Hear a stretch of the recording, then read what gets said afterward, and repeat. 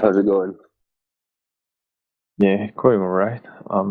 What were you talking about here? We are talking about the nature of the Earth. Nature of the Earth. I'm not really familiar with that. Well, you know how they tell people that the Earth is a globe? Yeah. We're asking if there's any proof for that. Oh, really? Yeah, because Yeah. I thought there I were don't know if you've heard. a lot of evidence. What was that? I thought there was a lot of evidence. Yeah, a lot of people thought there was a lot of evidence, but then when you actually look, there's no evidence. There's only claims Oh, and images and videos that you can't verify. You see? uh, then Like is if I there were like to more ask evidence you, for flat? oh yeah, there's way more evidence for a flat Earth. Uh, Like, for yeah, instance, I'm interested. you you you understand that you experience the Earth to be flat and motionless directly from your perspective. Yeah. You know, you've heard them say it's too big to see the curve. Mm-mm. Yeah, so this is then what they're actually telling you is you experience a flat Earth. You ever thought about that? Mm. So they tell you, oh, it's just because it's such a big ball. But what evidence do you have for that?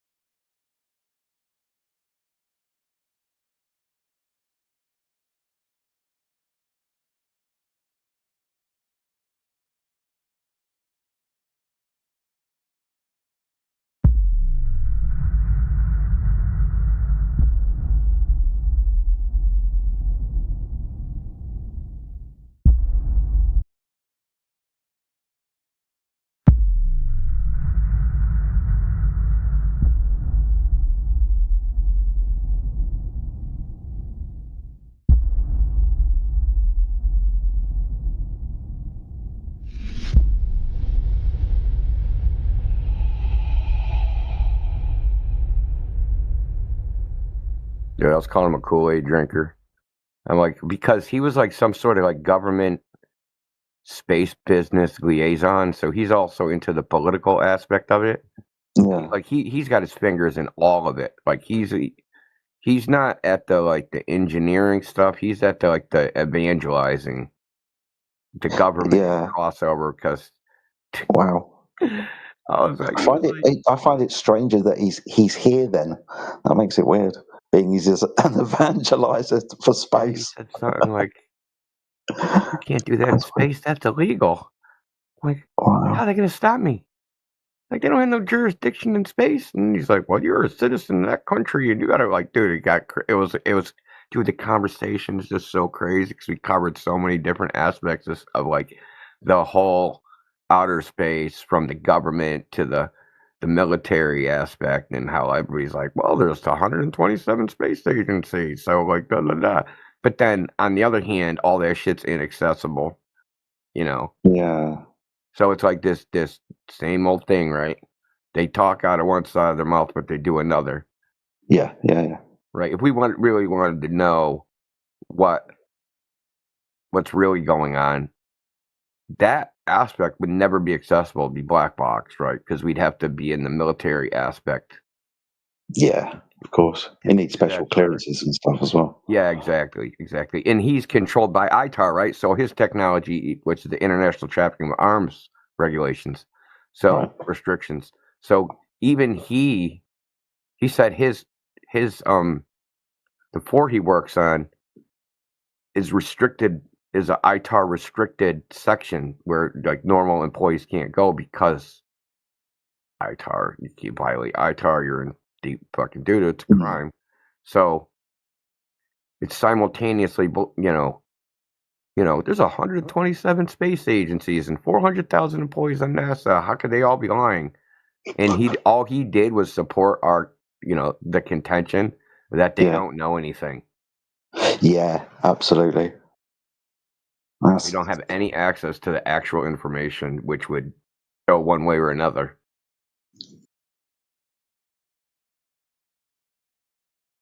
Yeah, you can glean pieces of information from people like him. It's good. Probably Yeah, sounds he like a doesn't good know anything. conversation. Yeah. He's got contacts or whatever. What he's saying, like, we can go to Ames and I know people there and we can run around and we can touch the rockets. Basically, what he's saying is we can look at all them building it, and like, you know, I mean, it's I was very entertained by it.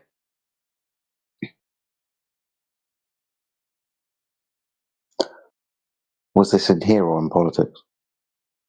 It was on politics. No, it was in here actually. As a matter No, of it was fact, in here. It was in here. It was a few mornings ago. Trying to remember which server he frequented. So it is this one. That's cool. He's in politics though, but he was here. Oh, was he? Oh, okay. In the middle, he's like, I gotta get my flu shot in 10 minutes. I'll be back in 10 minutes. We're like, what? Okay. I wonder why he's popping up now. How do you mean? Did he come back alive? He hasn't been back, man. So no, I don't know. Oh, send it a search party.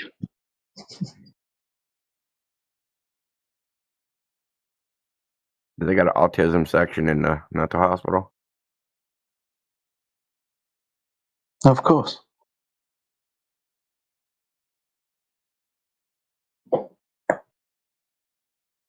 T-Dub, you were here that morning.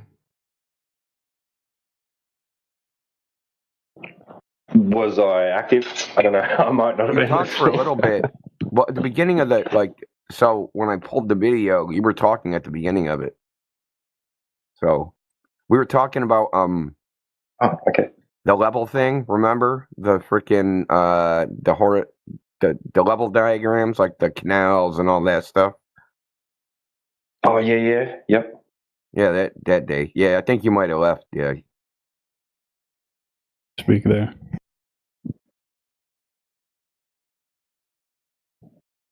Oh, sorry. Did I talk over you or something? Sorry about that. No, you just did like a spazzy impression right after I spoke. And I was like, oh, my mic must be muffled like shit or something. No, I was talking about the guy that went to get the flu shot. Oh, okay, right. Like right in the middle of the just conversation, timing. it's like, I'll be back in 10 minutes and go and get a flu shot. I'm like, what? Isn't Josh the guy who always makes excuses at the end of his conversation as to why he leaves? Josh? He's the freaking Amazon dude.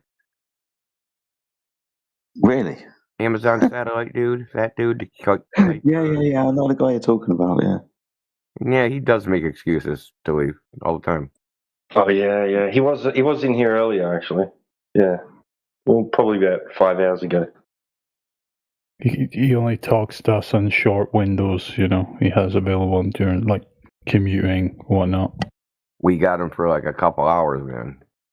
At least 2 hours he was in here. Because he didn't go into work because Amazon was laying a bunch of people off. And he didn't want to go in there and deal with the freaking wreckage of watching people bring their belongings out of the building or something. So he was out here running around getting flu shots and, getting cooked by us because it was fucking hilarious.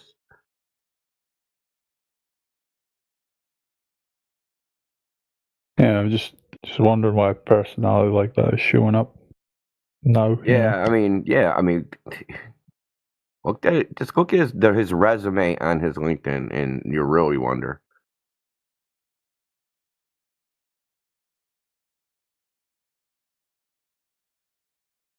Well, if you listen to it and how he got his jobs, it's very.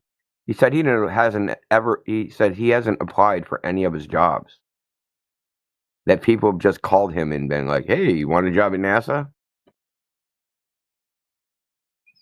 And he goes over it in the little freaking podcast I made. He goes over all this. Dude, it's something that I can talk about it in parts, but it's something that has to be listed about in totality. Yeah. and then think about like what this dude just said in totality and how fucked up everything he said is? Is it just a jigsaw puzzle where the pieces just don't fit together, man? And I think probably at the end, I think that he was like, man, some of these jigsaw dude, the space pills, man. It's so ridiculous. Yeah, I haven't even heard Globers claim that. Regular Globers. That they're making pills in space and sending them back to Earth. Yeah, I haven't heard that. Are they dick pills? How do you even do the clinical trials on those? You don't have enough pills.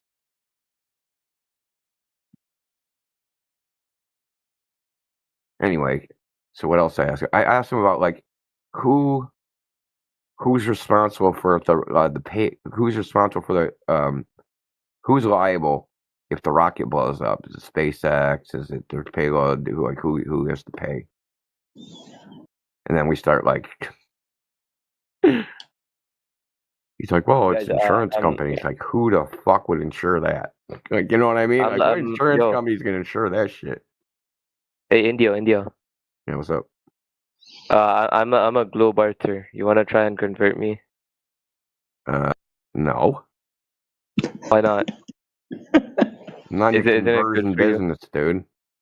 You're not in the conversion business. You need to convert yourself.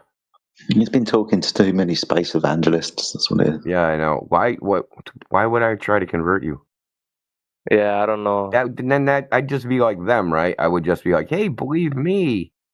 And then you, just like the same reason you believe the globe because somebody told it to you and you just believe them. Then I would I would just replace them with me. Why would I want to do that? Yeah, well, I'm here to brainwash you to think for yourself, brother, not to follow me. I get that, but like I did like astrophoto, but because like photo of what? Astrophoto, like taking pictures of the stars, and like I don't know how a flat Earth would work with that, like the stars perfectly aligning with like a globe model. Want to know what? So here's another question you should ask yourself: how does the globe model work with a flat Earth? How does a globe model work with a flat Earth? Yeah. So you're wondering about how the stars would work over a flat Earth. We're wondering how the globe model works at all, considering the Earth is measured flat. But like the Earth isn't measured flat. You can just see yeah, it is. Both. So it certainly is. How can you see like boats, curve and like disappear? You see boats curve? Yeah, you see them. No, you don't see them curve. You see them go over the horizon or like under the horizon. How does that work? Well, do you live by the ocean? I've went there. You've never seen this for yourself, right? I've seen. There's a beach. Seen videos here and there. Yeah, I'm sure you see like 10, maybe 20 videos. This is not a common occurrence. I've seen it. Hold on, bro. I live by the ocean. I'm like literally a mile away from the ocean right now. I have never seen this, ever. In fact, I've seen a ship sail 30 miles away and still be visible 30 miles away. But I've seen them disappear. Not with your eyes. You've seen videos. Yeah, honestly, and you ask, how does it happen? And I just told you, typically there's an inferior mirage right at the horizon that makes it so you can't see the bottom of it because you can't see through the inferior mirage. What you'll see is kind of like a little mirrored section that's a really thin mirrored section at the horizon. Am I wrong? Yo. The Earth might actually be a flat or whatever. I don't really know. We don't need to rely on just looking at a boat and just going. And I should also tell you that we can replicate this on a surface that we know is flat. The same visual thing, right? So, say the globe horizon is 2,600 feet away. That's like, I don't know, freaking 700 meters or something, right? And you take a camera and you put it really close to the water. And you use a lake, which isn't that far, right? So say the lake is 100 meters across. Right. Yeah. but the horizon's supposed to be 700 meters away, right? So it can't be Earth curve blocking any boat or anything. Well, we can observe. You take a miniature RC boat and sail it across, you'll see a horizon and little boat disappear behind it. The same way. But in that distance, a distance that short, it can't possibly be the curve of the Earth doing it. Again, The lake is only 100 meters long. I gotta test this for myself, bro. Yeah, you should. that's crazy, Look, bro, listen, don't take my word for anything at all. Test it I for get yourself, you. dude. Like, I'm dead serious. You could test this. Just find a very short lake, right? Get like a little remote controlled boat or something, and you could just look. But you don't even need the remote controlled boat. Just get a short lake that's shorter than where the horizon distance should be, and see if you see a horizon on the water, because there should be no horizon there if the horizon is the curve of the Earth. You understand? If it's the curve of the Earth, and the curve of the Earth should be 1,000 feet away, there's no way you should see a horizon at 500 feet away. Right? Yeah, I mean, I get you, but like, yeah, I guess you are. Well, I'm not a scientist or anything, but I'm it just does saying kinda make I sense. wouldn't rely on that. Right? That's an interesting observation, but that's not like proof of a flat Earth or proof of a globe. Yeah, So yeah. that is actual measuring the surface of the Earth, not just looking at it. Right? Yeah, you know what actually kind of at one point why this kind of actually made sense to me. It's because of Antarctica. Like no one lets us go there for whatever reason, or like anyone actually, for that matter. Well, they don't want you to Kinda- destroy the environment. Yeah, no, That's I what get they that, but say. like, Well, think about but what's like, the environment that they don't want destroyed, right? It's the coldest place on Earth. There's no plant. There's no animals. There's nothing there. It doesn't snow. It doesn't frickin' do anything. It's just like a frozen wasteland that no one can live in, and they don't want you to destroy it. How can but it get worse? apparently, Like literally, how could it get worse already? There's no plants or animals there. How can you destroy something?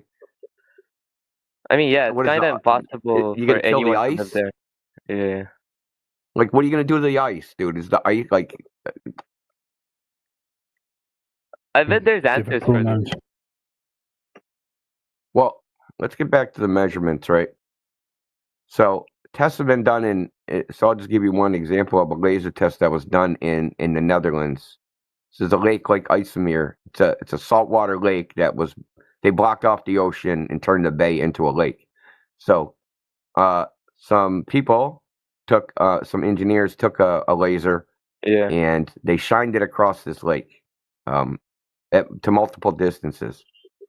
And they did it a couple times, like 3 weeks apart. So the height of the laser above the water is like 1.92 meters, which is 10 feet. They shine the laser 40 kilometers. Right? Yeah. Right. So at that distance, if you go from that 10-foot end of the laser to the other end, the globe Earth should be curved away from the laser and be under it 127 meters. Okay? Yeah. But when they did this test, they measured the laser height at 1.5 meters. It's a Yeah, big difference, right? 127 versus 1.5 is a big difference. I mean, I feel like it's still not evidence, right? It could be faked, and I feel like it's more difficult to like. They did it again 2-3 weeks later. It's all films, documented. There's a report, all that stuff. And that's not the only one. That's just one that I know, and the reason I used it is because I know the values in meters, right? So the only way you should have seen this laser is if you're standing on top of a 42-story building, which is a pretty tall building, right? It's pretty tall. Yeah. They saw it at the level of the lake. Huh.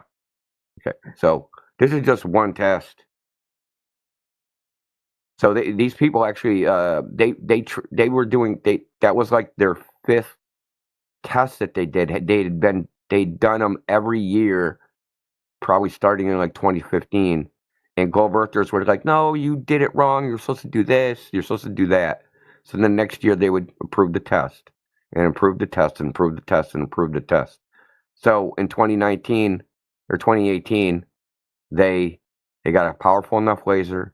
They engineered a aiming device because it's really hard to aim 40 kilometers away. It's freaking difficult because even if you move the laser a tiny bit. So it took a while to get up the resources to get the proper equipment where you could actually do the test. So it wasn't. This isn't just like someone taking a handheld laser and shining it across a lake. Yeah. These are actual engineers. In fact, the guy Mike Kavanaugh has 3 engineering degrees. Okay. So and that's just one test. That's just one laser measurement test that someone posted. Kiwi Buzz posted in the chat, as a matter of fact. So the point is that when we measure the Earth, right? So the idea is that water is conforming to gravity into the shape of a ball. Yeah. And that the surface of Earth is mostly water. So we can test that water and we measure the water and figure out if the Earth is a ball. And that's all we have to do, because if the water does not curve and if the water lies flat and level, then the Earth cannot be a ball. Yeah. That does make sense. It's pretty simple. It's a simple proposition. It's really not complicated. It's not complicated math. It's not none of that stuff. They tell you that. They tell you that so that you're too lazy to inquire. They tell you, oh man, dude, you have to be a scientist. You can't figure this out for yourself. You gotta have an advanced physics degree. You gotta be an astronomer. You gotta be a big egghead. You can't figure it out. But they also tell you what? What do they also tell you? What?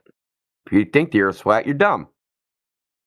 I mean, yeah, that is. So how can you be dumb and smart at the same time? Yeah, I don't know. Why would they do this anyway? Like, why push the globe Earth? Most people Globes don't know. even cost that I much. mean, why did you just push it? You came in here trying to push it. Why did you do it? I don't know why. I'm being forced to Dirty study globe pusher. physics in Yeah. school and stuff. Dude, we so- don't want no that globe, man. I'm scared straight. I just like fuck around.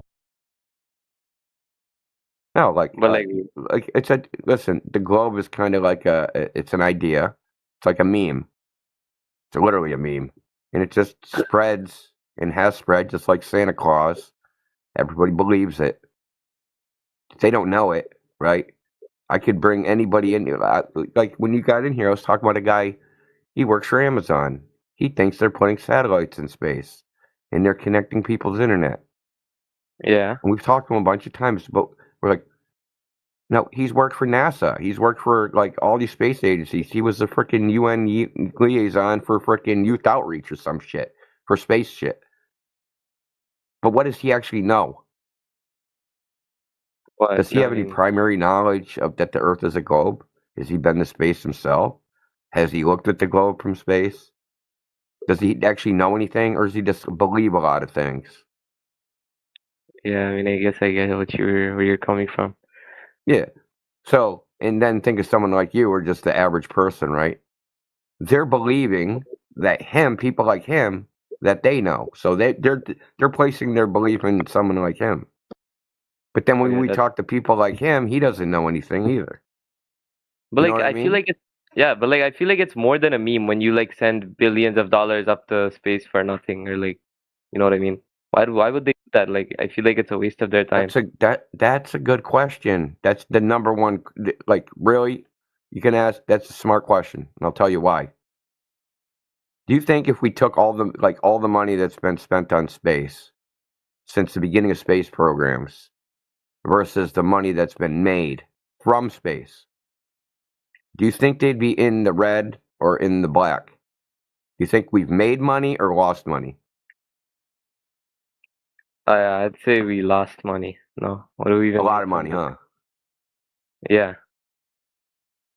Why the fuck would we do that? Why do we invest in something where we know we're going to lose money? Doesn't even make sense.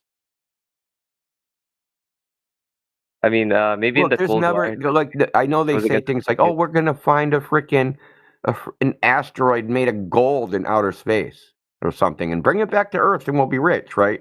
Or there'll be space tourism or all these things that they promise. that somehow there'll be money to be made in space. You know, getting some resource from space where we can actually, you know, Yeah. make money off of. But that's bullshit. First of all, okay, so you think about, okay, space tourism. Right now, the tourist industry, their operating margin is like 11%. So for every dollar invested, they make 11% more than that dollar. They have very tight margins. Okay, we're talking like the hospitality industry. People going on to the pyramids, people go to the Grand Canyon, people going all these places, right? Space is just another tourist destination, right? I'm a space tourist. Yeah, something like How that. are you going to make money when you just added the cost of actually providing that tour to millions of dollars? How are you going to make money? Can't make any money off that shit. I guess where you're Okay, coming so let's get go another one. Space mining or something. We're going to haul an asteroid from the asteroid belt. It's made of solid gold back to Earth. It's freaking 100 million tons. But like, what's Okay, the now point what? of like? Now, what's going to happen to the gold market? Yeah, that's what I was Gold gonna is say. going to What fall happened through the with gold? floor. Yeah. Gold isn't going to be worth anything, and then you have just made no money again. Yeah, makes sense. I mean, if Because you get like a the bunch value of gold, comes from it's gonna scarcity, inflate. not from abundance. Yeah, you're right. You're right. So, like, why are they dumping the money that's made in space? Is like, it's like a circle jerk. It's like, we'll make a rocket. The rocket will go into space, and I'll make money Yeah. off of making the rocket to go into space. And that's just It's like a it's never really ending just loop. the money is Yeah. is in the churn of like keeping this so-called space industry going, but they're not going into space to get anything of value. I mean, what does the government even spend money on? Don't they just have everything? To be honest, like They it's want like all the they smart control people doing shit that's useless, so they don't frickin' pick up the torches and pitchforks. What can we even do, bro? And, we can't really do anything about the government and like whatever secret society that exists because we don't even know anything about them. You mean the death cult? Something like that, bro. Everything's like connected in some way, bro. I don't even know how it works. Well, it's probably worse than any of us can imagine, quite honestly. What I'm saying, like, if something like that actually existed, it would be so much worse than whatever conspiracy theory that exists right now. Like, we would never be able to figure it out if something like that actually does exist. So You know that's what I one of the things people ask us, why would they lie? And I'll tell you, like, how would I know? If I knew that, I'd be in on it. And I can't think of a reason why they lie. Like, yeah, that's the point. That's literally the point. Yeah, Like, I guess It that is a it good could be a point, yeah. reason that you can't even conceive of. Something you have no idea because you always assume the Earth is a globe. Like, why would they lie about that? And there could be some freaking grand reason that you just never thought about. It's not in the public, like, you know, because you don't have enough information to even guess. You can't even figure out who's lying. That's the hard part. You have to figure out who exactly would be lying. Yeah, exactly, because it's not even like, this idea came about after NASA was formed. I mean, people were saying the Earth was a ball in space before that, right? These guys are just exploiting that popular held belief system. Yeah, I mean, I guess I get you. Yeah, that's crazy. Well, let's do a little exercise. Who would have to be lying? Would Donald Trump have to be lying? What would he know? Honestly, though, like, Yeah, there's Donald Trump no. doesn't got to know. Well, I'm being serious. Like, let's figure out who has to be lying. Well, I mean, we can go. The Apollo astronauts, the guys that said they went to the moon, they have to be lying. Okay, so let's just take those people, put them off to the side. They have to be liars because they said they saw the Earth as a ball with their own two eyes. So they would definitely have to be lying. Yeah, given that So okay, let's go. Everybody else that's ever lived. What do they know? That's crazy, though. But like, how have we not gone to the moon again if we were able to Again? like so many years ago? We didn't go the first time. Oh, Nobody went to the well, moon, brother. that would make sense. That would make sense. But yeah, I guess, Well, when they it first would also proposed make the sense idea, to was make in a work of science fiction. by a Nazi, ex-Nazi named Werner von Braun. He was a Nazi rocket scientist that got sucked up in Operation Paperclip. And he ran NASA. He was the NASA director from the beginning of NASA. And he wrote a book about going to the moon. And he said it would take 3 rockets the size of the Empire State Building to get there. Yeah, but like my point is, if we were able to do that like so many years ago with like not even 1/100th of the computers and like the technology we have now, why can't we do it again? And why isn't it like easy at this point? Because of how much everything's advanced. That's the question. We should have gone to the moon like 8 times and probably like built a house there or some shit. Dude, Yeah. Pan Am was selling freaking moon tickets, dude. Back in the 60s and 70s. How long has it been since the moon landing? Wait, Google this. Dude, 56 they were years. promising space colonies in the 70s, man. Computers in 1969.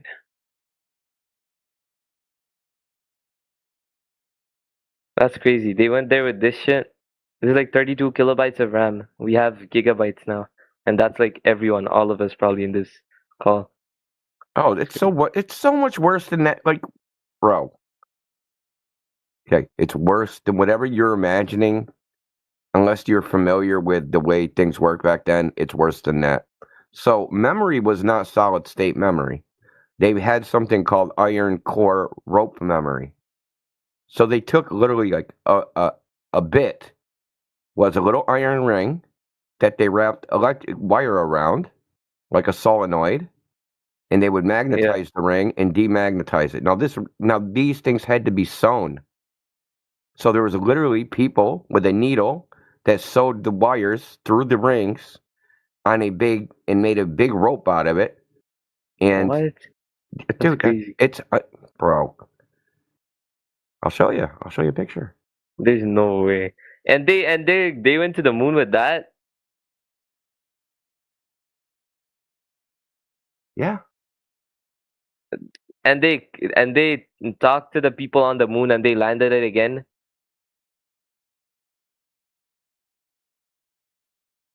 And they can't even land your freaking SpaceX rockets now. Yeah, that's what it looks like. Those are wires. And in those wires there's like an iron ring that gets magnetized when they run a current to it. Each iron ring has its own line, 3 lines that go to it because there's the because you got to change the polarity, right, to demagnetize it. So when the current's flowing one way, it magnetizes, south on the bottom, north on the top, and when it goes the other way, vice versa. And that's considered the 0. But you have to have a sense line which actually reads the magnetic field. Okay? So, yeah, bullshit, bro. Horse. Okay, crazy though. Shit.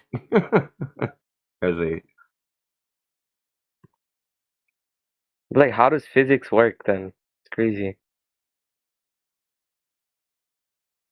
Okay, so check this out, bro. You ain't see nothing yet, dude.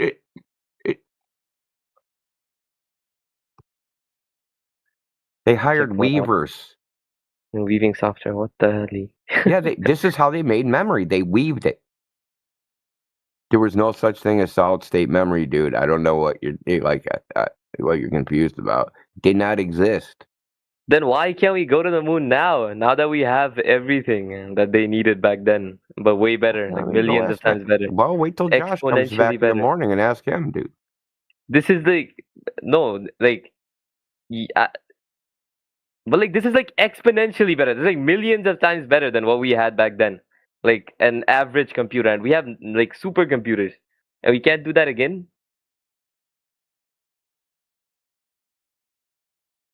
There's no way. There's no like. It was bullshit, dude. What aren't you understanding? Okay, it was just a propaganda thing. That's all it was. Yeah, but like I'm just thinking, why would they do that? Like, what could it even be? Is there any like? I don't even know. Keep people busy, dude. Keeping people busy? Doing nothing. What is the government? Yeah, I mean, if you're the government, what are your goals? The government's goals aren't the same as your goals, right? yeah. Their budget I mean, isn't the same as no, your honestly, budget. you're They're right not though. trying. Look, because they can print money, right, and you can't. They have different motivations than everybody else, right? So, for instance, you don't want people just running around unemployed because a bunch of angry unemployed men burn everything to the ground, right? Yeah. Okay, so you need to keep them busy. Busy, busy, busy.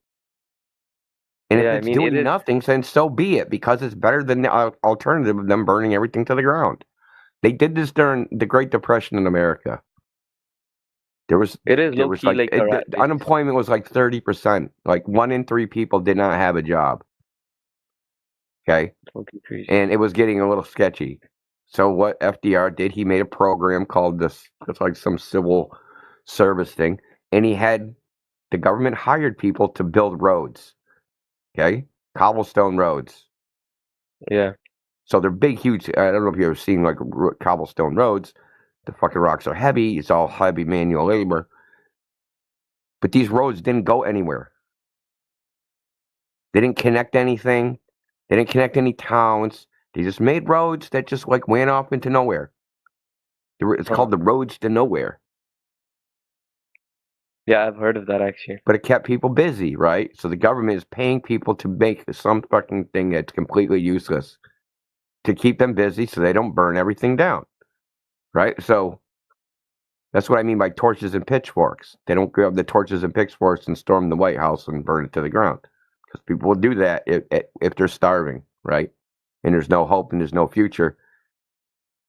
You know, Yeah, every creature except us doesn't need like money and like a social construct to be living. You know, they just live on their own. They're like free living beings, except us. We say we have consciousness, but we're just confined in other people's like. You Now, know what I mean? NASA, right? well, NASA has two purposes. It's a government slush fund make work program used to prop up private industry and whatever else and people to grift off of. But if Yoder was in here, he's got documents from NASA's founding documents that NASA was created to create the perception of a technological superiority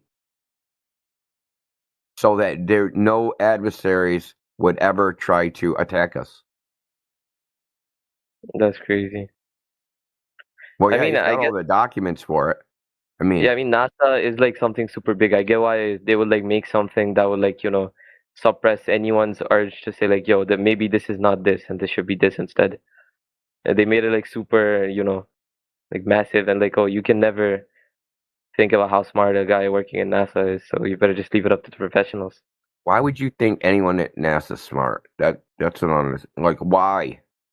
Where did That's you ever just get what that that's just idea? what Have I you ever met know. somebody from NASA?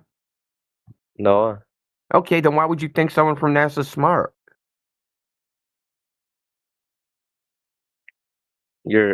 See, this is all propaganda, right? Oh man, fucking go to NASA. You're a fucking genius, dude. Automatically, even if you're stupid, I can be stupid. Go to NASA as soon as they freaking go. You're hired. I'm smart. Like, how does that work? true though. True. No, the freaking brainwashed freaking plebs. Those are the ones that work at NASA. They're the guys that got good grades and suck the government dick, and they're the ones that want to work at NASA. Yeah, I mean, they gave us no way out except to like study for like 11 years and then. Well, if you're anti-government, right? Do you think you could get a job at NASA? No way. Yeah, so that's never going to happen, right? So only certain types of people are ever going to get in there. They got to be pro-government. They have to, pass all the background checks. They got to do all this stuff, right? And they have to have gone to the right schools and took the right classes and kissed the asses of the right people. They're not smart. They're connected. Yeah. Ever hear the phrase, it's not what you know, it's who you know? Yeah. Yeah. And like I said, we talked to Satellite Dude. We talked about this very thing with him, about how he got his job at NASA, not because he knew anything. Yeah. It's because he had a friend that worked there. and they had an intern. The intern decided they weren't going to do it, and he knew that this dude was doing nothing for the summer. So he's like, "Hey, you want to come work at NASA?" Like, okay. You got to interview in 45 minutes. Let's go to what he says in the podcast. You got to interview in 45 minutes. And they hired him on the spot because he knew. Yeah, he didn't even apply for the job, dude. They called him. What the hell, bro? And that's just how people get at NASA. It's not like actual good students.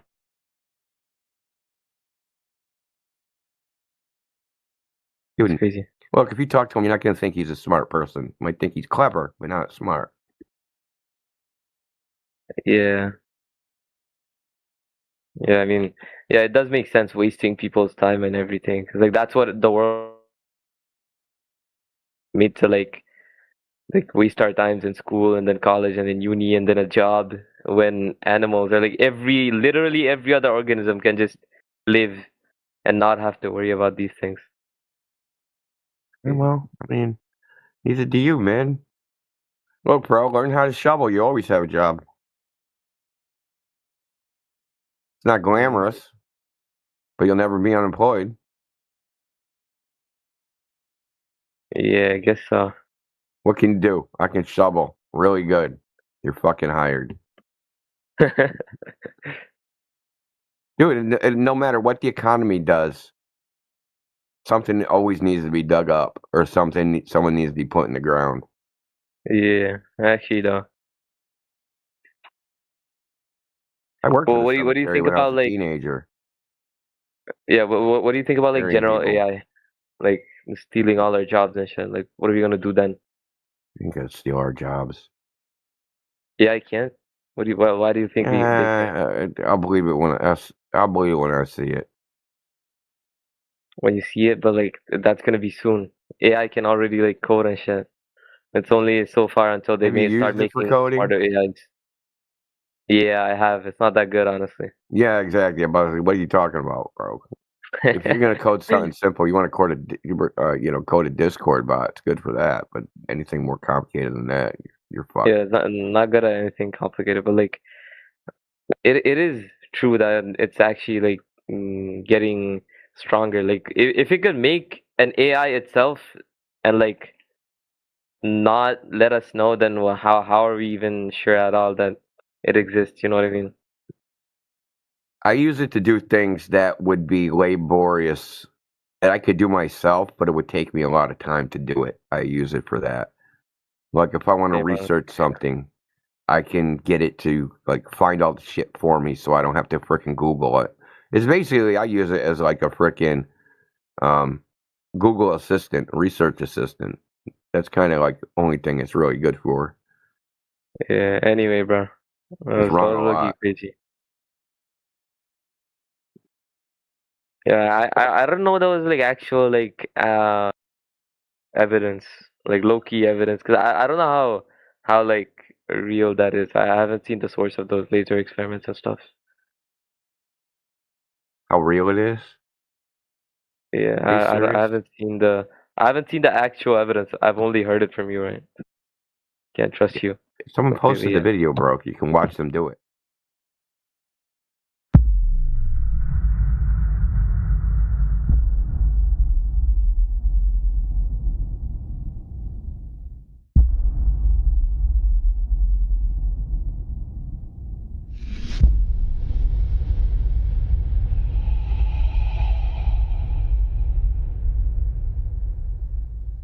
"24/7." Yeah, click on that thing and become a member there. Become a member there and go to the bottom of that server. There's a lot of categories on all the topics that we talk about. And you can look at the research that we've done over the years. Many people have contributed to this research. And if you have any questions about it, you can ask us. You come back later or whatever. But it's far more information there than we could cover in a day talking about the different topics. Of course, yeah. There's a lot of questions in my mind, and I can't phrase it here. So I think if I have some free time, I will go there and check what is the material. Sounds good, man. But yeah, don't be afraid to ask those questions. Come in here and have a conversation with us. Sometimes I'll put it to you like this: you can come into this room when we're having discussions with other people, and it might sound a little bit hostile, and we're trying to work on that so that people can actually feel a little bit easier to ask questions. But yeah, the environment sometimes in here, it gets that way because the nature of the topic. The topic is very provocative. People don't know how to react when it comes to, like, they've been told their whole lives the earth is a globe, and we're challenging them on that. So you have to understand that this is the place that we're challenging people on. Yeah, of course. And then it's flat, definitely. Yeah, thanks for that. So yeah, okay. Yeah, but look into all those topics that we have at the bottom of the server. That's going to really help. If you're going to make some more questions, it'd be. I'm just thinking that let's say I'm a critical thinker, that I need Good stuff, the root argument of your beliefs that the earth is flat. So just I need to read the material to know those roots. Yeah, you could look over the material, but then you always got to come back and check with us and ask us. There might be, I'll put it to you like this: there might be some arguments or some material there that's a little dated, so you can come back and ask us if we're still using this or not. So it's, yeah, at some point, I guess people have to comb through what's put in there and stuff, and I'd say. Okay. We do try to stay up to date as far as we can with the arguments, so that people can be more inquisitive about what our position is. We differ from other flat Earth rooms that you've ever been in, and the reason that we do is because we don't like to have these arguments that are not beneficial to somebody that's coming into the topic the first time. Yeah, of course I will see. I will just come back to ask more questions about that. Sounds good, man. We got some new people. Thank you, Khalid. We got some new people jumping in. If you guys want to ask some questions or perhaps have a discussion with us about the nature of the Earth that you are on right now, if you think it's a globe, please chime in and give us the best position for advocating why it is. Hello, just want to bring some topic here. I've got Go a ahead. question. So, if the Earth is flat, so why do pilots fly the curved path instead of straight line? Well, that's a mistake. They don't fly in a curved path.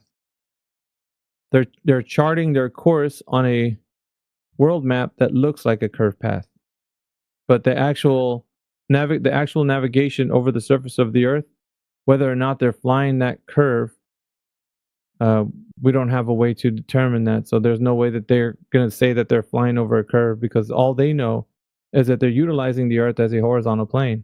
They're flying over a flat Earth according to how they do their job. So that question, I know what you mean, but you've only seen that in the way they are plotting their course over one of those maps, the world map. Yeah, because that is what they're saying. Like,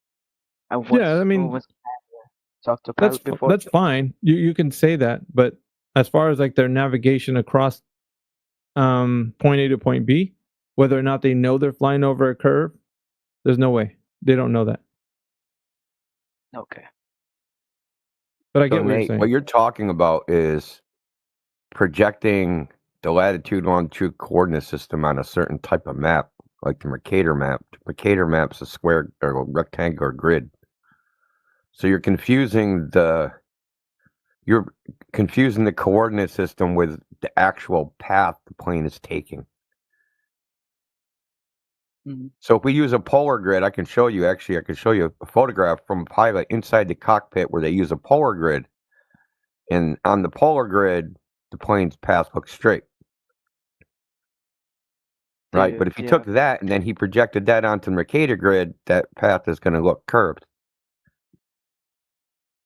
It's not the actual plane path. It's just a projection onto a map.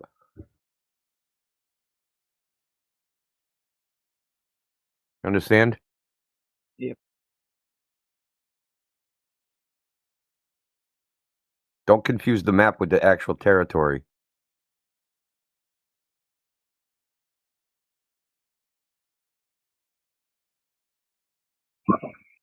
In many flights, you have TV screens in front of your seats, like in the back of the seat or whatever. They have a screen in front of you, and they will be projecting the flight path on a globe grid. You'll see like it's like a globe, and you see the airplane flying around the globe, and that's what you see. Oh, I'm on a globe flying on the airplane. For those of you who have missed it, there was a special website that a guy named Kin provided us, and this image here was the first photograph ever that was shown lateral curvature of the Earth. I'll post it in the text for you guys to see. This is one of their websites, NASA website. 90 years of our changing views of the Earth.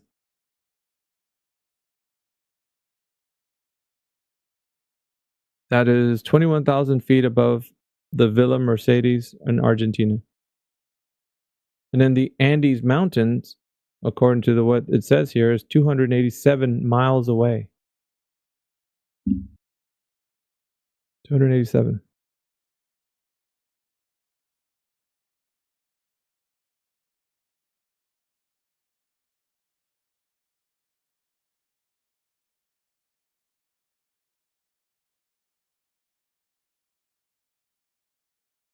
Yeah, I got you. But why do you think they use the, okay, I can't say this spherical trigonometry to calculate the distance, like from Spain to Australia, like that? Nobody ever did that in their life. Really? Really? Okay.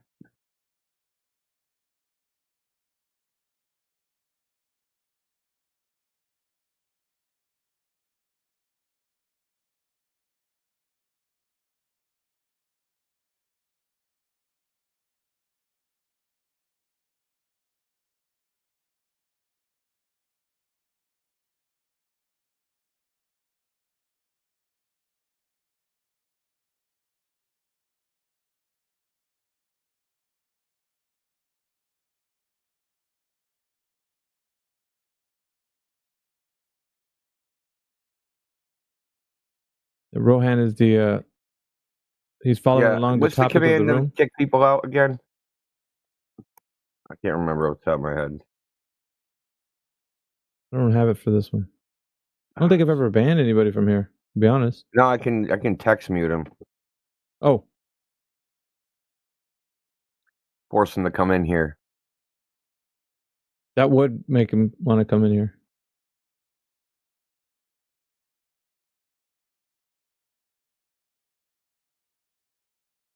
Anybody know how to text me, Rohan? Yeah, I got it. I got it.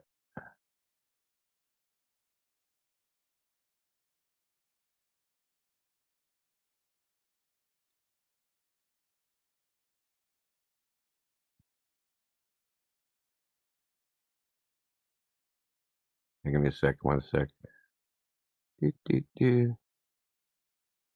Gotta warn him first.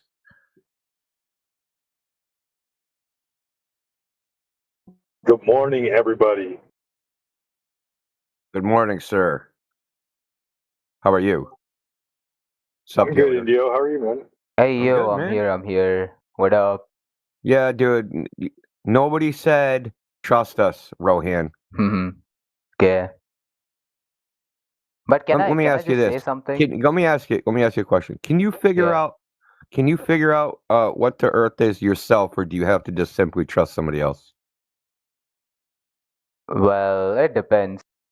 No, it doesn't depend. It does. Either you can or you can't. No, that's just your condition. Telling No, me that that I is the. can or can't. Can a human being figure out for themselves? Yes or no? Well, see, I just have one question, right? And No, answer my question, Rohan.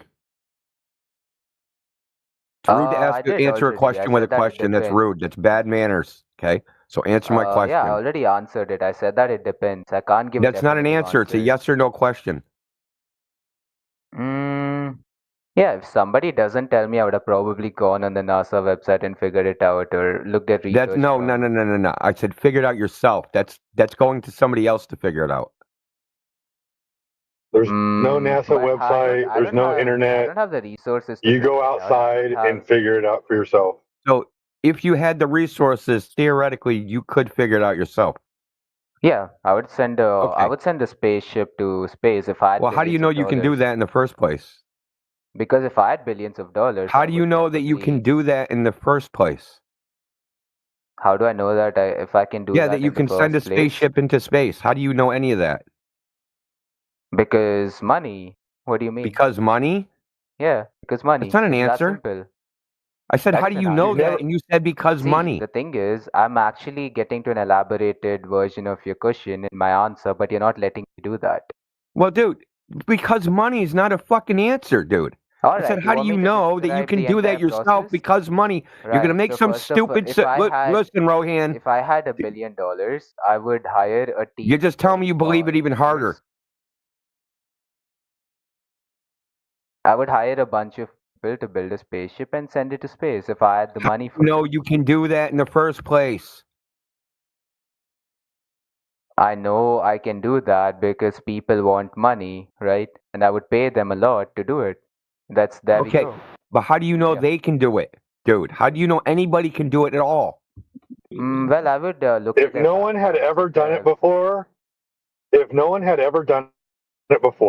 you had never heard of outer space. You just woke up. You're the only person in this world.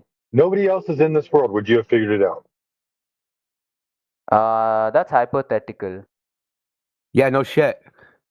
Yeah, so... Yeah, we know you like to use your imagination. Yeah, but that doesn't... We know you like to use imagination. It does. Go to imagination guys, I just have... Okay, wait, I answered How do you figure it out? Questions. Can I ask something? You want to know, Rohan, what we're doing here? Do you understand what you're doing or what we're doing? See, I'm asking you for evidence. Why did you interrupt me? I'm asking you for evidence for what you believe to be true, and you're just making silly sociological claims about how you believe there's people that can... Let me Google that. Yeah, there's sociological claims. You're making evaluations of what human beings can and can't do. You're not making evaluations of what's in the... Why are you interrupting me again? You rude little shit. Really simply. We're asking you for evidence in the physical and natural world, not what you think other people may or may not have done. We don't care what you think they may or may not have done. So we don't care what you believe other people can do. We don't care what you believe, how much money something costs. We don't believe in any of that. We want the physical evidence that you have, that you know any of that shit's even possible. Because just tell me you believe it doesn't tell me anything.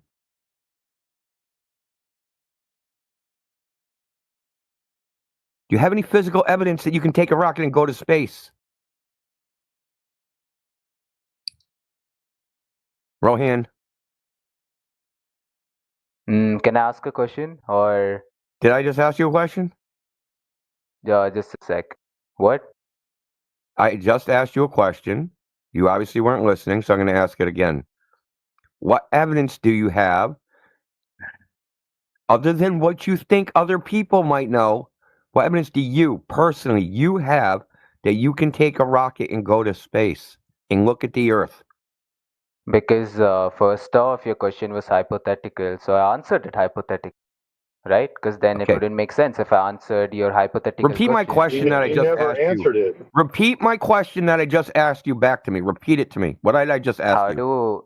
Oh, it's pretty simple. How do I know whether I can take a rocket to space? If I had money for it... I didn't ask you how you know. I asked you what evidence you have. What evidence do I have? Yes, the evidence. What evidence do you have you can take a rocket and go to space and look at the Earth? Yeah, there was a live stream of the rocket actually going into the orbit. So I don't know what you're talking about. So your evidence is you watched the screen. My evidence is I watched. Yeah, your evidence is you watched the screen. Yeah, Yeah, you they watched went the into screen and space. they said, "Here's an image of a rocket going into orbit," and you were like, "I believe that." Why wouldn't I believe that? Why would you? Why would I? Yeah, why would you? Yeah, why would you believe that? Why would I believe that? Because Yeah, why wouldn't I believe that? Why would because it's a that be a sham? fantastic, crazy claim. Fantastic, crazy claim. Yeah, I see. I they're see. claiming they built a fucking 2-story fucking rocket and went around a giant a giant ball that's sitting in a fucking vacuum that's nearly fucking Okay, infinite, bro. and to go to a place where they Right. drop things and things don't fall. Okay, yeah, that's a Bro, crazy I just claim. want to ask a That's a question, man. crazy It's not claim, that deep. Rohan. That's a crazy claim. Really? That's a crazy claim? Yeah, that is a crazy claim. Do you have any experience with that? I mean, this seems like a cult, not gonna lie. Yeah, so your social commentary, nobody gives a shit. This is what I mean by Social all you have is commentary. sociological bullshit. You have no evidence. Sociological. Yeah, Okay. sociological. Uh-huh. Comments about what people would Sociological. do, about what they should do, about what you think they Mm-hmm. know, about your comments are about people. Mm-hmm. They're not about the physical and Aren't natural these... world. Is I just science want to about know this is one science thing. about people or is it Now, about look at this from experiments my and perspective, observations in the right? physical and natural world, Rohan? I'm just talking about my perspective here, and I We don't don't know why care. you're We so don't care offended about over your that. opinion. We literally do not I'm care not about talking your about opinion. opinion. I'm talking about We perspective. do Now, not I'm right care， here 我 in 不 this 关心啊， with 能听 like 懂 so 这个意 many 思。 people, We do not and I care just want to about your know, subjective opinion, right? You Rohan. guys It's are based making upon claims ignorance. that Earth is flat. Right, that's Yeah. cool. I get that. That's a cool claim Why? to make. Why do we But think that, Rohan? in my eyes, Yeah, no. since I don't Why know do you we guys think that, personally, in Rohan? my eyes, Why, it's just like, Rohan? Shut oh, up. these are a bunch of guys making claims Yeah, that the okay, Earth you're is going on flat. mute. up，让他不让他说了，shut up 啊。 You're hot micing. Rohan, we're going to try this again, okay? You're not getting on your soapbox. You're going to tell us why we think the Earth is flat. Because we don't care about your evaluation unless you actually know our position. So what is our position, Rohan? Why Your do we think the Earth position, is are you a flat? rocket scientist? Are you doing Answer my research? fucking question. Why do we think the Earth is flat? Why do you guys think the Earth is flat? Maybe because it's a cultist belief. No, but That's why. no. But that's not a reason, dude. That is a reason. That's why you believe Because that the it's a Earth is flat. cultist belief is not a reason to believe the Earth It is is. flat. Every A human cultist needs would be. purpose, My and cult this leader gives you told me purpose. the Earth was flat. Okay, that would be a reason. I want the reason, dude. Nah, a cult. Yeah, so you don't know the reason why we think it. You have no clue, do you? I do. What I is know why it you then? think it. Then what is I it? think this gives you a purpose. Okay, that last. you believe that Oh, the Earth so is flat. another psychological, sociological argument. You can prove me wrong. Yes, That's what you're here to do. Okay, I will prove you wrong. We think the Earth is flat because you observe and use the Earth as flat. We've measured the Earth to be flat using all sorts of devices. Lasers, infrared, long-distance observation, radio waves, microwaves, you name it. All different types of technology demonstrate that the Earth is flat, okay? Do you know how? Because the water that's on the surface of the Earth, it has to be curving for the Earth to be a ball, right? Because the hypothesis is there's gravity, and the surface of the Earth is mostly water, and that gravity forms the Earth into a ball. So that means the water is in the form of a ball, and that the water has to curve on its surface. Well, we can just go measure to see if the water actually is curving on the surface, and it is not. That is why we think the Earth is flat. Not for any fucking sociological reason. But for that, but if the Earth was flat, we would know that it's flat. Yeah, we do know. That's what you observe. You've never seen the Earth as a ball. You saw a screen. But at the same time, you tell me that I've seen a screen, and then why would all these media channels lie about Earth not being flat? Okay. Like, what are they getting out of it? So, Rohan, okay, if you go on YouTube right now and type in video from the ISS, you'll get it says live stream of the ISS. That's not actually the live stream. You know that, right? Okay. Because the actual live stream is on NASA's HDEV site, and if you go on that, the video they show isn't going to be the one that's on YouTube. This illustrates a perfect point, is that you can't tell the difference between what is actually a live stream and what is not. No, you can't tell what's a live stream and what Okay, is so not. the one on YouTube, you already said that was the live stream when it's not. That's pre-recorded. It's pre-recorded HDEV video that they live stream to YouTube. So in that sense, it's live, but it's not live from the ISS. And you can't tell the difference. Well, Can you? And you can't tell the difference, can you? If a celestial body is massive enough, Yeah, its own cool gravity story, puts it bro. into a spherical form, so I don't know what you're talking about. Okay. Oh, really? Okay. Can you Yeah. demonstrate? Okay. What's the experiment that shows that that's actually true? What is the experiment that shows Yeah. that? You just made a hypothetical. Yeah, a celestial body would be formed into a ball. Yeah. Okay. What's the actual experiment, the observation, or the mathematics which demonstrate that to be true?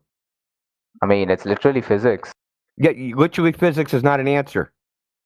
Give me the mathematics. Yeah, walk us through it. Look, bro, just give walk us us either through the it. mathematics, the observation in nature, or the experiment in a lab which demonstrates that claim to be true.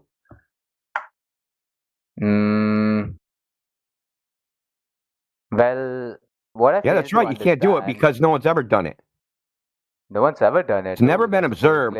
Listen, planets have never been observed to form, or stars never been observed to form at all, much less knowing the cause of why they would form. Okay? Just because they appear to be circles or spheres now doesn't mean they form because of the reason you say, right? No one knows why they form because no one's ever observed Nah, this is not my reason. This is Google's reason. I This would is rather Google. believe Oh Google. my goodness gracious! It's Google's reason. Did you really say Wait. that?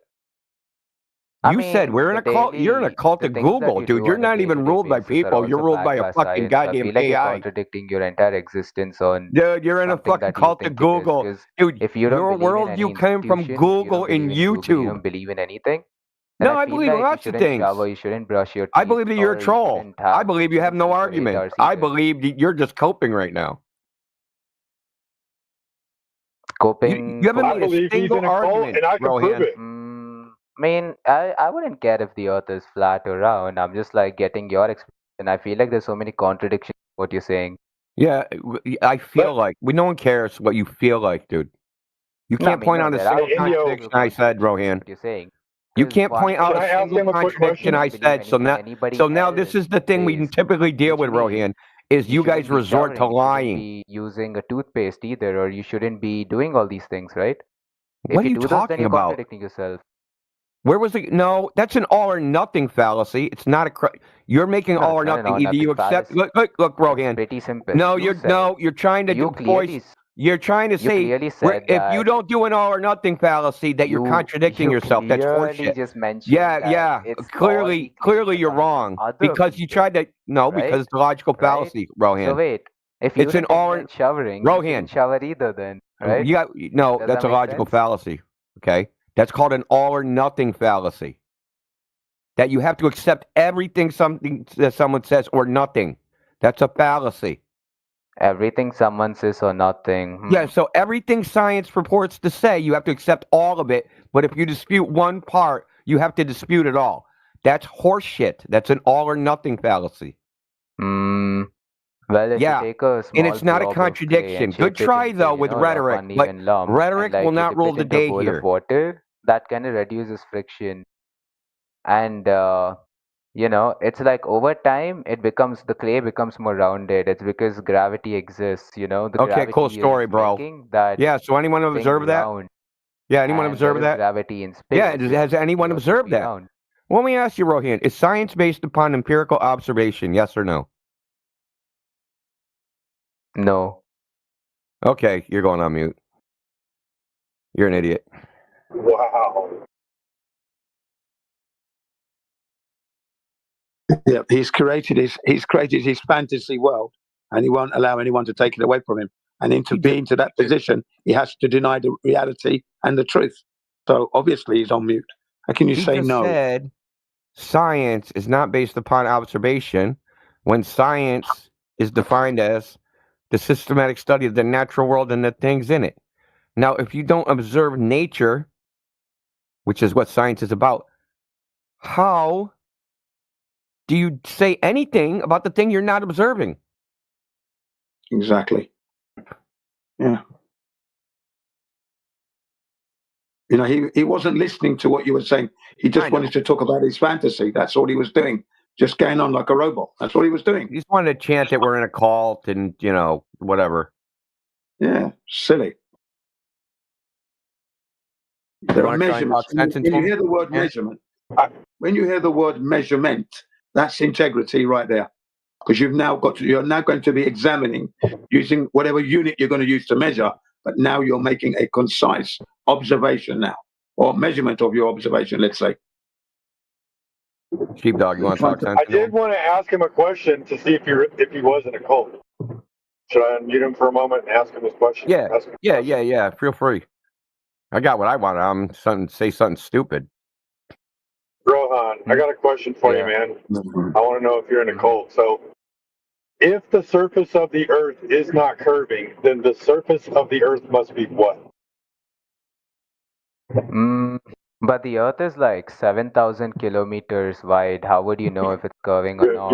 You're in a cult, bro. You're in a cult. You can't even answer the question. A cult would mean that your cult won't let you answer the question. I feel like you're in a cult, though. Think about it, because you are. You can't even answer the question honestly. Sticking with it. That's a cultish. You can't even answer the question honestly. No, I can prove that I'm not in the cult because I will answer every question from here on out. I mean, whatever question you want, I'll answer it honestly. I bet you won't answer my questions honestly. The Earth does curve. I don't know what you're talking about. How much? The Earth does curve. How far away is the horizon? What? How far away is the horizon? How does that matter? How far away is the curve of the Earth?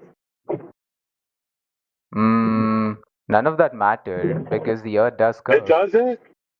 No, it doesn't because the Earth does. Well, I mean, if it's curving, then that would matter, right? If it's not curving, then it's what? But how do you know that it's not curving? Because the horizon's not where they say it is. Then know what they say it is, and you have seen this yourself? Yeah, I've gone out and seen it. Most of us have in this room. We do it on a regular basis. This isn't like a one-off thing. You can go check yourself.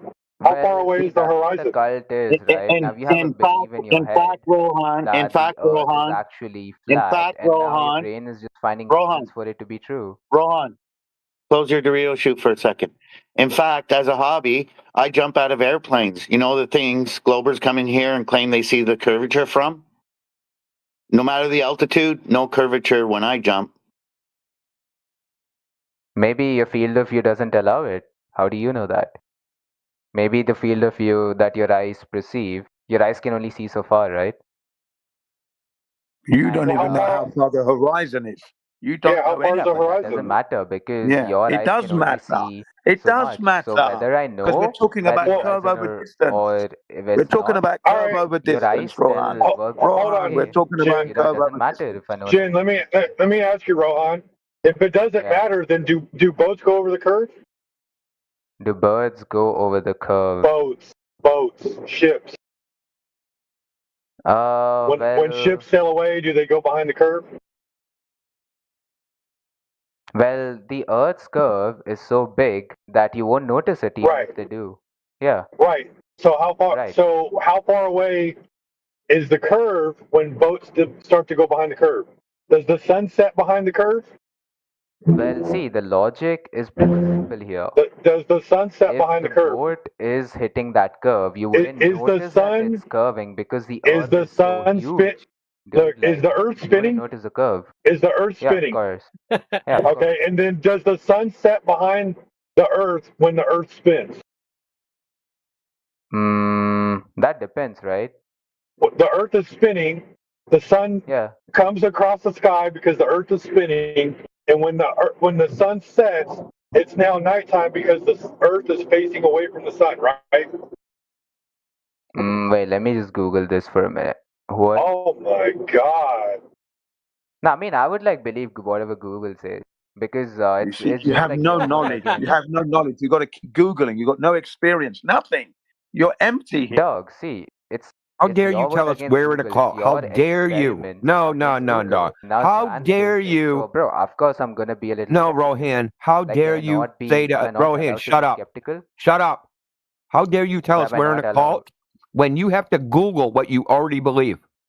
Well, because you're in a cult, because one, Yeah, no, you're a very you're in a small cult. number So of you have to population Google what claiming you something already really believe. absurd. You already And believed it. second of all, you genuinely believe this, right? So that's how cults work. Dude, you So this is believe how shit cults you work. don't even Cults know. You have believe to something out of Google. the ordinary, and they stick with Rohan, it, shut which your you're fucking doing. pie hole, dude. And I'm not Or I'm believing gonna shut anything you out of up. the ordinary. 3, I'm actually looking at 2, various references. 1. Rohan, Yeah. you believe something and you have to Google it. So? You already What does that believe it prove? without the Yeah, so? information required to So justify the why are belief. they mutually Why exclusive? did you just So interrupt why is me? it mutually Why did you exclusive just that I interrupt believe me? something and Why then did you just interrupt me? Dude, this is very fucking simple. You believed it and then had to Google for the information to justify the belief.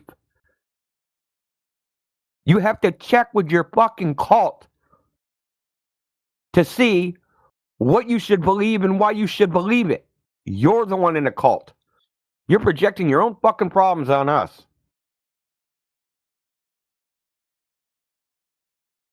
Mm-hmm. That's not how it works, though. That's not what a cult It's is. exactly how it works. No, not really. I think you're not understanding meaning of what a cult actually is. Yeah, there's a dogma, and you have to believe in the dogma. You already believe it. You're Well, those are checking just what the fancy dogma terms that is. mean nothing. You Because a had to cult check is a what relatively small. Rohan, you had to check what your dogma was. You had to check with the frickin' high priest to see what you actually believe.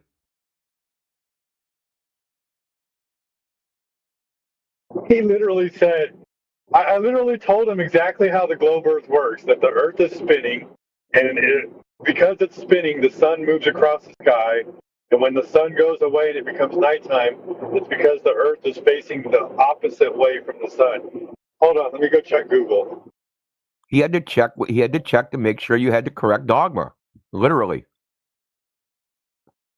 Does Sheepdog have the correct dogma, Rohan? There's no way a flat earther could get. Does Sheepdog have the correct dogma? So when you Google to check Sheepdog, is he saying the right thing? Mm-hmm. Depends on what he's saying. As the Earth is traveling around the sun, the Earth is spinning on its axis. When it's daytime, the Earth is facing the sun, and when it's nighttime, the Earth is facing away from the sun. Because the Earth is spinning, the sun moves across the sky, and when the sun sets behind the curve of the Earth, it's now dark time because the Earth is facing away from the sun. That's what you believe, right? I believe that there are different times in the day wherein in some parts it's night and in the other part of the earth it's day. So of course the earth. Why is it nighttime in some places? Why isn't the sun shining on those places? The sun isn't shining on those places because one, the earth is spinning and the sun, I mean it's spinning around the sun, and when the earth is spinning within the 24-hour cycle, in some places it's day because the it just changes. You know what I mean? No, I don't know what you mean. It's because the earth is spinning. That's why it's round and it's spinning. That's why that happens. The 24-hour cycle. I think you should when the Google it sun again to rises and find out. sets. You should Google it again to find out what you believe. This guy, bro. It's not that hard to understand, dude. I mean, look, on at the this globe, point, it's your when the word Earth is against facing, NASA and SpaceX. when the So, I Earth mean, is it's of facing towards course outer I would space. believe them over you guys. I don't get what is so like We don't want you to confusing about believe that. us. Yeah, it's not about believing, right? It's not about believing us. Technical, strong. But here's the thing, Rohan. From my I used to believe in the globe for 39 years. You know what I mean? I now know the globe better than most globe earther believers.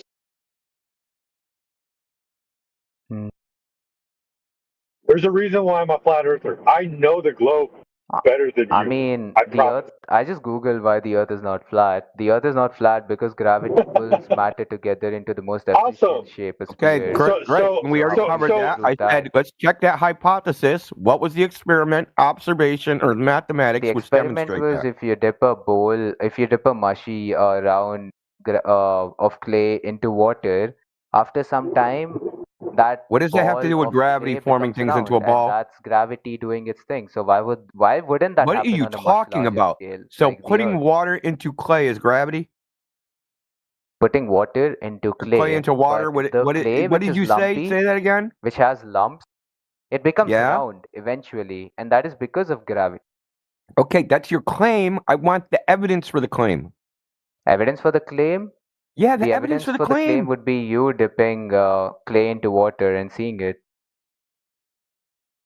What? That's yeah. If you No, the dip evidence water that into gravity clay, forms things into I mean balls, clay into Rohan. water, you just you Try to make it a keep up, mushy bro. thing, and The evidence that eventually after some gravity. times it becomes round Okay, because of is that caused gravity. by gravity? Is gravity the Yeah, cause because of of that? gravity. Yeah, Okay. gravity is the cause We of that. want the evidence, right? The observation of gravity forming something into a ball. The observation. Let me look it up. Let's see if there are any experiments on that. This is getting better. Gravity making things round. Wait. No. The actual Gravity makes observational evidence. Gravity makes a large celestial bodies round because it pulls all matter equally towards the center of mass. And the sphere is the most efficient shape for this. Is that a claim or is that evidence? That's not a claim. Wait, there has That's to not a be. claim. You want evidence? Okay. Yeah, Let's look evidence up would evidence. be you actually make the observation in nature with some type of instrument, telescope, your eyes, Oh, there's a freaking YouTube microscope. video. So shut up. I'm gonna. Shut up. Why are you interrupting me? So you make the observation in nature, right? And you record the data. That's what we want. That is not. Well, there's a YouTube video on it. Of it being observed in nature? Have you watched it? Have you watched it? Yeah, I've seen it. Hey, Rudy, you're hot micing. Yeah, I'm so sorry. Hello there. Wait, Hi. how do I send this video to you all? Wait, it's called. It better not be a Gravity simulation. Visualize. No simulations. I said nature. Yeah, but then that's a wild claim to make. We can simulate Superman flying around. We can simulate freaking cars jumping buildings in GTA. That is so coming out of true. your terms and conditions, and that's a cultist belief. That's a cult belief. Science. You know that science is based upon empirical observation. Nah, it's based on simulation as well. No, it it's says not. that simulations are wrong. No, even if you have a simulation, that simulation has to be verified with a natural observation. Otherwise, how do you know your simulation's not right? really. How do you know your simulation's right, Rohan? Simulation I shows saw, us I saw a simulation. Answer this question. How would you know your simulation is correct if you don't compare it to the natural world? I saw a simulation that the Ninja Turtles were real. One sec, wait. Answer my question, dude. How do you check your simulation if it's correct? By using science, logic, and math. By using science? No.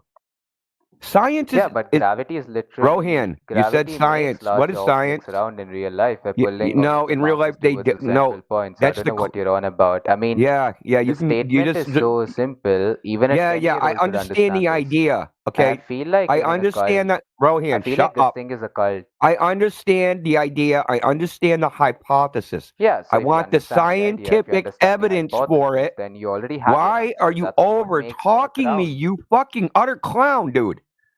I want the scientific evidence for the hypothesis being true. Bro, the scientific evidence is the is a observation. simulation that you create because gravity universally already So you just exists. say So you're just saying the hypothesis that again. correlates with gravity is You're just real. saying the hypothesis again. So I if want you the reject experimental that, result. you probably are in a cult.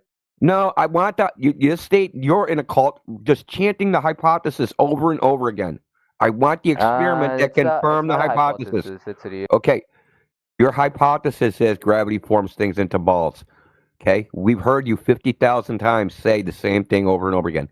We want the experiment which confirm the hypothesis is true. Go. State of denial. Go. You were talking the whole time that you were muted? You know you just been muted for like 30 seconds, right? Oh no, You're I was on a psycho. different tab. No, you're a I psycho. didn't see. Yeah, you're a psycho. Oh yeah, I'm totally a psycho for being on a different tab. Yeah, man. No, you're a psycho that's because you're just chanting. You don't even realize you're muted because you're not listening or paying attention. So for the last time, I'm going to ask you I'm one not more paying time. attention because this is a cult. What do I want? What did I ask you for? And I told you gravity makes celestial No, what I asked you for, I want you to repeat to me what I asked you so that you understand. Mars, and you can look up the mathematics for this as well if you're that curious. Mathematics is still the hypothesis. You know what I mean? Yeah, mathematics is still the hypothesis. We want the experiment which confirmed the Well, hypothesis. if everything according to you is a hypothesis, then that is a cult, right? No. That's a non sequitur. Everybody's lying. If everything is For a some hypothesis, reason, you're in a people are lying cult. that the Earth You're is a flat, retard, and that dude. is a Okay, I'm done, dude. Yeah, dude, you stop making sense. You're in full fucking cult mode. Okay. Scientific claims, scientific hypotheses require experimental validation of the hypothesis. This is called the scientific method. Okay. So, one more time. You need to do two things when I unmute you. You need to tell me what I asked you for, and then provide it. What did I ask you for, Rohan? Here, give me a minute. What did I ask you for, Rohan? You asked me. Wait, how would you see that though? You would need to go to space for that. Okay. What did I ask you for? But you would have to go to space. 3 times I've asked you now. Yeah, but 4 times. This is the last time I'm asking you, and then I'm kicking you out of this chat. Okay. What did I ask you for? What did I ask you for?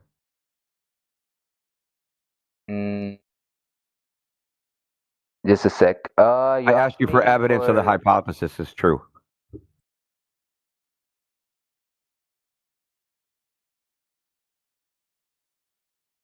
So this, that might have been frustrating, but I wanted to do an exposition on a fucking cultist accusing us of being cultists, which is frickin' batshit crazy. Just prove it. You have the YouTube, though. Yeah, watch the simulation. There's my evidence. I made a video game.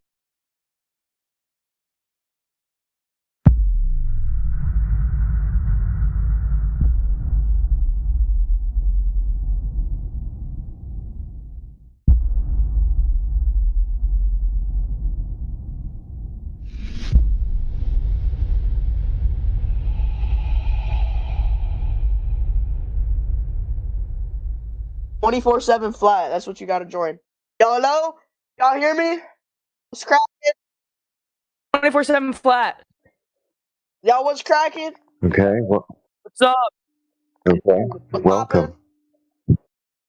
Oh, the Earth ain't What flat, my brings you? homeboy. Ain't the One at a time, What brings boy. you gentlemen here? The Earth ain't flat. I hate to break it to you. Yeah, you observe the horizon to be horizontal, and you treat the Earth as flat and stationary for all practical purposes already. I hate to break it to you, buddy, but you have no. Yeah, man. What? You have no proof of curvature. All right, Wait, stop but talking. isn't the Earth a pancake just like the sun? Why on earth would it be? You guys are very low-level trolls. Well, You no, should step your game up. if you look at the sun, it's a pancake. It's not a circle. Nobody is making any claims. Relax, guys. Nobody's making any claims about the lights in the sky. They're non sequitur to the ground. They got nothing to do with it. Wait, but doesn't the equator prove that the Jupiter is Why circular? would it? What are you even? King, will you What quit are you sending me a even babbling dick about? and Chat, please. I don't really appreciate it. And if you're gonna show me what you're packing, at least. All right, you kids can go play somewhere else now. Goodbye. Do you actually think that the Earth is flat? We know it's flat. We know it is. Now, thinking about it, if you're gonna chill, we can leave you unmuted. You can speak. Oh no. I'm not with the other guys. Okay. All right. That was just a coincidence. Anyways, so As long as wait, you act chill, you'll be okay. okay. Why so many people have the YouTube profile picture? First of all, What? Those are bots or streaming. Oh yeah, those are just streaming bots. And it's Wait, what? more so for posterity. It's not like we care about anybody watching the streams. We record all of the conversations here in case somebody decides to try and lie about what was said or anything, and we can go back and say, yeah, this is exactly what you said. that's smart. You can catch somebody up in a lie. That's actually Yeah, smart. man. And you can feel free to use it too. That's what they're here for. I don't Well, know how to use don't that. mistake it. Any good conversations we might have might turn into a future best of moments. Yeah, that We'll also happens make too. those as well. We've Wait, got y'all some people who got a YouTube compile channel? clips together as well. Yeah, well, Yeah, everybody if you does. click on either of those YouTubes up there, it'll take you to their YouTube channel. But yeah, like I said, it's not so much about the views. We keep those channels to store the data. Oh, that's kind of cool. Oh gosh, these guys doing it again. As long It's as you all right guys if they are your polite. friends, Cooper. Yeah, and you don't have You don't have to if they cast are them your off. friends, you have to lie. There's always a smart one within the group, and clearly that's you. I'm pretty smart for like brains wise, but I don't like school.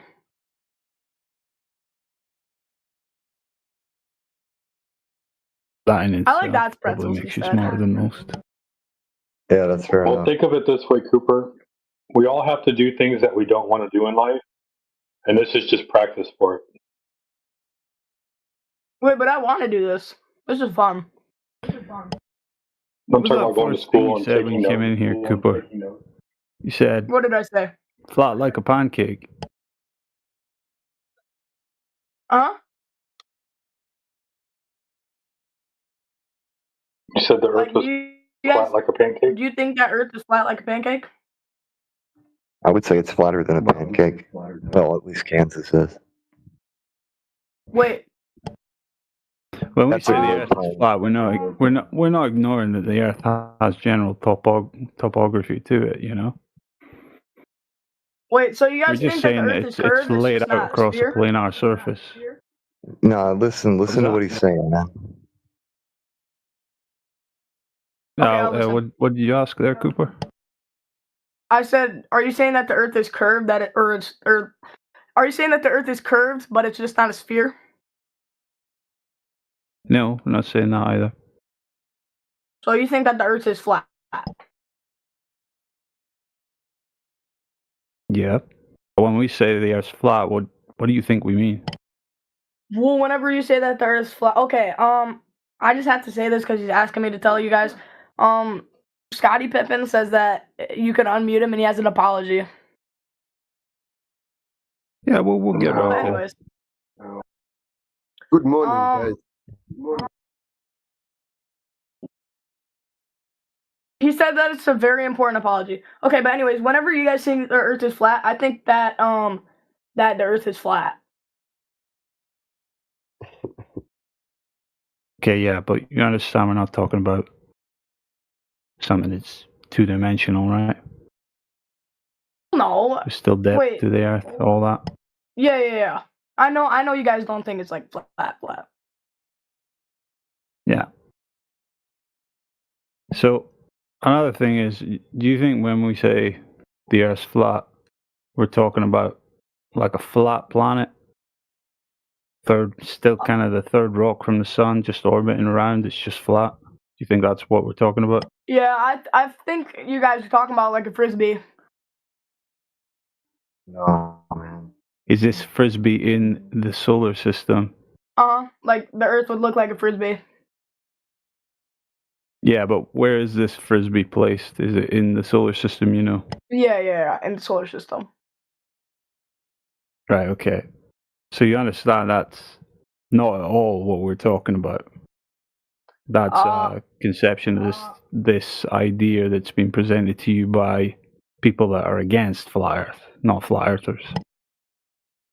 Wait, so if you believe that the Earth is flat, so are you saying that the Earth is not in the solar system? No, the solar system is a construct within the heliocentric cosmology. Right? We cast off the entirety of the heliocentric cosmology. The Earth is not located in any specific like space or medium. The Earth is, so far as we know it, the only thing in existence. It's the entire construct. I guess an easier way to think about it is how. Think about it this way, right? So in the heliocentric system or model, the Earth is enveloped in the larger cosmos, right? The universe, which is depicted as some type of bubble.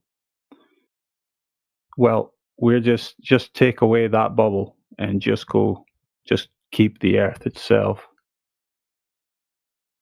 It's not. Oh, that makes sense now. That makes sense. Yeah.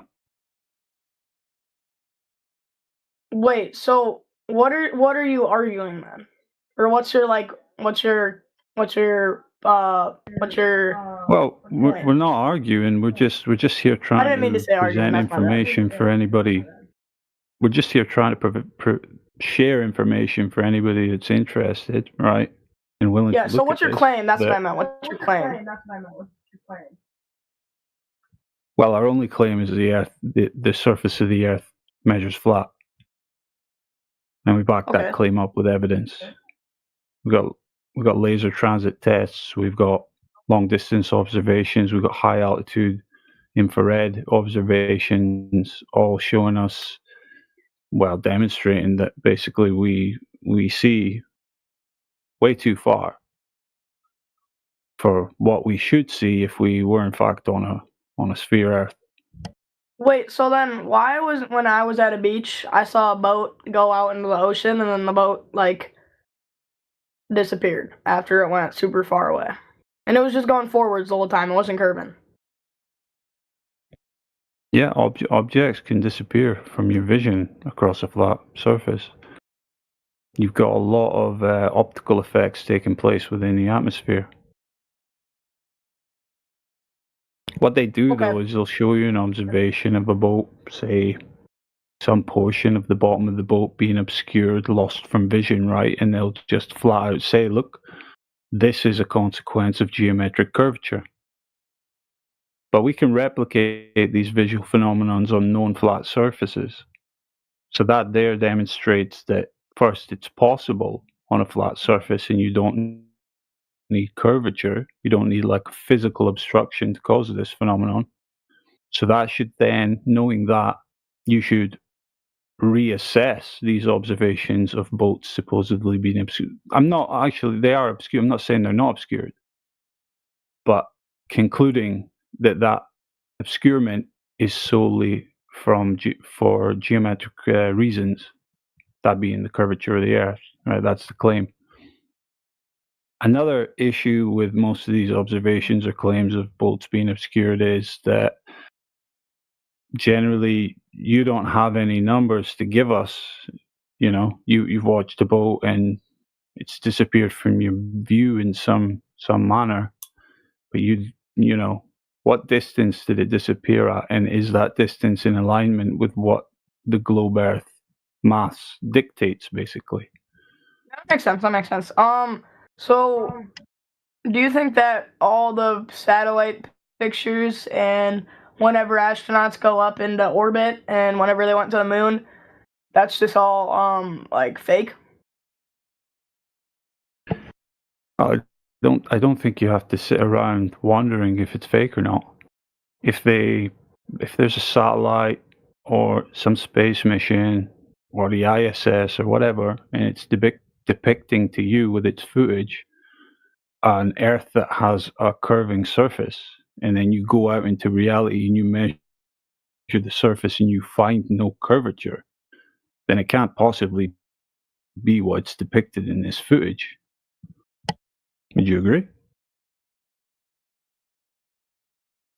Yeah, but doesn't the shadowing of the sun depict that the Earth is a sphere, because you can like tell like by the shadow and what side the moon and the sun, or what side the sun is not on, and the rotation of the Earth, that the sun is reflecting off one side of the sphere and not getting to the other. So wouldn't it be always daytime if the Earth was flat? Are you talking about the phases of the moon? No, well, yeah, because the reflection of the sun is bouncing off the moon to make it like light up and to make it visible. But I'm just talking about like if the Earth was flat, wouldn't it always be daytime? Is the sun or the moon the Earth? No. But the sun and the moon are these phenomenon we observe in the sky, right? Mhm. And we know some kind of rudimentary kind of aspects to them, you know. They seem circular and they emit light, but that's all we can really tell about them. They may be interacting with one another in one manner, but I couldn't see how you could derive from that the Earth must be a sphere. Well, what I'm deriving from that is that if the Earth was flat, would the Earth be rotating while it's being flat to not have the sun hit it? Because if the sun, or do you think that the sun is a real thing? Of course, I experience the sun. Yeah. So if you think that the sun is real, then how would the Earth be flat if it's... Hold up. Did this guy just this at is me? what I mean. You might be mixing up cosmologies here, right? Two different ideas. So you're thinking of a flat Earth again, but you think we still have a sun that's 93 million miles away and some 850,000 miles in diameter, right? The nature of the sun can be entirely different.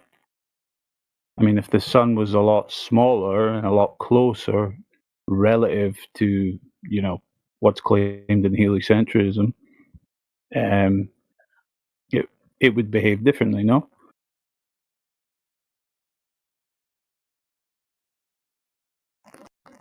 Say that. I mean, can you hold it in your mind that the sun might in fact be smaller than the Earth?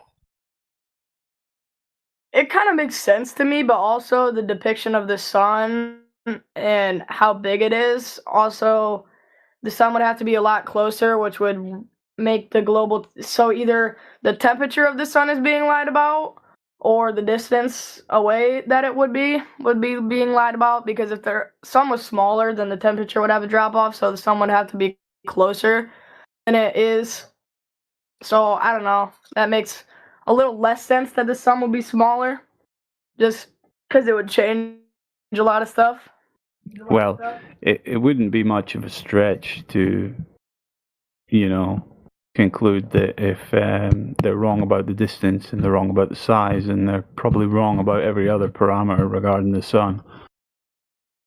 And if they may be wrong on purpose, or it may just be, incompetence, I'll let you come to a conclusion on that. But either way, if the sun is I got something to say to Platter. Closer to the Earth, then as it moves, as we experience it moving through the sky, right? Yeah. It takes its light with us, and when it moves away from an area, that area falls into darkness, and it moves to another area, and that area illuminates. Yeah. Platter, I don't look at the sun because it hurts my eyes, so I don't really know. But you can see it at the horizon when it's far away, right? I don't know. I'm never up that early. You should try it sometime. So let me ask you this. So you go to bed and wake up during the day? Well, I go to bed around like around nighttime, and then I wake up around daytime. Yeah, sunset happens before that. Wait, I never even looked at That's the when sunset. the sun's on the horizon. Yeah, you can look right at the sun when it's on the horizon. Listen. You can look directly at the sun when it's on the horizon. And this answers your previous question. Why doesn't the sun light up the entire Earth? Because air absorbs light. Well, Did you yeah, know that? but But so what? if you're saying that air absorbs light, are you saying that only partially some of the flat Earth is lit up because there's too You much got air it, blocking buddy. the light waves? You got it. Exactly. Which is Okay, why it doesn't turn instantly black, right? We have civil, nautical, and astronomical twilight, where it gets slowly darker, right? Why is this dude putting a ton of pictures of the ocean? I don't know, because it's flat. Oh, he's showing boats. That's what it is.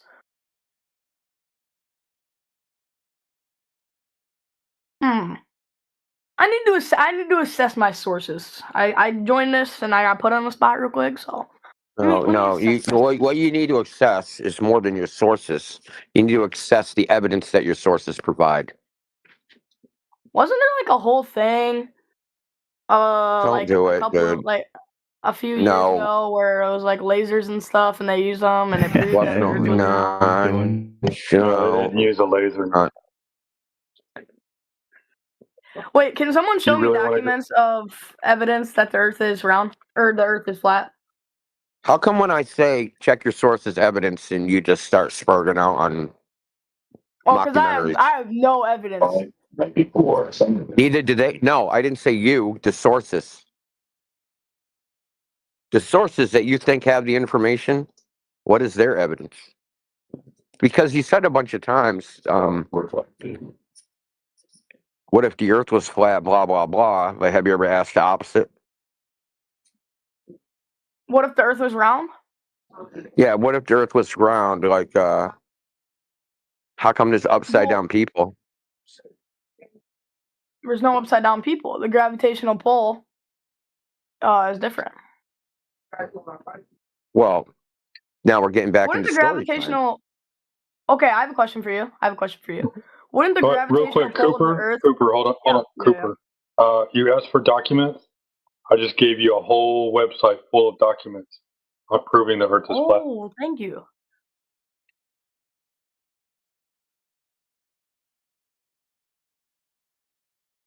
Appreciate you on that, Indio. Hell yeah.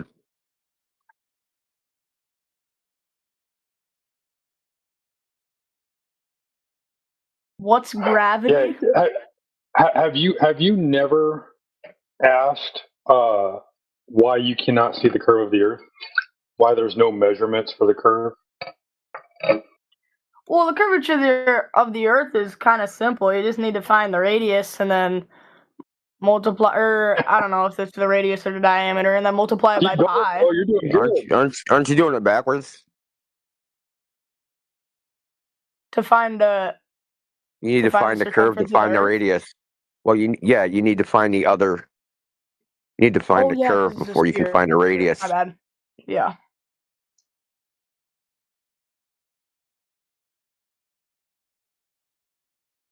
I'm not gonna lie, it's probably the smartest Glober I've seen in a long time.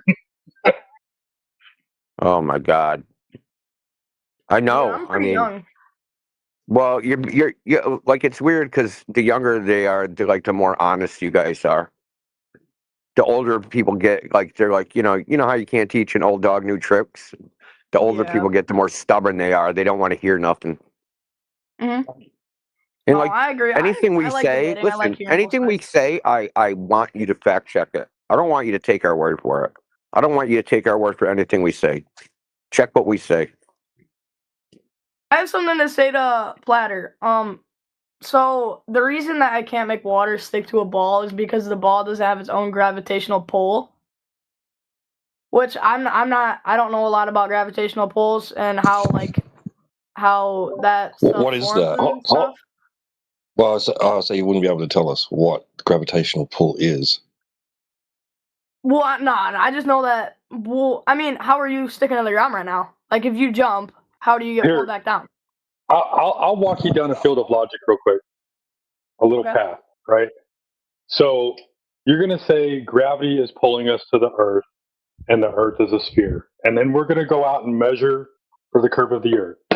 And then once we find out that there is no curvature and that the Earth measures flat, then the reason why we're sticking to the Earth is not because the Earth is a ball with gravity. Gravity is something else. What it is, we don't know. Nobody knows. But because the Earth is not curving, it can't be mass attracting mass pulling inward towards the center of mass and the bending and warping of space-time. It's something else. Okay. Wait, I have a question for in this the flat Earth theory does not believe that the Earth that thing, that like picture kind of thing. How come all the other planets are spheres?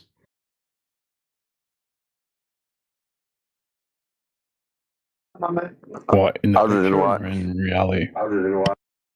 No, just in the picture. Well, because the artist drew them like that. Well, if the artist is making this big point about no globe, would that not make sense to represent that in their? It's just art, man. It's just art. And Well, to yeah, say but that art what about represents the other that. planets? Specifically asking why the other planets spheres or whatever in that image, but that's because they were drawn that way. But why did he choose to draw them that way instead of flat? Because they're circular looking. Because he's trying to make a point, right? You believe the other planets are spheres. You believe this is a depiction of the other planets. That's what you believe they are like in reality. Well, no, because they're 2D. I believe that the planets are 3D. Okay. But so you believe they look like this, but 3D, yeah, in reality. Yeah. I believe that they're spheres because the gravitational pull is pulling in the landmass and turning them into spheres. Yeah, we know. You have to understand. We were all educated on the globe as well. Most of us were globers for the majority of our lives. We know all the stories, know all the reasons, all the formation stories and theories and explanations. Right? You don't have to explain any of it back to us. I was trying to explain this to you originally, not to think of flat Earth as just the third disk from the sun spinning, orbiting in the solar system, because that's not what we're talking about here. That's a retarded idea that's presented by anti-flat earthers to make flat Earth look stupid, so you won't investigate it.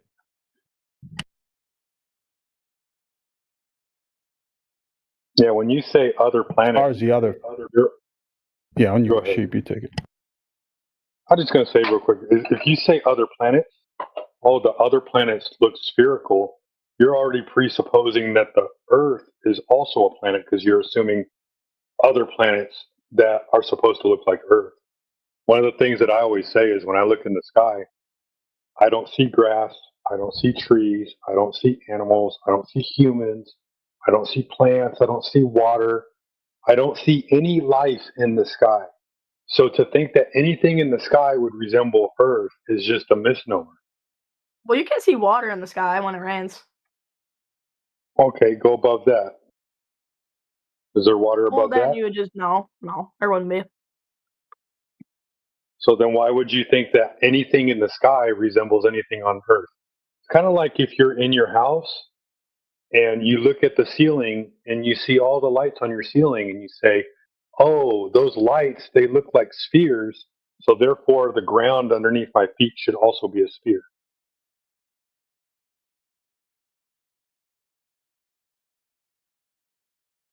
Okay. Oh, those clouds in the sky are full of water. They're clouds, so therefore the Earth must also be a cloud. Sounds kind of silly, right? I have a question though. So why would Go ahead, Audrey. You're you guys are gish making this? galloping, dude. You're gish galloping. Are you even listening to what he said to you? What? Yeah. He was talking about if I You're look in a up and I see a category light error. bulb. What he's telling you is that you're in a category error. Without any justification, you put Earth in the category of planet. Okay?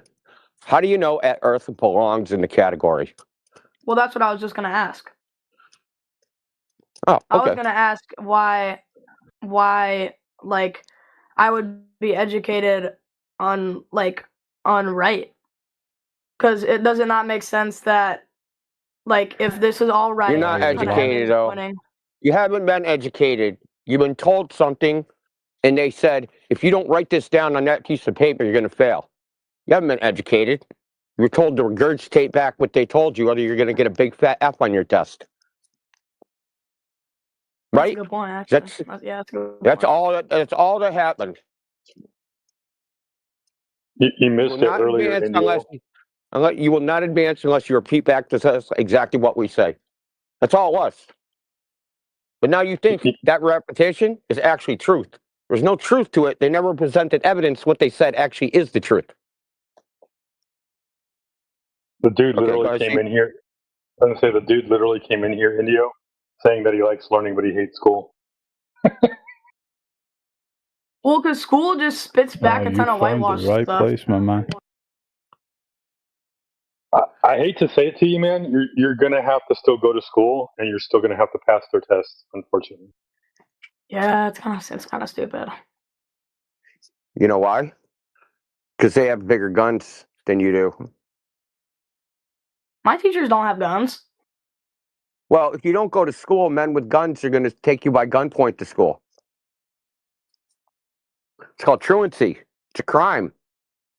And men with guns will either lock you up and then force you to go to school in one of their jails, or they're going to say, if you don't go to school of your own volition, we're going to lock you up and you're going to go to school in one of our jails. That's the fact of the situation. It's a mandatory school, right? You have to go to school, right? It's against the law not to go to school as a child, right? Yep. Okay, so what do you think the consequences are if you don't listen? Men with guns come to your house and make you go. Like, that's how it is. Look, underneath all that paperwork is always a gun when it comes to the government. There's always a gun. There's always the threat of violence. It's always there. Now, we don't talk about it in polite circles that that's the situation, but that's what it actually is. Yeah, they don't tell you that the school bus and the jail bus are exactly the same. Huh. Yeah. Oh, the food's the same School, too. like, structured The like a food's the same too. Yeah, they're preparing you. Wait, they're preparing me to go to jail? No, they're preparing you to Single go to file work, so line. that you think going to work is better than going to school, right? Because school sucks so bad, you're like, God damn, thank God I get to work a factory line, making I get to freaking make screwing bolts. money. You're screwing bolts into a piece of sheet metal. Just way better than having to listen to that stupid teacher drone on. At least I'm making money. That's right. So I can have Maybe my I can go on TV vacation at dinner. the end of the year. Yeah. Hey, single file line, kids. Single file line. Yo, this kid. How old are you, man? We're gonna freaking wreck his freaking childhood. Well, I already know. That's kind of like already implied. Kind of. Oh no, Andrew, you may not. You may not want to know how old he is, since he's being nice. You're at least old enough to be on Discord, right, Cooper? Yeah. All right. You seem like a pretty chill dude. I just like gathering information and stuff. Have you ever been to the beach, Cooper? Yep. And then I'm guessing you're probably around like 5 feet, 5 feet 6 inches. So, you know how far away the horizon's supposed to be from your eye height? Wait, time out. How'd you just guess my exact height? I can tell by your voice. Anyways, once your voice changes, your nuts will drop, and then you'll spring right up. Evidence, sheepdog. Well done. You sound black.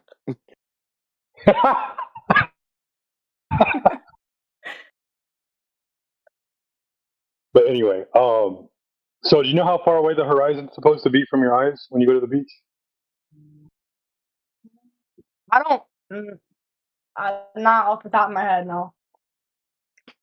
Just under 3 miles, right? About like 2 and 2.7 miles.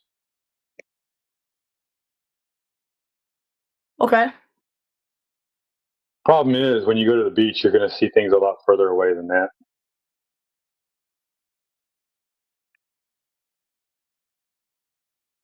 Yeah, and if the 10 surface miles, of water's 13 miles, 30 miles. Sometimes it'll be even closer, right? Sometimes it'll be 1 mile away. The horizon just moves around. It's not the edge of a ball. But most of the time you see too far. Farther than the globe predicts. So that's why we're here.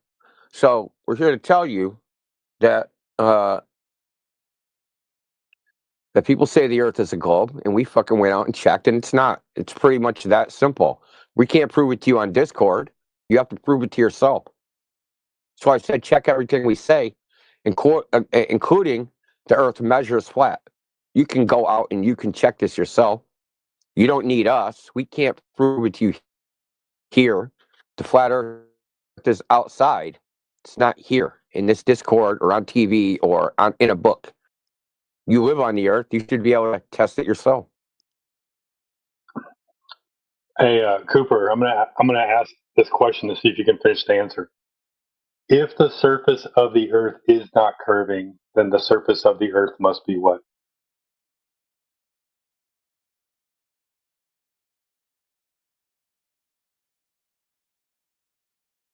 Cooper. Hello. Oh shoot, my bad. My mic was muted. Sure. I said if the surface of the Earth is not curving, then the surface of the Earth must be what? Then it must be flat. Then it must be flat. And if the surface of the Earth measures flat, then whatever is happening in the sky only happens over a flat Earth because you measured the surface to be flat.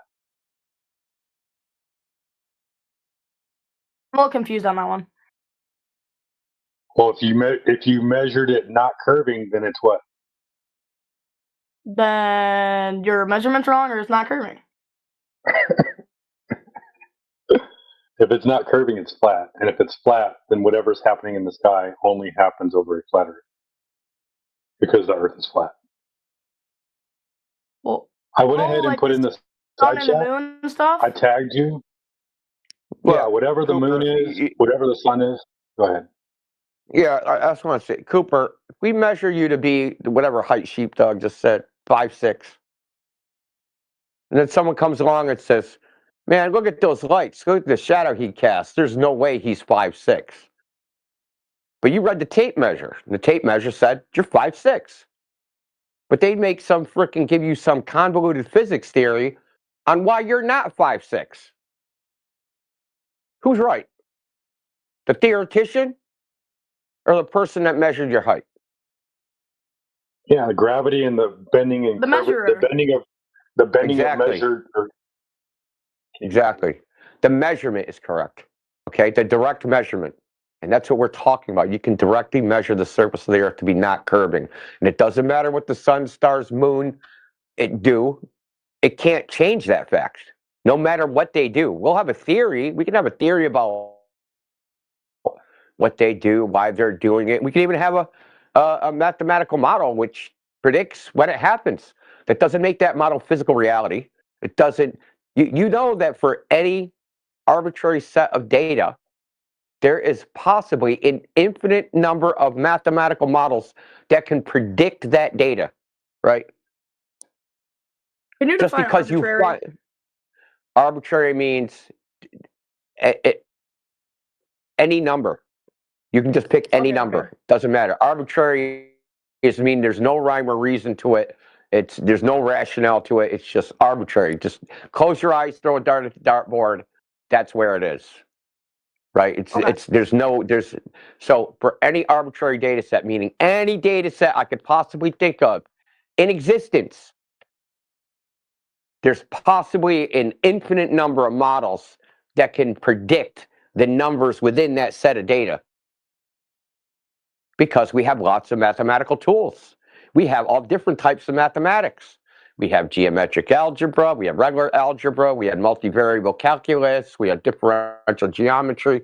We have all these tools, we have tensor calculus, we have topology, we have all sorts of mathematics, some real, some imagined, right? We have infinite, we can calculate in 22 dimensions.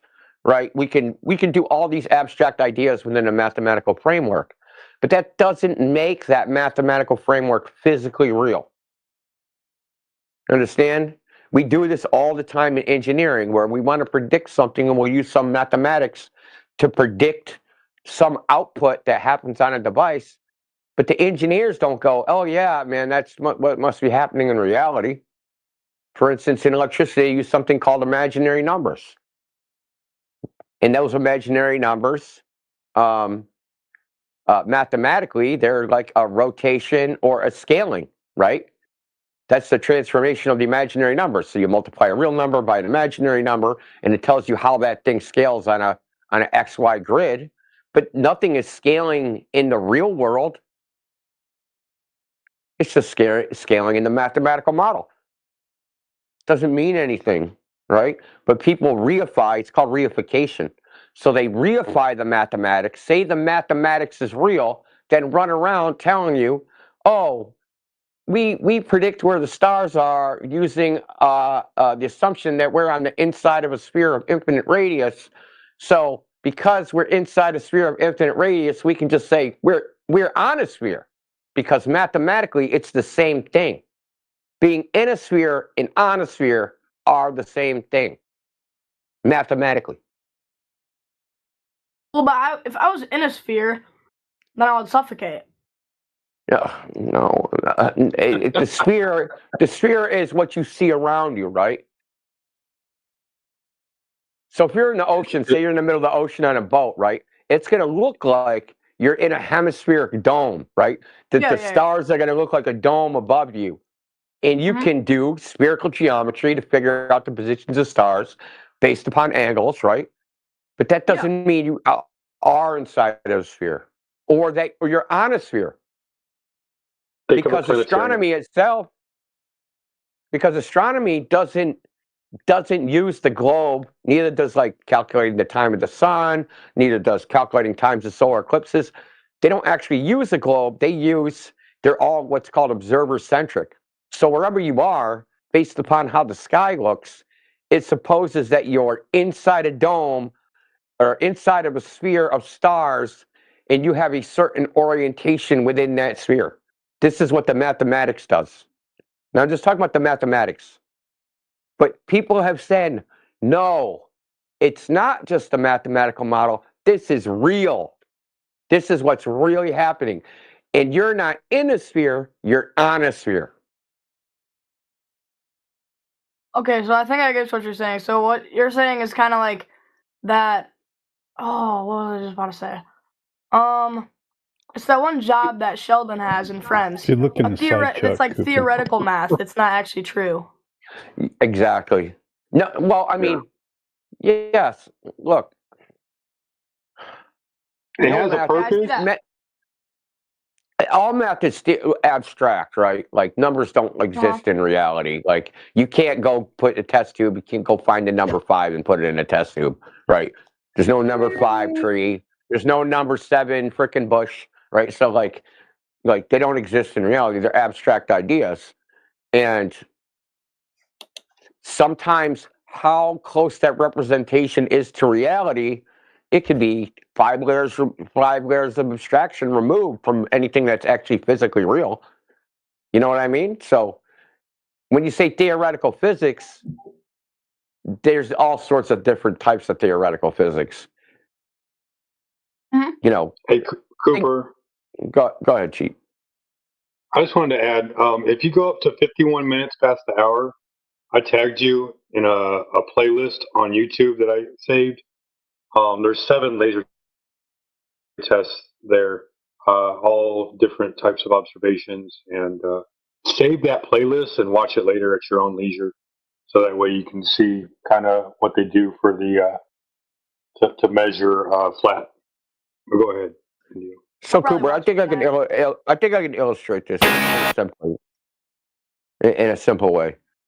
Do you think you can direct? Now I can't hear anything. All right, it's good now. So Cooper, do you think you can measure speed? Do you think speed is a measure? I think I can measure velocity.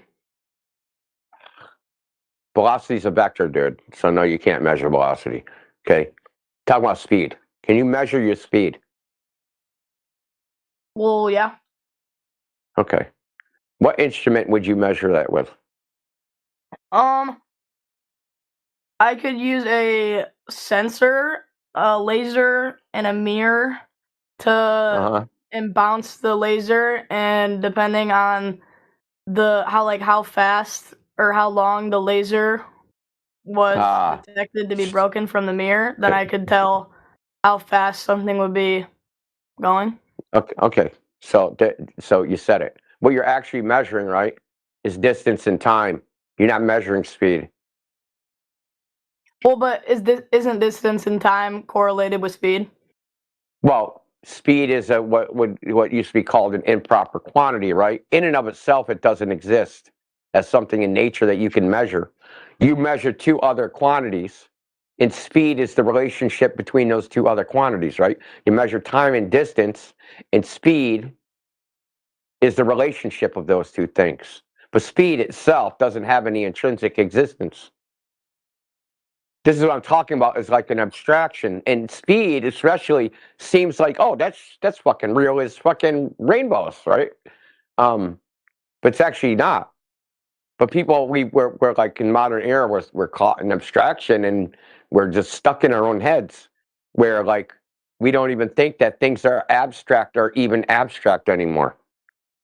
The whole point I'm making is like, you can calculate speed, but speed is not like it's not something you can directly measure. It doesn't really exist in nature. Yeah, it's just kind of like a. Yeah, it's a human concept that we came up with to really compactify the information, right? I know the time it took to go from point A to point B, and point A and point B are this far apart, right? Mm-hmm. And I've taken those 2 values and I made this third value, this third abstract value called speed. And that value tells me kind of like, you know, the amount of time that it took to travel a distance. But it doesn't, in and of itself, it doesn't even have anything to it. So like theoretical physics uses things like speed. They use things like velocity. They use all these abstract quantities. But like we're at the point where we're lost in our own minds, and we can't even like we used to be grounded in reality, where like nature dictated how we thought about reality. But now we're like lost in mathematical physics, in abstractions, to the point where some of them don't have any bearing to reality at all. Like string theory or something. Like what is it, 131 dimensions? How many dimensions I have to now? I don't even know. I lost count. It can never be proven, right? And they might be able to use it to make some prediction of something. But the problem isn't doing it. As for practical reasons, it's useful, and there's nothing wrong with that. It's when people start saying this is, dude, why are you being rude? Did your mother? Do you suck your dad's dick with that mouth?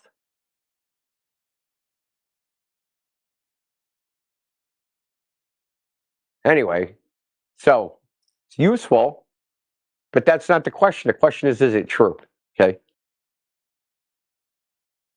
Is it truth? Is it the truth of reality that the Earth is a globe? Well, there's only one way to tell. Either the surface of the Earth is curving or it isn't. If it's not curving, it's not a globe. If it is curving, it is a globe. It's pretty simple. And there's only one way to tell that, is to measure the Earth. There's no other way. There isn't looking at it, because looking at it obviously isn't good enough for globe earthers, because they see a flat Earth every day and they don't believe that. For some reason, they need to go someplace they've never been, and then they'll believe what the Earth is. If they go to Magic Fairyland space.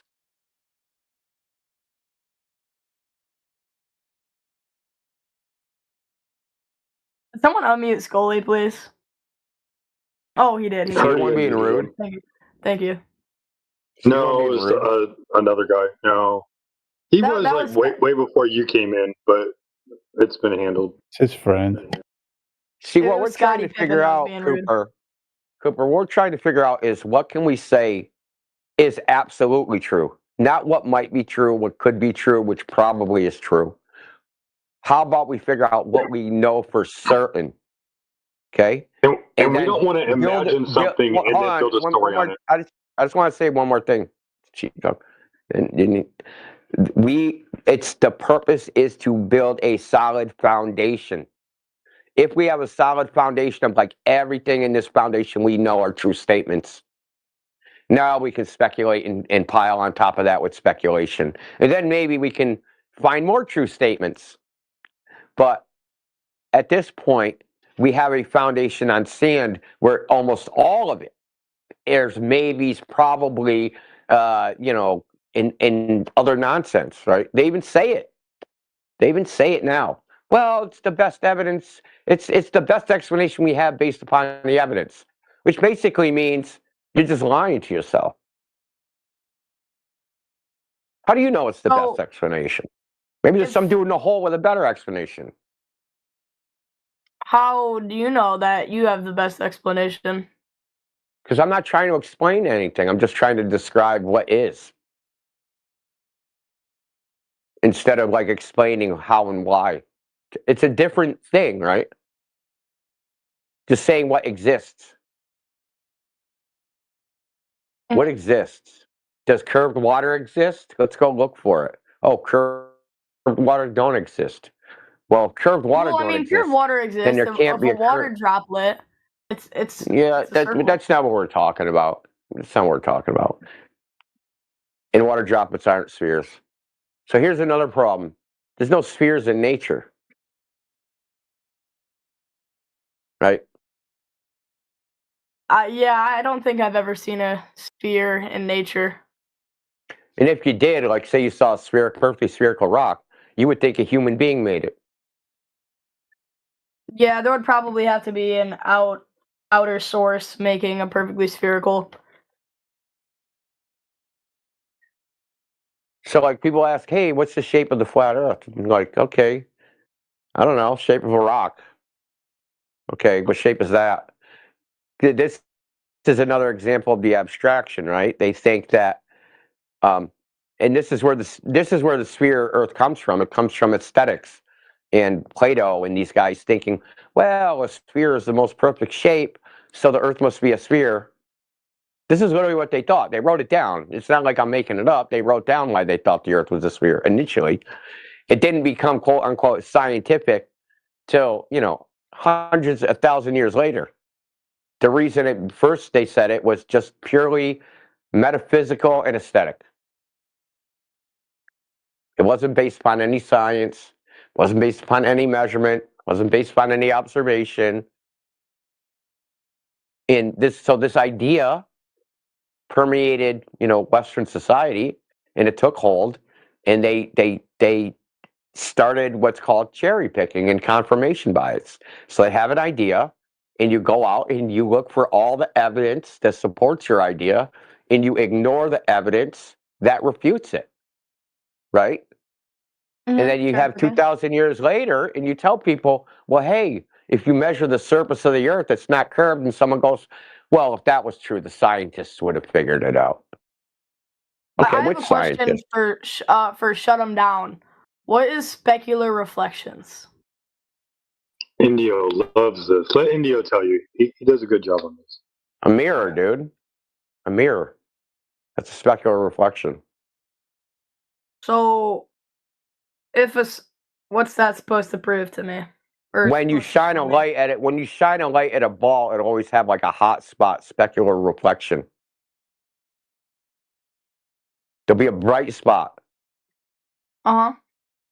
It's because of all the light we see off of a body is reflected light, unless it's self-illuminating, right? So if the light is reflected, it'll have a sphere will have a specular reflection because it's basically a convex mirror. And convex mirrors have a focal point that's inside the reflecting surface. So you can look up the formula for a convex mirror. There'll be two focus points, right? Depending on how far away the observer is. But one of those focal points is inside the mirror, right? So we're at the point of this focus. The light is focused, so you're going to get a bright spot. It's a reflection of the light itself that's illuminating the sphere. That's magnified. It's also usually inverted, but this is a specular reflection on a sphere. And when people say, "Hey, the moon is," maybe it's not a sphere, maybe it's self-illuminating. Piece of the evidence is the fact that there is no observable specular reflection that you should see if the moon was illuminated by an external light source. The moon is very weird. Okay, I'll say that. The moon, part of the moon, there's some of the observations of the moon say, yes, this is a sphere. Other observations say, no, this is not a sphere. So we have like an ambiguous observation. So you could say the phases, the phases of the moon tell you it's a sphere. Part of the phases. The weird thing about phases is the part that's illuminated, even there's more light that comes to, like, say you have a half moon, right? The bright part of the half moon is brighter than the full moon. Meaning if you measure the white part, the brightness of any particular part of the moon when it's only half moon, and then you took a full moon and measured the brightness of that same part when it was fully, it wouldn't be as bright as when it was a half moon, which makes no sense. Which makes absolutely zero sense. It should be the same level of illumination. And there's other things, man. People have done thermal imaging of the moon. It's only like fucking -40 degrees. Like, there's all sorts of weird shit with the moon. The moon is tidally locked. We only see one face, right? And they say, oh, because the moon is rotating perfectly so that the same face always faces towards the earth. Perfectly. And the moon's the same size as the sun. So, like, that's another perfect cosmic coincidence. Then we have eclipses. Eclipses where, sunrise eclipses, which shouldn't be possible in the heliocentric model because the angles aren't right. There's no way you should see, like, when a sunrise solar eclipse. So there should never, ever on Earth be an eclipse in which you see the sun or the moon blocking the sun at sunrise or sunset. But we have video of this. I saw one of those. Yeah, I know. They shouldn't happen. Well, if they shouldn't have happened, then how did it happen? Because the Earth is not a ball. Neither is the fucking moon. Wait, so you're saying that if the Earth is not a ball? In the heliocentric model, a sunrise or sunset eclipse, solar eclipse, should be impossible. Let me look up the heliocentric model. So think about that. The heliocentric with the sun-centered model. That's what the heliocentric model is. Sun-centered model where the planets orbit the sun. Oh, yeah. Okay, so think about this. You're looking at the horizon. So that's a line of sight. That line of sight cuts through the moon and cuts through the sun, right? You have a sunrise, solar eclipse. The moon, the sun, and the horizon are all in the same line. Mm-hmm. How's that possible if the sun's 400 times further away than the moon. Because look at the horizon, right? Well, if you're looking at the horizon, you're looking slightly down, right? Because the horizon. If you're looking at the horizon and the Earth would be flat, then you would be looking straight ahead, wouldn't you be? No, because the Earth is under your feet. It would only the Earth would only be eye level if your eye was the level of the ground. Oh yeah. My bad. So you're going to have a slight downward tilt. Well, say we extend that line 300,000 miles, and then we extend that, like keep extending it for the 93 million miles, and the sun, Earth, and moon can't be in a line. They can't be in what's called syzygy because there's an angle there. If everything was parallel, it would work. But everything's not parallel if there's a horizon and it dips down like a ball's supposed to. So this is the other thing that's possible. There's also selenalian eclipses in which the sun and the moon are both above the horizon and the moon's being eclipsed top down, but the Earth is under your feet. So this is also a geometric impossibility. So, like I said, the moon's a weird thing. There's weird shit about the moon. People have recorded since the 1800s being able to see stars through the moon. Mm-hmm. Yeah, it's recorded by astronomers seeing stars through the moon. Like, you have the moon, it's like a half moon in the black part where there's supposed to be a moon there. People seeing stars through it. I actually have a video. There's a video we have of one of the last, I think it was the last solar eclipse that happened. And you can see, like, I don't know what you call it, solar flare or something through the freaking, what's supposed to be the moon. The sun is totally, completely eclipsed, and you see like a flash of fire in the center of it. Not dead center, but pretty close. I'll show you a video of that. Yeah, can you show me that, please? Yeah, it's pretty dope.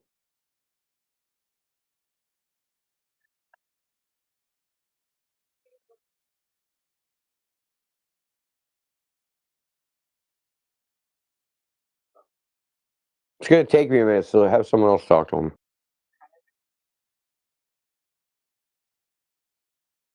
Yeah, so Cooper, what Indy was going to show you here is basically tying back into what he was saying before, right? The globe Earth is a perfect model, right? Perfectly aligns to reality, so long as you ignore everything that demonstrates it doesn't. Wait, I have You're a not question. going to be taught about these observations of stars through the moon or anything. It's not going to be brought to your attention because that's the type of evidence that is just ignored. Anyway, go ahead, ask a question. Okay, for Yaga Brunel. Why'd you choose the lunar or the solar eclipse picture for this? Because it kind of like disproves what he was saying. That GIF is showing the selenalian eclipse, where the shadow is coming in from the top down on the moon. No, it should be like two things above it. Well, think about the observer, right? He's standing on top of the ball Earth. The entire ball Earth is below the observer's feet. Yet the shadow is coming down from the top on the moon. Sorry, can you repeat that? If you think about the geometry of the situation, right, the observer is standing on the top of the ball. The moon is above his head, right? So the ball must be below the moon geometrically. But the shadow is descending from the top of the moon downwards. Yeah, the Earth's on the bottom of your feet, so the shadow should be coming up to the bottom of the moon. Oh, now I understand what you're saying there. Okay, thank you. Yes. Yeah, it's upside down. It's termed the impossible eclipse. Yeah. Should be either exiting or entering mainstream. the shadow. Mhm. Did you see the video I posted above that? Mrs. Jenny Lee, lunar eclipse at sunrise, Selenelian viewed from the Cahokia Mounds. I'll look at that.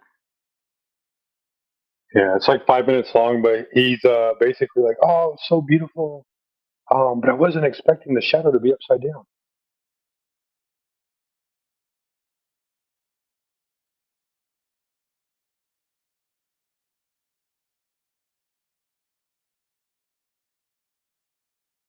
Yeah, I don't remember exactly whenever I was watching the solar eclipse a year or two ago, I'm pretty sure. I don't remember. Yeah, but you probably didn't see the shadows. Did you see the shadows that people were posting online? On the ground? No. You saw the video I just posted. The shadows during an eclipse? During a solar eclipse, yeah, that's the shadows on the ground. But all the shadows are like making these circular links around it where, like, they say the moon is in front of the sun. So all these shadows look like they're little moons in front of suns. And what's that supposed to show there? Because, I mean... Something crazy ass crap that we can't explain, bro. That's what that's supposed to show. That means that there's a lot of crazy stuff. There's a lot of crazy stuff going on that nobody can explain. And we understand that you went from thinking that you knew that the Earth was orbiting the sun to like not knowing anything. But hey, man, you're on the same level as us because all we know is the Earth is the surface of water is flat. The explanation for why that happens, it makes sense. It makes no sense. So what they say is the leaves are acting like a diffraction grating and creating a whole bunch of little images of the eclipse through the spacings of the leaves. Okay, that's fine. I can buy that for $1. But then how come just because the entire fucking sun is out, we don't see a bunch of little goddamn suns through the leaves? We only see it when there's only a part of a sun. That doesn't make any sense to me. So I mean, that's just not proven yet, right? There's no like logical explanation for that yet. Yeah, and there's also, have you ever seen the snakes? Like right when the eclipse starts happening, it looks like there's like shadow snakes on the ground. You ever seen that? Yeah, I'm pretty sure we saw that whenever we were watching it. Or not on a video though, like inside. I also have a video. There's like astronomers in the Chilean desert, and they're all set up. They're like in the middle of nowhere, all set up with their equipment to capture solar eclipse there. And like out of nowhere, like a pack of fucking llamas, like llamas, dude, like 20 llamas, just like appear out of nowhere and just like are hanging out around them during the solar eclipse. And then as soon as it freaking ends, they all leave and just wander back into the desert.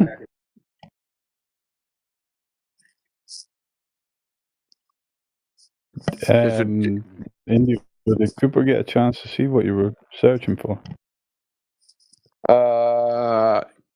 I don't know. We saw it. It's in the chat. If you scroll up, Cooper, yeah, the eclipse, see that little flash? Yeah, that like kind of like circle type thing. Yeah, that's a solar eclipse. And how come there's a flash in the dark spot? I don't know. It's weird. This was a NASA video. This is a NASA's video feed too.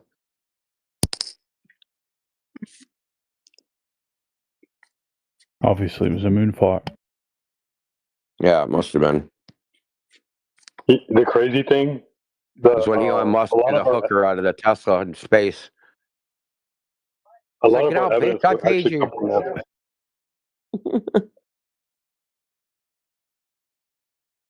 Sorry, India. I was just trying to say that a lot of our evidence will come from NASA. It's called a hostile witness, where we show their incompetence and where they're proven the Earth to be, factual. Like they're talking out one side and blowing smoke out the other. Yeah, so Cooper, a couple of days ago, they supposedly launched a Dragon capsule up to the ISS. Some clown comes into our Discord and he's like, "You tell me what's wrong with this video. It matches everything that's on Earth." And then I look at the video and it doesn't even match itself. Okay. The Earth, like from the ISS versus from the Dragon capsule, have different amounts of curvature.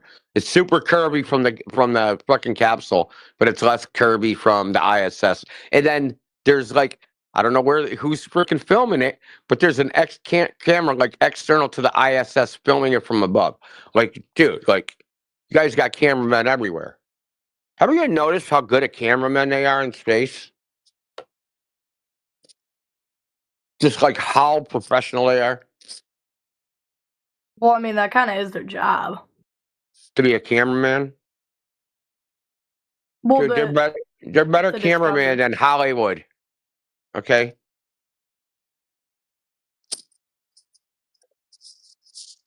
I'm just saying. Well, because they like videotape inside, and it's always perfectly framed. They're never like you videotape people, right? Catch part of their eye, half their head, right? Some of the floor. Yeah. It's hard, right? It's hard to actually film video, and they have like 100,000 hours of continuous video. Yeah, like they do like single freaking clips, dude, and with no mistakes, freaking 2 hours straight with not a single mistake.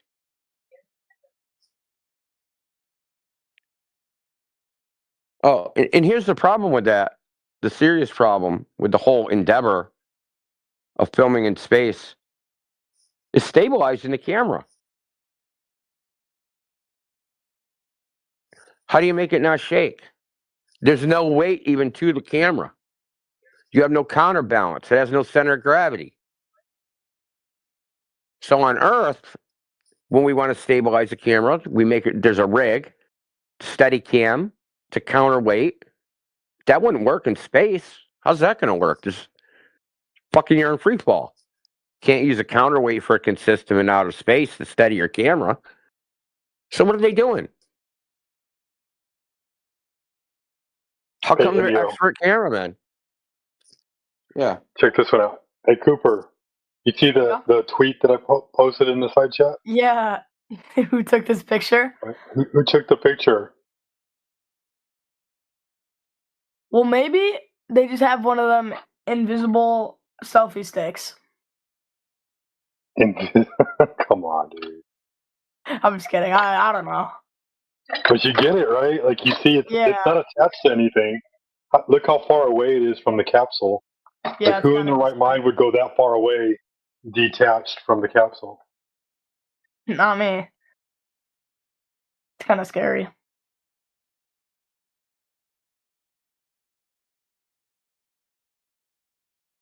Or it's just good visual effects. There's issues with space media, essentially. Hold up, I got a question. Do you guys think that the moon landing was fake? You think it was real? I don't know, because I've heard a lot of mixed opinions on it, and every single time I'll have some person tell me that it was fake, and I'll be like, that makes a lot of sense. And then some person will come and they'll be, no, that's real, and they'll be like, But like, no one has good enough Look, I'll evidence just tell to you prove this. either point Oh, bullshit. No way.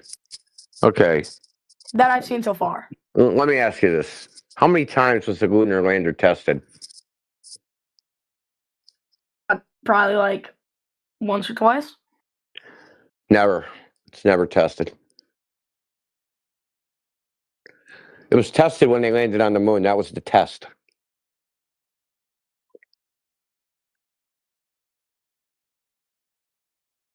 Now, would you get into something that was supposed to land on a, space rock that was never tested?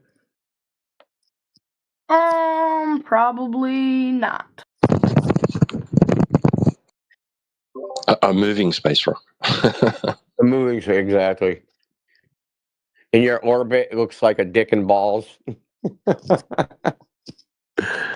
I wouldn't go just for that. 077, about to not. No, have you ever seen the diagram of the translunar insertion orbit? It looks like they draw basically a dick and balls around the fucking moon and Earth, and that's their orbit. The translunar what? Translunar insertion. Because they have to fly to where the moon's going to be. They can't fly to where it is. Even the name's dirty.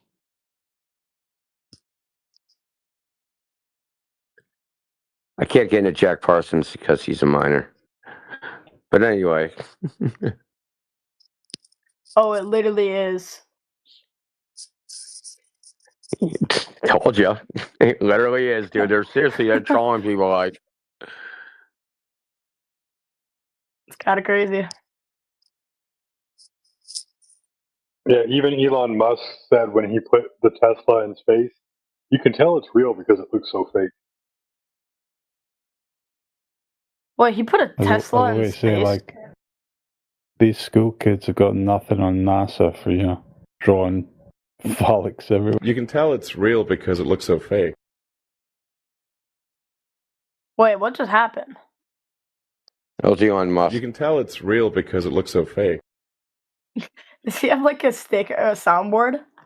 Yep. That's crazy. Hold up, let me look up the Tesla in space. If you look at that video, you can see while the car is supposedly orbiting, there's freaking clouds reflecting off of the windshield. Oh, that is the Tesla. He said we'd have way better CGI than that. I thought that was just a CGI image. It is. Well, they used looks terrible. There's an image of the room that they did that in.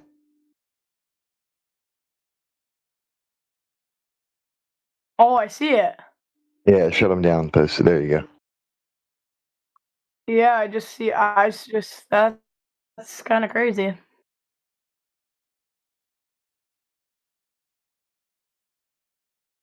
Wait, how do you? How did he even supposedly get? I'll post you a GIF that pretty much show the process of how they would produce this food.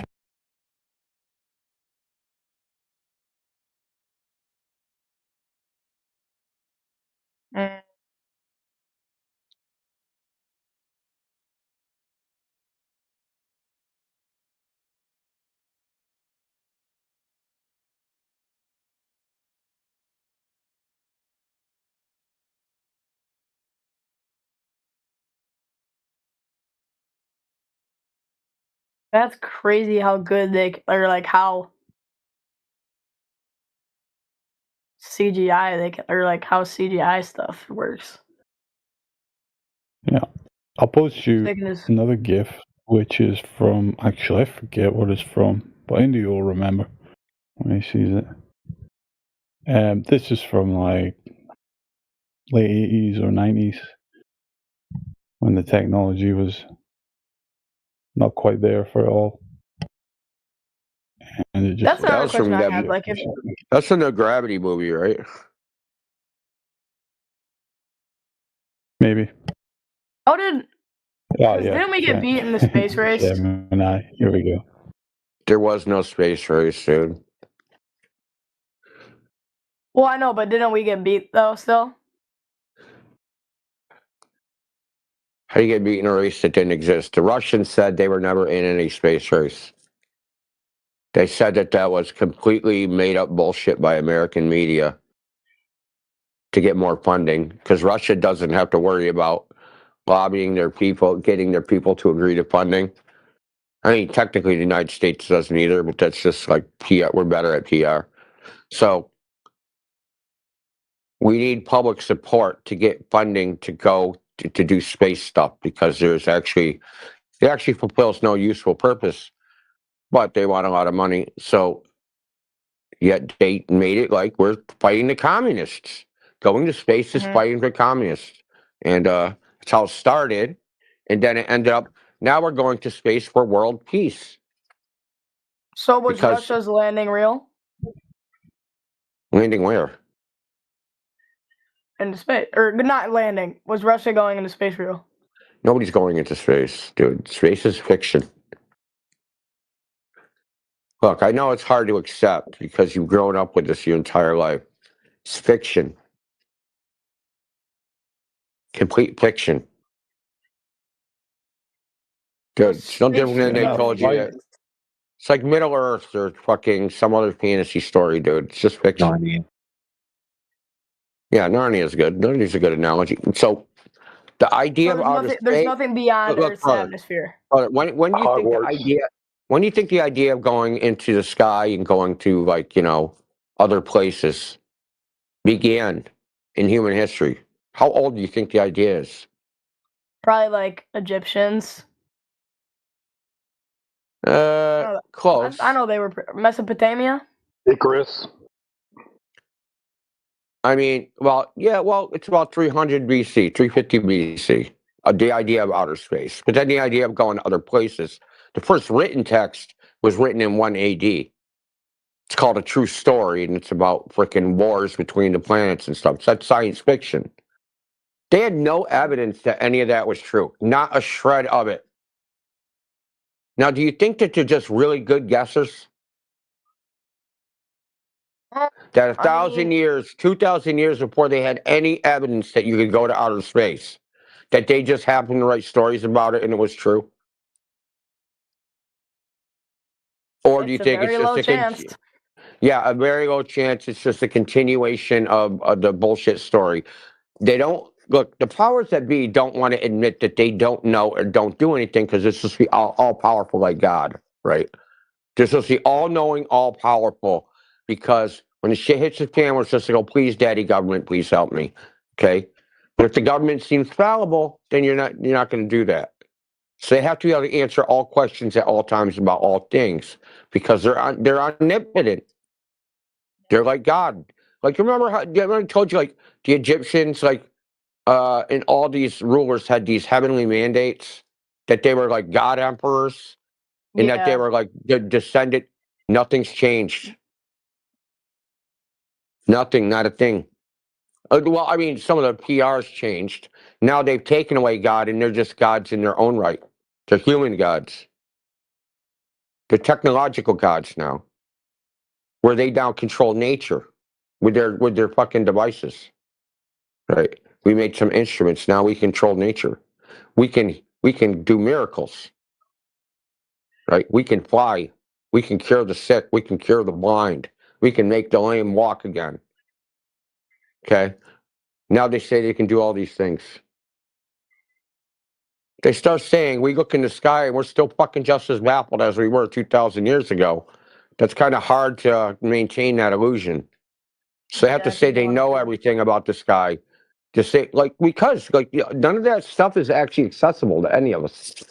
We can look at it with telescopes and do all sorts of stuff.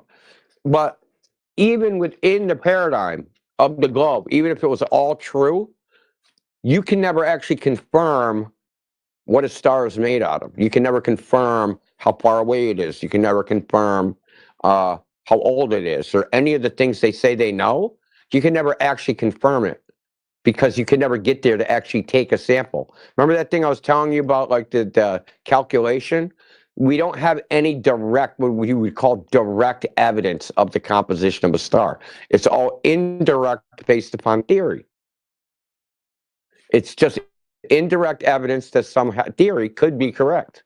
But they're all just theories and hypotheses that can never be proven one way or the other, ever. Not just like, they're not just not proven now. They're never going to be proven. Because in their paradigm, the closest star is 4 light years away. And, it would take like 150,000 years to get there. Right? So, even within their paradigm, it's unprovable nonsense. But they can't say that. They have to say, we know everything. Their power comes from the illusion of knowledge is power. Okay? The illusion of having knowledge is also power. There is no outer space. There's no spaceman. There's no fucking place where you drop things and they don't fall. There's no place like where you're gonna float around, freed from the constraints of gravity. You're not getting. It's like it's just brainwashing. And gaslighting is a good thing. There's no place where you can go outside the earth and look at it like it's. I got the whole world in his hands. No, it's not a ball in his hands. Okay, like there is no external viewpoint. It's not a third-person shooter. All that shit's fantasy. And I know it's hard for someone to accept because their whole life they've been told a fantasy is reality. And then we come along and say, no, dude, that's actually just fantasy. Because the fundamental things about things like outer space, they can't possibly be true. Because the one law we know more than anything else is true with no variations are the laws of thermodynamics. And because the laws of thermodynamics exist, we know there can be no such thing as a giant outer space vacuum. Because that would violate those laws.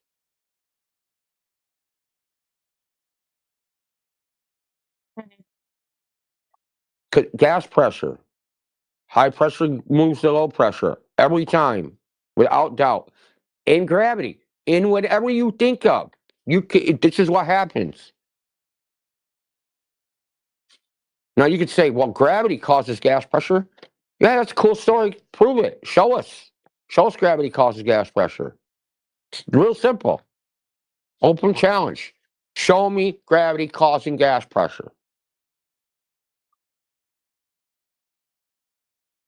No one can do it. They can talk about it. They can't do it. Show me gravity causing anything. Yeah.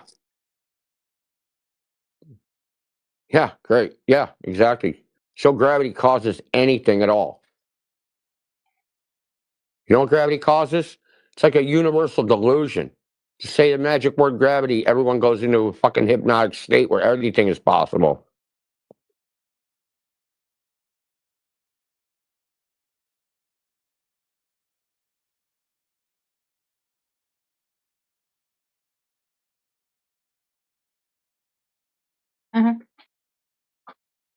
I know. You're probably like, oh no, man, it's got to be out of space, man.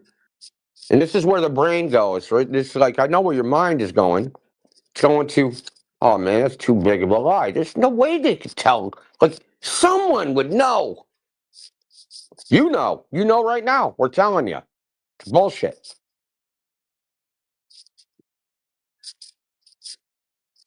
Well, I mean, the way that you're conveying it is making a little bit of sense in my brain, and that it's like kind of proving it to me that Brother, you shouldn't even have to be convinced. You should be going to the people that claim it's possible and going, listen, you said gravity causes gas pressure and that we have gas pressure inside of a fucking giant vacuum that's nearly infinite in size. And I know that if I take a vacuum chamber and I insert gas into it, all the gas doesn't stay on the bottom because of gravity held away from the vacuum. It goes in every direction. So how all of a sudden, like the gravity of the Earth, right? It's strongest at the surface of the Earth. I got my little vacuum chamber on the surface of the Earth. How come the gravity doesn't hold the fucking gas away from the vacuum? The top of the vacuum chamber. How come? Why not?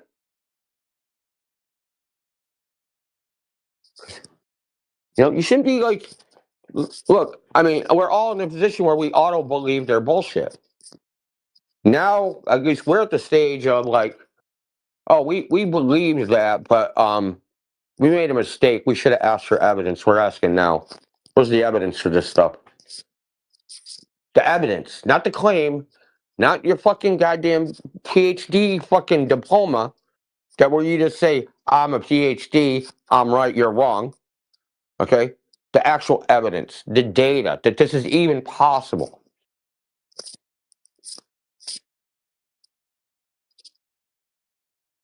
I mean, we're not even at the point of like, is it possible like they say it is? We want the evidence as possible at all. in any state, in any condition. Which no one can do. Yeah, I have a question. If there was like one piece of evidence that someone could get, like what would the piece of evidence have to be that would confirm that the Earth is a circle? Or a sphere? We already told you like 10 times, man. You weren't listening. Well, yeah, so like measurements of curvature on the Earth's surface.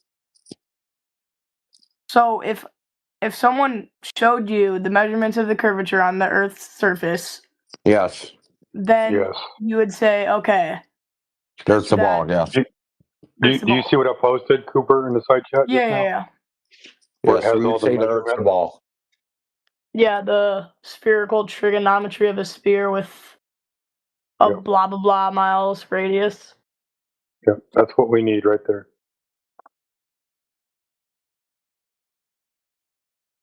Okay. Now, if you ask, say you ask 10 Globers, we know exactly what we want. Exactly. We actually have a standard where we're like, okay, this is the evidence we want because it proves it one way or another. Actually proves it. You got to understand, this evidence would actually prove it one way or another.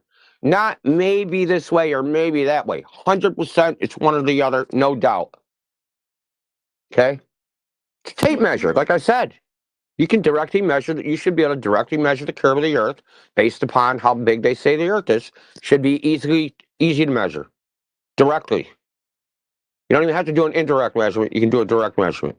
Okay, so if I ask a globe earther, hey, what evidence would convince you, would prove to you the Earth is flat?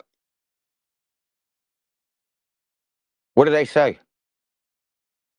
Well, for me, I'll never believe it. They would say, I'll never believe it. That's what they say. Doesn't matter what the evidence is.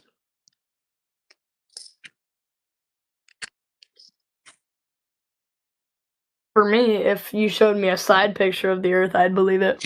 Yeah, but we could show you pictures of the Earth all day that show it's flat, and you don't believe those. You know, nobody will ever be able to show you an orthogonal view of the Earth. Everything's always in perspective. Oh, yeah. Yeah, that's a good point, actually. My bad. But, like, we hear this all the time. If someone took you to space and you saw the Earth as a ball, would you believe it? And I go, if I took you to the beach and you saw the Earth is flat, would you believe it? The answer is no, you don't. You want us to do something you can't do yourself. You tell us 10 times, oh, you can't trust your senses.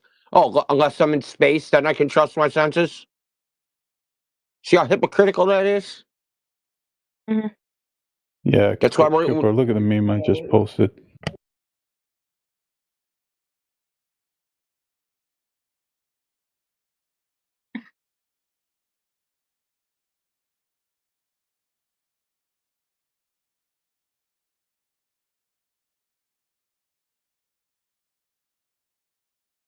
That's why we're not leaving it to looking at it. That's why we want to measure it. Then it doesn't matter what it looks like.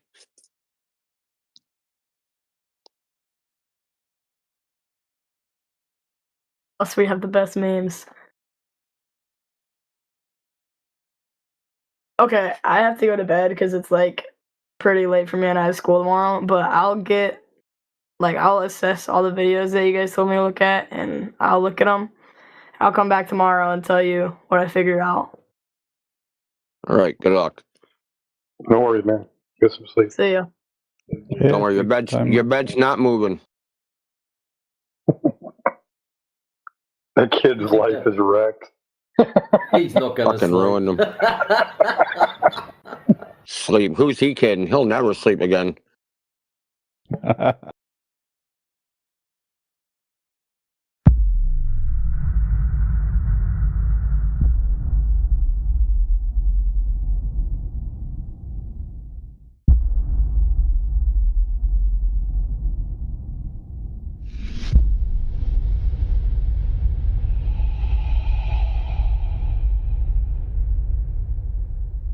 I mean, dude, how absurd even is this entire dialogue anyway?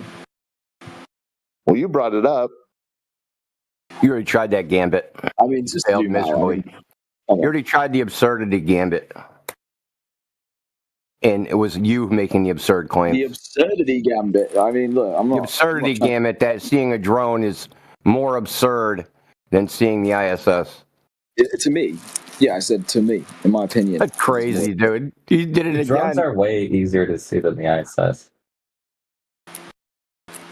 No, it's that it just never lands. Then no one's ever seen it land. Like, if it were a drone, it would have to get refueled, wouldn't it? Do you see it go out of your field of view? Are you seeing it 24/7, or are you just seeing it and seeing it disappear? That's what I mean. See it land. See what land? The drone, the supposed drone that is the ISS. Drones and airplanes land all the time. Yeah, exactly. So why would show me it landing if it happens all the time? Show me orbiting the Earth. I mean, it is. It's in that video I linked. It is because I said so. No, it's in the video. Oh, so the full orbit's in this video. You can see it go around the Earth. No, you said orbiting. You didn't say completing a full orbit. Okay. What can I see? What does the video show before I look at it? What does it show? It shows a guy with a telescope looking at the ISS. You can't see if it's fucking orbiting the Earth from a telescope. Okay, dude. I mean, okay. Just say what it is, Tourist. It's a light. It's a light moving across the sky. I mean, it's more than a light. Like I said, It's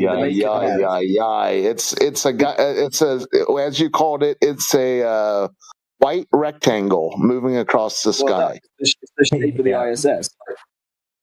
You gave the game away, and Gemsy pointed it out. You already believed it, and you proved it yourself that you already believed it when you made a sociological argument about the Soviets or the Russians in the United States, and that the Russians would have ratted out the United States, which is just your subjective opinion about it's your subjective opinion about social matters, about what this group of people would do to that group of people. It's just nonsense.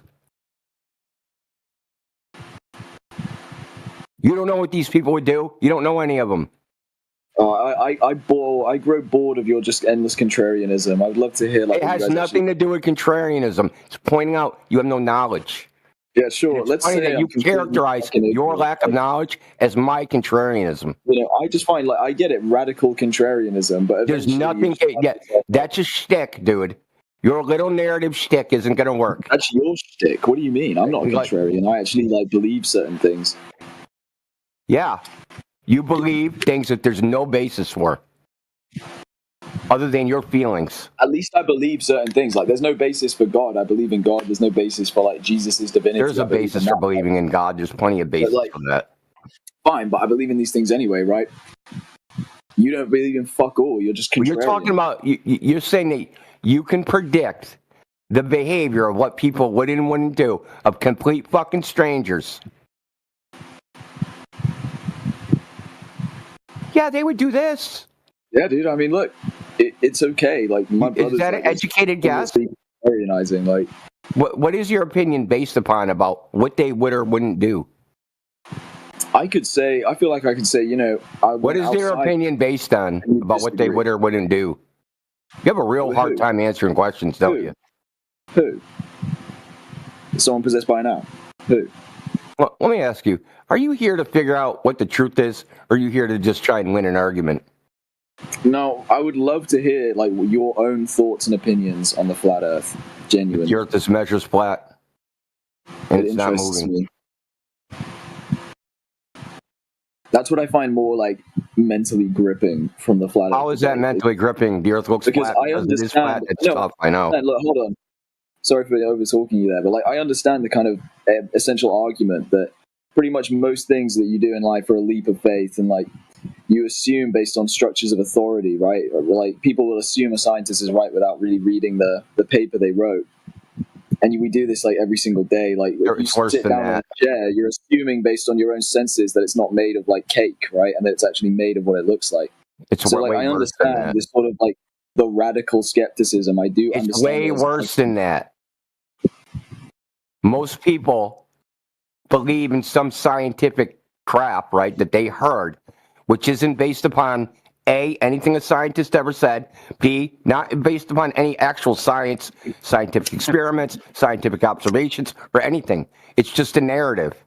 They think that there's my magic science guy out there that proved all the things that some newspaper claimed the scientists proved. But when you look deeper into it, no scientist ever said that. No scientist ever did anything. It's your credulity that's the problem. Evidence. There Why are are you interrupting, dude? The ISS is real. Like, let's be real. There's scientists who have thought the Earth was round, right? Yeah.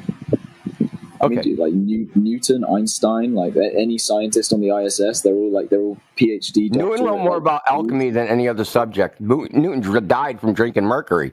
He also played with dolls. Okay. And died of virgin.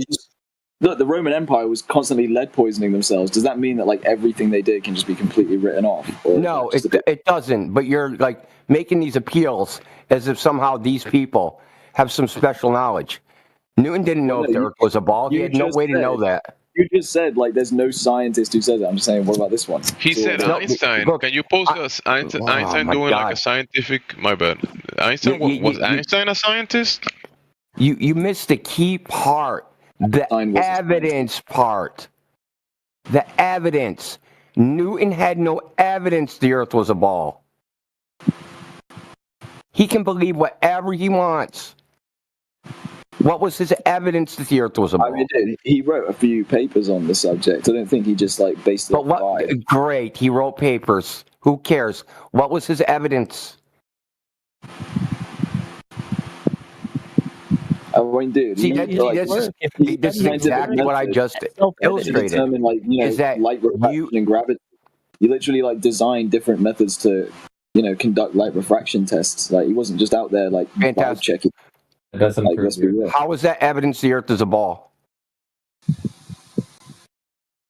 Taurus, you just literally proved my point. This is just the endless contrarianism. Like, I get it. There's nothing I'm saying that's contrarian at all. I understand it doesn't. Like that is just spin.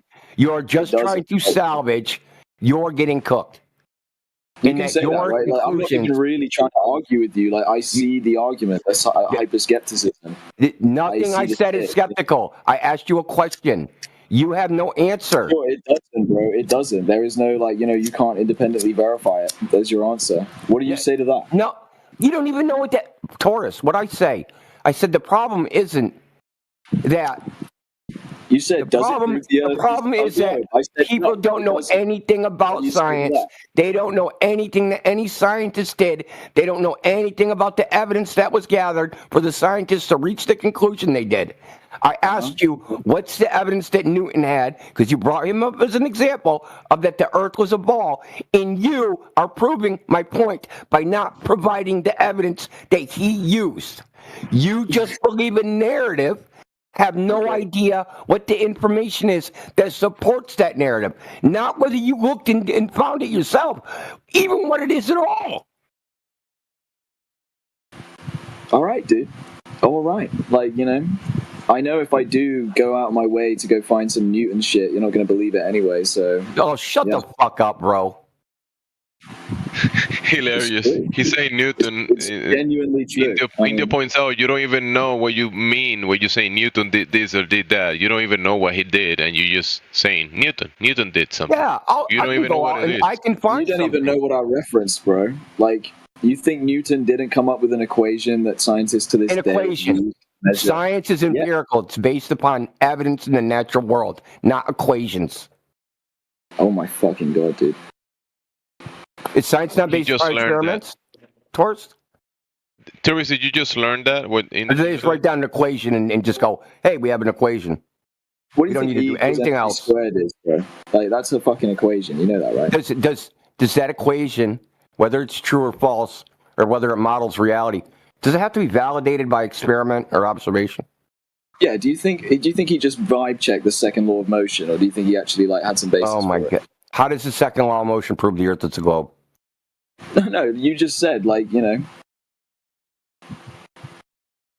I just said we're not trying to prove the Earth is a globe. We're trying to prove that Isaac Newton employed the scientific method. That's what we're currently arguing. He didn't employ the scientific method, and he admitted it. Let's get to the proof the Earth is a globe. Then let's move on. So go do. Let's get to that. Well, that's what I say, dude. You keep trying to bring it back. Like, forget that. Like, I would love to hear an actual. What's the proof the Earth is a globe? What's the proof the Earth is a globe? Zodiac, forget it. Let's say I acknowledge the skepticist argument, and I take in radical. It's not skeptical. There's no evidence to be skeptical of. No, but like honestly, in good faith, there's no evidence to be skeptical of. You're trying to get a free one that there's evidence that's being denied. There's no evidence. Okay, you deny. No, because this is just narrative bullshit. Sitting there listening to you say you're skeptical of the evidence. There is no evidence to be skeptical of. I'm never presented any evidence. You present the narrative. Claims are not evidence. I'm not trying to make evidence. I'll be skeptical of that. Oh, I'm agnostic right now. Like, I'm fully agnostic. Do you have any evidence to be skeptical of that you can present? Yeah, you yapping about what you believe is not evidence for what you believe. Yeah, you're right. You know that? I'm completely agnostic, and I'm aware of that. It's evidence about your mental state. That's all it is. You're agnostic, so you're not a globe earther? And believe me, I am not skeptical about your mental state. That's what I'm saying, Zodiac. That's what I'm saying. So you're not a globe earther? Yes, that's what I mean when I say, let's say I'm being agnostic and I voice the skepticist argument. So can you say out loud that you do not believe the Earth is a globe? Yeah, I don't believe it's a globe, bro. I think it's flat as a disc, right? Like, let's move on. What do you think about that? A disc? Nobody said it was Oh my god, dude, I'm trying to agree with you. Like, I'm trying to get, what your own belief on the subject. So you do not believe the Earth is a sphere? Nope. Based. Honestly, based. Yeah, the Earth's flat, Jack. I mean, just look outside your window. Do you see a globe? Flatter than a flapjack. I'm about to flat smack Globers. Get your bags packed. Finally, bro. Yeah. What took you so long? Yeah, lesson one. Bro. No curvature to be found. How can it be a ball if nothing about it is round? Lesson two. Have the Earth covered in flat water. Why are we just letting this guy go on like this? Like, really? Yeah, what happened, dude? Oh, he's finally telling the truth. Lesson three. Take a look at the stars you see. I don't think I've heard one bit of truth come from this guy's mouth the entire time I've been listening. I haven't heard one bit of truth come from this guy's mouth the entire time I was listening. Wow, that's a freaking harsh indictment, dude, because Mick is very diplomatic and forgiving. Wow. I've gained the ire of Mick. No, he's not the ire, the evaluation that you're dishonest, dude. he of all people is very he gives the benefit of the doubt to people saying things and just presuming they're fucking honest. And they do. Indio, you know the worst part? I was asleep half the time. You're wrong every time? No. I was asleep half the time, but I could still suss it out. All right? You are asleep. It's like I'm a psychic or some shit. Like, dude, you're full of shit, bro. Quit with this fucking rambling nonsense, man. Look in a mirror, genuinely. Look in the mirror. I mean, yeah, genuinely. What am I going to see? What am I going to see? Say those words to your fucking self. Yeah, dude. I mean, exactly. Yeah, I don't want to look at myself in the mirror, dude. My fucking beard's all messy and shit. I didn't need to know that. Is there a silver lining? If they had any value to what I'm saying. I can ask. Right? Like, genuinely. What I've heard come from your fucking pie hole, okay, this entire time is nothing but weaselly nonsense. Okay. Weaseling out of things is what separates us from the animals, except maybe the weasels. You see what I mean, right? Okay, we can't access the ISS, so give us something that we can actually test that prove the Earth is a sphere. No, I'm agnostic, bro. I think it's flat as a disc. Like, no, even better, tourists. Can you just come to your senses, be honest, and admit that you don't know what you're talking about? Can you just admit that you don't know what you're talking about, tourist? Sure, dude. And he contradicted himself. There you go. So there you go, a concession. He doesn't. All this time, he doesn't know what he's been talking about. Well, dude, I'll concede immediately. But like, what's your opinion? Like, any opinion, any real belief at all? I'm excited to hear it. Okay, when you go outside, go ahead, sir. Go ahead, whatever. talking. I was saying, I mean, like, what's the point, man? Like, not 10 seconds ago, he contradicts himself, and now he concedes. Like, where's it going? Is it over yet? I understand the skeptic argument. I do get it. Why do you keep calling it a skeptical argument, man?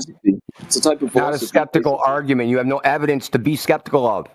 No, I mean your argument. Hold on. I mean your argument that the Earth is flat. I understand the skepticism of that argument, which is like the hyper skeptic. You can't trust any source of authority. You can only independently verify. Straw man. Keep piling it up. No one said that. No one said any of those things. Okay, well, let's hear anything you believe then, if that's the case. I don't believe things. Exactly. So you're a contrarian, like I said, like a hyper skeptic. No, I'm a direct realist. Meaning, direct realist. Yeah, that means I go out, I make observations, and that's how the world is. So hold on, when I go out and I see the Earth is flat, and I detect that it's motionless, I just assume that's what it is. Okay, so you do believe it looks flat because it is flat, and it's motionless, feels motionless because it's not moving. Okay, great. So you believe it's motionless. You believe it's flat. That's what I experience. Free outside your house. Yeah. That's what I experience. That's what we experience. Yeah. What do you believe? I know it's that way. Well, no, you believe it to be that way. I feel it. Yeah. Taurus, when do you experience the globe in real life? When do you experience anything, dude? You're locked inside your brain. When do you experience everything? Your brain in the jar, Zodiac. In 10, 9, 8. What?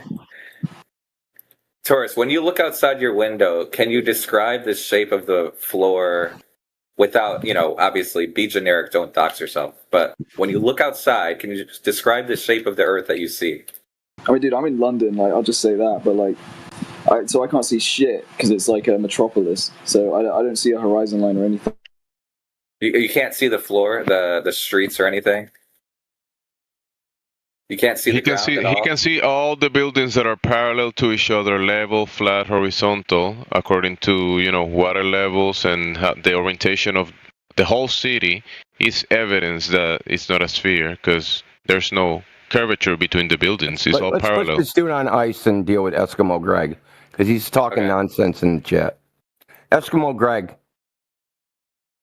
What up? Okay. You said, how do you think GPS works? How do you think it works? Positioning. Satellites rotating around the Earth. Yeah, but that doesn't tell me how it works, dude. How does it work? As they ping your location. Nope. Tower. That was a rage quit. You have no idea how it works. You've made up something in your head about how it works. All right, I'll go. So that's very funny.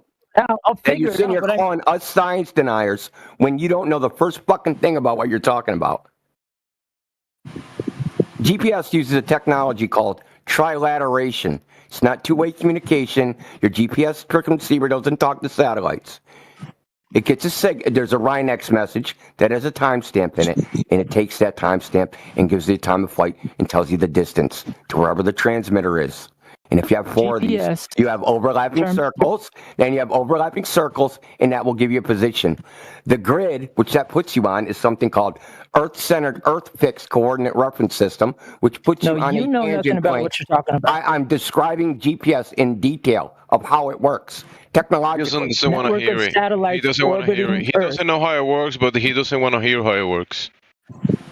The thing is that you believe that there's a tree outside your house. You believe there's a tree outside your house. We move on from you. Tourist, just mute yourself, Tourist, for now. Thank you.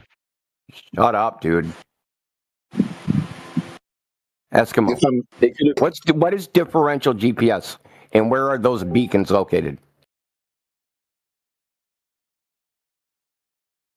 You have no idea how any of this shit works. Like I said, you made up in your head how you think it works. But it's literally just made up. You're just making up shit in your head. You can fact check everything I just said. You can fact check everything I just said. While you Google it. And try to figure out what you believe, why you believe it, ex post facto. You know what Earth center, Earth fixed is? It's how your GPS receiver, that's your coordinates. Earth center, Earth fixed. You know what that's not on a globe? You know that's on a plane? Because the coordinate is up, down, east. When you see it, after coordinate conversion, it'll display it in latitude and longitude. Oh, he bolted. He's gone with the wind. Tell us, Eskimo. Tell us, Eskimo Greg. Tell us more. But I want to hear more about how we don't understand science and how all the scientists agree and how this and that and the other thing. Here goes. Brown Recluse is going to be a fucking retard too.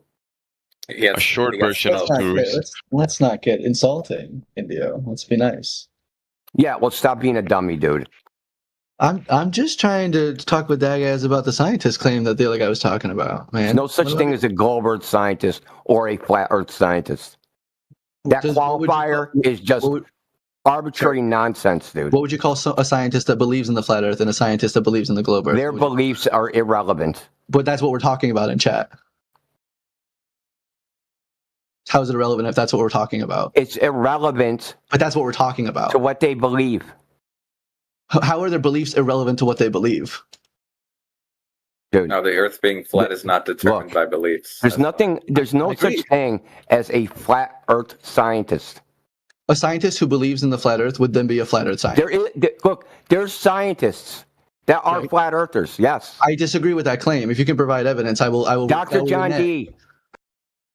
Who are you talking about? Dr. John D. He's a freaking professor that teaches at the University of Brighton in the UK. Dr. John D. What's his last name? Okay, and now that I provided somebody, now what? Does that prove that the Earth is flat? No, and that was never. Does that prove the Earth is flat? No, that was never my claim, dude. Okay, then why are we talking about it? Because that's what was being discussed in chat. I joined into a conversation. Why is it? But why does it? What's the point? What do you want me to get into? Brown, you don't get it. There's also mechanics. The existence or non-existence of so-called flat Earth scientists. Again, regardless, what does that tell us about the world? That the scientist beliefs does not dictate the shape of the Earth, right? I agree with that. That was never my claim. I was only engaging with what was happening in chat. I didn't create the topic. I was simply. Look, if 99% of the scientists in the world thought the Earth was flat, would you become a flat Earther? No. Okay, then it's irrelevant. So I'm just engaging with what's happening in chat. I didn't make the topic, guys. Okay. Any other Globers want to step up? Who's ready? Who's ready to defend this? You said it more than once.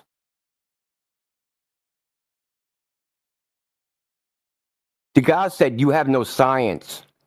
And then you went to scientists. Scientist isn't science.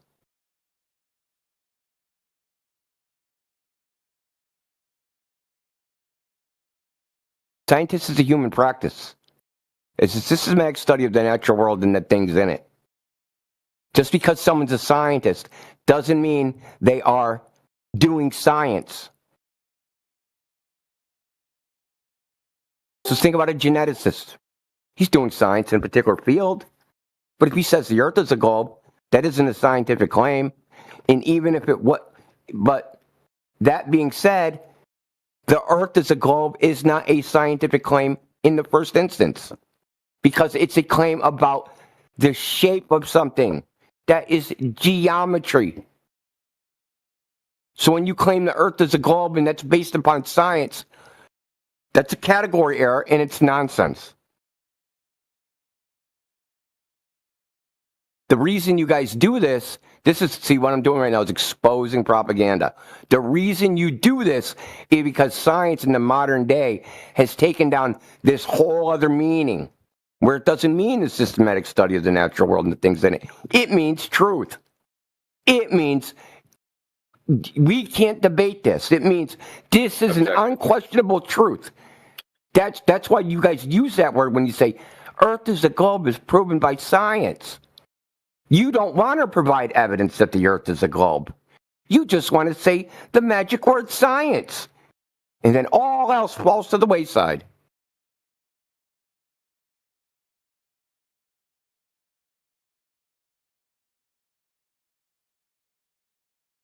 exiting through the back door. 1, 2, 3. India, what science do you use to measure a 2x4? You don't. I use a tape measure. Why are they so hung up on science if it's a question of measure? Exactly. All right. Is there anyone else here that? Like I said, the reason they use that terminology is the propaganda. That's all it is. It's just a rhetorical technique. What was the quote from, what was it, Tesla? Somebody said that basically science has become mathematicians just figuring out equation after equation. Yeah. Can't remember the quote directly. Go ahead, Zodiac. You go ahead. Sorry. I was just gonna say, is there anyone here that is believes in the globe? Okay, never mind. Carry on, guys. Go ahead.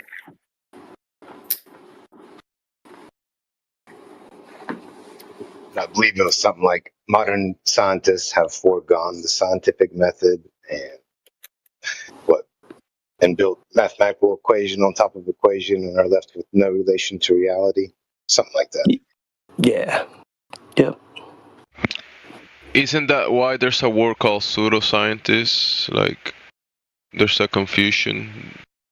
I mean, not a confusion, but I don't know. I was listening to that guy earlier, but I couldn't come off mute. It was kind of funny. It made me think about how easily millions of people were convinced by the broadcast on radio of War of the Worlds that we're being attacked by aliens when he was talking about the ISS. I'm like, people can be shown the propaganda and the pomp and circumstance from a source in which they believe is an authority and can believe something that's complete fiction. I was just thinking about that when the guy was talking about the ISS and all of his claims. You know, that's funny. It's like stuff like that got memory hold. All that stuff is just, it's like, it's lost. So like people in their 20s and in their 30s, they don't know anything about that. And it's not taught to them. They don't even know it, even that those events ever happened in the first place. It's like it's like modern society is more like, oh, just pay attention to what's happening right now. Don't think about the past, right? So, you know, the particulars of how we got to where we are, they just like pretend that they never happened in the first place. But I want to read something from Al-Rabi's Electromagnetic Theory, which I think is quite funny. It's a quote from there. It says, it was once told as a, now this is a person that invented calculus, vector calculus.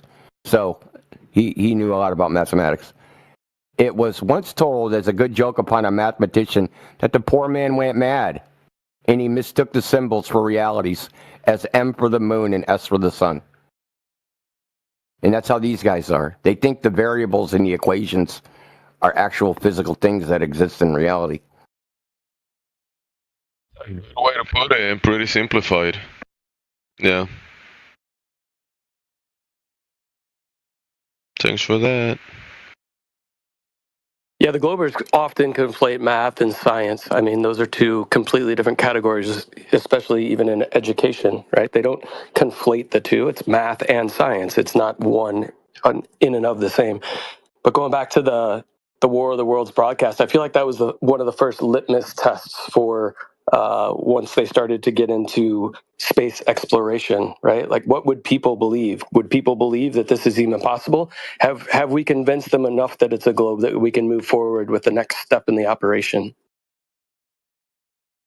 I feel like there's a lot of litmus tests that they do. The pandemic being one of them. Oh my God, that was a crazy one. Yeah. Look, if the Russians invaded the United States and were like, and took over our airwaves and were like, we're invading, we're declaring martial law, everybody stay in their houses and don't go to work, nobody would have listened. Right? Fuck you, I'm grabbing my gun, I'm going to work. Like, who the hell are you? I don't care if you're invading army, I don't give a shit about martial law. You can't tell me what to do. I'm free. But Donald Trump gets on TV and says, don't go to work. Stay in your house. Flatten the curve. And everybody's like, okay. Yep, it's a great way to usher in the new economy, right? Shift everybody to working from home, right? The new normal. Everybody's in the new normal. We're all stuck in our little boxes that we live in, and we're working from home. And now they're trying to push everybody back to office. So when people become complacent in the 6 years that they've spent in their home, in their workplace, that they had to uproot themselves and change their whole routine because they were told that the pandemic was happening. Now they're being told to shift back to the office. And if you don't comply, then guess what? Don't worry. We've already replaced you with AI. You don't want to play the game? That's cool. You don't want to come back into the office 5 days a week? Guess what? You could just see yourself out the door. It's an easy way to get people out of the workforce, contemplate whether or not AI can actually replace them, and the people that remain are just stuck there building the AI that's going to eventually replace their jobs.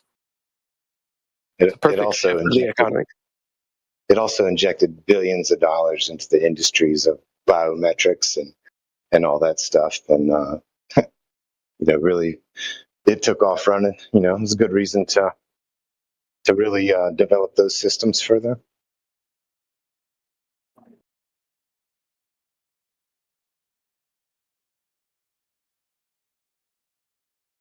Contact tracing. Snitch on your neighbor. Take this test to prove that you can function in this society. A lot of things implemented for sure. All I know is our ancestors are rolling in their fucking graves calling us pussies. I remember when it first happened, and it was like the great toilet paper shortage. And I thought to myself, I was like, so this is when the 3 seashells get invented. That's funny. Huh? I didn't listen to any of that crap. Now, I would put on a mask if I had to go in the store because they wouldn't let you in otherwise, and I didn't feel like starving to death. So just out of necessity, I did that. But I didn't do any. I've never been tested for COVID or any of that crap. Didn't play that game. You have to put the mask. You don't want to be arguing with. You don't want to be arguing with every Karen, every corner. Yeah, the toilet paper thing's hilarious. Especially in Boston. Well, if you were in I was in small town, America, and if you didn't have your TV or your internet on, like you wouldn't even known anything was different. I know that because all the toilet paper was gone. Of all the necessities in life, people go for the toilet paper. You can literally just spray your ass and wipe it off with the washable washcloth. It's funny though, to a degree. It's like out of all the things I really need to think about because I'm never working again and never leaving the house again because some idiot on the TV said not to, and I just decided I'm going to do what they say and ruin my own life because of a talking stranger. But I can go out for a little while. What should I get? Toilet paper. It's crazy, dude. Like, out of all the things, that's what you grab? There's probably still people right now with like a warehouse of toilet paper going, I'll use it eventually. Yeah, India, not the food that would then lead you to eventually need the toilet paper. No, not that. Come on, they need about food.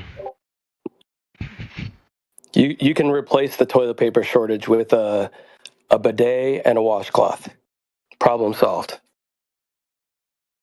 You could do what they do in like Somalia and just drag your ass on the ground. That's what dogs do. That's what dogs do. Somalia do. I'm not making that up. My friend was stationed there in the army, and he said, "Oh, they just drag their ass on the ground and throw sand up there."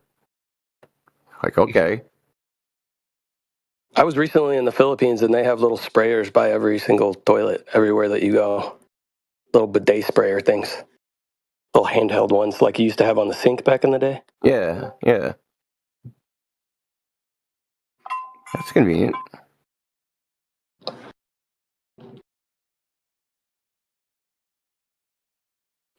No, I mean the whole thing with the pandemic thing is like how little they had to do.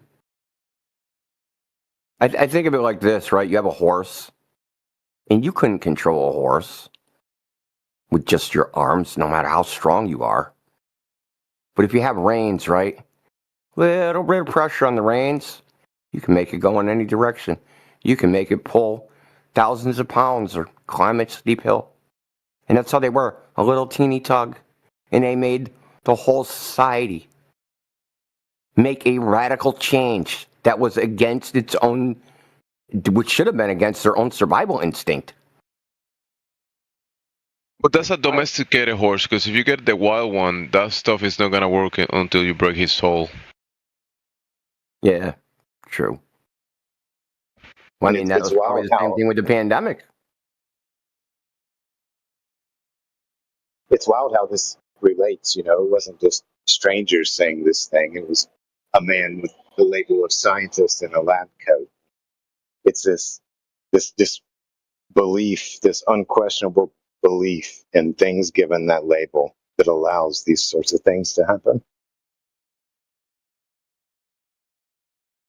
Yeah, but I don't think it was like Fauci or any of those guys that the public was like, oh, Fauci said it, I better do it. I think it was like the government, when the government said it.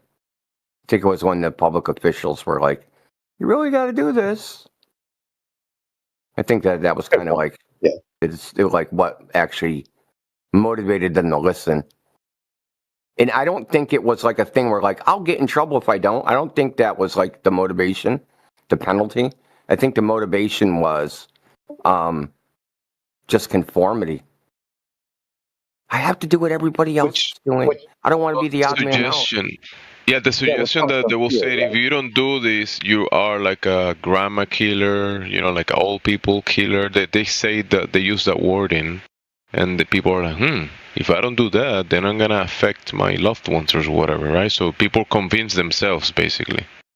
Well, I remember people. That type of argument. I remember people not even doing it to kneel down to the government, but to do it to obey the WHO. They said the World Health Organization said so. I must do this. It's like, hey, we're in the United States. Yeah, it's crazy. Hey, Brown Recluse, you got any evidence of lasers magically bending around a sphere? Or just bending down at all over a large distance? Going straight over large distances without begging the question? Yeah, we've got footage of it. Right, so plenty of footage of lasers going straight. The footage is what we're talking about, so that's begging the question. You're providing the evidence. The evidence the evidence in question is the laser test videos. So you can't use the laser test videos as evidence for the laser test videos being valid. So what's your evidence that lasers do not bend over large distances? Wait, what? Okay, the footage of the lasers going straight over large distances is not. How did? That's the whole thing that's happening. Really? How are you verifying that it's straight? Because we can see it going straight. We can take side views of the. Yeah, we can. We have side views of some of the laser tests, right? Using rectilinear lenses. The longest side view you have is 6 miles, exactly. But the laser test we're talking about is 20-something miles, right? So you don't have a side view from something miles. We're talking about large distances. Why didn't? Okay, so yeah, it's ostensibly straight at the horizontal or there's no evidence that exists of a laser. It's over. Yeah, so this is the thing: the lasers hit the target, and you don't have any. So if it's hitting the target, shut up, shush. Yes, it hits the target, right? The beam goes directly into the sensor of the camera, or it hits the target. If there's a physical target set up, right? Like an actual physical target. You said it goes to the center. There is in some. You can't see it at all. You can't see it at all until the center of the beam hits the sensor of the camera. That's not true. Until then, you can't see it at all. If you go to the videos, I can show you. They point the laser's pointing upwards in one shot, and then they adjust it so that it points downward more closely to the camera, right? So then we can. How would that go through the Earth curvature? We can both hopefully agree that you can see the laser without it pointing directly into the camera. Can we both agree to that?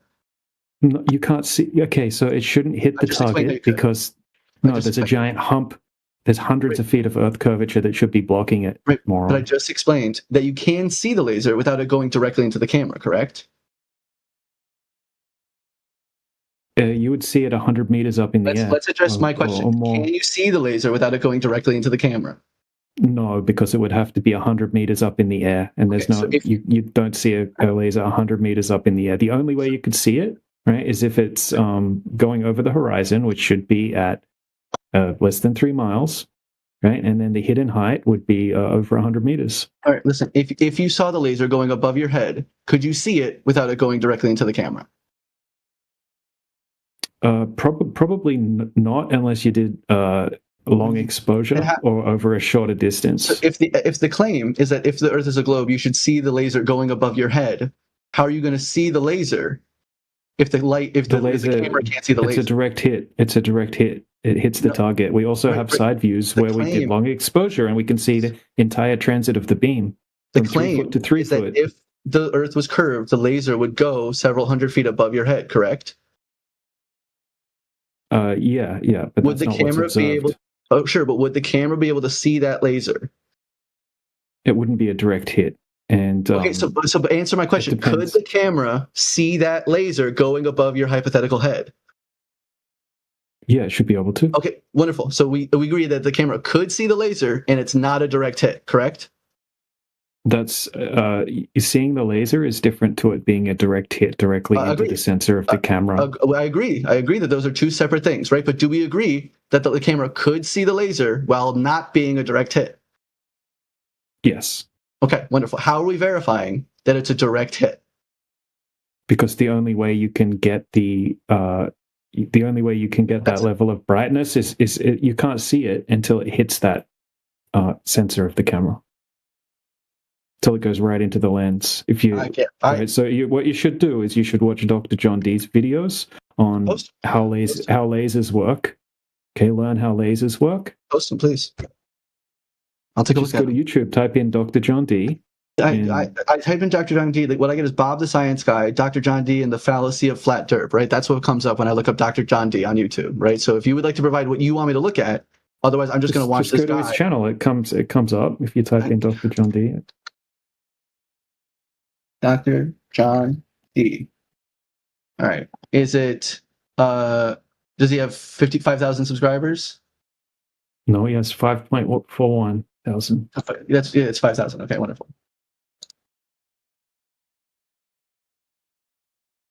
All right. Is there anything specifically you want me to look at? Yes. Go to the search, type in laser. All right. Laser divergence, laser observation, lowest laser point, error lies and deceptions of Mick West. Yeah, that's a good one. Right. So he goes over which I said like 6 of them. Which one? I said like 6 of them. All right. So the ones that says errors, lies, and deceptions of Mick West, I think he goes over. So none of the things that say laser. Okay. What comes up when you type in laser, right? So I typed in laser and it came up. All right. It's a 22-minute video, so it's going to take me a while to go through. Why are you being such a bitch, dude? Why are you throwing insults around? Well, it's the way you're talking. It's basically like an insult. It's like this weird little like passive aggressive behavior. You can't just have a normal conversation. I'm frustrated with you specifically because you were a bitch when we were chatting in the other server, right? So I'm frustrated with you specifically and your ignorance. That's only because you were being the same as what you're being now, right? I was in chat. I was typing in text. How are my text messages sassy? And just to clarify, your claim in chat when you texted me was saying you said I was clogging up the feed. So are you changing the reason that you banned me 2 days ago? No, I never said I was clogging up the feed. That's not what I said. Absolutely. Let's go to our texts. Let's see. You're wasting time. Go whine. You're wasting time. Stop muddying up the main text with cope. That's what you said. Yeah, that's what you were doing. Okay, wonderful. So are you claiming that I was being sassy or was I muddying up the main text? Yeah, you were being pathetic from what I remember. Okay, you're just saying shit, dude. I think you're pathetic. So we both think each other are pathetic. So where do we go from here? Where's your globe evidence? Where's your fucking globe evidence, bro? That's what we want here, guys. Show us it. This is what you need to do. Find us a laser bending downward, right? So that's what you would need for the laser to hit the target in all of these laser tests that hit the target. They don't hit the target. They just are seen by a camera. I made this point earlier. None of them hit the target? They're seen by a camera. If you could show me one that hits a target where a target is not a camera, right? Then I would love to see it. But I have not seen any evidence of that claim specifically. So if you want to say that it hits a camera, the target was the camera. That's what I'm saying. Again, if you want to say the target is something other than the camera, feel free to. But if we could just say camera instead of target. Yeah. Right. So you can't see the laser at all until it's aligned in such a way that it actually hits directly into the. You would, if what you were saying was correct, you would be able to see the laser the entire time. Where's one point you can't see the laser? In every single laser test video, you don't see the laser until you get the direct hit into the target. No, again, I just addressed how I can show you one where the laser points upwards and then you can see the laser, but we agreed that if the laser was going above your head, you could still see the laser without it making a direct hit. We already went over this point. Brown, hang on a second, dude. To be clear, I mean, DJ, is it not the case what you mean by when you're saying see the laser? You're talking about the source of the laser, right? Not like a little like lightsaber like thing. Like the beam of it. If we're not looking at fucking Star Wars and shit, right? Talk about the source of the laser. Again, that's what's in contention. Okay, I'll show him the difference. Yeah. You're just going to show me light and then brighter light. Term, Brian, it sounds like you're talking about seeing the beam, like zip up in the air or not. But what's the laser if not the beam? The source of it. That's why I specified the source. Right. So, but again, how are we? I'm going to show you the difference. The source. Yeah. This is the difference. Okay. So this is being able. Look in the side chat. Okay. This is being able to see the beam of the laser. Now that's not hitting the camera. Obviously, you can see the laser beam, right? But that's not a direct hit into the camera. I agree. So we're seeing the laser. We both agree that we're seeing the laser, correct? Right. So that's not what any of the tests are saying as a direct hit, right? So it's not just seeing the laser is different to actually going into the camera sensor. Right. I can show you what it looks like when it goes into the camera sensor. When it actually hits the target, it's completely different. It doesn't look like this. Goes into the camera. We both completely agree that is what happens. That the light from the laser goes into the camera. But you're claiming that the laser does not bend or diffract or diffuse at all, right? In that 20-something mile distance, correct? I'm saying that there's no evidence that a laser bends downward over a large distance observation towards denser mediums. Does light bend towards denser mediums? Yeah, it does. Is laser light? It's interesting.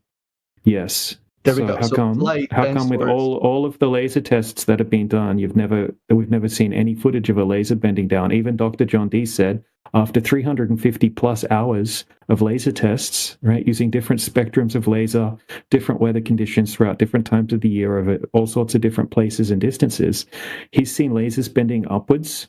Right? He's seen lasers going straight. He's never once seen a laser bending downward. No globe earther has been able to provide us a laser bending downward over a long distance observation, over a body of water or land. Right. That's so kind of crazy. You're claiming that the light doesn't bend, right? And therefore the laser isn't bending. I didn't say light doesn't bend. No, you say the laser isn't bending. No, I said what Dr. John Dee said, that it goes in a straight line. Right, so that's straight line is not. No one's ever provided footage of a laser bending downward. You can stop me. So, again, Brown, calm down, bro. The claim, again, I keep saying the same. The claim is that the laser is going straight, right?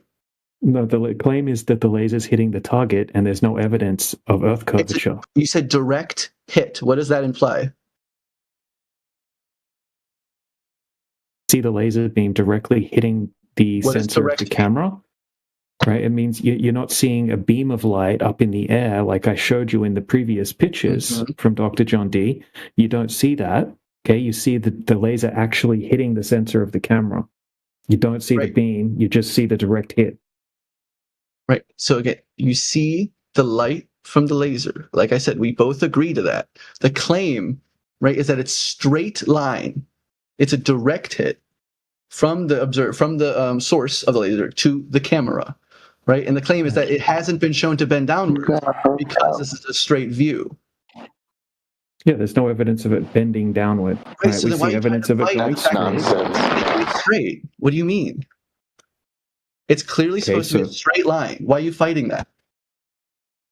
This is what I'm saying. The camera is getting a direct hit from the laser. In order for that to happen, it would have to bend downward over hundreds and hundreds of feet of curvature to hit the target. You don't have any evidence of that curvature in the first place. What we're seeing is just direct hit after direct hit, dozens and dozens of different tests. Right, you don't have any evidence of a globe. Again, we both agree that there's plenty of given evidence for the globe that you would contest as real. Obviously, there's alleged pictures from space, so you can't say there's no evidence for the globe, right? We're referring to this specific evidence. CGI. You can't tell the difference between CGI and the real thing when it comes to your space pictures. I could prove that right now if you want. Again, I am not an expert on CGI, right? Again, I agree to that, but to claim that you're claiming that all of them are CGI. Again, I'm not claiming to be an expert. The claim it's all CGI. Then lie. Okay, why you gotta lie? 1 second. I'm talking about space pictures provided, right? What is your refutation to those? My refutation is that you can't validate them, and you just have to have faith in those. Right. That's my refutation.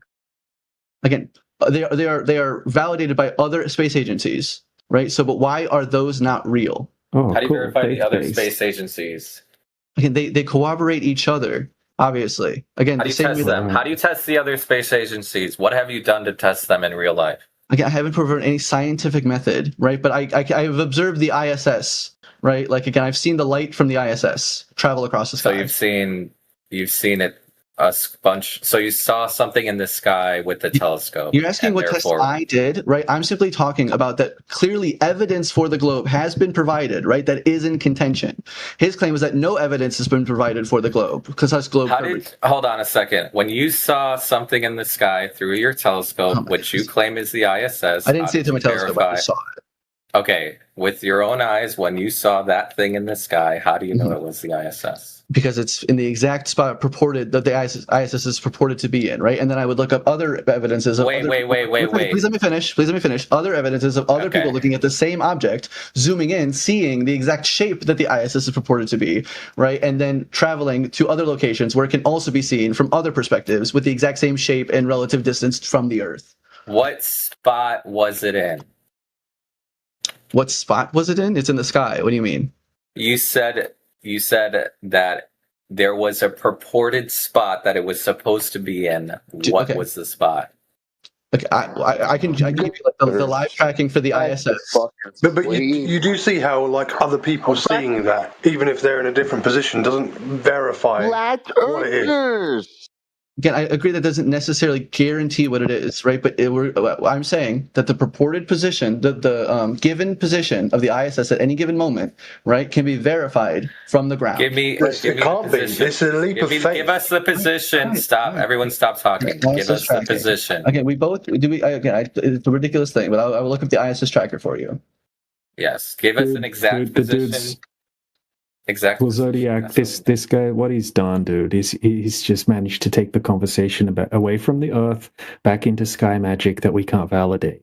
Yeah, I'm just answering your guys' questions. I didn't take it to the space, dude. All right, fine. Let's get back to the what the test I did was. Let me just show you this. Let me give you the current position of the ISS. Here we go. 1 second. Okay. This is the purported current position of the ISS. It's above. Yes. It's ground point 27.79 north and 123 east. Right. It's ridiculous to claim that people don't claim. How did you measure that?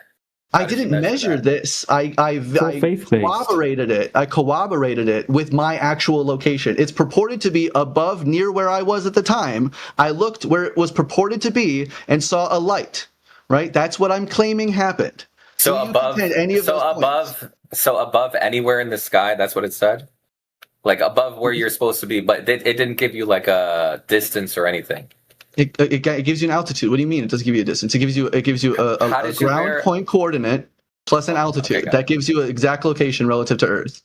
How do you know the altitude? It provides the altitude. I didn't say I knew the altitude. I said, given the purported position, I saw a light in the sky where the purported position was supposed to be.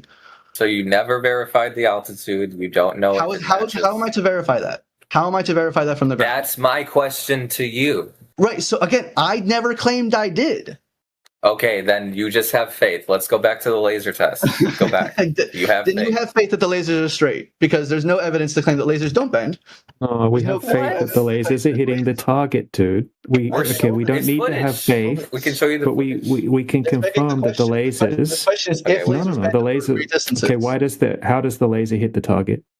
The laser diffuses, diffracts, and refracts. Okay, so you're claiming, yeah, diffuses. What the hell? Did you really say that? Do lasers diffuse? Do lasers diffuse? Do you know what light diffusion is? Yes, yeah. Okay, tell me. I'll give you an exact definition.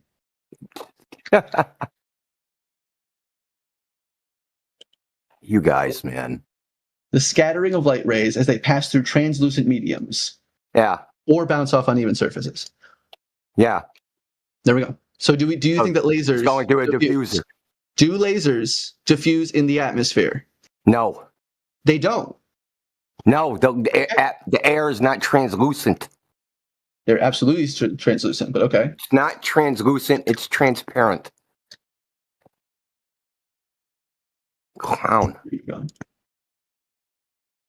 I can give you the AI overview, but yes, lasers do diffuse in the atmosphere, or more accurately, spread out and scatter as they travel through the atmosphere. But again, scattering is not diffusion. Well, then what is diffusion? Dude, I just gave you the definition. One second, dude. I gave you the definition. Dude. Stop. I defined dude. it. Just stop, dude, with your fucking Texas sharpshooter bullshit. I defined it as a scattering of light rays, and you did not contest that. Why did you not contest that? Look. Do you contest that definition? Look. So. Okay. If you wanna, so they make things called light diffusers. You put them in front of a light. Yeah. So that the light becomes smooth and doesn't have a hot spot. Okay? The air is not doing that.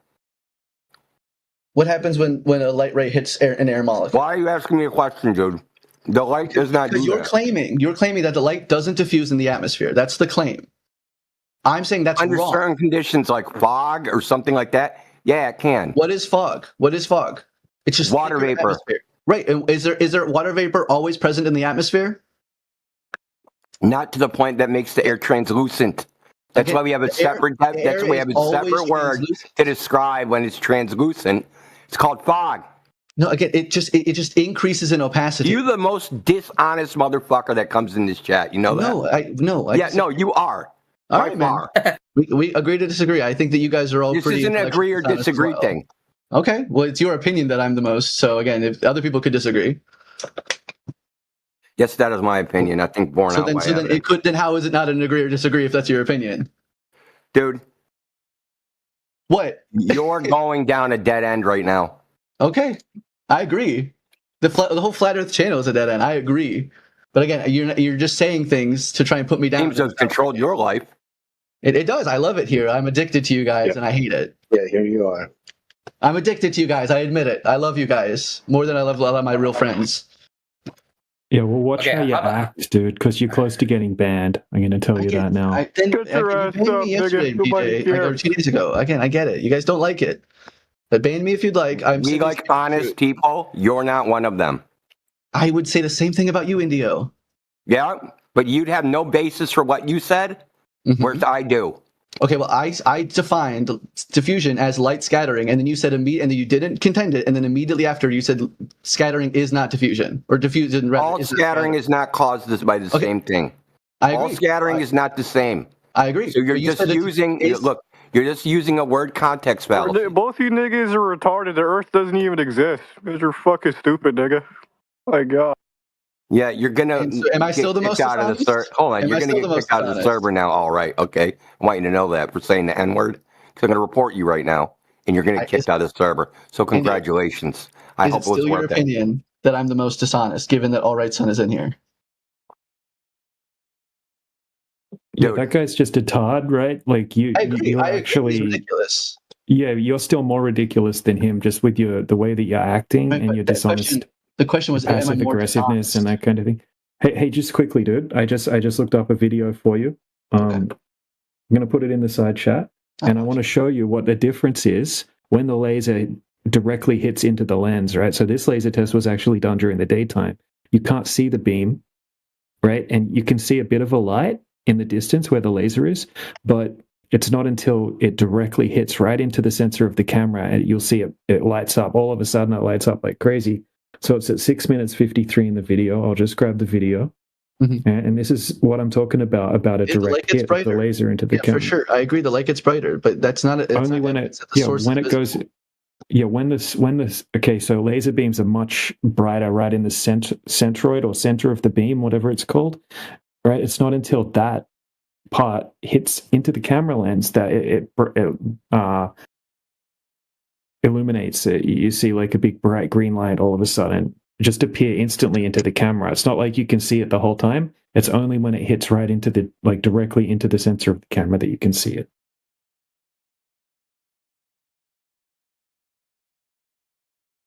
Laser beams are collimated light that follow a Gaussian profile that extends radially from the center. There's a centroid of the beam where the beam is most intense. It exponentially, so from the edges, the external edges to the center, the brightness increases exponentially. I agree. The center of a laser is brighter than the outer bits of a laser. I agree. It's exponentially greater. It's not an infinite amount of brightness, right? So okay, who said the word infinite? I agree. Who said the word infinite? I misspoke. Nigger. Ugh, these fucking people. I agree. I misspoke. Well, in your case, he was right. What? You're saying that I'm moving on? Moving on, dude. Moving on. I don't want to move on from that. Well, you're the one. You're the one that's like these people. Crazy. Now you want to? Yeah, just these people are idiots. You saying these people is equivalent to what idiot just said. That's what you're saying. You're making that claim. Those are equivalent. These people. What was my reference? What did I say? Come on. Was it a hateful slur? Are you? Can I ask? Wait. Let me just ask them this question. Have you ever questioned if the Earth was actually a sphere? Yeah. When I first came in here, you guys almost got me for sure. Have you ever had doubts? No, before that. Yeah. I mean, before you knew about us. Have you had doubts about before that? No, once I came in here, you guys introduced doubts, like you tend to, and then I doubted, and then I realized you're wrong, and then I came back to. So before that, you were 100% convinced. I had no reason to doubt it. Yeah. Okay. Yeah. You realize we're wrong by being willfully ignorant about the subject you're talking about. So your ignorance is what propels. No, bro. Okay. I actually went to university. I would say no to you. I actually went to university and took physics and passed the courses. For sure. You didn't even take it in high school. Okay. You have no idea what you're talking about. How is gravity? Come in here and sit there, talk out your ass, and just randomly pick sentences out of ChatGPT, trying to pretend you know what you're talking about. You don't have a fucking clue, even a little bit, of what you're talking about. You don't. Those claim. You're not even at the level of pretender clown. So what am I then? Trash.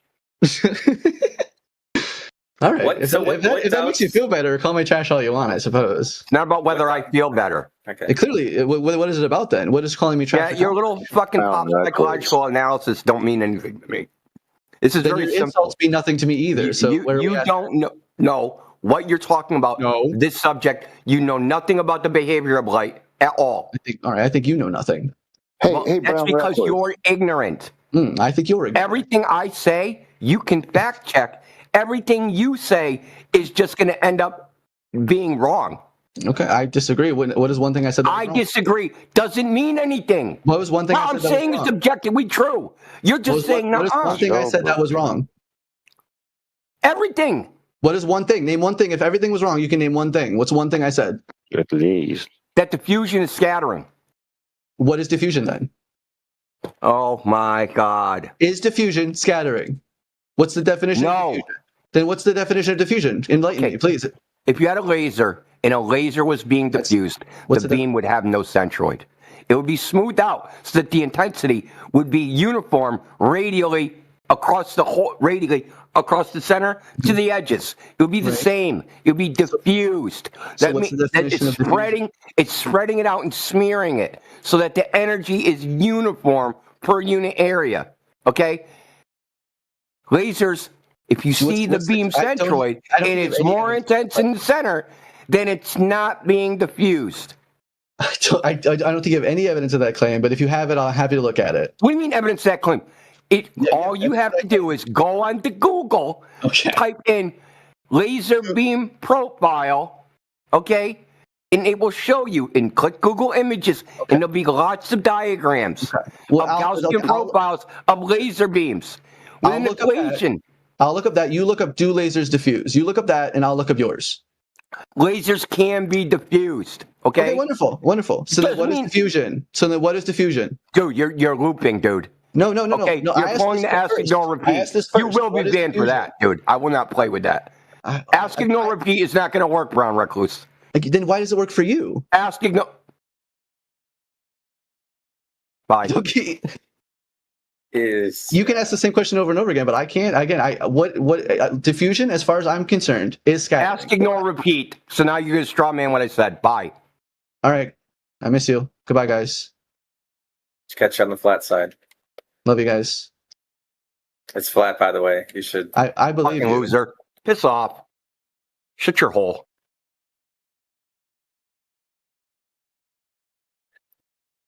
He should not even be entertained. Yeah.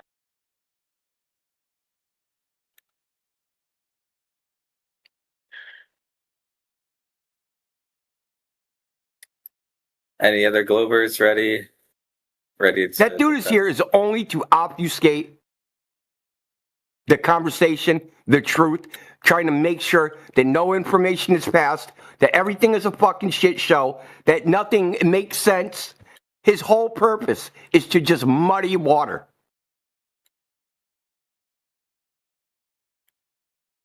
Which, I don't know how you guys feel about that, but this is how I feel about it. That is contrary, I guess, to our purpose. It's contrary to my purpose. I want people to understand more when they come in here, not understand less. Yeah, he's a waste of time. People will, like, say you don't know anything about this topic, and you come in here and you listen to us and him, because he's all over the place, gish galloping, contradicting himself, saying random crap that's unrelated, and then when you say, hey, that's wrong, him just saying, no, I think you're wrong, you don't understand it. As if that's some sort of valid refutation, and then you ask him again, and then you ask him to substantiate what he says, and then he just does the exact same thing again. Random crap, gish gallop, throwing it all together, and then you saying, no, that is wrong too. That doesn't substantiate what I said. Yeah, it does. You don't know what you're talking about. And just doing that over and over and over and over and looping. Anybody that doesn't know about this topic or the issues of this topic or the particulars of what we talk about is going to leave here more confused and more ignorant than when they came in.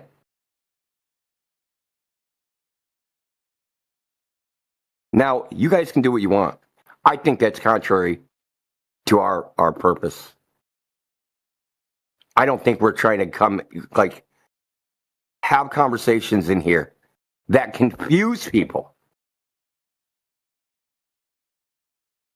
Because what's going to happen? They go, oh man, this is just fucking confusing. I don't know what the truth is. I'll just believe the earth is a globe. It's just fucking simpler. Probably his whole purpose. Exactly. That is the purpose. It's called obscurantism.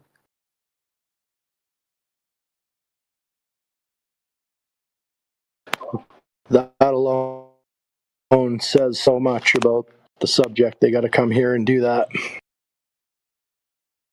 It's crazy they even cared to fight that hard. Yeah. He's been doing it a long time. And there's two others that are part of his little clique, obscurantism clique, that all associate together. JJ Fish, whatever his fucking name is. And there's another one. What the hell's his name?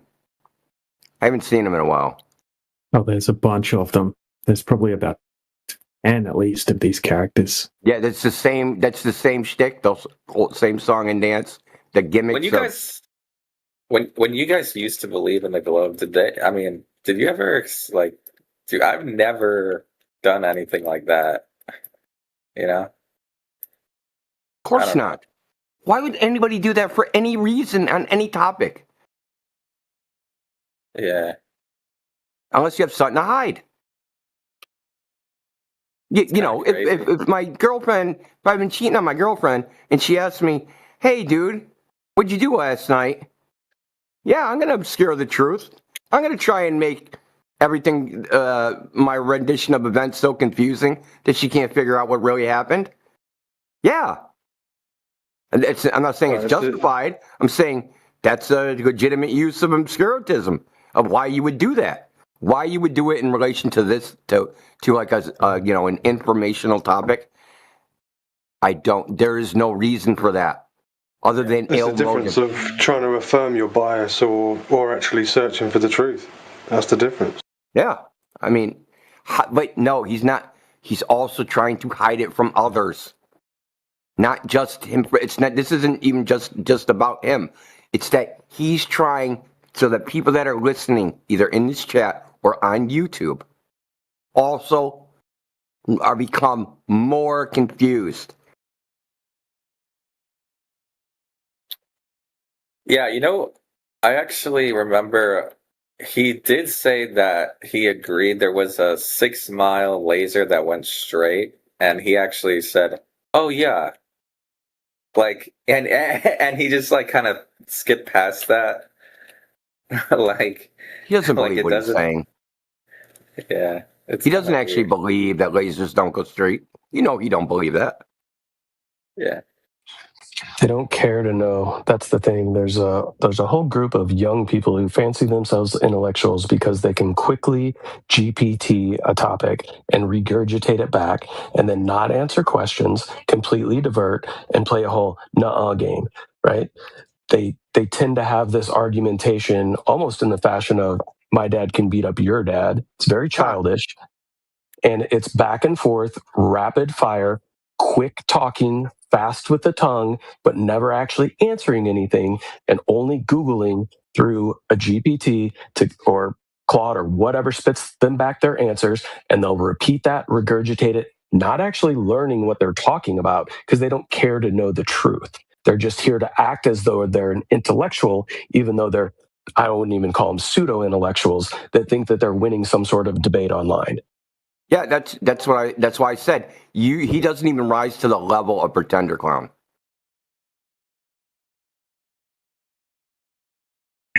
And then you called him a piece of garbage. He is garbage, dude. Awesome. That's garbage, dude. I don't like this. I mean, if nobody figured out my I mean, you can call it personality flaw. I don't like dishonesty. There's no point in talking about this topic and being dishonest about it. I don't understand the point of lying, making stuff up, just filling in the blanks, and hey, I don't know the answer to that, so just make something up and say it. Well, I feel like nowadays the internet is ripe with these kind of individuals. They are children, in my opinion, and they've grown up behind headphones on video games, talking smack to their friends. Now they've got AI to help assist them in what they're doing online, and they care not about the truth. They want to fancy themselves intellectuals, act as though they're some sort of influencer. They're some sort of huge debater when they don't actually understand what they're talking about. If you took away their computer and you sat them in front of somebody face to face, first of all, most people would have to restrain themselves from socking these kids in the face because I don't think they've actually been on the playground and had conversations enough to feel what it's like to get 5 fingers to the face. Oh, dude. Yeah. So lucky you can't stab people over the internet, dude. Yeah, he's just not taking it seriously. That's it. That's honestly the only. I think he does take it seriously. He does? Dude, he's been doing this for like a year and a half of this identical, rhetorical gimmick, and has put in a lot of effort into it, to the fact where he's actually researched this topic and just to have little blurbs, right? Oh, I'll pull one sentence out of this fucking paper and mischaracterize it and just say it. And then people will think because I said this sentence that I have knowledge about this topic. So I'll say the sentence and then claim the other person is wrong as a refutation of what they said, where they don't actually refute. He doesn't refute it with anything of substance. Hey, what you said is incorrect because X, Y, and Z. You just say some random red herring thing that has nothing to do with it and then say, I don't think you understand it. Right? To give the illusion that somehow they know what they're talking about, that somehow you're on equal footing about the subject, in this particular place, the behavior of light, that like he knows as much as we know, and that this is just a disagreement about what the consequences are. No, he knows nothing. Literally nothing. Oh, okay. So he knows what to type into Google to have some output from which he's going to read one sentence, and he's going to pick what's the biggest fucking 50-cent word in this paragraph. I'll say that one, and then it'll give people the idea that I know what I'm talking about. Because I'm going to say a word, I'm going to say a sentence they don't understand. So they think, oh my God, he's freaking must know what he's talking about. He said diffusion. Because they don't know what diffusion means. They think because he used it, he must know what it means. But he used it in the wrong context, in the wrong application, and has nothing to do with, like I said, if it was diffused, then the intensity of the fucking light would be spread out. That's the point of diffusion. It diffuses it. That's what diffusion is. Yeah, to be fair, diffusion is a subcategory of scattering, but it's not the same thing. It's not like atmospheric scattering of light. Yeah, right? It's not Rayleigh scattering or Compton scattering or any of that type of scattering. Exactly. It's not that. It's like light being That's why you brought up fog, though. Like and then he had to. You brought up fog, and he had to go back to the same thing, even though you'd already brought up. That's why you almost agreed with the scattering thing, because air can, when there is fog, cause that, right?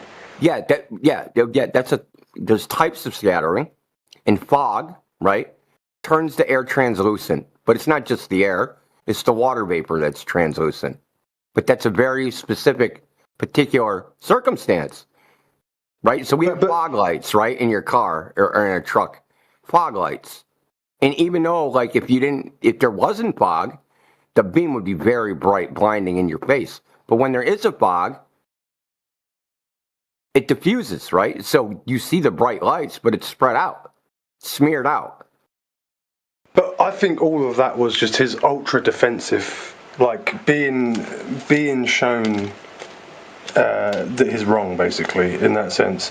Which was, for me, what was more telling was him thinking that he can corroborate where the light in the sky is, right? And him thinking that was somehow verification. Like, yeah, well, he's like a usual suspect. I mean, garbage human. What do you guys think about the Arctic area where all the polarity is like has like a vortex of some kind up in the sky, and it like towers over it? I've never heard the about polarity of what? It's like a magnetic shield of some sort that like kind of, this is the flat earth theory, is that there's like the polarity shift has made the top area of the dome. Yeah, the dome area, like the top of it has the what do you like call a giant glass, basically. Electromagnetic whatever. Yeah, like a giant glass blocking you from going out of space. Yeah, possibly.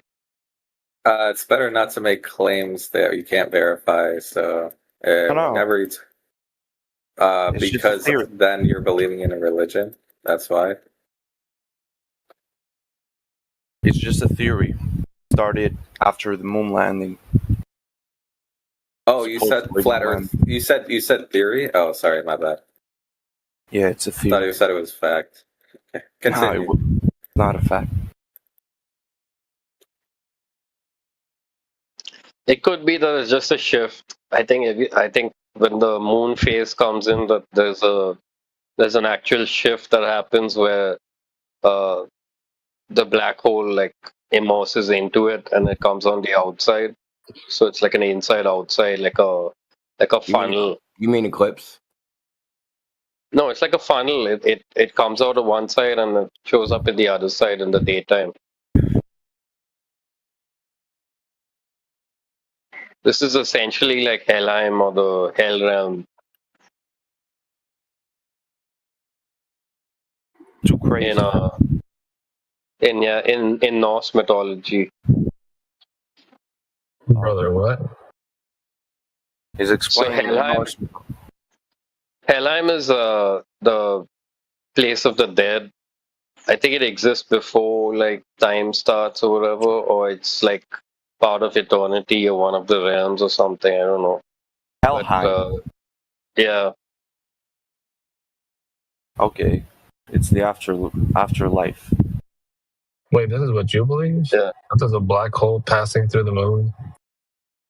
No, I don't believe in it. It's just that, so in Christian terms, I'm Catholic, so in Christian terms, it's just, what do you call, like, Abraham's bosom as part of hell. Like, that's where it's at. Which is like what's the best evidence for it? What's the best evidence for it? Yeah, for what you just said, yeah. Probably no one except that one guy, that black metal artist Garl, who like talks about like Norse stuff and talks about like Odin and shit, and no one understands what he's saying on YouTube. That guy will probably have some answers, but Gaal, 2 A's and HL. Okay. So he's a black metal vocalist, and so this is very similar to the Christian idea of eternity. So it's that eternity sourced in being becomes like this amalgamation of realms or whatever. I gotta be honest with you. I don't know what you just said. I'm not fully comprehending anything you just said. What is the point? Basically, you cannot get out of Earth. What is the point of this theory? No, it's once you get into Helheim realm, like your if you see it, then you know, like you probably died, like you're in an undead state or whatever, and like the aspect or like the outside world, like whatever it is, the dream aspect that holds you just like dissipates into the outside. Let me get this straight. You can only prove this if you're dead. Yeah, you can if you're dead. So you can't talk to dead people, right? No, but I went through it, so like I'm pretty sure you went through this thing. Yeah, I did. And you went. You're here talking to us. You're not dead. Did you die and they brought you back up? Like your heart stopped for a few minutes? Something like that. Yeah, it was a weird experience. It was sort of like like those movies where you have that like one teenager just like stuck in like a room. And like everything's like black outside. It's sort of like that. Wait, so you went to hell? That's what you're saying. Well, it's not hell exactly. So I think there's parts of it. So there's one that's hellfire, and there's one place that is like Abraham's bosom or the netherworld. And there's one place that is like regular hell, which is like lost souls kind of thing. So yeah, it's. But you didn't go to heaven, no. It's like a purgatory realm basically, and you just land up here at like when you die or whatever. I don't know where it's placed in like the spectrum of time, but I'd say it's probably like part of eternity, right? So yeah, eternity itself it collides with whatever else. All right, so in this realm, you're all connected to the realm anyway at some point. Wait, so what does this have to do with the ground, the earth? Yeah, the flat Earth. How is it relevant to flat Earth? How is it relevant to flat Earth? Because it's sort of like the part of you that is the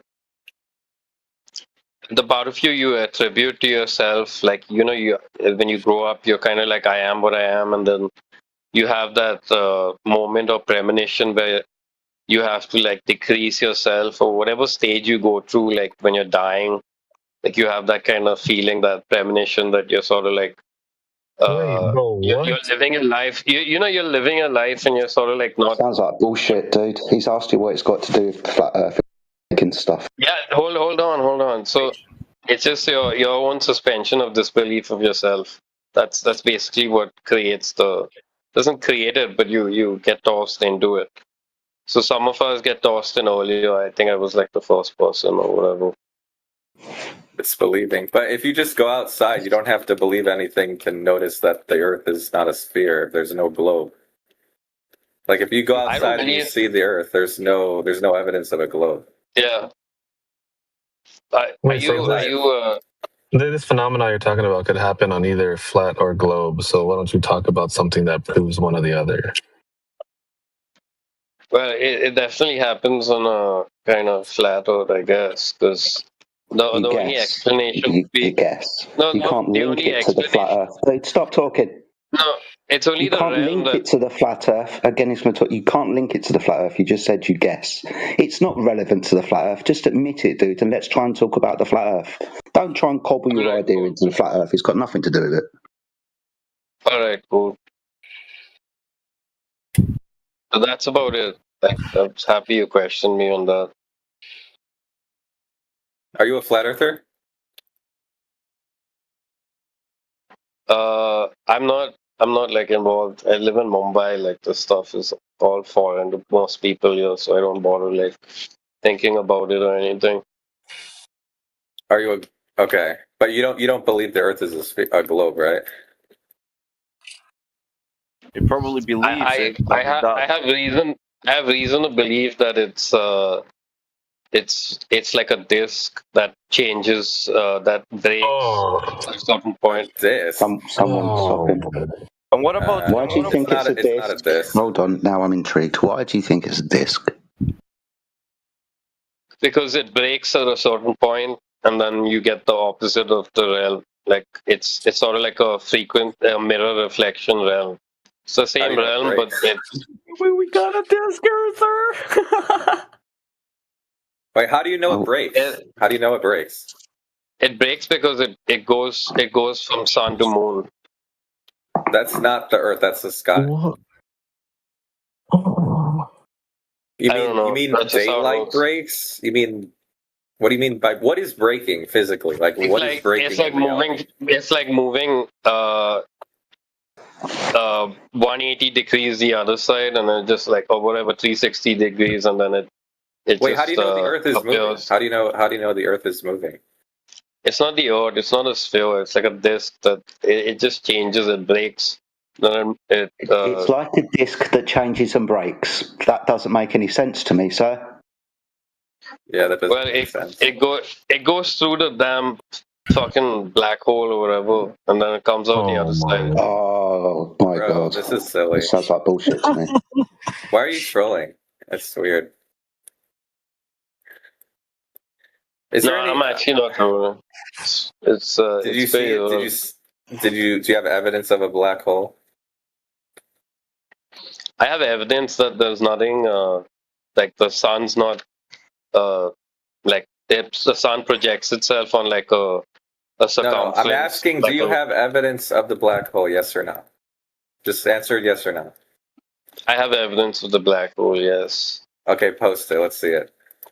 Demonstrate it. I don't have it right now, but I have evidence from what I've learned. That's about it. Right now. If I told you Santa Claus was real and you asked me for evidence and I told you I didn't have it right now, would you believe me? No, I wouldn't. Okay. But that's a different story, I guess, out of context. Or you're just telling us a story right now. You're telling us a story, yeah. Okay, I'm out of here. I'll see you guys later. If you meet not Foxy, I'm part of his cult, Christian cult. Catch you on the flat side. Yeah, catch you on the flip side or whatever. The flat side, flat Earth. Get it? The flip side, get it? No, not the flip side. The flat side. Oh yeah, cool. Yeah, get it. I get it. Yeah. All right. You know your joke's not that good when you have to hold somebody down and make you get it. Do you get it? Do you? But otherwise, nobody ever. Okay. All right. Is there anyone else that believes the spinning ball space monkey religion globe? Anybody else? Moment of silence. All right. Moment of silence for the globe, guys. Moment of silence. What's that? Hello. Do you believe you are on a sphere? I don't believe. I know. Okay. What's the best evidence you got that you're on a sphere? Sorry, first-hand personal knowledge. What's that? Multi-location consistency. What is that? Multiple location consistency. Sorry, you said you know. Can you explain how you know? Okay, so basically, you can have an observation from 1 point or 2 points, and sure, that can work on a flat or a globe Earth. But if you have observations with 3 or more points, and I'm going to go even up to 1,000 points, 1,000 different cities, and let's say far enough apart, like kind of spread apart. So 1,000 different cities at the same time, and matching one observation with all 1,000 observations is only working with the globe model. Sorry, I'm sorry, Indio. I thought he said he knew. You know the Earth is flat. Yes. He said he knows the Earth is a globe. The globe. Sorry, my apologies. I've only been up half hour. He knows the Earth is a globe. Do apologise. And then he started 1,000 talking about measurements from 1,000 different people. cities to what? So 1,000 different cities, let's say the sun and moon positions at the same time for all 1,000 cities. But that's the sky. So? But we're asking you how you know the Earth is a sphere. Okay. How you understand what knowledge is, don't you? All 1,000. No, don't ask me to imagine. So you said you had first-hand knowledge. So you're not going to let me answer or explain. So how is it? Okay, that you can match 1,000 observations with one single observation on a model, but you can't with any on a model. Yeah, this isn't knowledge, dude. You just asked us a question. We're asking you how you know because you claimed you know, how I know the Earth is a sphere. How we know is because that we have 1,000 different observations at the same time, which show us that we are on a sphere. How? Okay, because for the positions to be consistent with all 1,000 observations, the sun and moon has to be in a specific position to which that only works if you are on a sphere. If you change that in any shape, way, or form, you will not have the same observations for all 1,000 cities. And if it's observer dependent. Absolutely basis claim. Sure, buddy. The sky does not determine the floor. Yeah, sure, buddy. See, that's a straw man. Just finding 1,000 people, it's not a straw man. Learn what that word means. Yes, it's a misrepresentation of the arguments of the person. So saying the sky has nothing to do with the ground, that doesn't address the argument. You can't prove the shape of the ground by looking at the sky. That is a logical impossibility. That is false. Okay, so tell me how you can make an inductive inference and reach a deductive conclusion. What kind of question is that? Because you know that proof has to be deductively, has to be deduced logically, deductively. Now, when you look at the thing that's not the thing, ask me a question. I'm going to answer. So when you look at the thing that's not the thing, namely the sky, to reach conclusions about the ground, you're making an inference from looking at something that is not the thing you're concerned about. Okay. So you're trying to smuggle in that we're making an inference. Yes, it's an inference. It's not smuggling it in. That's what it is. Based on what? So what if it's not? Because you're not looking at the thing in question. You're looking at something that's not the thing. Okay. So you're telling me that if I'm inside a car, I can't know that I'm inside a car by looking at what's going on outside the windows? No. Could be in a plane. Really, it's not. Yeah, that's an assumption. Could be in a truck. Could be riding the back of a bird.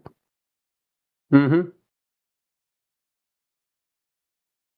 If you're only looking out the windows and you're not doing anything else, you don't know if you're in a train. You don't know. Yeah, that's true. You could be. Oh, we don't look at anything on the ground either, huh? We don't compare with the ground. We don't have the observation of like where in perspective and in relation to the ground these things are and etc. Well, then present that. Well, then present that. Okay. For instance, in Sydney, Australia, you will have a sunrise at the same time. In California, you're going to have a sunset. Okay, and that's just two locations. But at the same time, between that, you're going to be at high noon, and people in Argentina will see the sun and moon positions according to this as well.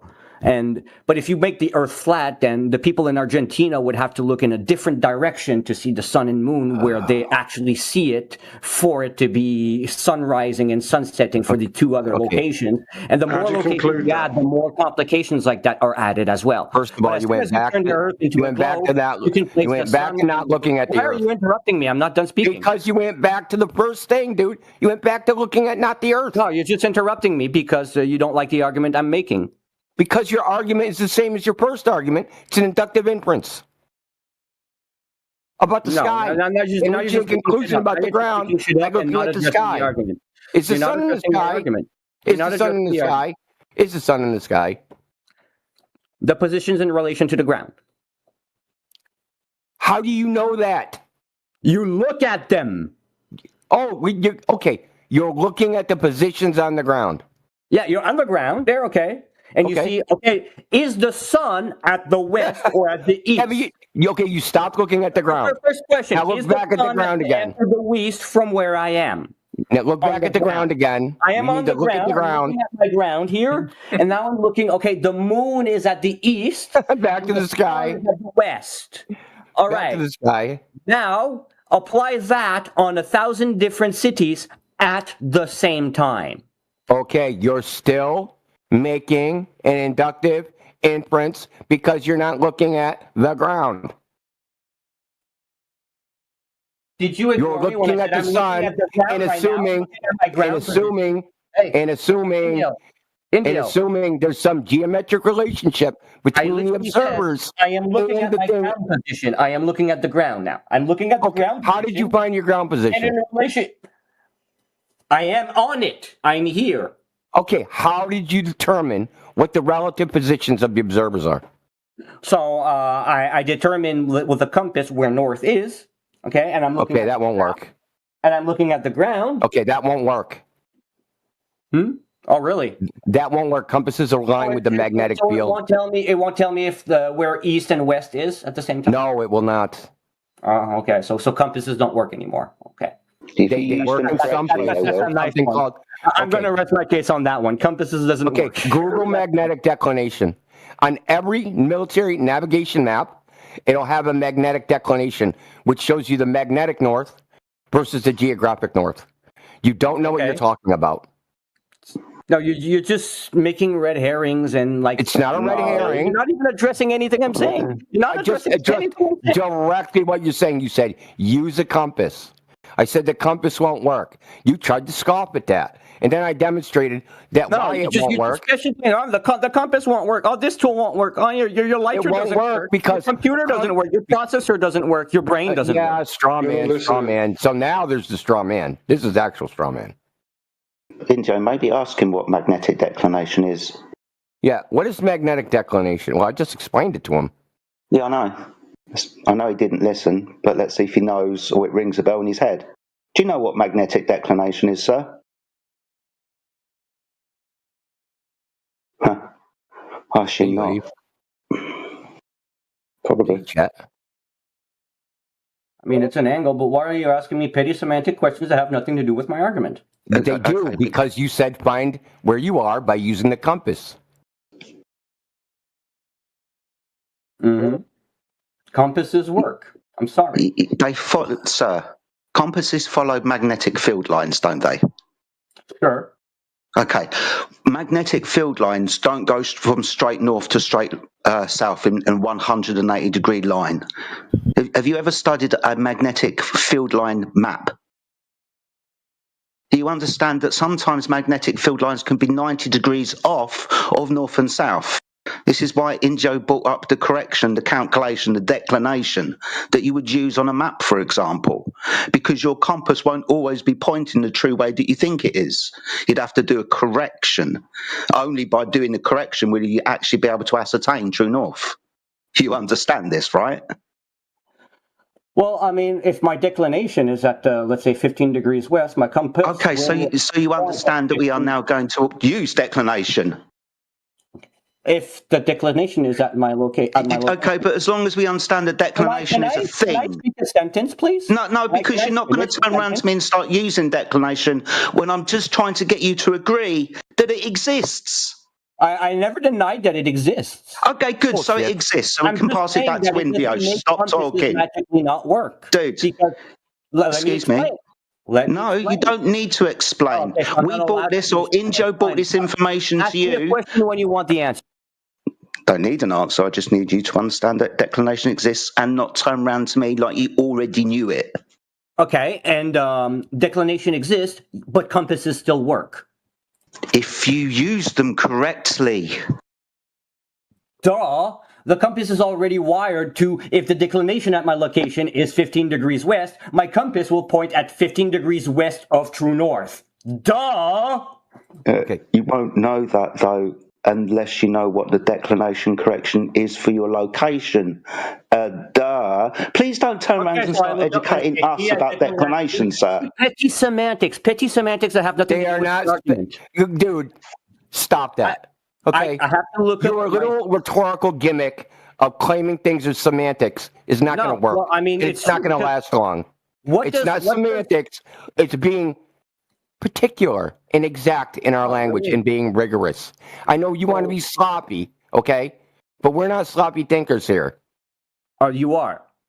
Because it is a red herring to shift the topic of conversation away from the original argument and into the semantics of getting your city location, the latitude, the longitude, to get the declination. What does semantics mean? To make sure that the compass works. How about we say this? If I have a compass and I accounted for declination and I have all the information necessary and my compass is pointing to the right north direction, Therefore, I can have actual sun and moon positions in west, east, south, and north accurately from my ground position. But no, you don't want me to. You don't want to address that. You don't want to let me say this. You don't know your ground position. Flat Earth. No, you don't know your ground position. That's what you're trying to figure out. And you said use the compass. But if you knew the declination at that place, you would already know your position. So then what do you need the compass for? So, okay, so you're a fucking idiot. We do have the ground position. So we do have the ground. So we are using the ground. Where'd you get that from? Where'd you get it from? There you go. That's what I was trying to argue. Where'd you get it from? We are using our ground position. Where'd you get it from? Where'd you get it from? Okay. You get it from by, let's say, I have my city name, and then I can get my latitude and longitude. Okay, how do you find that? I have my declination, and with that, etc. How do you find that? These are semantics. Again, it has nothing to do with the argument. Not semantics. You're talking about coordinates. And those coordinates, there's a whole system of coordinates called an arbitrary coordinate reference system. You say latitude and longitude, they mean specific things. They're not ready. Dude, you're getting banned, okay? Not dealing with this shit, dude. You're a child. Your whole argument is a red herring. He doesn't have an argument. He has a bunch of fucking sparking and fucking gimmicks. We're trying to argue that the sun and the moon is telling them that the Earth is curved. Yeah, that sky does not determine the floor. It's over. GG. Yeah, but if you take 1,000 measurements... If I look at my ceiling 1,000 times in a different place and I record my said, the funny thing is he started, just take 1,000 observations. Of what? He didn't even say observations of what you're even looking at. Yeah, that was my first question.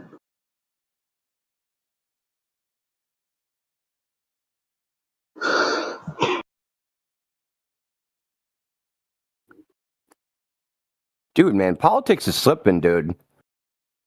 The people in here, the last 2 days I've been in here, they're really, like TikTok is looking good, dude. Like the people on TikTok are looking like freaking rocket scientists compared to the people that have been in this chat from this server.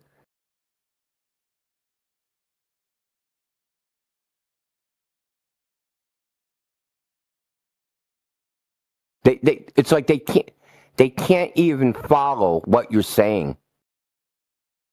Now, you can chalk that up to maybe they're not listening. That's a possibility.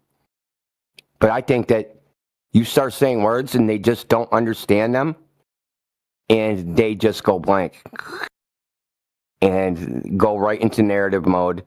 And that I don't know how many times today, just today, that it's like, oh, I don't understand what's being said. I'll just say whatever they're saying is a logical fallacy. There's even nothing to do. I'll say it's semantics. If you know your latitude and longitude, well, how'd you find that? That's semantics. What do you find in the position? What do you just want it for free? Like the Indian kids with the broken English on the English server, like, do better than this. Dude, that's what I'm saying, man. That's what I'm saying. I was saying that this morning. Like, English Hub is making these guys look bad.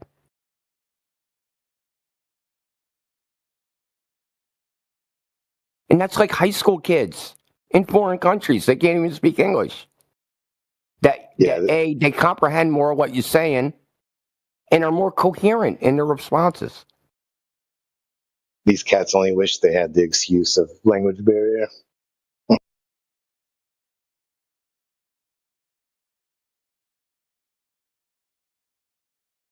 Look, we're trying to demonstrate the relationship, saying, hey, look at the sky. Okay. How do we know the relationship of positions on the ground in the sky? Look at the compass. Okay, that isn't going to tell you where you are relative to some other person when they look at their compass. Even know the declination, that means you already know their position. And you wouldn't need to look at the compass. How'd you find position in the first place? Oh, use latitude and longitude. Oh, how do you find that? That's semantics. No, that's what we're trying to figure out. We're trying to figure out the Earth, its relationship of these 1,000 observers to each other, so that when they look in the sky, we can draw a conclusion about the direction they're looking, where they're looking at it from, the distance apart from each other, the geometric relationship between them, their lines of sight, and the fucking things in the sky. Now, would that take me a minute and a half to explain that? It's not complicated. It's very simple.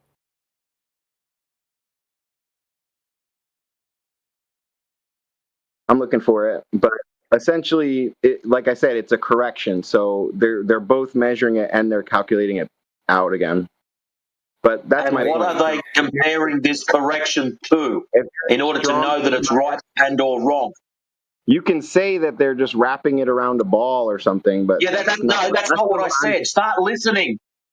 What are they comparing it to in order to understand they are right or wrong? They need to compare it to something. We've gone out, we've taken our measurement. You've got your 5-degree angle. Now, what are you going to compare it to know that you're either right or that you're wrong?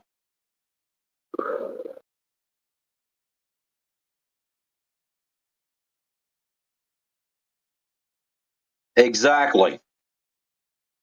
It's a This is different completely a pedagogical mental exercise that has nothing to do with any actual surveying. Nothing to do with it.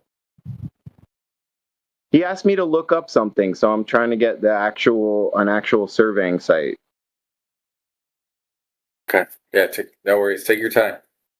Just send me the DM after. Yeah, retroactively find your evidence after you already believe it.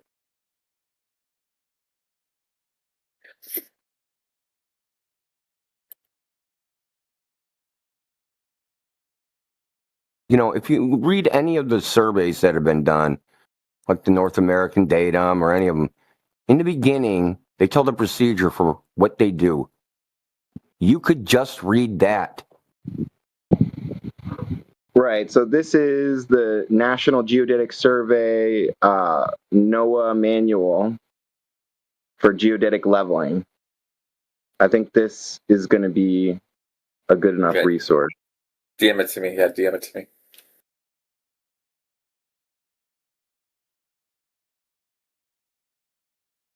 I like how he says he thinks. That's the problem why you're here, boy, because it don't. 2.0, dude. We already dealt with Brown Recluse and this fucking random nonsense obscurantism bullshit.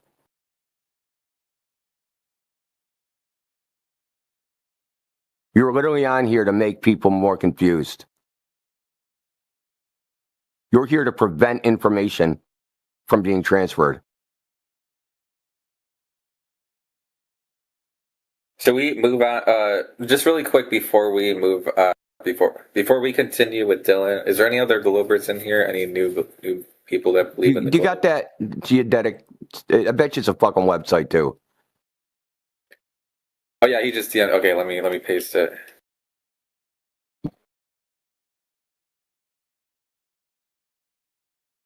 So this is the NOAA manual NOS NGS3 geodetic leveling, supersedes Coast and Geodetic Survey Special Publication 239, Manual of Geodetic Leveling, published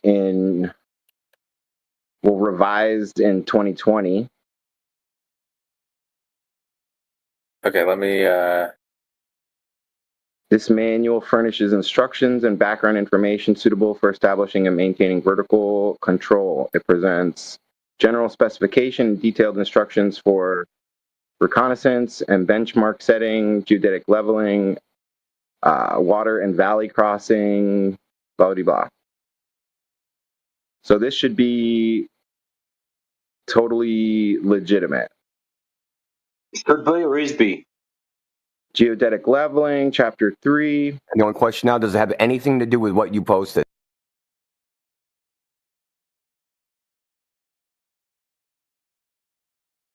Well, that's sort of besides the point. The point is... How is that besides the point? That's the whole point.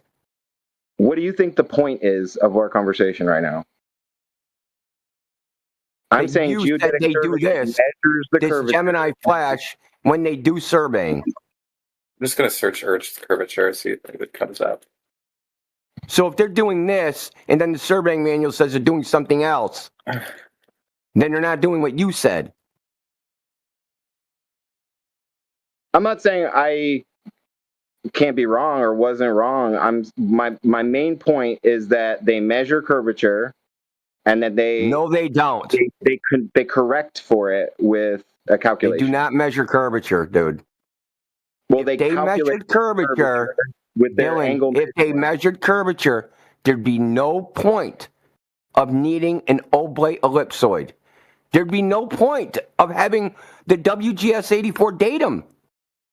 Okay, so you understand that they don't want the curvature in their elevation maps. Okay. Is this kid stupid or what? Look, dude. Because this is for elevation. For elevation, what you find is the orthometric height, which is a combination of the geoid and the WGS84 reference ellipsoid. You don't know anything about any of this, dude. You obviously don't understand it, and I'm trying to explain it to you. Remember what I was saying earlier about Brown Recluse's new shtick? You literally just did it, dude. As soon as you point out in actual detail that you don't know, you say, I don't understand it. What do you think I'm saying? What is the what is the WGS 84?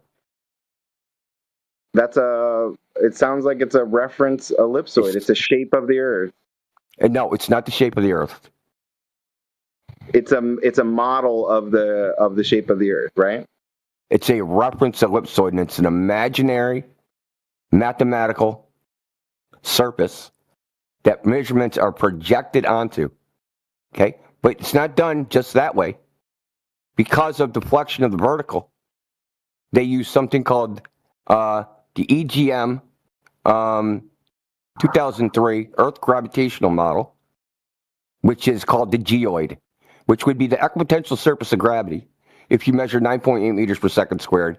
Basically, imaginary mean sea level, even if the water went under mountains and shit. They use a combination of this to get something called the orthometric height, which is the subtraction of one from the other, or the addition, depending on whether the geoid extends above or below the reference ellipsoid. But the reference ellipsoid is used because they don't measure curvature.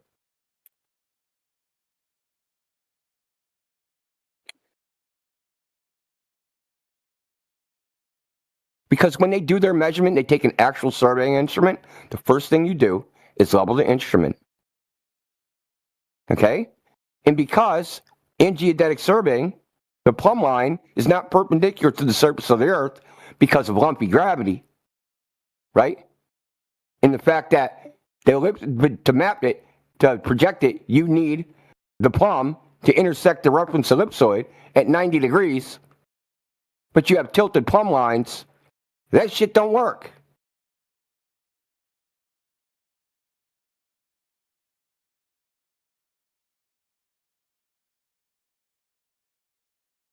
You don't know what you're talking about. You've imagined geodetic surveying to work one way. It's purely your imagination. What do you think I'm saying?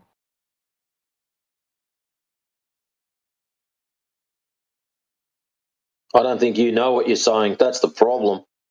You said that they measure Earth's curvature. They do not. Well, then why would they consider the reference ellipsoid in order to correct for their measurements? The reference ellipsoid, for the purpose of that, is to preserve the celestial spherical coordinate system.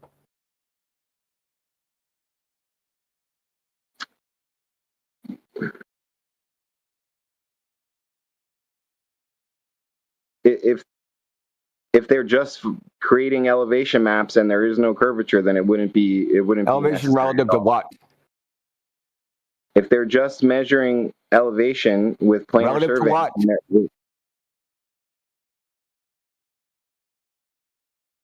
What do you mean relative to what? Like sea relative level? To what? Sea elevation level. That's the geoid. That's the geoid. That's the imaginary equipotential surface of gravity.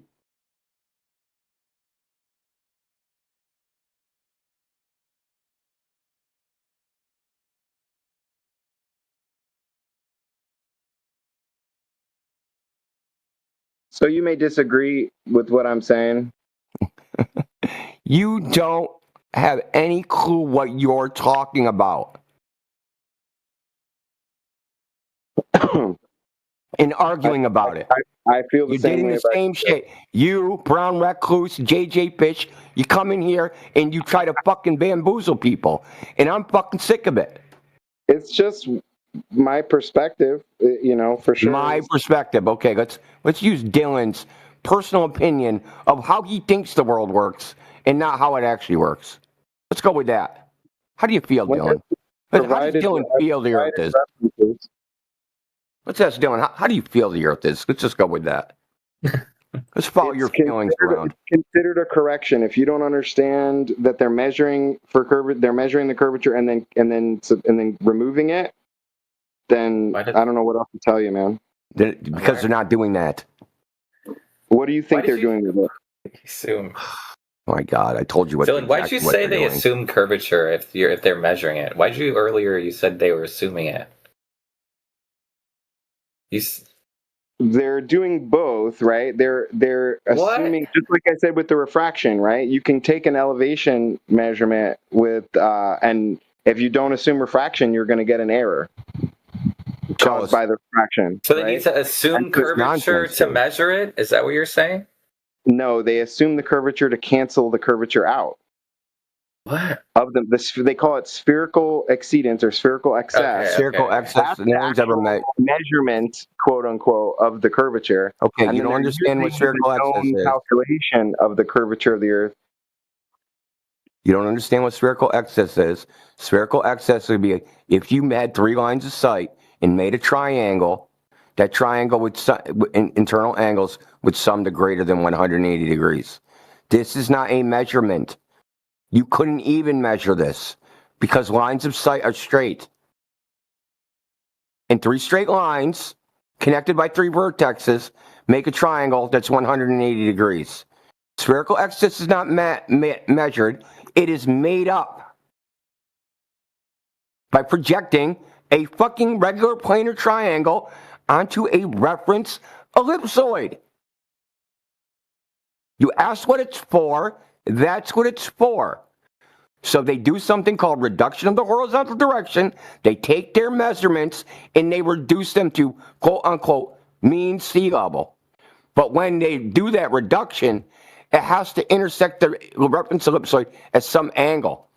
And because they think they have tilted verticals and deflection of the vertical and lumpy gravity, for that to be 90 degrees to the surface of the Earth, okay, that means that plumb lines have to be curved. It's way more convoluted than what you're imagining it to be. The plumb lines intersect. The plumb lines curve? Center. Plumb lines do not don't. curve. If it's an oblate ellipsoid, that's not true, dude. A plumb line just points down, correct? Is it perpendicular to the surface of the Earth? Is it a straight line? It's a straight line. Not in geodetic surveying. A plumb line is straight down. It is not in geodetic surveying. A plumb line is straight down and it's perpendicular to the. Yeah, not in geodetic surveying. I don't know what you're on about. Plumb lines in geodetic surveying are curved and they don't go straight down. It's called deflection. It's called deflection of the vertical. Okay. What are we talking about? Deflection of the vertical. What the hell is that? It's curved plumb lines because of lumpy gravity. You say because of what? Because of gravity? What? Lumpy gravity. Lumpy gravity. Oh my gosh. Indio, you know, I don't believe this shit. This is your idea. No, it's the way that you try to interpret it is so. It's not an interpretation. Yeah, it is. It's not an interpretation. You're looking. Whatever.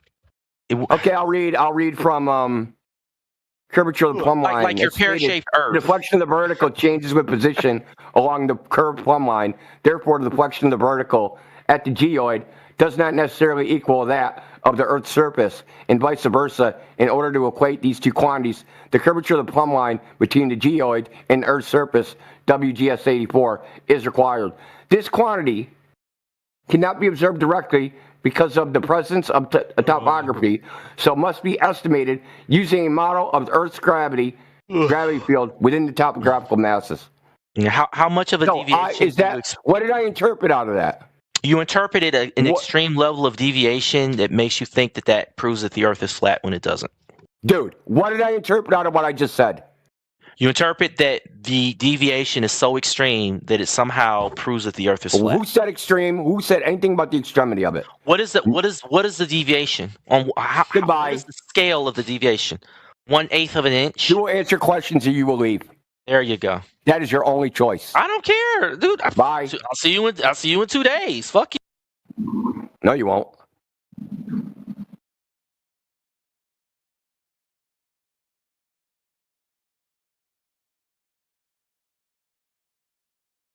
Obscurantism. Will not tolerate it anymore. I've had enough. In here to fucking hide the truth. Yeah.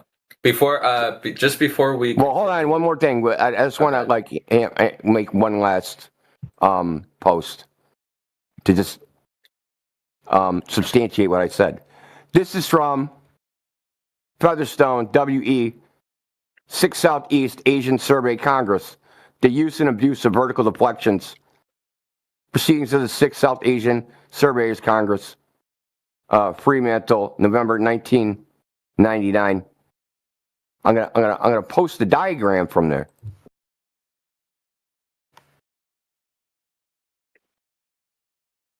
Okay, I can read this part here from the NOAA manual. It says the sources of error in leveling can be classified into 3 groups: those affecting the line of sight, those affecting the heights observed, and blunders. The line of sight cannot be exactly level because of the effects of the imperfections in the instrument and variations in the human eye, refraction, curvature, and tidal accelerations. The heights observed are not exact because of imperfections, blah, blah, blah. So curvature is considered an error that has to be accounted for when they measure it.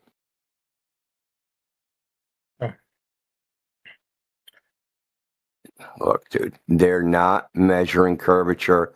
It's not even possible with the fucking instrument. They measure angles, but those angles have a starting reference position. Okay? And if that vertical line from which they're measuring a dip, because the curvature would be measured as a dip angle, okay? If you're not plumb, if that plumb is not perpendicular to the surface of the earth in the first place, you're not measuring curvature. It's like you don't understand what they're doing. I can't. Do you not understand? They take an instrument and level it. That level is not perpendicular to the surface of the earth. Do you understand what that means? It's not straight up and down, dude. Level is tangent to the surface of the earth, right? Level is not tangent to the surface of the earth. Horizontal level in geodetic surveying is 90 degrees from the plumb line at the point of the instrument. You guys just make up your own shit. And try to say you're using surveying. You're not. This is just language that I'm using. Maybe you don't understand what a tangent is. I'm not sure. Yeah, it's my lack of understanding. Yeah, that's what it is. I just read from you from the manual that curvature is considered an error, is considered something that needs to be corrected. Welcome to Flat Earth, then. I consider it an error. If it's an error, then it's something that they're measuring, and it needs to be corrected for. They're correcting it out? That's what they use the calculation for. Okay, what units of measure are they measuring curvature in? That they're getting this erroneous reading. Whatever height measurement that they're making. What do you mean, whatever? So feet, inches? Yes. So they're measuring a height? Yes. Okay. And they're say they go to 6 feet. And they level the instrument. And when they look through the telescope, their crosshair is looking at 5 feet 11 inches. Is that curvature? Or is that refraction? Or is that the tilted fucking plumb line? That's the refraction and curvature are both part of the measurement that they make, and that's why they have to correct for those. How do you know it's not the tilted plumb line? That's not the accurate height. How do you know it's not the tilted plumb line?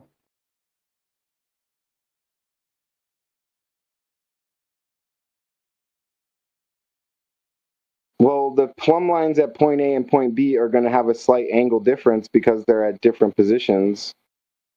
But I don't know what you mean by a curved plumb line is not perpendicular to the surface of the earth.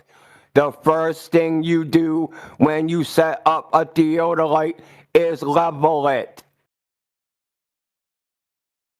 90 degrees is the horizontal line from that plumb, even if that plumb is fucking tilted.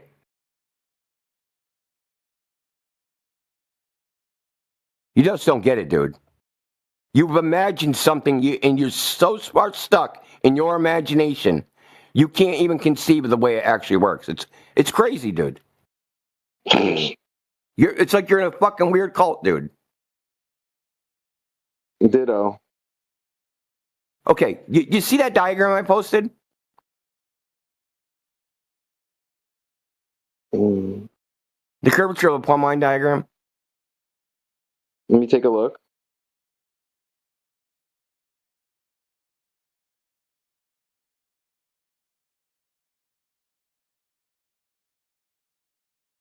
That's the first time you looked at it. Unbelievable. The 1208? Yeah, that. See that diagram?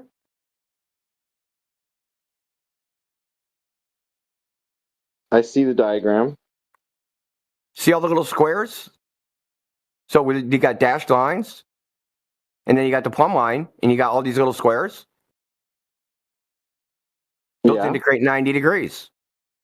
Yeah. Now, if I draw a horizontal line off of those plumb lines are not parallel. They're all over the place. So I'm going to draw it out. But you're not getting, dude. This doesn't seem to be relevant to the... Oh, yeah. Now it's not relevant. It doesn't seem to be relevant. Tell me how it is relevant.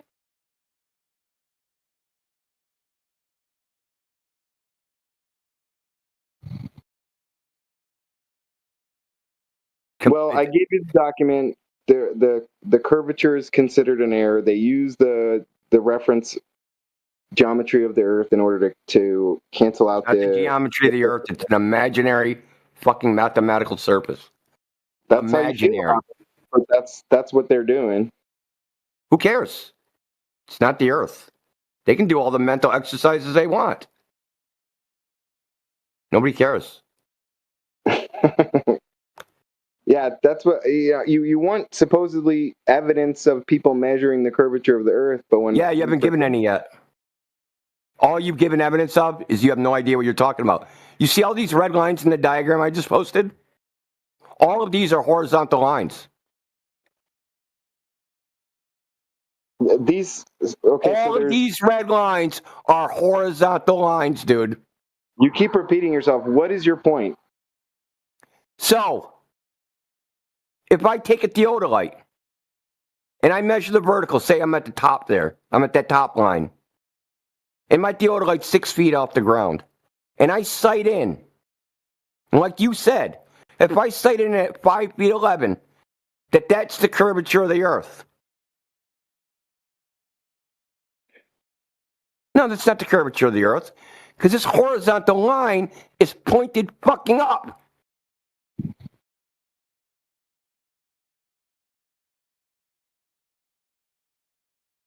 You don't have a vertical that's perpendicular to the surface of the Earth from which to draw the conclusion that dips are curvature or refraction or any other thing. So you're saying that surveyors can't. They're saying it. Elevation? They're saying it. That it's impossible to measure accurate heights. This is the technique that people are using to produce elevation maps. Oh my God! Are they not producing? Oh, you're going to straw man. You're going to straw man what I said. Well, you're talking about your diagram. Who said anything about measuring accurate heights? When did I say anything about accurate heights? When did I say anything about accurate heights? That's what we're talking about. That's why I'm saying you're derailing the conversation. No, it's not what we're talking about, liar. What do surveyors do? We're talking about measuring the curve of the Earth. Remember? You tried to straw man me saying that measuring a dip off that horizontal is not the curvature of the Earth. You have a tilted plumb line because your horizontal line is not perpendicular to the surface of the Earth. And you tried to say, I'm saying they can't measure accurate heights. You are a fucking weasel.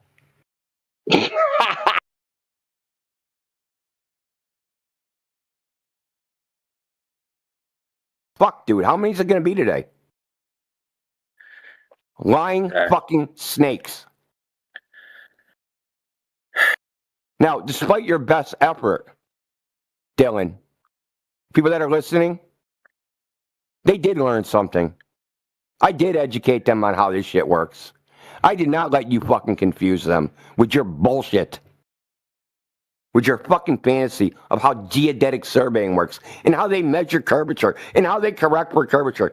They don't do any of that shit in reality.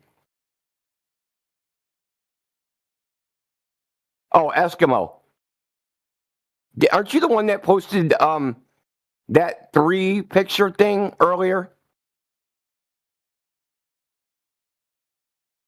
Something dipped over the horizon? Eskimo Greg? Yeah, I have nothing to say to you, man. Yeah, that's from a video game. That was from a video game. You're that was from a video game, Eskimo Greg. Why did you post? Yeah, you better leave. Posted something from a fucking Steam video game just got and said that it was the curve of the earth. Take it easy. Take it easy for a little bit. I don't need your help, dude.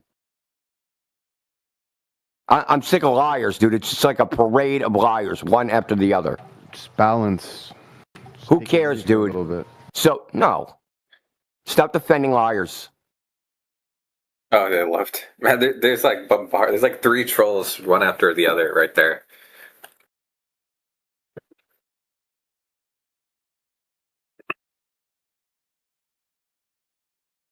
You know what's crazy? I heard Dylan say they have to assume it and measure it at the same time. He said, we assume Earth curvature and we measure it. Like, what the heck? They fucking admit in surveying they don't measure Earth curve. They admit it. Only retard anti-flat earthers on the internet say they measure Earth curve. Yeah. I'm dead serious. I've seen surveying where they said the only thing we actually measure in surveying is the gravitational potential.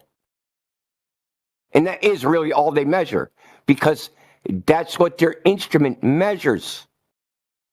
They leveled the instrument. That is the spatial reference.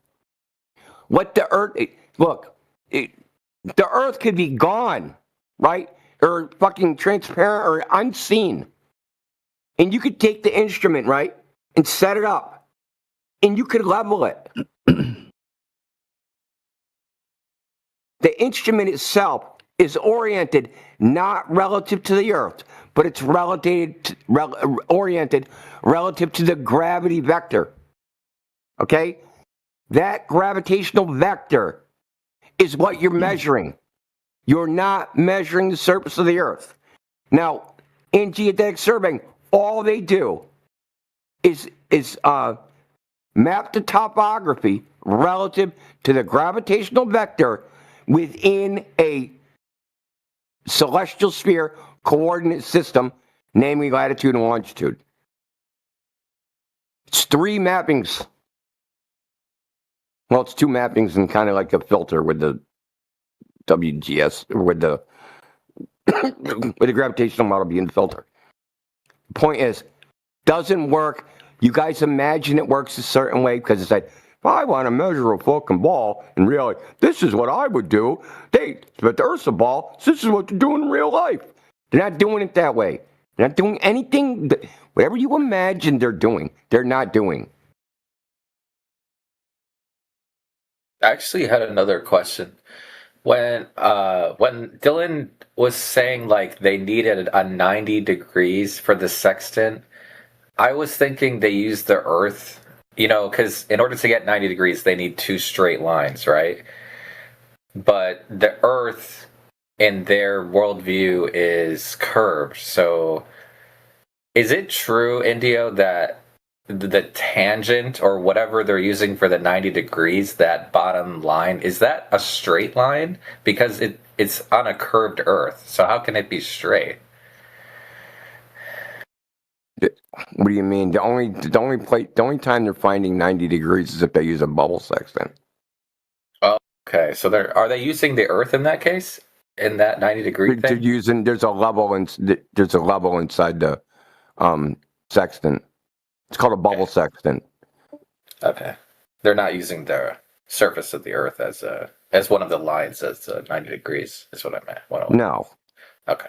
No. That sounds better actually. And then you run into the same issue as you do with the because that's what the theodolite uses. A bubble level.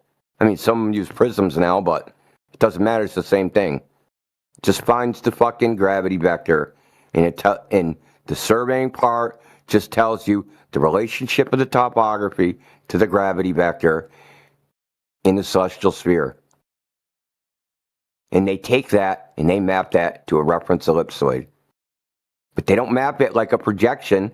They map it point-wise using curved plumb lines.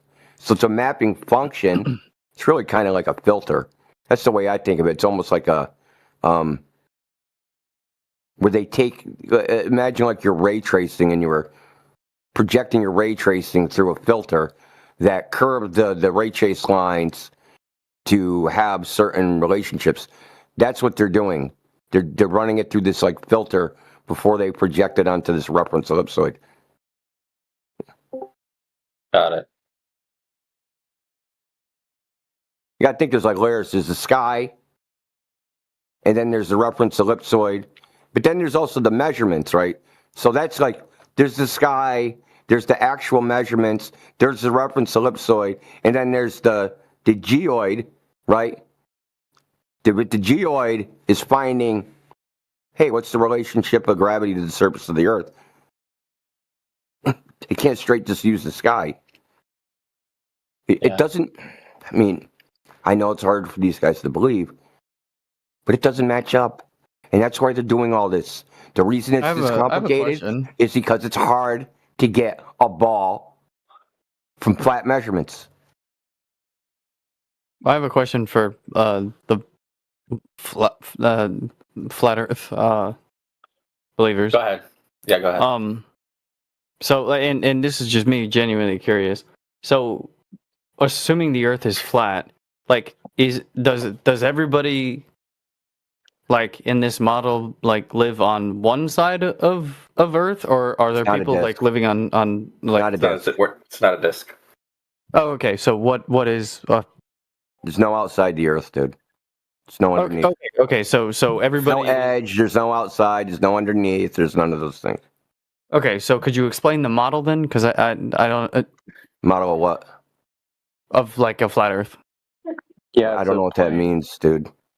So like the shape is the overall shape. The overall shape is unknown. The size is unknown. But flat is not a shape. So we're not claiming a shape. We're just claiming that it's not curving, and the size is unknown. And we're not floating in space or anything crazy like that. Especially without we're not in a vacuum without a container. Okay, so we're all, regardless of the size, and correct me if I'm wrong. I'm just trying to get an understanding. We're all like on a plane. Yes, topographical plane. It's mostly water, right? So. Right. So there is a lot of water. So we're all on a plane, and so when we look up, we're all looking at the same sky. Depending on where you are, if you're close to somebody, you're looking at the same sky. Well, I mean, if it's like, look, bro, like if you were in Walmart and you looked up, would you be looking at the same ceiling as somebody on the other side of Walmart? Well, it depends where I'm looking. Well, you're not going to, if Walmart's big enough, you're not going to see what's over their head. I mean, let's just say, I mean, that's a great example. Let's say if the Walmart had 500 feet ceilings, that it was just empty. And if anybody looked up at any point, you would wager, unless there were like other things in the way, that you could see like the four corners. Let's assume it's a square Walmart. You would likely be able to see all, regardless of where you're standing within Walmart, you'd be able to see all four corners, right? No. Why? Because of perspective. I mean, again, you ever draw this before? You know, the horizon is and the vanishing point and all those things. If there's no obstruction, you would be able to. Perspective, I said. Do you know what perspective is? Yeah, I understand what it's. You know how you look down a long hallway and they converge to a point? Right, but we're talking about like a ceiling. Yeah, the ceiling appears to come down, the floor appears to come up, and the walls appear to close in. I don't know if maybe you understand what I'm talking about. Does the floor on a long hall, does the ceiling on a long hallway appear to come down towards the floor? No, we're talking about like a big warehouse. I mean, it doesn't appear to. I mean, I've been in like giant warehouse buildings. Okay, but yes, even in a warehouse, the ceiling of the warehouse will appear to come down. I've never seen that. It'll converge to a vanishing point. It's perspective. It's how just when you have a 3D world projected onto a 2D surface, that's how it works. That's how images are formed. You ever seen a deck of clouds in the distance and how a deck of clouds? Right, but I'm talking about. I mean, in extreme distances, sure, but I'm talking like specifically about like a scenario in which you're like in a Costco. Like, imagine you're in a Costco, right? And there's nothing inside of the building. At any point, wherever you're standing, you'd be able to see all four corners of it. At any point. No, like he just told you, because of perspective. It depends on how big it is. The size of the Costco, dude. Okay, let's say a reasonable Costco within the visible milestone of what humans can see. Okay, how far do you think humans can see just because of the air? Not curvature. Well, let's just make it. I mean, we don't have to get ridiculous with it because I don't know the scientific definition of how far humans can see. Again, let's say 500 feet in the air. I already know where you're going with this. Let's say 500. No, okay, but I mean, you asked me the question, so why can't I see the end of the Earth? Why can't I see the Mount Everest from China? That's not what I was going to get to. That's not what I was going to get to at all. So, how far do you think you should be able to see, dude? That I would like to discuss what I was talking about. Okay. I mean, if you want to, we can. I don't know. I don't know. Like, listen, most Costco's they're not 100 fucking million square meters. I know, but it was a thought experiment. It was a thought experiment. The corners of a normal Costco. It was a thought experiment. I'm just simply asking you to rationalize and think about a Costco that is, let's say, 1,600 square feet. Okay. And it is completely empty inside of it. At any point in which you stand in this Costco, if you look up, you would be able to see each of the corners, assuming there is no blockage within, like, there's nothing blinding you, like there's no light obscuring your vision, and there is no, like, tall aisles. Let's assume that it is completely empty. You'd be able to see all four corners, regardless of where you're standing in the Costco. Yes? Okay, I already told you. It depends on how large the Costco is. I just gave you I told you 1,500 square feet. Dude. That's like 20 by 20 or something, dude. So yes? Tiny. So yes? Yeah, in a 1,600 foot Costco. Okay. Yeah. Okay. It's like the size of your house. Okay. So distance and scale matters. Yes. Okay. All right, cool. We have a baseline. I like that. So, but you have distance, but it matters. But as far as Costco goes, things like Costco, you have things called distance cues. You have an idea of the size of objects, and because the floor isn't some uniform thing, so you typically made it with tiles. You can see from the orientation of the tiles and how they're getting smaller, how far away things are. So there's other cues we use to judge distance. None of that works for the sky because all the stars look the same distance. So all the distance cues that you would use to look at a floor, you can't use for the sky.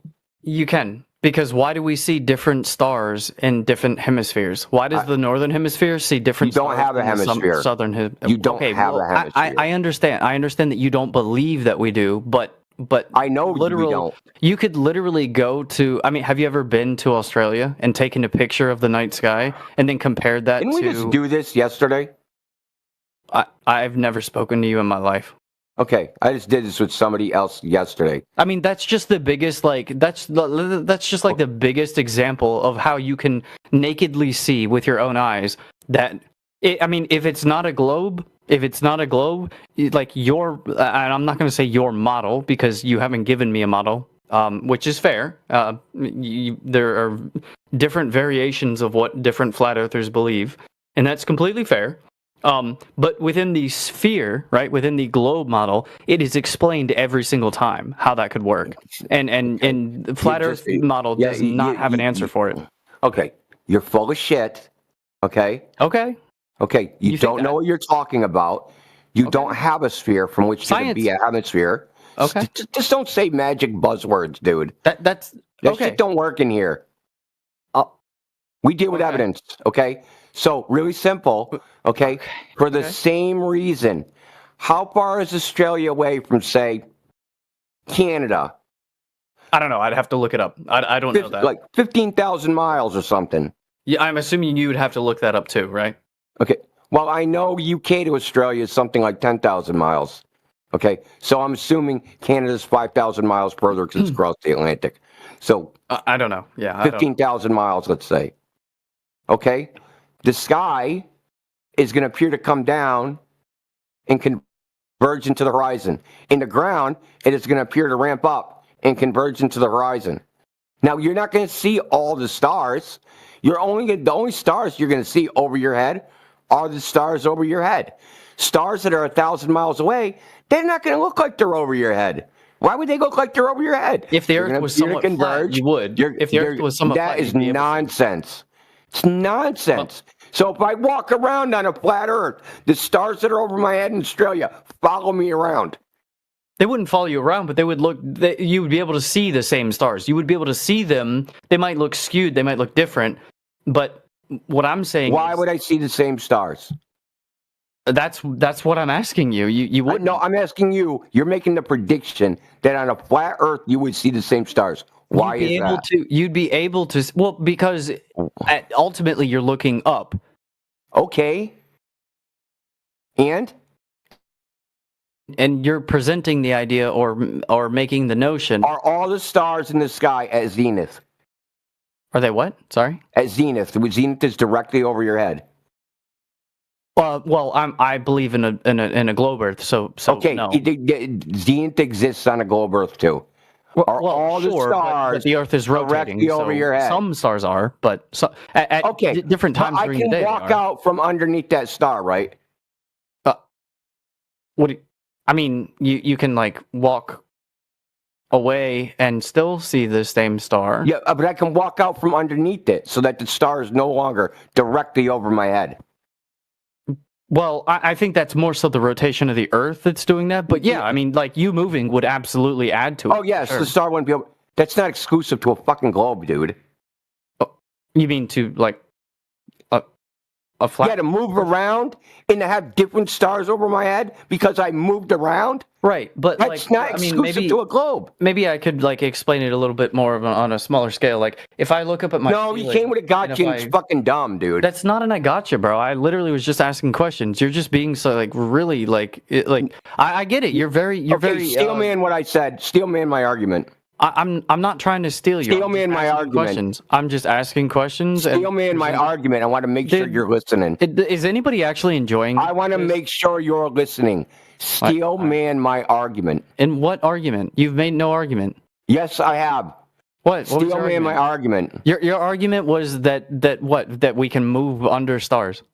That's literally the only thing. Stars over my head. That if stars are in one place over one spot. And I said this way back when we were talking about Walmart, that the lights over my head on one side of Walmart are not the same lights that are going to be over my head if I'm on the other side of Walmart. They're not the same lights, but you can still see the same lights. If I can walk across, depends on the size of the Walmart, because eventually, because of perspective, they are going to merge into the vanishing point. And they're going to be undifferentiable from the horizon itself. All right, I got a great answer for you. So throughout times of the day, if you walked through that Walmart and literally took pictures in I don't know, let's say a 10 square foot square, and you literally took a picture. You took a picture. Just pretend I didn't say it. I'm literally answering you. You're answering how the stars don't follow me around over my head. That's your answer well, right to now. be fair, you didn't answer what I said. I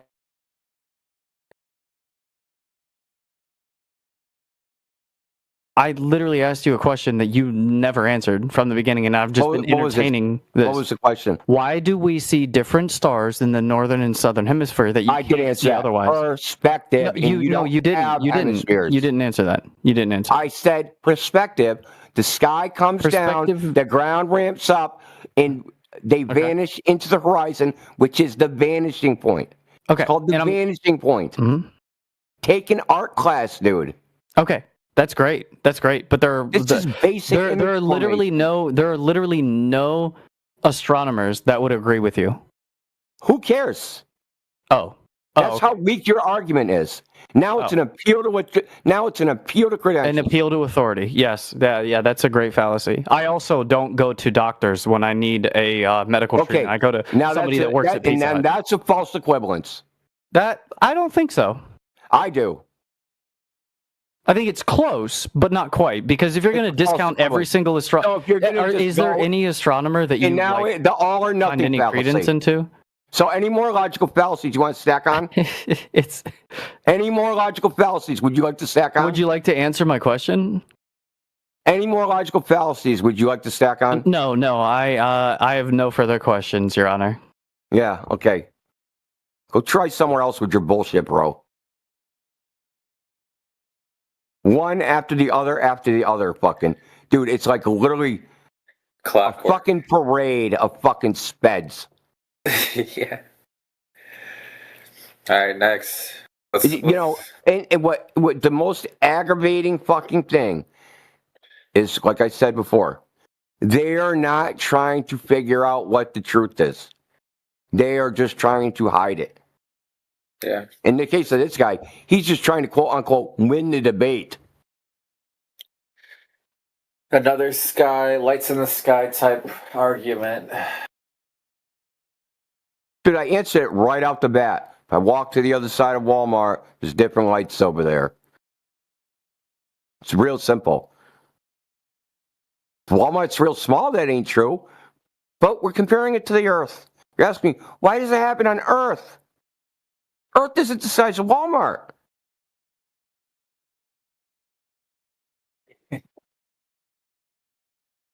It's there, and they're always looking. Yeah, this one. You know what's crazy? I actually prefer Dylan's argument to this argument because at least Dylan is looking at the Earth, or at least kind of looking at the Earth. You know what I mean? This one, he's just looking up at the sky. So I don't like Dylan's motives. That's my problem with him. Yeah. Hello, Nick James and Talent X. Are you guys globe earthers? I'm a glober. You believe the Earth is a globe? I know the Earth is a globe. Knowledge. Okay. Why do you believe the Earth is a globe? Well, I don't believe it. I know that the Earth is a globe. It's knowledge. Oh. Okay. How do you know? Because there's facts and evidence. Okay. Name one fact. It's measured, and there's a picture of it. Can you post the measurements? Let's see. Let's see. You want to see the? Let's see the measurement. Yeah, post the measurement in the chat. Let's see it. Okay.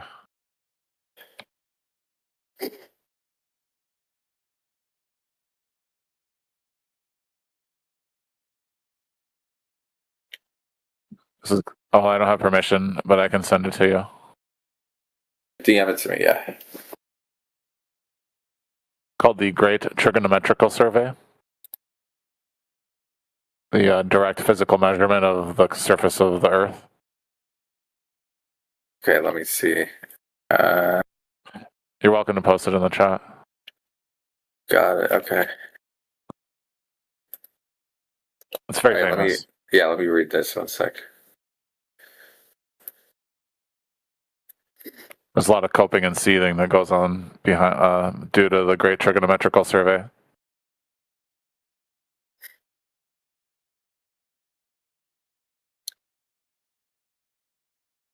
Let me post a picture. So I have read the survey. Yeah, It's just you guys misunderstand what corrections are, what calculations are, what measurements are, especially clipcord. Well, they're not even in the voice chat. It's so weird how many people you have it. Did they hang on 1 second. Oh, they use theodolites, right? They use a theodolite? Yep. Okay, wait, let me see here. Towers and survey towers. Literally whenever all this. Custom instruments. Wait. Is this the same? Okay, sorry. Theodolite. For the theodolite, are you using? You need 90 degrees, right? Like a 90-degree angle. Well, they got over 180 degrees. It was a 300. It's about Sorry. 4,000 mile radius, give or take. Let me a little bit less. Okay, so when they're using the theodolite, they're measuring an angle, so they need Correct. 2 straight lines. So can you describe what the 2 straight lines are? Well, you can see they're triangles. It's thousands of straight lines. Do you see the picture, the blue lines on the map? If you look at the blue lines on the map of India. Let me check. Oh yeah. Let me post that. Yeah. Right. They use triangulation. Okay, 1 sec. Let me see. Yeah, see, I have a little diagram of how triangulation reveals the curve.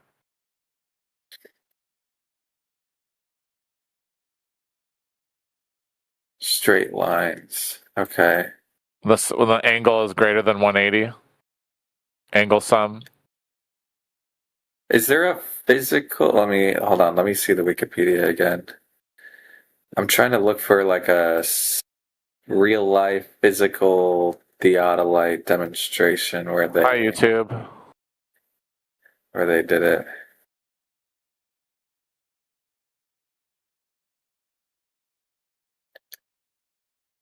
How does that work?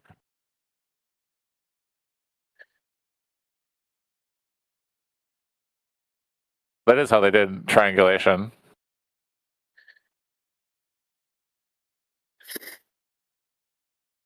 What do they aim the theodolite at? A mirror. A point of reference. They're aiming the theodolite at a mirror? Yeah. And there's 2 at the other side. Okay. On the other side of the line. I don't see a mirror in here.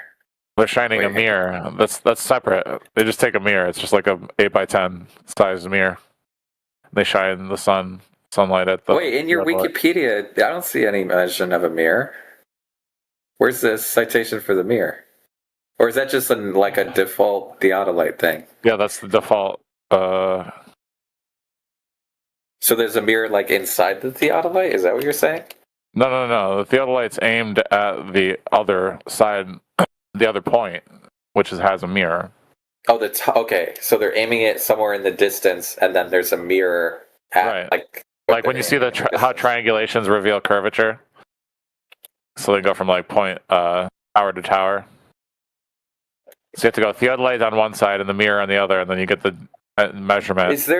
Is there like a physical demonstration where they're aiming it at is there like a one instance that shows a real life demonstration where someone has a theodolite, they're pointing it at a mirror in the distance? I just want to see it. I don't think that's how theodolites work. You know the guy, how like there's like usually one guy on one end.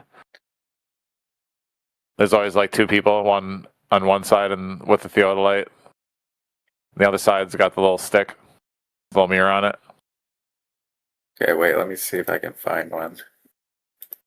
And that's like really elementary use of surveys. You do not know how surveys work?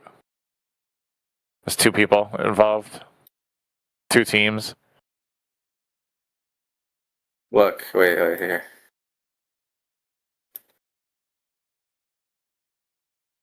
How to find the distance? Yeah, I don't remember any mirrors. I mean, That's okay, what I'm here. You see telling. this? You see this? Here, wait. Look. You see this in the chat? Is this accurate? Huh?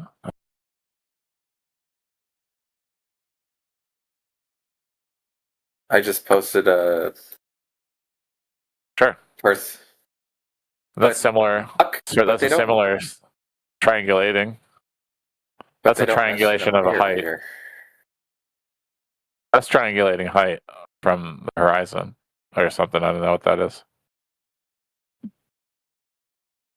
Okay, so are they measuring Earth curvature using a mirror? Or how does the theodolite. The theodolite is aimed at a mirror, right? And they're measuring. Okay, let me be more specific. How many inches of drop was there in one of the measurements that they took? What? 8 inches of drop. Over what distance? Over thousands of miles.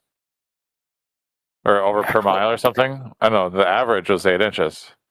Like, just give me one instance of their measurement and then tell me how much drop was there. Just the measurements themselves were just angular measurements measuring over 180 degrees. Okay, can you give me that in inches and feet of drop over distance? No. No? What do you mean? No, why? Why do I need to do that? It's notorious for bullshit. Okay. Well, again, that's a bullshit question. That's what I'm asking. Well, I mean, if you can't explain why you're asking a question, then because what you said isn't no true. idea what you're talking about. What you said isn't true. Bro, what in the world is this thing showing here that Joe put in the chat? I'll leave you guys to it. Indy is too bad faith for me. So yeah. So tell me, Indy can just go and run his mouth. How you have 3 lines of sight with 3 Yeah, you better run away. Instantly. He's another one, dude. He's another one. Yeah. India, is it true? Do they use mirrors? You can use a mirror, right? In a theodolite measurement? That's true, right? They used to. So Lewis and Clark. The only time I've never heard a mirror of it before. Maybe a retroreflector. Oh, you mean off the moon? Is that what you mean? Yeah. Well, I mean, they make for the automated theodolites, the ones that do automated measurements. They use retroreflectors to do some of the measurements. Okay, and they aim the theodolite. They physically put a mirror out in the distance somewhere on the Earth. Well, it's like the retroreflector that's at the end of a pole. They stick it's like a tripod, right? They just stick it on the ground, and they know the height of the retroreflector, and it'll make lots of measurements, right? It'll do something like 100,000 measurements in a few hours. Cool. They do this in like building surveying. I've watched them do it outside my house and shit. They put up like a 20-story building, and they would come out like pretty much every day. And there was retroreflectors on the building, like on the corners of the building, because they want to know if it's sinking or you know what I mean. And they would come out, and they had a geodetic control point. They take their little automated fucking theodolite, push their buttons, set it up, and then it would just make a bunch of automated measurements, and the dude would just sit there and pick his ass until it was done. Okay, let me ask you this. What are your thoughts on the Great Trigonometrical Survey? The India one? Yeah. Oh my God, the thing's a mess. They don't even have a uniform methodology. Damn. Yeah, like depending on which group of surveyors, they kind of each did their own thing. I was trying to ask. And they assumed that the Earth was a perfect sphere. Oh. So the datum they use is the Bezel spheroid.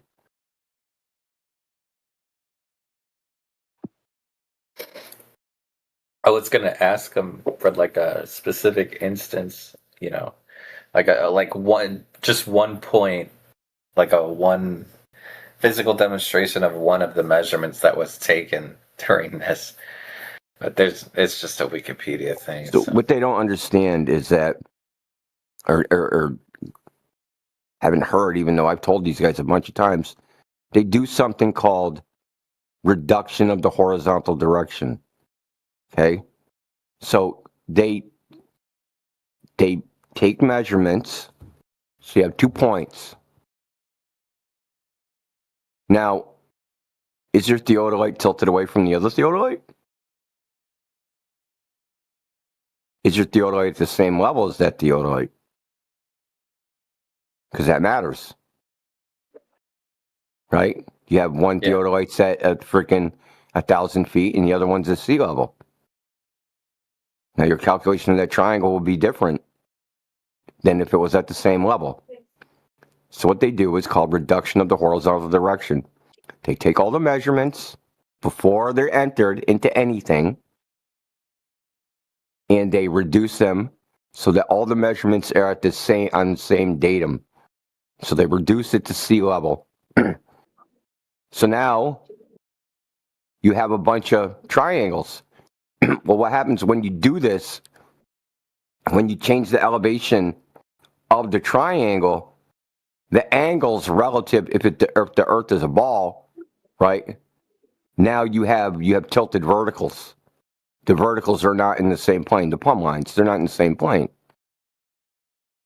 right? Okay, Globey. Okay. Welcome to Flat Earth, whoever that. So when they reduce the horizontal direction, they have to rotate the azimuth. So instead of say pointing at 85 from true north, they have to adjust. It gets adjusted by calculation to say 86. This extra bit, is the spherical excess, right? The greater than 180-degree triangle is the result of this calculation from measuring a planar triangle and projecting it onto a curved surface. Understand? You have a triangle, and if I take the triangle and put it on a ball, project that planar triangle onto a ball, now that triangle becomes distorted, right? Because it's a curved surface. And the directions, right, relative to north, south, east, west, are slightly altered from that distortion. So the reduction of the horizontal direction changes that direction. So let's say I have a planar triangle. One line is going north south. One line is going, let's say, freaking 85. And from the end of the 85 line, that's going, say, 230 or something. Now that makes a triangle, but when I project that onto a spherical surface, I can't maintain that planar relationship if it's projected on a spherical surface. So those directions, that 85 and 237 and north-south, right, they're all going to slightly have to be adjusted to have it on a spherical surface. Now, that's why I said they're not measuring greater than 180-degree triangles. It's the result of them reducing the horizontal direction and changing the azimuth. Because if you just think about it for a second, I have three, because they're not measuring the sphere. They're not on the sphere. They're off the sphere. The theodolite is above the sphere, the lens, right? I have 3 points. They're all not on the sphere. They're above the sphere. Now, if I make lines of sight that connect those into a triangle, that's a planar triangle. They don't become a spherical triangle until they get projected onto a sphere. The sphere wasn't measured. It was assumed. Did you just say spherical triangle? Is that what you said? Yeah, a so-called spherical triangle, yes. Okay. I mean, it's called a rouleau triangle, technically. Got it. So, I mean, someone posted a diagram of it a little while ago when I was talking about it. Well, let me scroll up and see if it's still there. Yeah. Yaga Bruno posted it. This. Here, I'll post it again. This. Oh, there it is. Gotcha. Yeah, so this planar triangle, this would be the point where the theodolites are, off the surface of the sphere above it. But when you take this triangle and you push it down to the surface, those the directions of these of the sides is going to slightly change because of the curved surface. That's the azimuth direction, so that's like the compass, north, south, east, west. Those are your azimuths. So it's going to change. It's going to slightly change when they do the reduction of the horizontal direction. They take this planar triangle, project down a spherical surface, and what they're trying to do is just change the azimuth. And they say this azimuth and so this azimuth change. So you've changed the angle between the lines by changing by doing a calculation and changing the azimuth direction. And if you measure that angle, it'll end up being greater than 180 degrees if the triangle is big enough. But that's not what they're measuring. They're measuring the blue triangle, not the right triangle. The blue triangle is the measurement. The red triangle is the calculation based upon assuming the Earth is a globe. Bro, it's the same thing that Dylan was doing, I think. No, he said that they measure greater spherical excess. They don't measure it. They're just parroting stupid people like McToon when they say this.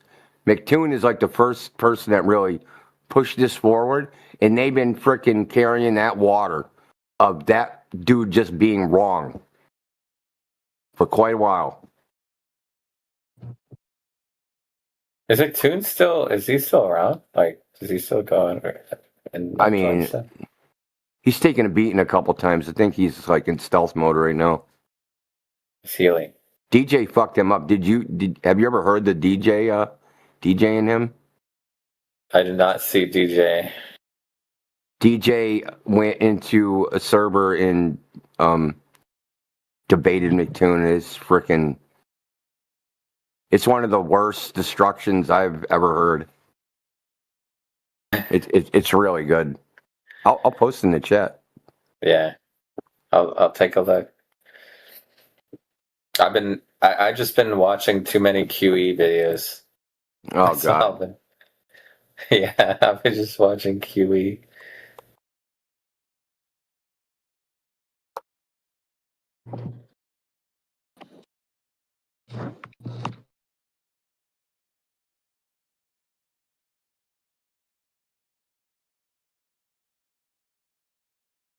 McToon was literally like begging DJ to leave.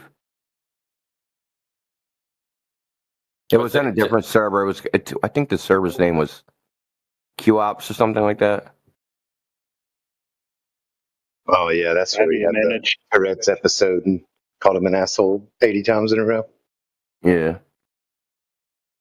How do you manage to sit through a QE episode? It's fucking... Can't even imagine hours of it. Yeah. Yeah, a long time ago when he was on the other FAD server, it was actually really not the videos, but like a random Glover would join, and then it was just so funny. It was like, "Are you a fan of the spinning ball space monkey religion? Okay, what is the scientific evidence of the globe?" And then they couldn't even comprehend that there is. It's like every question was a death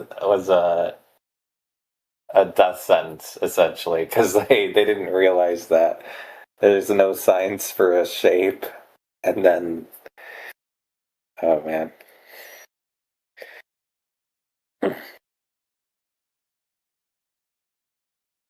But anyways.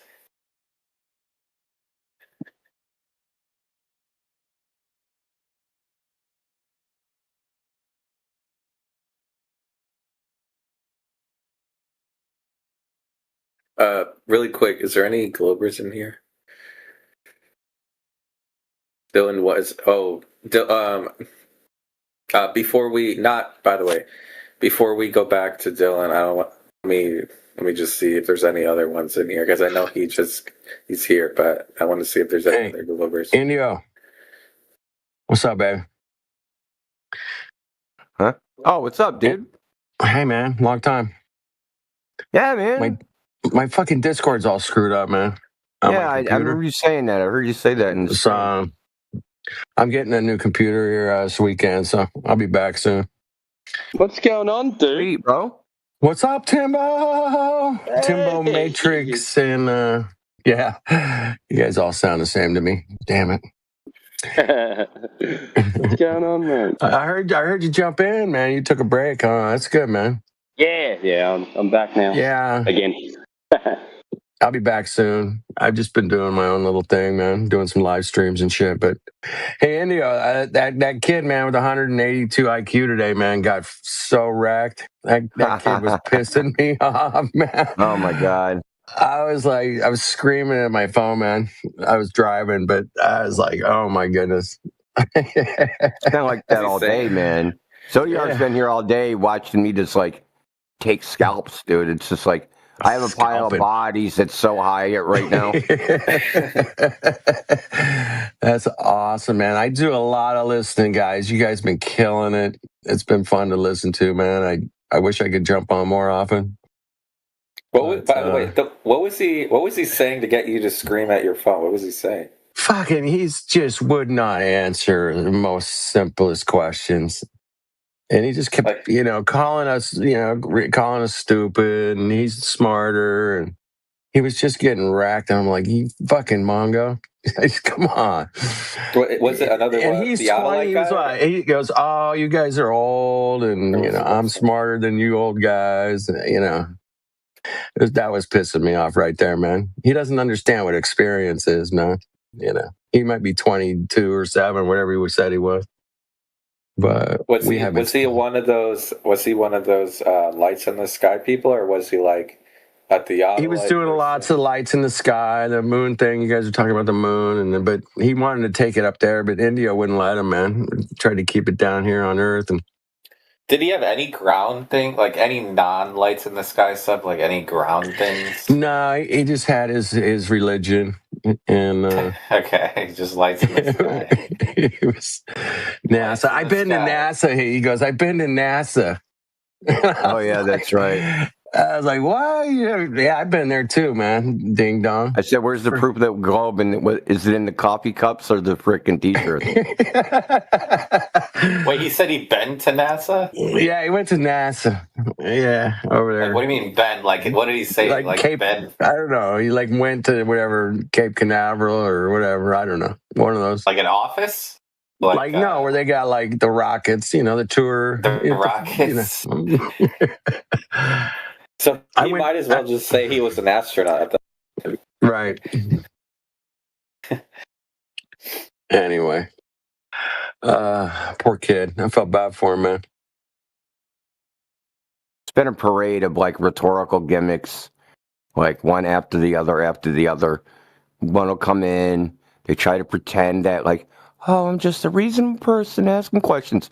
Then their mask falls off and the rhetorical gimmicks come out. And then, right. And then it results to, well, you're just a flat earther anyway, so nobody takes you seriously. And, then there's the coping, and it's like a stupid cycle, dude. It's like, they all think they're so original. And it's right. like, man, 10 of you just did the same thing in a row.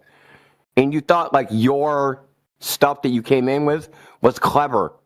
And you're just an NPC, man. Wow. All of them, man. That old physicist was on there yesterday. Did you, I don't know if it was AI or it was AI. I was talking with him. But he was kind of cool, man. He kept saying, when he was done talking, he'd say, over.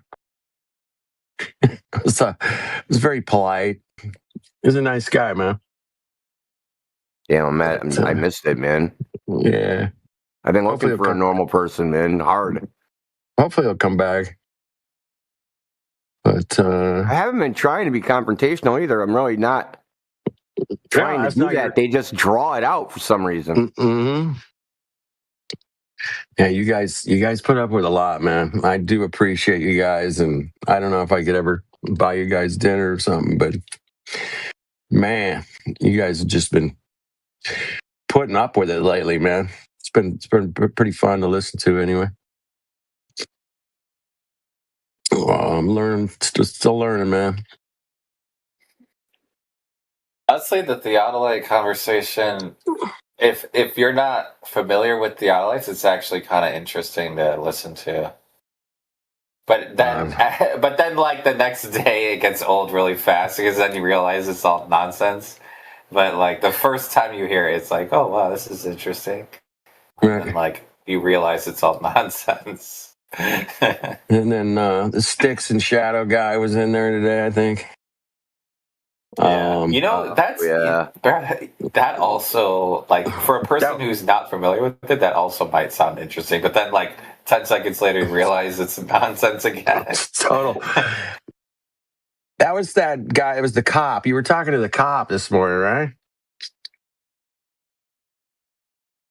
The cop. Maybe not you, but India. Were you talking to the cop this morning? Maybe that was a different channel. I don't know. I was flipping around. It could have been. What were they talking about? Was it like... Oh, he's like, he does studies on people and studies on... he's a gang enforcement officer, and they have to profile people, and he came in to profile us. Like a detective. That would be nice. Yeah, it was kind of interesting.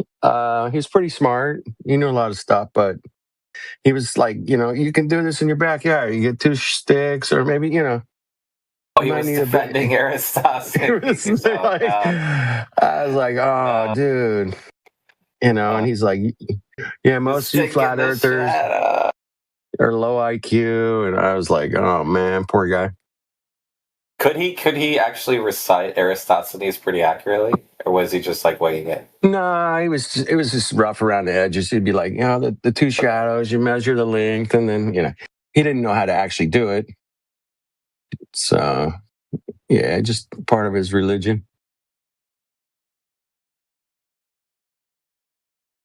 Did you guys mention that light source was like the location of the light source that determines the shadow angle is unknown? Did you ever mention that? No, I don't know if they got that far. I don't know. I wasn't on the call, but I was just listening while I was packing up my car for the day or whatever. That would be kind of interesting, like a professional, like imagine there's like a professional forensic or homicide detective, and they try to look at the evidence of the globe and see if it matches the... Oh, that would be fantastic. That'd be hilarious. Yeah, I don't think he would be willing to do it. I don't know. He seemed a little arrogant. I don't know. We could just knock him down a couple pegs, but maybe he'll come around. They have a stressful job, man. I would not want to be a cop. Oh goodness, it's got to be tough, man. That's a real match. That's like a alpha male type of job right there. Oh yeah, man. Lots of testosterone. Confronting criminals, like that's some crazy shit. Yeah, a friend of mine's an FBI agent. He's he's on a task force. He's on a task force for bad guys, gangsters mostly, and criminals. But he doesn't do like white collar criminal. It's like the guys, with guns and shit. And they took down like 38 guys in one day, like a month ago. I was like arrested or like? I'm like, yeah, they got all of them, 38 of them. I go, that was a busy day, huh? He's like, yeah, fucking A, man. Because I was in the van. I was like, well, that's a good place to be. Yeah. That's some warrior shit right there, man. Yeah, suiting up and going getting bad guys, It's kind of like going to war. To be fair though, I feel like doing that would probably make the average guy feel a lot more important and fulfilled than just sitting at a desk, you know? Oh, absolutely, right? But at the same time, it's like terrifying, you know? But on the flip side, you feel like you really like are actually doing something and not just sitting behind a computer. You know what I mean? Well, yeah, you get to see, you're getting the bad guys off the street, man. I mean, there's a lot of them out there, but there's a bunch of freaking whacks out there right now, man. I've seen so many like people acting so weird lately, man. I don't know what the heck's going on. I guess that's what the globe does to the mind. Just whack, man. People like hitting their heads against a wall, and it's crazy, man. People driving, trying to get away from the cops. It's like, you got to be kidding me, man. Yeah. You know, it's harder to outrun the cops if you have to accidentally trip on a spinning object that's going 1,000 miles per hour. Right. There you go. It's easier to catch someone on a flat Earth because there's no, you don't have to trip on Earth curvature, or you don't have to fall because it's spinning.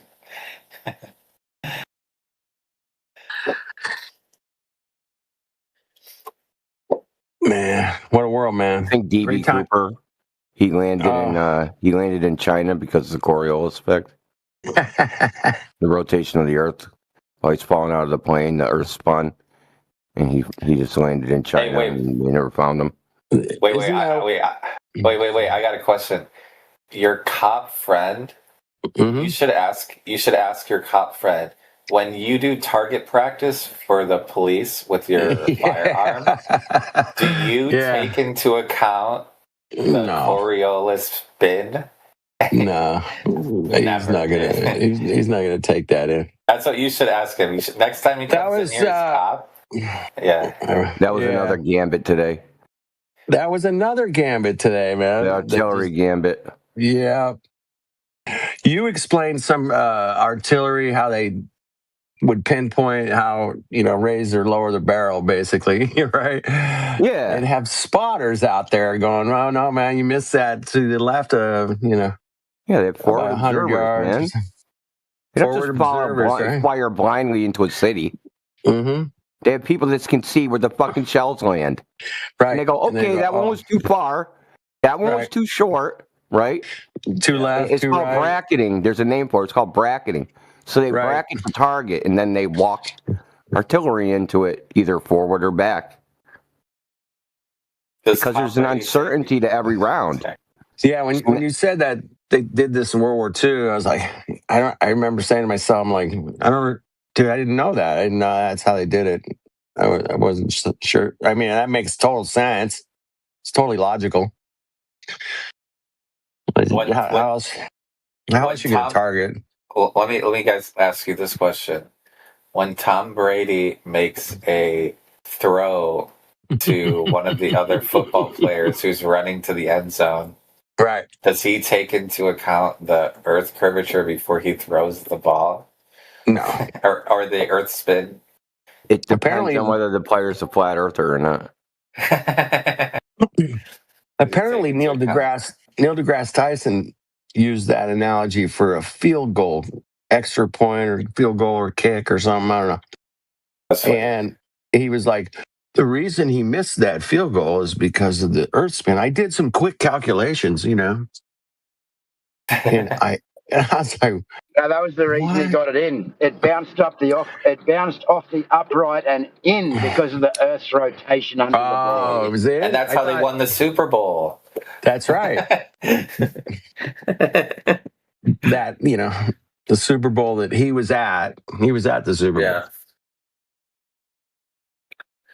When you throw a Hail Mary in a football game, you have to take account in the Coriolis spin or whenever you throw a Hail Mary. I love it. That's hilarious. That's why my golf game's all fucked up, man. I mean, I have not. Yeah, the golf. Next time I go Tiger golfing, Woods. Yeah, Tiger Woods takes the Coriolis. I gotta bring a compass. Make sure okay, if they're spinning this way or that way, I gotta I gotta adjust. I gotta bring a compass with me. Yeah, he tried to say that guy. He was like, it goes one way if you're in the southern hemisphere, and the other way if you're in the northern hemisphere. Yeah, he was pulling something up on Google when he was doing that too. I can tell. Well, I mean, he ended up posting something in the chat, which is just like, the typical, it isn't even like the official artillery manual, which is like FM 107 or something. Right. Field Manual 107. Now, all these artillery manuals, they'll all say some shit about Coriolis effect. But then when you actually look at it, they don't actually calculate it at all. It's just like, because they're not writing it, right? They've contracted somebody out. Hey, write, a manual for firing artillery. And they're like, okay, I'm a scientist. We got to put in Coriolis effect. Right. We'll pay you $20,000. Write the manual. Oh, okay. We'll put in Coriolis and wind and direction and humidity. I'll bring in anything they whatever. And at the end of the day, man, you shoot the shit, it gets there. That's good, man. Well, there's an uncertainty. Just like with a bullet, right? You have a pattern, right? You have a cluster. Right. Even if you had the gun fixed, right? Say you had a pod and that was in you had it you had a cement. Yeah, you could cement it. You could cement it into place. Right. And have identical bullets that you all made, loaded into the gun, and fire each round. They're not going to go through the same fucking hole. Okay? No, they're not. There's going to be a spread. There's going to be a random spread. Yep. Yeah, we got a globe earther, Yakko1X. Yakko1X, are you there? Yakko. Yakko, check. come on. Yakko, check 1 2. Open your mic. Open your mic. He's in the chat. He's talking smack in the chat. Chat skanker. He's also new to the server, so. All right. We'll give him some slack. Okay, never mind. Yeah, let's continue with what you're saying. Yeah, that's a great point you bring up, Indio, is that you cement the goddamn gun into, there's no way it can move. It's totally aimed. You set up your target and you fire 10 bullets in there. You're lucky to get 2 that go through the same hole. You would be lucky. You know what I mean? Yeah, and that cluster, right? It's going to have a size, right? So let's say it's freaking 3 inches. Right? It's like a 3-inch radius circle. Okay. You can't say for certain where the bullet's going to go. You know it's going to go somewhere in that circle, but you don't know exactly where. Right. Okay, that's the precision of the instrument, or the uncertainty. Yeah, I mean, okay? But hold on. The corrections that they're doing are 1/10 of the size of that circle. There's no point in doing the correction. It doesn't improve anything. Yeah. So you moved it around in the circle 1/10 of the circle size. Right. Which is negligible, huh? So it might as well be 0. Well, it doesn't improve it. It doesn't improve it. You still have the large uncertainty, right? Yep. Yeah, but think about you don't know where it's going to land within a foot, and your correction will adjust it a 1/4 inch. Fucking, you don't know where it's going to land within a foot. What the hell's your 1/4 inch going to do? Right. Nothing. Not going to do anything. Because that uncertainty isn't oh, now you know where it's going to go within 1 3/4 inches. No, it's still, you don't know within a foot. All you're doing is adjusting it within the uncertainty. That's it. The fact that these Mongos still bring up Coriolis, man, just defies my brain. I'm like, dude, we were crushing that stuff back in 2015. I was talking to artillery guys, airline pilots. There's no Coriolis, bro. It's just not there. None of these guys use it. Not one of them. You know, it does drive me up the wall a little bit that we've been researching this, right? This topic for going on a decade now. Yep. And they think somehow they're going to go on Google or ChatGPT and somehow find information that we missed after 10 years. And they're going to find it. And that somehow they're going to show us like something we didn't know, and that they're going to prove us wrong in their 15-minute search. Like, it's crazy what they think sometimes. Yeah, man. Well, I don't know if I searched for 15 minutes. Dude, I searched for 15 days. What are you talking about? Fucking search for 10 years, man. I'm just talking about one particular subject. Like Coriolis, I probably looked at time in hours, at least fucking 20 hours just on that. You know what I mean? Oh, yeah. Absolutely. Exactly. But yeah, there's nobody accounts for that. It doesn't happen in reality. In the physical real world, no. Man. We'll keep going, guys. I appreciate you guys so much listening and learning. I'll be back. I'll participate more this summer. Thanks, dude. I'm glad we're entertaining you. It's our goal, dude. Oh, dude. It's so good, man. Every day I wake up smiling, going, all right, what manga is going to bring up, Coriolis today, or, the moon or something? I'm like, okay, yeah. Yeah, you guys went into the moon today quite a bit. You were talking about I looked at the sun and proved that the earth is not flat. All right. Well, how'd you do that? Well, I looked at the sun again. Ugh. You should go stare at the sun some more. Yeah, exactly. Yeah, go for it. Right at noon, lie on your back, stare right at it.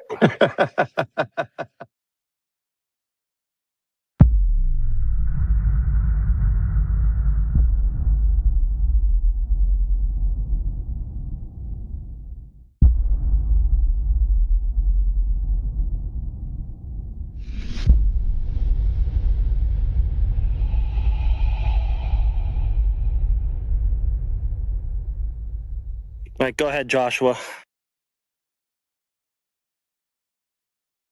Syria cook for us. Oh, go on, what? I thought I was just listening in.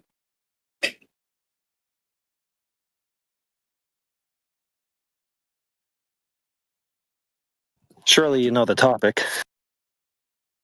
Oh, yeah, by now.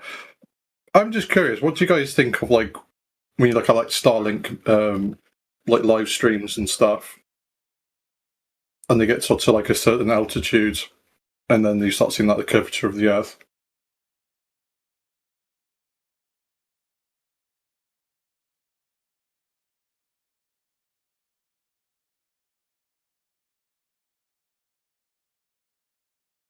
Close question. Isn't there some TV? That's basically About Starlink? What? Yeah, like SpaceX like live streams their Starlink missions. Yeah, they live stream the Loch Ness Monster too. So what? Google Nessie on the net. Yeah, Google Nessie on the net. What do you think about that? Oh yeah, there's a lot of fake news, but SpaceX is. Oh yeah, like SpaceX live streaming their Starlink missions. Yeah, that's some fake news. Well, I'm just asking you, like, for a bit more information. Yeah, do you think I think it's fake news. Okay, so the whole company's just pretending to like just launch rockets. Well, how did you get from fake news to the whole company? Like, that's the logical leap. Wow, maybe you should just expand on your reasoning then. Then I don't have to assert anything. I use the reasoning that you used for the Loch Ness Monster being fake news. Right. So what is SpaceX doing? So, like, I don't know. I don't work there. Yeah, but you accused them of lying. No, I said that allegedly live video is fake news. That's what I said. Right, and people that spread fake news are lying. Would you agree? Oh, that's what fake news is. It's lying? Yeah. There's usually, probably not people who spread it, but the people who originate the stories. No, that's not necessarily true because they might not know how that story is going to be used. So they wouldn't be lying. They say, hey, make a freaking video. Okay, I'll make a video. And someone else takes the video and gives it to another person. Another person is another person. Right. So for the case of SpaceX, I don't have to evaluate the honesty of human beings, okay, to know what the truth is.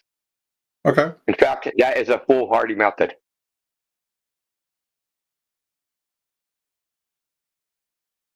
I'm just asking, like, what do you think? What's the reasoning in your world? Like, why is SpaceX? How would I know why they do anything? Well, they're launching like satellites up. And you're saying like, no, really? Fake news. And I want to understand your justification behind that. That's what I'm trying to ask. What's your justification for believing it? Are all claims true unless like you have a justification for not believing it? You claim you're just asking questions when you come in here, and I don't believe that. And neither does anybody else. Well, it's like, for example, if I told you I don't trust doctors, I think they're all con artists or something, and then you'll ask me, "Oh, Josh, why are doctors? Why do you think doctors are like fraudsters?" I'm like, "Why are you asking me questions? Does every claim has to be substantiated?" Like, you can see how it's like a bit annoying. Yeah. Well, let me ask you. Since you want to use doctors as an analogy, okay? So you trust doctors? Yeah. Based upon what? Based upon what? Because they're qualified. We can measure their results if they're effective. Yeah. So here's a result that's been measured. Okay. Deaths from medical malpractice in the United States is nearly the #1 cause of death. Never mind the prescription medication, which is a whole nother fucking can of worms. I feel like I've just stepped into a your landmine. belief is not based upon actual data. It's just based upon like your feelings. You have no idea what the efficacy of modern medicine is. You have no fucking clue. Not even the slightest. I don't know why you guys bring up medicine as an example, especially in light of the pandemic, dude. It's like literally the dumbest example of trust to ever bring up. Because usually it's a concrete example. I wasn't expecting you to. It's a concrete of what? Of being wrong? I wasn't expecting you to. I don't know what to call it, like medical denialism. I don't even know what we want to call that. And you mentioned the. It's the stats from it's the stats from the medical industry themselves, dude. It's not my fucking numbers. Dude, Google. Joshua. Number of deaths from medical malpractice. Google it right now. Okay, sure. I'm game. Deaths. Are we looking for the US? Number of deaths from medical malpractice. Sure thing. Joshua,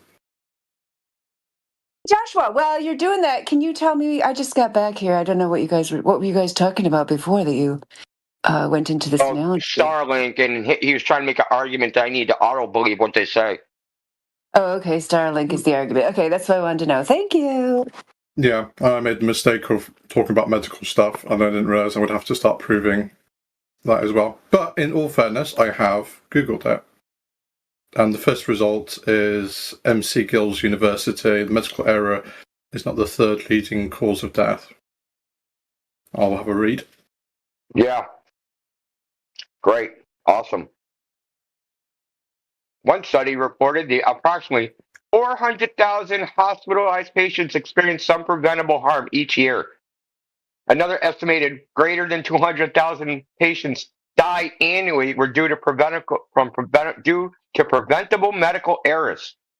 That's a bad example to bring up with trust because you blindly trust them and they kill people, and you're more likely to get killed doing that.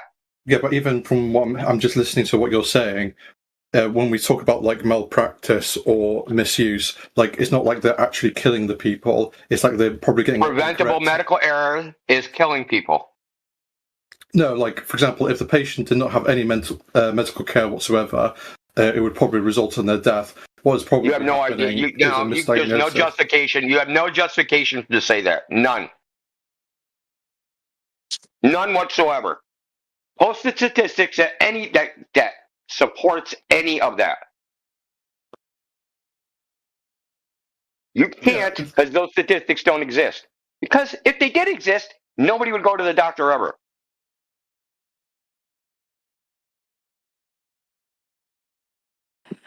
Did you post an argument about Starlink, Joshua? I'm just. Well, he wanted me to justify why. He's like, well, can you tell me how you know what they're doing is fake? I said, or why I don't trust them. Like, I want to know why I should trust them in the first place.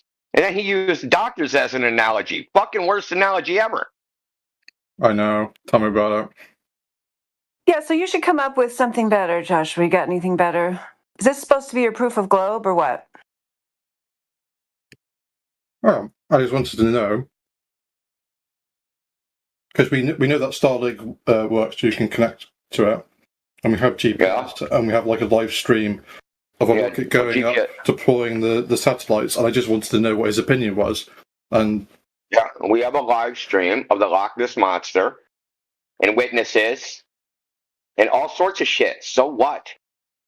Yeah, but I would imagine there's more witnesses and probably more substantial evidence to rockets flying up than Loch Ness Monster. Yeah, but you don't see them go to space, dude. You see a rocket take a parabolic arc to the horizon. That's what people on the ground see when they see a rocket launch. You know that, right? So there's what you imagine, like what you're imagining in your head of what actually happens, then what actually happens. Those two things don't touch each other, okay? Because what you see if you film a rocket launch, you'll see the rocket take a parabolic arc and disappear at the horizon. The same way a fucking intercontinental ballistic missile, a medium-range ballistic missile does, a short-range ballistic missile does, they would all look identical. They're doing that to get into an orbit. That's why they take yeah, that's a cool story. Except for no one's ever observed an orbit. Ever. I mean, that's not true. Like, ever. I'm sure there's an app you can go on where you can see like what satellites are passing over your Grand area. Theft Auto. Yeah, I can go on Grand Theft Auto. There's an app. Excuse me. I mean, like you could see with your own eyes. Like for example, like you could see Starlink satellites go overhead. Oh, really? Yeah. Are they in space? Yeah, I would say they're in space. But why? Why would you say they're in space? Is it from the visual evidence or is it from the story you're told? The reason why they're in space is because if they were in the atmosphere... Hey, you can't answer a question, dude. This is getting old. Drag. Hang on, I was at middle speaking. The reason why they're in space... I said, is it from the visual evidence or from the story you're told? That you're basing it, your evaluation that they're in space. Well, you immediately say story being told. Like I reject Yeah, because that if premise. you just saw lights in the sky, right, you wouldn't go, oh, those are in space. Okay. So what's your explanation for why these light dots go across the sky? You don't need an explanation. I don't fucking need an explanation, man. Why would I need one?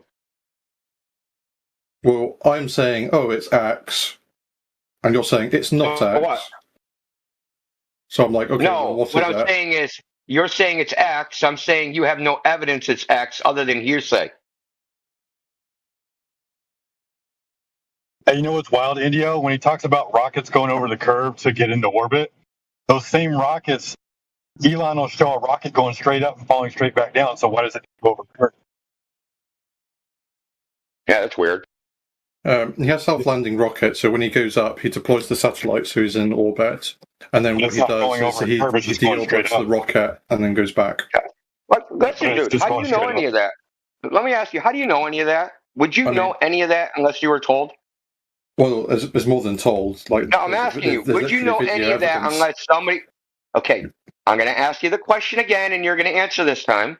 Would you know any of that if you weren't told that story? Oh, no, you wouldn't. That he shoots rockets up, straight up in the air, and they come straight back down. He shoots them up so they go into orbit, blah, blah, blah. That whole story you just told, what is that based on? You heard somebody say something, and you believed it. Hang on, this is how information works. We share information. Yeah, great. And I'm sharing information with you. That you simply believe the fantastic stories of strangers and I don't. Okay? That's where the rub is. I don't have to prove or demonstrate or justify why I don't believe the fantastic claims of strangers. It's up to the strangers to provide evidence for their claims. Not hearsay stories, not a bunch of bullshit. You know what? He could go up and he could film the fucking satellites from the moon, right? So do that. Yeah, but when you ask for evidence and I show you evidence, you didn't show me evidence. You showed me claims. You showed me claims, dude. Hang on. I got a word in edgeways. Yeah, but claims are not evidence. You're mischaracterizing what you've shown. You've shown claims. Right. I'll link. It's straight from the SpaceX website. Like, that's one of the. Oh boy, that seems credible. Self-serving claims from the people in question. That seems like a good source of information. I mean, I address your information whenever you send me pictures. I think it's just fair. The information, there's a difference between the information I give and you give. I give empirical evidence. You give stories. Right? Shit you seen on the screen and the story behind it, you happen to believe. You know, I'm sure if SpaceX told you the movie Gravity was fucking real and it's a documentary, you'd believe that too. In order to yeah, you can't even address that because you know it's true. You think that Star Wars is a documentary. No, it's very much in the fictional realm. So how do you know that, dude? What if they claimed it was real? I would highly doubt it. Why? They do say it was in a galaxy far, far away in a time long ago, so it could be history. Why would you doubt it? Because you can. I mean, it's completely documentaries of like the making of Star Wars, and even the people themselves. It's like it's part of a movie franchise. What if that was disinformation? What if that was fake news? That like those documentaries about making Star Wars, they were all fake. Well, then, if I was going to, then I would have to engage with the premise, wouldn't I? I would actually have to understand what the claim is. Yeah. The point you're deflecting from the point. If you were 5 years old and just saw Star Wars and they claimed it was fucking real, you'd believe it was real. That's a fact of the matter. The problem you just believe anything that anybody says on the image if you happen to think that they're in a position of authority. You're a total cock. This is just insults and... Yeah, that's right. That's what that was. At least you didn't call it a straw, or you didn't call it an ad hoc. I didn't call it an ad hoc. I'm just saying that's just an insult. The fact of the matter is this, is that people that you deem as authorities could show you anything and you'd believe it. You have no standard at which you would not believe it. Unless you do. Like, if SpaceX made some claim, at what point would you not believe it?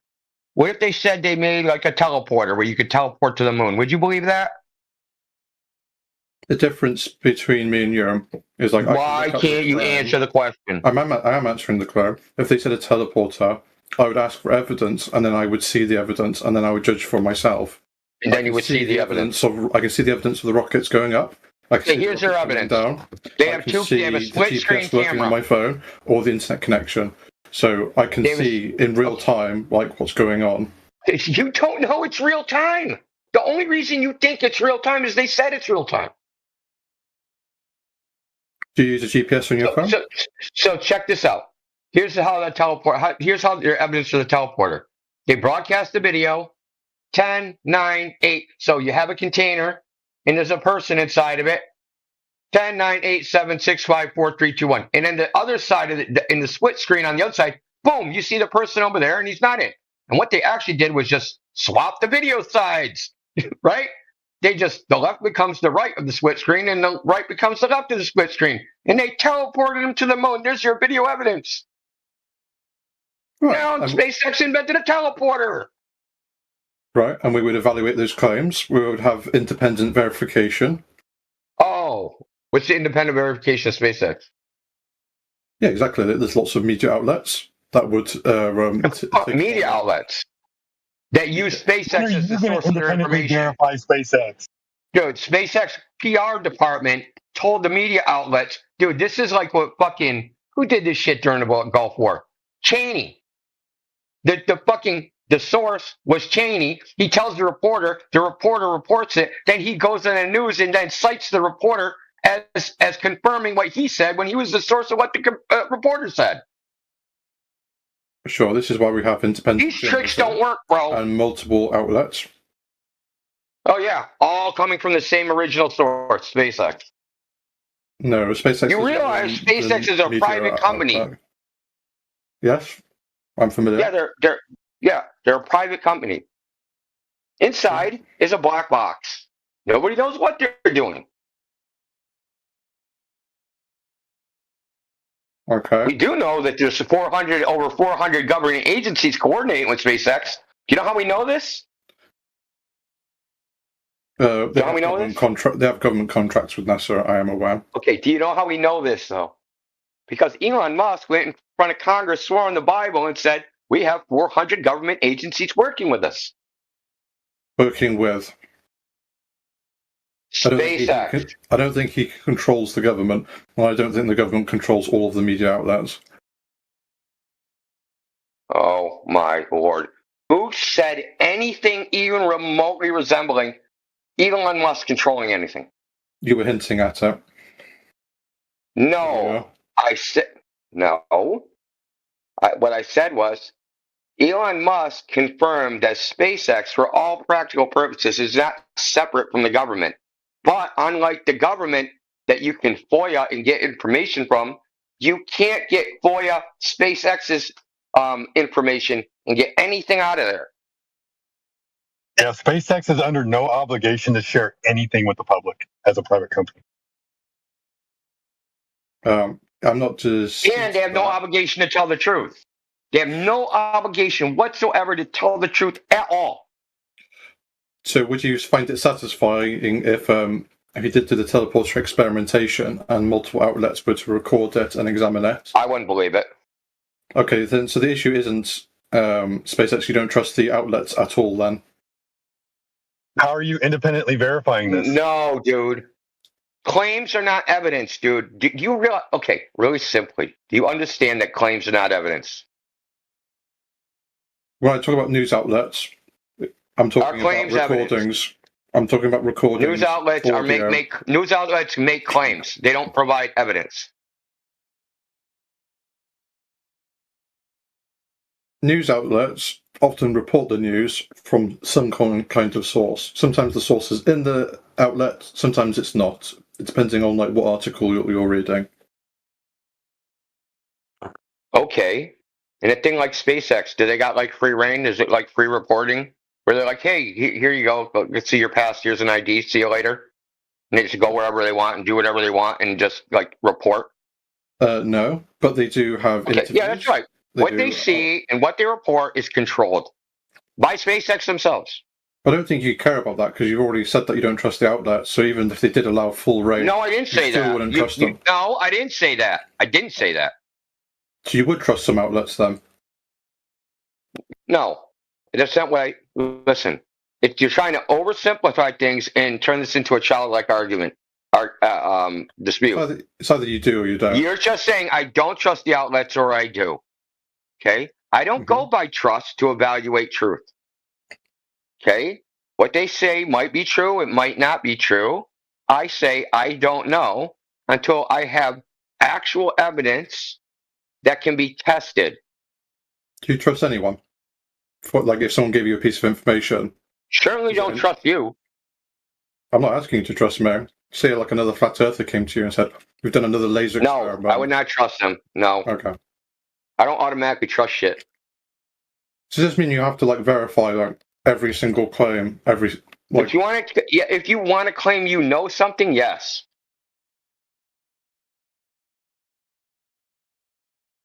Okay.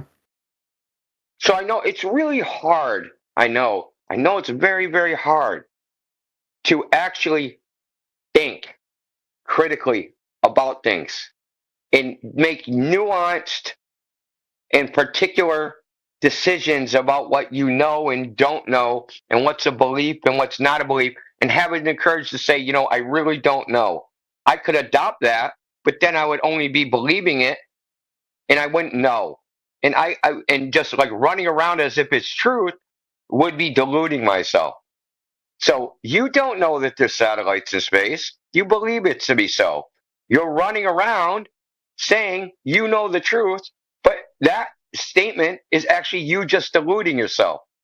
You've decided to convert belief into truth because you like it. I can see evidence for my claims where you're just saying I'm just trusting inaccurate sources. There was a lot of evidence that all swans were white until they found a black swan. You know that, right? I'm not familiar with that example, but sure. Okay, so in Australia, swans are black, and the theory was all swans are white. And they looked for white swans, and that's all they ever found. So they were like, man, I got lots of evidence all swans were white. They must be white. And then they went to Australia, and they found a black swan. So they found, as soon as they found one black swan, all that positive evidence meant nothing. Okay? This is how actual inquiry works. This is how actual inquiry works. Confirmational evidence does not tell you anything. It's the attempt to falsify it that tells you something. Well, even with your swan example, all it took was a confirmed evidence. It's Karl Popper's example. It's not mine. Hang on. So it's like new information. So it's like we've acquired new information. There's no conspiracy to cover up this information. This information is shared. Now we know that not all swans are white. With the space situation, you're a bit more of a difficult situation because you already have rockets that are going up. So there is no black swan. They're already doing it. So the next thing you'll have to do is to explain why are those rockets of fake or however you want to claim that. No, they're real rockets. Okay. The only question, are they doing what they claim they're doing with them? That's the only question. Cool. Okay, I feel like I'm... And whether we are capable of even evaluating that claim, right? Which we're not. Because... And let me try something real quick. Hold on. Just let me finish. You can go right after me, Sheep, I promise. So, a medium-range ballistic missile, which goes 500 miles, would look visually identical. You have no way to know from watching a rocket launch if it goes to space, if it goes 500 miles away, 200 miles away, 100 miles away. You can't tell. So the question is, can you even evaluate it for truth? And that answer is a big fat no. Sounds like 6 months. Why are you asking questions that you think you have the answers to? Why don't you just make your claim? Or are you afraid of your claim? Because you can't. Why are you dodging the question? You guys love to ask questions. You've got the claim about it. But you can't answer them. Just answer brother, they model a 24-hour sun on the flat Earth. That's the model they use to predict the sun. Is a flat Earth model. Antarctica has a 24-hour sun, bro. Yeah, that's fantastic. Whatever it has, they use the flat Earth to predict that. Are you going to answer my question? Yeah, they use the flat Earth to predict it. How does that answer the question? Okay. They use... are you dense?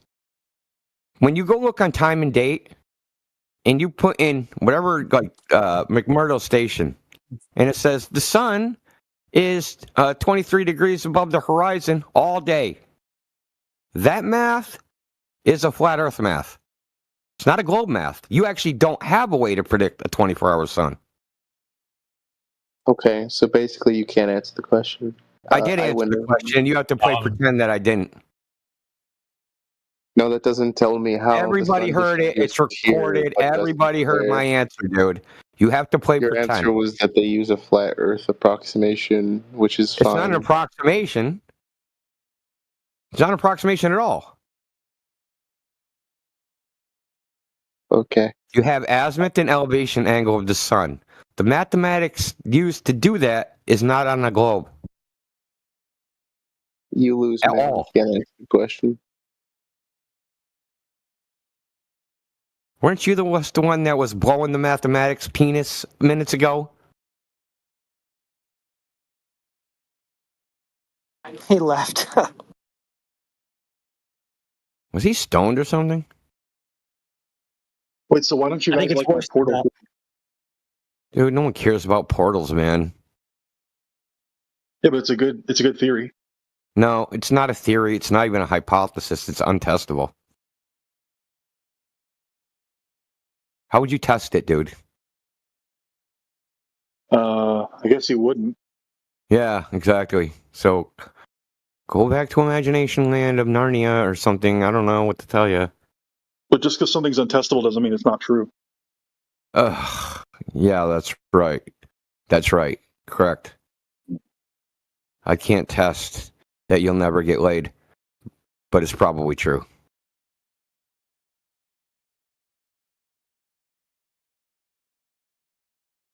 Got him. We fucking got him. So what's the alternative hypothesis as to why they're witnessed the 24-hour sun? What do you mean a hypothesis? They witnessed it. What do you mean? I mean, why? Because they went to a place where it was. That's why. We know the cause. They went there. Right, but how does that fit on a flat Earth? What do you mean? The Earth is flat because we measure it flat, and they went to a place and observed the 24-hour sun. We use a model of flat Earth that predicts when they will happen. Like, what else do you want? If there's no measurable Earth curve, like if you go out there and look and you can't find measurable curve consistently on a regular basis, and it appears flat, it's used as flat, it measures flat, so whatever's happening in the sky then could only happen over a flat Earth.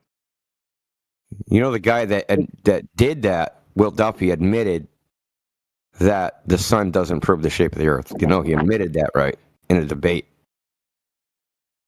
Right, but from my understanding, the 24-hour sun in the southern hemisphere. You don't have a hemisphere.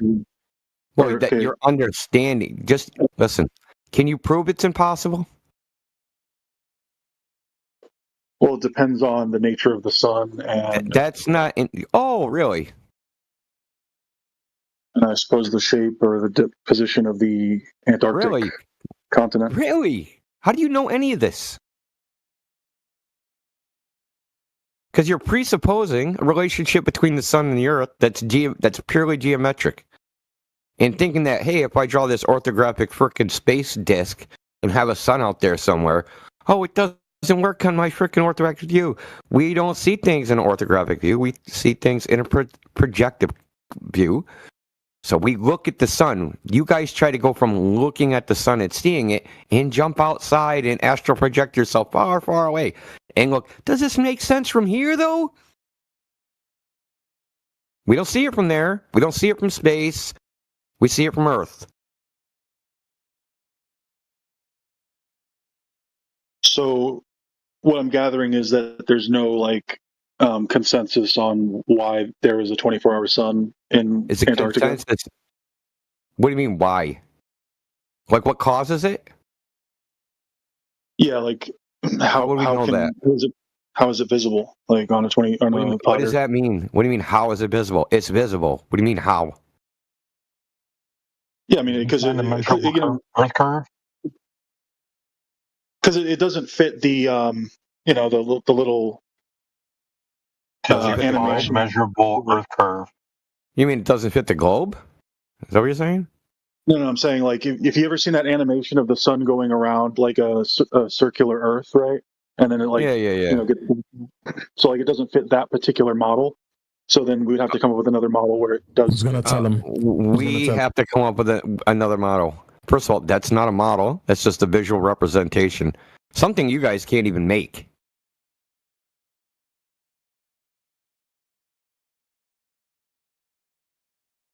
It's just a visual representation. It's not meant to show the sun position. No map exists which shows what the sun would look like from any particular place on Earth. Period. There's no 3D model. It's not Stellarium. Nothing. And you're like, hey, man, where's your map that shows where the sun is from that place? That map doesn't exist. It can't exist. It doesn't exist in a globe form or any other form. These models of the sun are observer-centric. That means the model must exist from the viewpoint of the observer, not outside of it. What is so hard to understand about this? Yeah, I mean, I was just curious if anyone had come up with like a plausible theory for it, but if not, that's fine too. Like, you know, it's what do you mean a plausible theory? I'd say, how would we even test it? Well, just like an explanation. Like, you have a hypothesis? Oh, it's a cool story. You know, he wants a cool story. Well, I'll give you a cool story. I'll give him a cool story. He wants a cool story. It's going to have just as much evidence as cool. Yeah, I mean, it'll have as much evidence as his story does. Not a fucking thing, but I'll make one up. Okay, there's leprechauns, and every once in a while, the fucking leprechauns get drunk and spin in a circle, and when they do, their magic makes the sun circle anywhere you're standing on ice. There you go. There's your explanation. Now, we're going to compare evidence. We're going to compare the evidence of the globe explanation versus mine. Give us the globe explanation evidence. Let's see here. Evidence. Yeah, the globe explanation is the correct explanation of the 24-hour sun. And then I'm going to give the evidence, my magic elf explanation is the correct explanation. But you can go first. Welcome to Flat Earth. I guarantee we give the same evidence. Nothing. Well, I don't know like specifically evidence, but I do know that they've, modeled it in a way that No. I already told you that. They don't model it with a globe, they model it with a flat earth. I already told you that. Well, I'm saying if you put a I already told you that, dude. Post the globe model of the 24-hour sun in the chat, the math. Post it in the chat.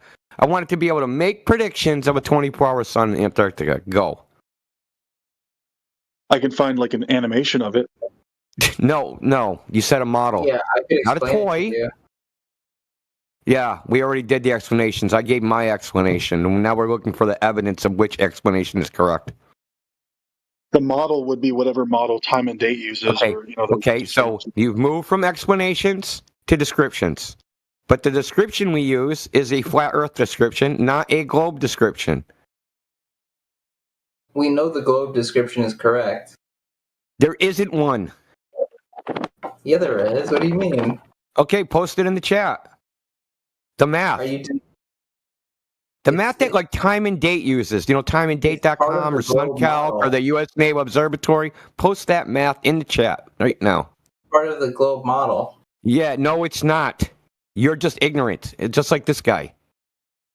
What do you mean? What do I mean? I must use a globe because I've always believed that, so it's got to be true. It doesn't use a globe. The globe model accounts for the 24-hour sun, sir. Okay, then post it in the chat. It requires axial Then tilt. post it in the chat. Stop talking to me. Post it in the chat. All the mathematics. Post it in the chat. All the mathematics. I'll post it. McTuan couldn't do it. You sure as fuck can't. So post it in the chat. I'll do a Wikipedia. No, not Wikipedia. The formulas. What do you mean? The formulas that use a globe to predict a 24-hour sun. There's no formula, dude. It's part of the model. Isn't the model a mathematical model? No. No? Behind it, but it'd be a little difficult to find. I think there's a GitHub repo for the math. I can try to look it up. It uses the equation of time. There's no globe in there. Draggers, my Indio. Yeah, that's quite the argument. You don't know what you're talking about as usual, twonger. So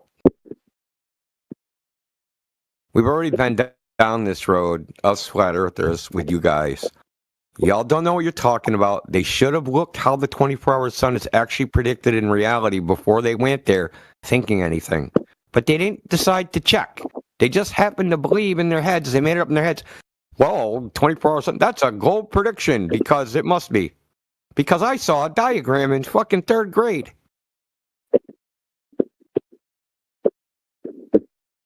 Okay. So your diagram is not a model. It's just a representation of an idea.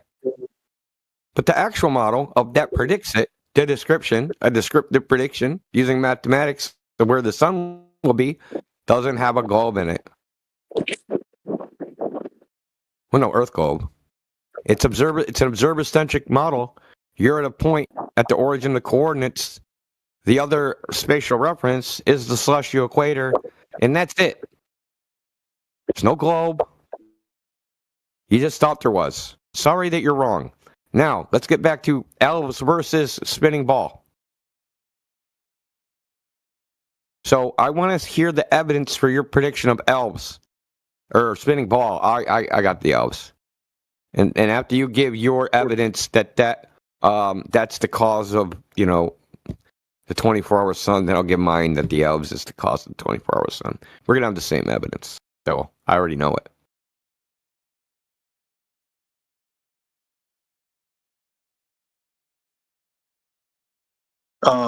Yeah, so like I saw a video like a year or two ago or something that posted the math behind it, but I can't remember how to find that video. Okay, it's called the equation of time. It's easy to look up. You can look at the formulas even on Wikipedia. You can go to the U.S. Naval Observatory. You can go to time and date. You can go to SunCalc. You can go under these places. They all use the equation of time. It looks like this. I'll post the freaking diagram in the chat.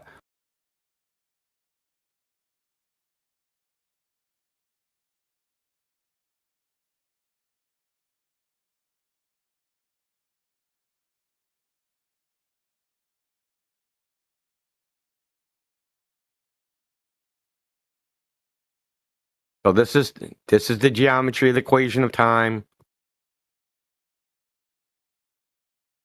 See how there's variables?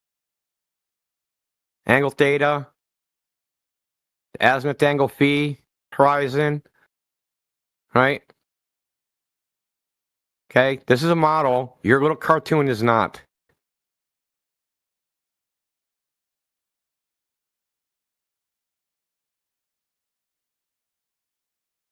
So this is how they predict where the sun will be. Okay.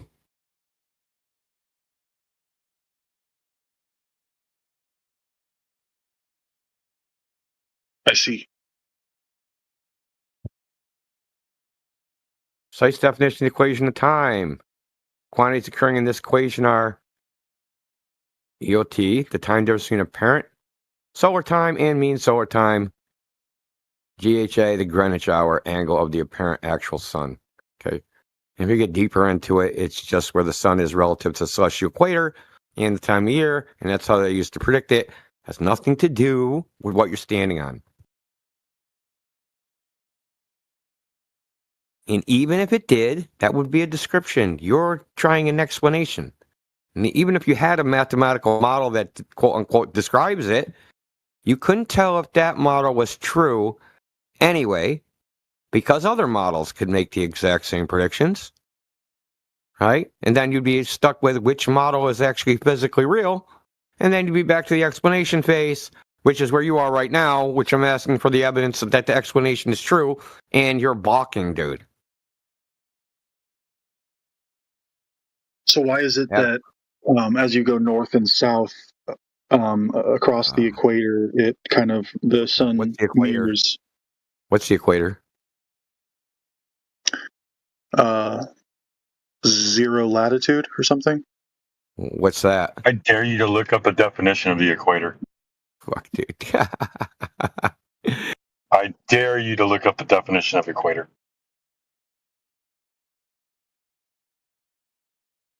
The entire latitude coordinate system is in the sky. This is like a repeating thickened theme. I'm actually getting kind of sick of it at this point. You know that, right? That latitude and longitude are based upon the sky. They're not based upon any ground components. You can't find, using solely the ground, what your latitude and longitude is. You need the so-called celestial sphere. And that's where they make the prediction of the sun, is where it appears within the celestial sphere. Has nothing to do with the ground. None of the equation has anything to do with the ground. Now, y'all have a cool story explanation that does not have any evidence for it. So it's a Longitude is celestial based on sphere, the not a globe. What celestial. Connor, shut up, What are you dude. claiming that latitude and longitude are based on? Sky. What are you claiming Longitude is they're based based on? on the. So that's not a claim. It's how it is. It is. Literally is. But click continue. Oh, it is. Then tell me how you find latitude and longitude without looking at the sky. You can only use the ground. Latitude and Nothing else. longitude are coordinate systems used to pinpoint locations on Earth based on angles relative to the angular Earth center and reference meridian. Yeah, that's cool. If that was true, then you'd be able to find it using the Earth. Now find your latitude and longitude. Now find your latitude and longitude using the Earth. Just the Earth. You're lost in the woods. You're lost. Geometry. Fucking Greeks figured this shit out, dude. They knew the Earth was fucking around. It's math, it's geometry, it's science, it's logic, it's buzzwords. They love their Greeks. They love their Greeks so much. Yeah, you guys doing it. Oh, I can't say that. Fuck. Backtrack. So backtrack. Here's your challenge. Find your latitude and longitude, but you can't use anything in the sky. You can only use the ground. That's what they do. They use just the ground. They use angles relative to the Earth's center and reference meridian. How would they measure that? Okay, how do they measure that? How do they measure the angle relative to the Earth's center? You're on the surface. You're lost in the woods. Measure the angle to the Earth's center. Lost in the woods. That's not how you get out. Now it's not how you do it. Amazing. You fucking retard. First off, that's a bad fucking analogy. Okay. Can you give me a better fucking analogy? I'm not gonna fucking answer that bullshit. It was an analogy. It was your definition. Analogy, you fucking retard. It was your definition. Not even an analogy. It's literally what you said is happening. It's not even an analogy. Boy, you're stupid. Yeah. So you're spiraling too, because you're low IQ.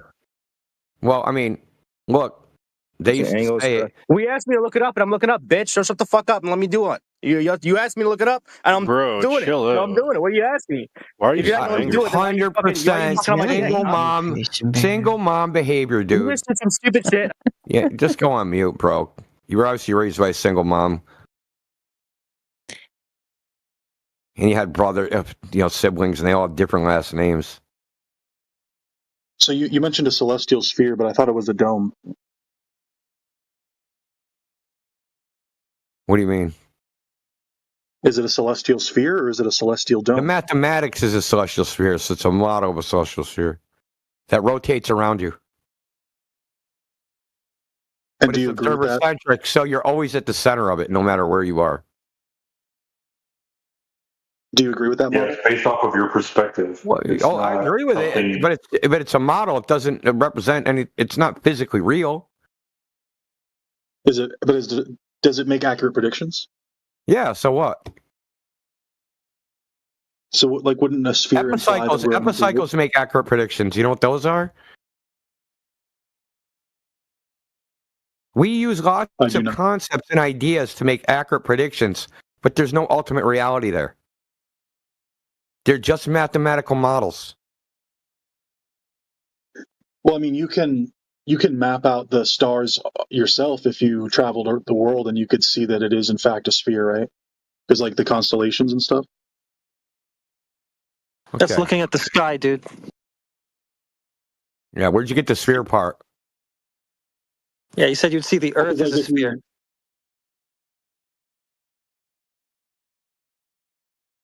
Like if you keep going past Australia and swim past Antarctica and go to Buenos Aires or something, it's gonna wrap back around. It's not like there's no cutoff point where you can't see past. How do you know it wraps back around? Well, I've never personally sailed that way, but I would assume that would be the case. Well, how are you going to sail over Antarctica? Though it's kind of odd that if you look at marinetracker.com, for some reason there's boats 500 miles inland. But that's either here nor there. Well, you wouldn't sail through, but you'd sail around it, and you'd still see the sky, right? So you could pinpoint the constellations here, and now it's there. You're gonna sail the Southern Ocean at night. Good luck to you. God bless you.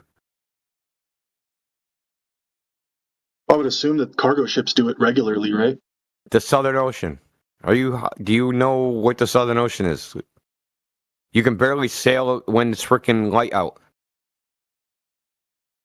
Well, like they wouldn't go to the place with like the glaciers or whatever, but they'd like go around that, you know. So then they wouldn't go into the Southern Ocean.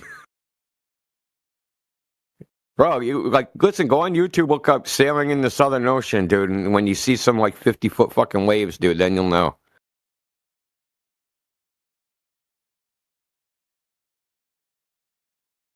The Southern Ocean is like the most treacherous waters in the world. That's during the day. But you got to remember, nighttime lasts for a long time. So you're going to go at night, and then what?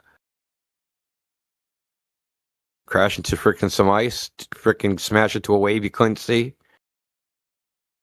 See, y'all live in the realm of hypotheticals. Which, oddly enough, most of you can't do. You can't even do the hypotheticals. But let's just say you guys can. You live in, like, La La Land. Like, this.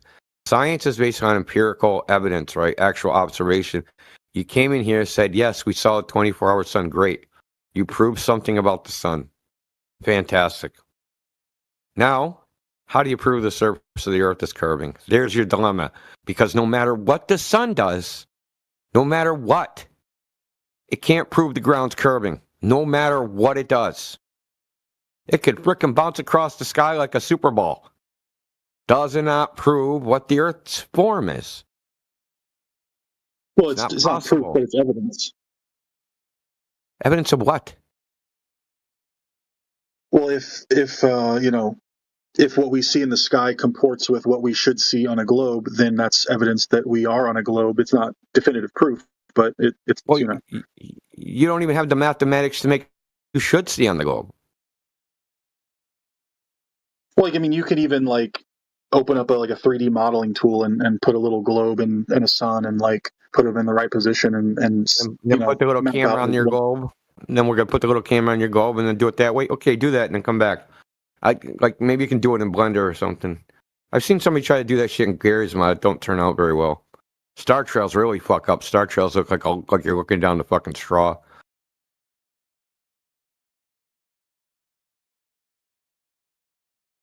Yeah, you guys think we haven't been doing anything like in the last fucking 10 years? Like we just been sitting on our ass, so we didn't even done anything. We've done all these tests, so there's people that have simulated star trails from different locations within 3D models, and they don't look like the star trails that you see at night.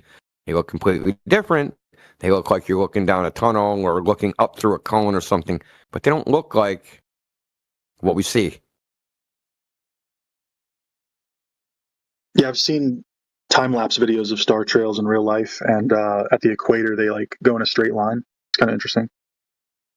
Yeah, so interesting. Yes. Yes, very interesting. They do that anywhere whenever you look east or west. They shouldn't go in a straight line for very long. Shouldn't they tilt?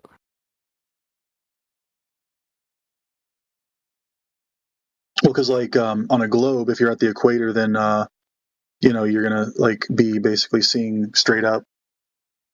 Yeah, but you forgot about the orbit. Remember? Oops. Yeah, that's true. And then they wouldn't be circles, right? If you time lapse more than 24 hours, then they'd be spirals.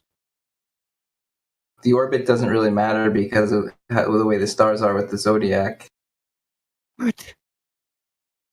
Yeah. Oops. Yeah, where they started. So we get like 6 months after the handle of the Big Dipper points east, it points west. How'd it get there? If the stars are going in circles, how'd it get over there? How'd that star that's at the end of the handle on the Big Dipper, how'd it get from being east of Polaris to west of Polaris? It must be a perspective thing. Oh, gee. Go back on mute, dude. Happy's back. Welcome back, Happy. Didn't you have something you were going to demonstrate for us? Hello, what did I say? What did I say before? Oh, I don't even know. You just left on some kind of wild exit note. I thought you were going to continue, but if you don't remember, we can just reset. It's no problem. Do you still think you live on a globe? Yeah, probably. Unfortunately for you guys, I guess, yeah. Oh, why would it be unfortunate for us? I think it's much more unfortunate for you to be living in a fairy tale land and not accepting reality the way it clearly presents itself as flat and stationary. What's your best evidence for a globe? Can I just like sit here and like listen? Is that okay, or is the price? Oh, yes, that's authorized. Oh no, that's totally authorized. Yeah, we were talking to Kiba. I don't know if he has any more questions or ideas. Same thing yesterday. Oh, was he here yesterday, Heretic? Because we had a lot of fun with him a couple days ago where he was pretending like he wasn't making any claims. Did he make claims yesterday? That's why he didn't want to talk, because he said the same thing yesterday. He's like, just leave me alone. I don't want to talk to you. Yes. Oh, I thought we had fun, Happy. Oh, I thought we had a lot of fun together before. Oh, I'm so disappointed. Gosh, my memories of our last encounter must be much different than yours. Yeah, no, Dandelion, you were fine. I think it was the rest of you that were like bad faith. Oh, it's just Heretic you don't like. Okay. Whoever Clownshoe is, yeah. Well, no, I mean, my only issue last time, Happy, was that you kept asking us questions, saying you were making an internal critique, and then you made a final claim and ran, even though your claim like went against everything that had come before, where you claimed that the globe Earth had better explanations for phenomena than the flat Earth. Do you recall saying that? Yeah, I remember that. Yeah, that's what I'm talking about. That's where you left off, and then you just left. So what explanations does the globe give you that you think are superior? Well, for example, before, I believe I recall asking about the specifics of like how the sun actually functions, like in a flat Earth model. Like what's the reason for it orbiting the way that it does? What's the reason why it doesn't just drop down? Like all of this, and you couldn't give me an explanation. And then I recall other models being able to do that with like explanatory power, like orbital mechanics, for example. They're able Okay. I can't take this. Okay, go. Models hold on. Happy. I told you about. I really want you to talk to this guy. Models don't explain things. They describe things. Okay? Orbital mechanics don't even have forces in them. They're kinematic models. So they certainly don't explain things. Orbital mechanics don't have forces in them? No. Really? No. They're a kinematic model. They don't. Do you know what a kinematic model versus a dynamic model? What those are? No, enlighten me. Okay, so a dynamic model would have forces where you compute the forces in totality of the forces to figure out the projectile of an object, right? So orbital mechanics have things like period, acceleration, and distance, and that's it. Okay. Okay, there's no forces in there, right? It's just plotting the motion based upon geometric principles and how like the acceleration changes over time, right? The period, right? So how does acceleration over time, and how does that acceleration correlate to the distance from the foci of the ellipse? That's it. There's no forces or anything like that. Well, what I was referencing there was how you have planets that orbit each other, right? So you have... no one's observed planets orbit. No one's observed anything that you're saying. Really? No one's observed an orbit of anything ever, Happy. Do you realize Galileo that? Get his old telescope and he predicted the orbits of the planets and things like that? Didn't he do that? Yeah, no, you're woefully misinformed, bro. Didn't you learn about that in school as well?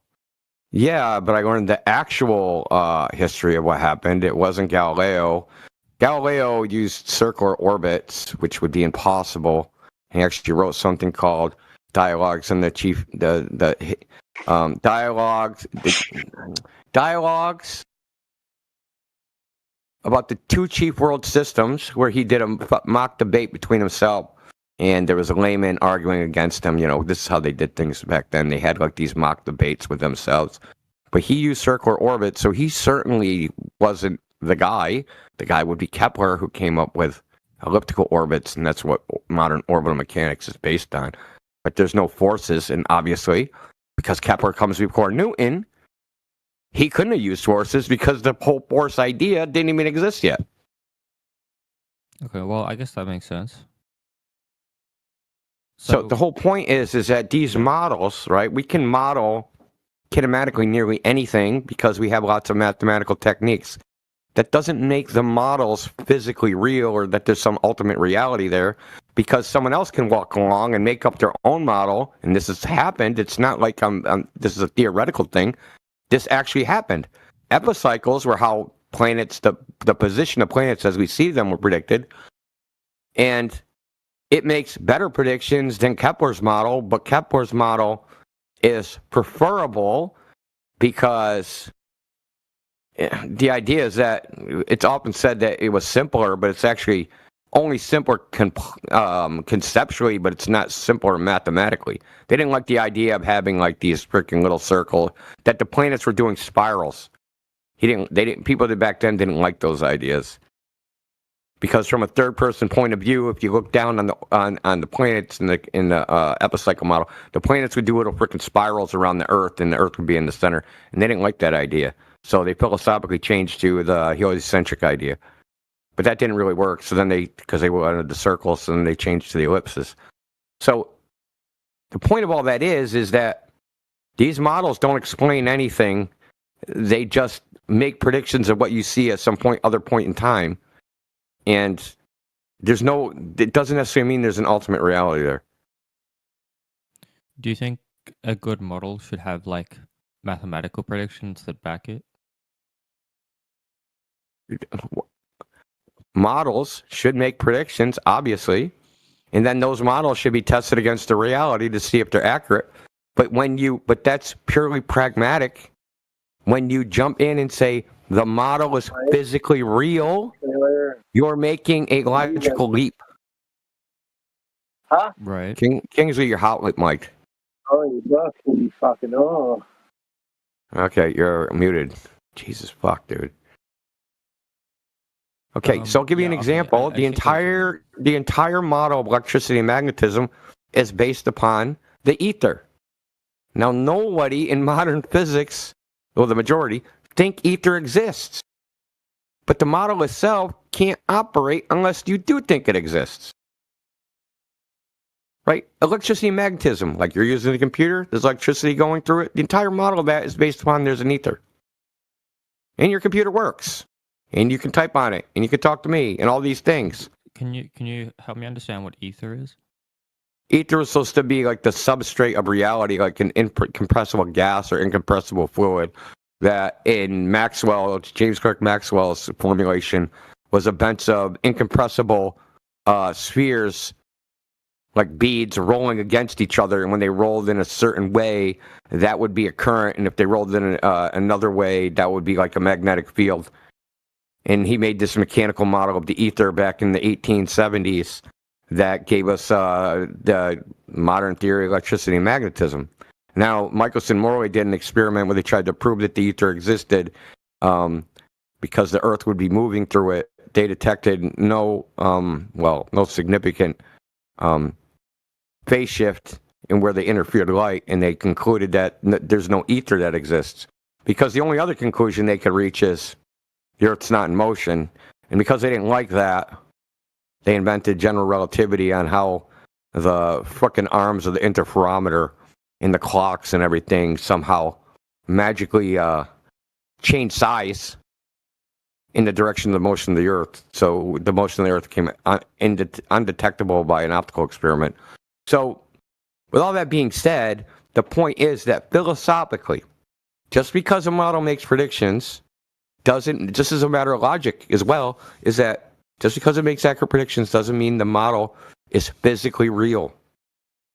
This is well known in engineering. I can even give you a citation of a whole treatment on this, is the reasonable ineffectiveness of mathematics, written by an electrical engineer. So that in engineering, they use all sorts of bullshit models to make things happen, but none of it is like, they use things like negative time. Negative time don't exist, man. Yeah, I understand where you're coming from. I mean, in all sorts of fields, there's interesting manipulations of reality by which things are done to make things make sense or to make things simpler. Like a common example that you guys have is where you post papers where, like, for aerodynamic purposes, they just make sure that the Earth is flat so that they reduce the Coriolis effect and stuff like that, so that it's simpler to look at. And that's one example. No.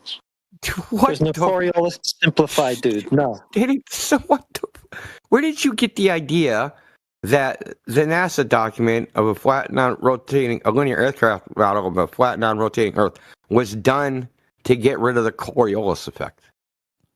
Well, when I read the paper, I mean, I could be completely misreading and misremembering, but when I read the paper, that's what I remember reading. I could be wrong. Well, they did say they're not using any Coriolis effect, but that wouldn't matter because they couldn't model it with a Coriolis effect anyway. You'd never be able to land an airplane.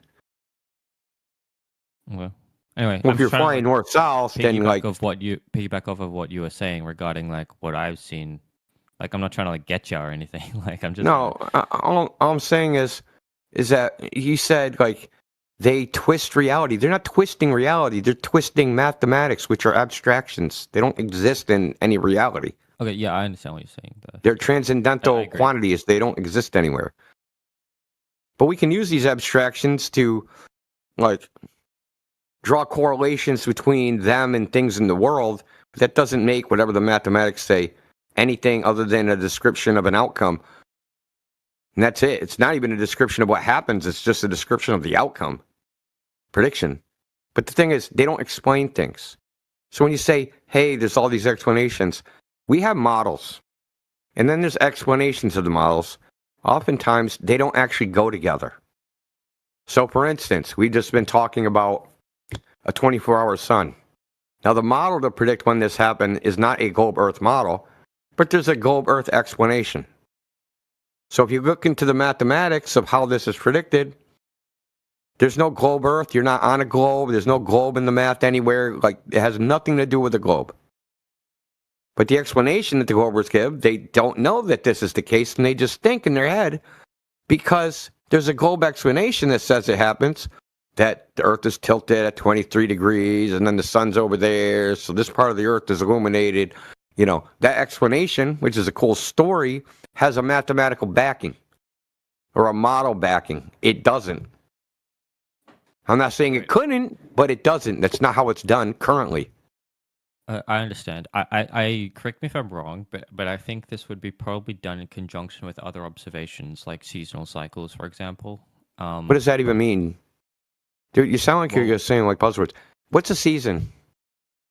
A season is where it's like, for example, in winter it's colder, in summer it's hotter due to the. Okay. Well, in when do those happen? Every few months. Okay. When does spring start? I don't know. Okay, let's go. No, let's do this. Summer. When does summer start? Well, that's the first season, so January. Yeah, let's just say when does summer start? Let's just go there. January. January?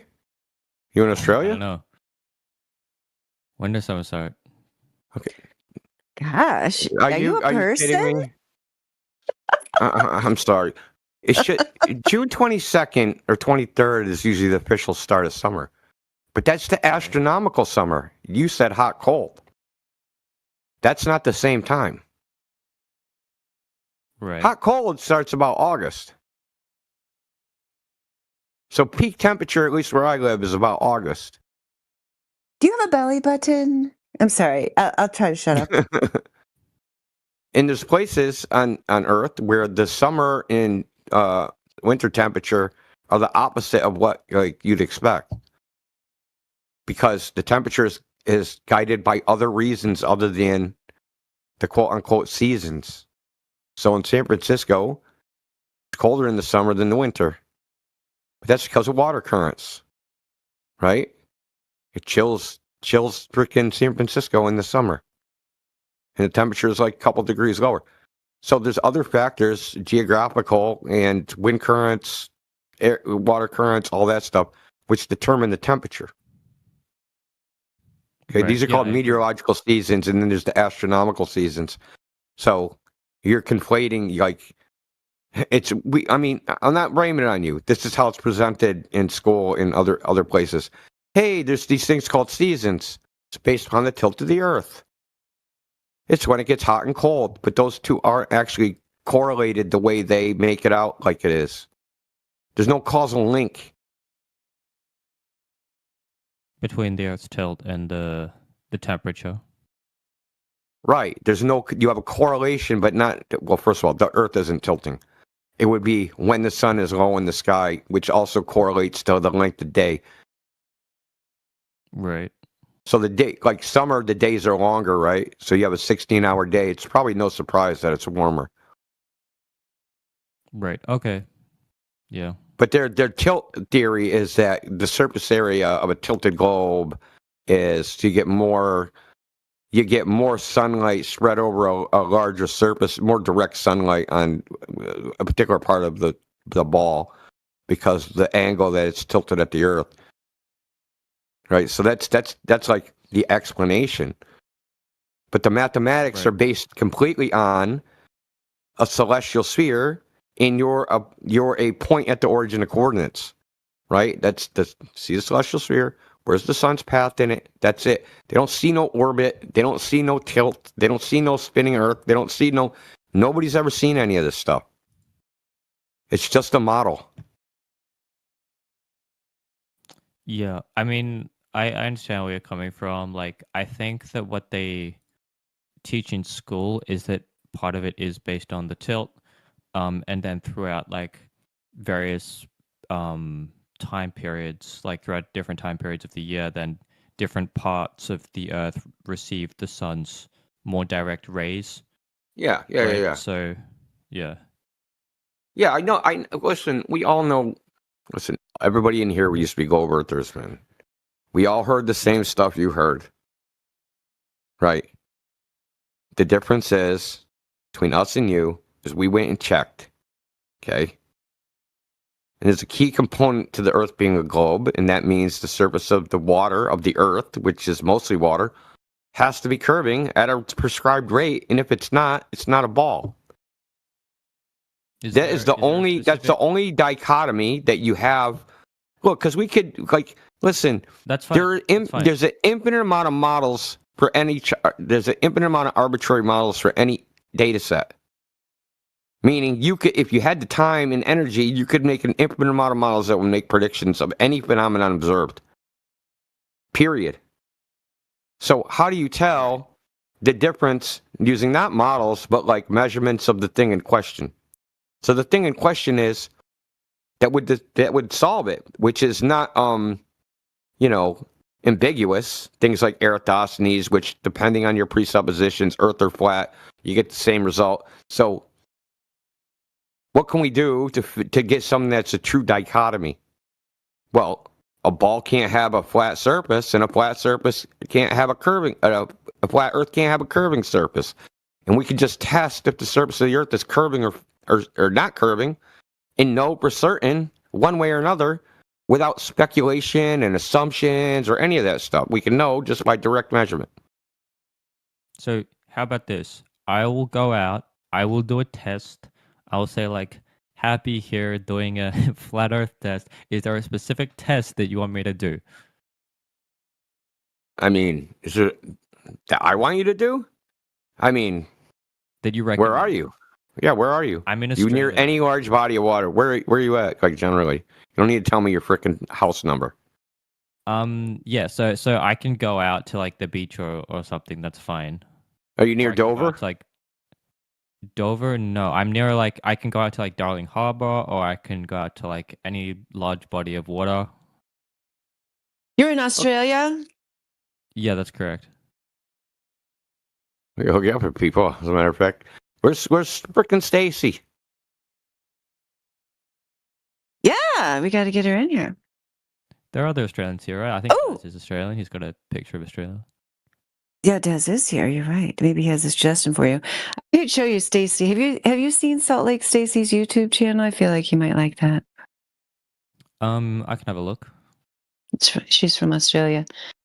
I'll find it for you. All right, cheers. Look, I mean, it depends on what level of, like, you could just go out and look, right?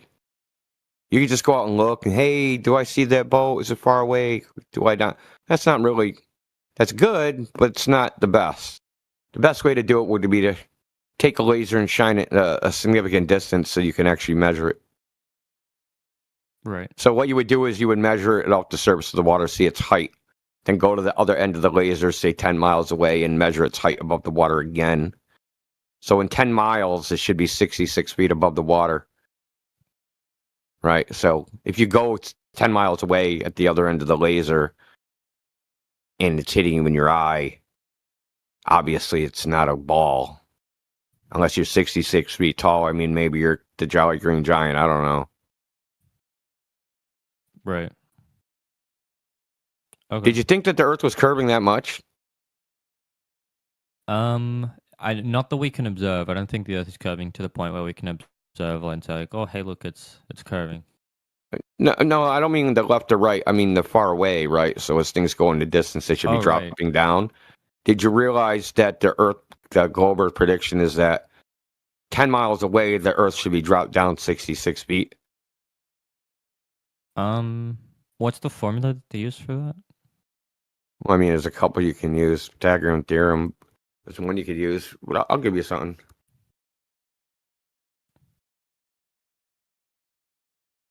Because I don't think the Pythagorean theorem accounts for curvature, but I could be wrong. You're only calculating the drop, the Pythagorean theorem. Okay. It's actually a very easy formula. Yeah, like a squared plus. So the drop would be drop equals square root of r squared plus object distance, that's o squared minus r. But I'll post in the chat. I'll post a calculator. This is a Goldberg's freaking curve calculator, not mine. So all the formulas are in this calculator, so you can see them besides the values, right? How each variable is calculated. So, but generally, you can just use the 8 inches per mile squared, which is accurate for nearly 1,000 miles within like 1%. So, given that value, the drop, the surveyor drop, is 66 feet from eye level. It could be actually any level. It would just be like, from my eye level, how much, or foot level, or frickin' 10 feet above my foot, we draw a straight line straight out into space. How far does the surface of the Earth drop down? And at 10 miles, that's 66 feet. Yeah. Well, okay. So I guess I'll go out. I'll buy a laser. I'll do some observations, and you have to promise me, like, because if my experiment goes and I realize that the Earth is flat, then yeah, I will for the moment become a flat earther until I can do. We're not trying to turn you into a flat earther, dude. Like, if you go out, you do an experiment, whatever the results are, they are. And if you want to stick your head back in the sand, I don't care. We are not trying to turn you into a flat earther. I don't know where you people get that idea. Okay, no. Like, I think what I'm trying to say is I'm not going to be like, I'm going to be intellectually honest, right? That's what I'm saying. I'm not saying you're trying to turn me into a flat earther. Okay, cool. So it's like, we're here. We give information that people didn't previously know. So I gave you some. I'm sure that you didn't previously know. Like, a lot of people, they believe in the globe, but they don't know anything about it. They don't know any details and any particularities, and they think, like right now, you probably didn't think the Earth dropped down 66 feet in 10 miles. It gets even worse. In 30 miles, it's 420 feet. Now you probably use like the metric system, right? So if you're 1.92 meters off the surface of the Earth, okay, and you shine to a spot 40 kilometers away from you, that laser should be 127 meters off the surface of the Earth. Yeah, that's like a 47-story building. Okay? It's pretty tall. 42-story building, rather. That's how high the laser should be 40 kilometers away. You should have to look up to see the laser. And it ain't going to be close even when you look up. It's going to be way the hell up there. So, a lot of people don't realize that this is what the globe mathematics predicts. And we're telling them. They say it's a globe. They say all this stuff, but if you go out and check, you're going to find out there's no globe out there. It only exists on TV and books or magazines, or by word of mouth in people's imaginations. But it doesn't exist out there in the natural world. I have a random question that I thought of. So like, if you go to like the edge of Australia and you go to a beach and you point a telescope in the direction of like, I don't know, New Zealand, for example, and you get a telescope and you zoom it in really, really far. Telescopes don't zoom, bro. Telescopes have fixed. Don't have. You're right. Telescopes don't have variable to zoom. Can't zoom it in real far. You're right. Okay, so let's say that you have a fixed telescope, right, or like a device that you can would be able to see New Zealand from, and you point it to New Zealand. Would you be able to see New Zealand? How far away is it? I'm not sure, but it's pretty far away. More than 200, more than 300 kilometers? The answer is no. Yeah, the answer is no, dude. Open up a weather app and look at your visibility. That's not a globe Earth calculation. Just open up a weather app and look at the visibility. Yeah, okay, I understand where you're coming from. I kind of expected that. And that's fine. Like, I agree. Well, I mean, why wouldn't you expect it? Like, literally, right, yeah. Sailors use it to know to figure out how far they can see it at sea. Pilots use it to know how far away they can be until they see the runway. And there's no globe involved in that calculation. It's just the opacity of the air. And it doesn't matter how big of a telescope you get, because light comes to the telescope, you don't see out, right? So having a bigger telescope don't fix the problem. Right. Okay. The problem is that the average thing you're looking at has very poor reflectivity, so you won't be able to see it at a distance regardless. Yeah, you got to remember this. You're trying to look at reflected New Zealand, like reflecting off of New Zealand, whatever that would be. I mean, well, if you read what Rob says, hold on, bro. If you read what Rob says himself, then you're going to come away knowing that the whole damn thing was photoshopped and made out of thin air and has nothing to do with the reality. That's why he's reaching and saying that, oh, he touched it up and he got the original. What'd you say, the original from the Apollo missions? How did that connect with Robert Simmons? I'd like you to elaborate on that, please. Maybe I'm mistaken, but when I brought up the images of the Earth, I wasn't even talking about the Robert Simmons ones. I was talking mainly about the Apollo 17 ones. Okay, so I think those are better it's ones. Apollo 11. It's not Apollo 17. It is Apollo 17. The blue marble image is from Apollo 17. That blue marble image is Apollo 11. No, it's Apollo 17. One Matt posted. There's like a unedited here. I could post the unedited version of the Apollo 17. How do you know if it's unedited? You're just saying that in chat. Well, the color's touched out, but yeah, the one I posted at 55 past the hours on the Apollo 17 website. That's an Apollo 11 image. That's not Apollo 15 or 17. That is Apollo 17. That's. So you're saying they got it wrong? I think they did several. Blue marble, the original blue marble. The original one is from Apollo 10 or something, but this one is from the 17. No, it's from Apollo 11. This is the one he just posted. It's just upside down. They flip it when they display it. Yeah. Okay. So now that we've established Apollo 17. No one based upon the transcript, they have no idea when this was taken. Okay. How do you know this is a picture of the Earth?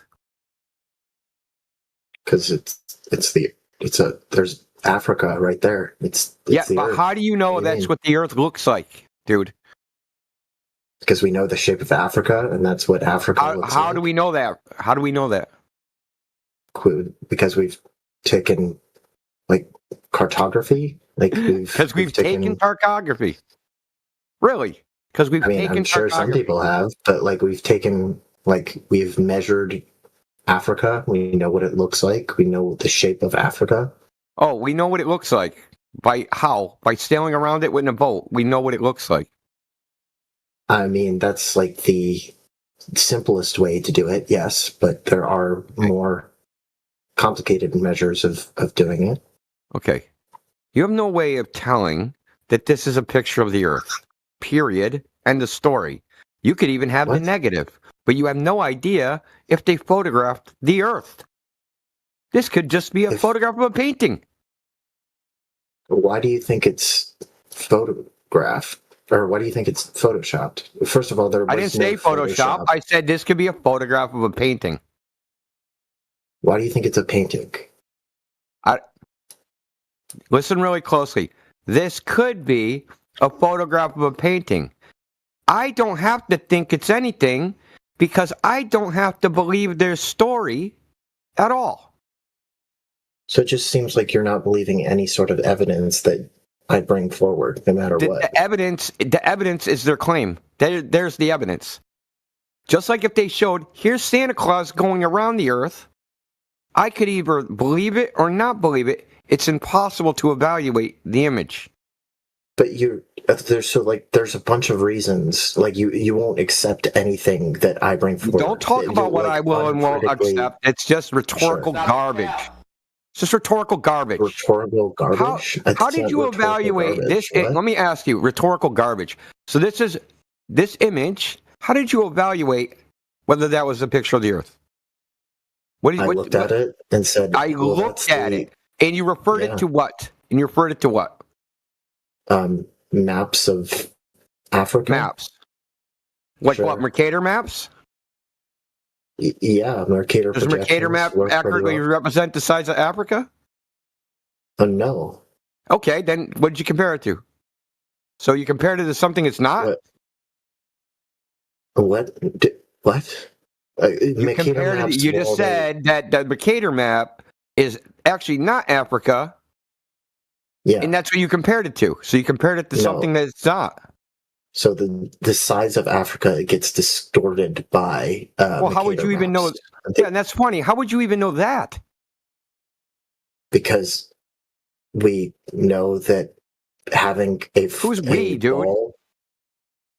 It's general knowledge, right? That it's not general knowledge, dude. Can you let anything finish, dude? Every time I try to speak, because you're full of shit, massive shit, dude. No, it's just because you're scared of letting me finish. If I actually finished a sentence, you wouldn't. Okay, has everybody in here heard his claim? Questions. Yeah, he starts every sentence with a lie. He makes everything up as he goes along. No, I've heard all your claims. You've said lots of claims. You've stacked them higher than the frickin' moon. Okay, we've heard them all.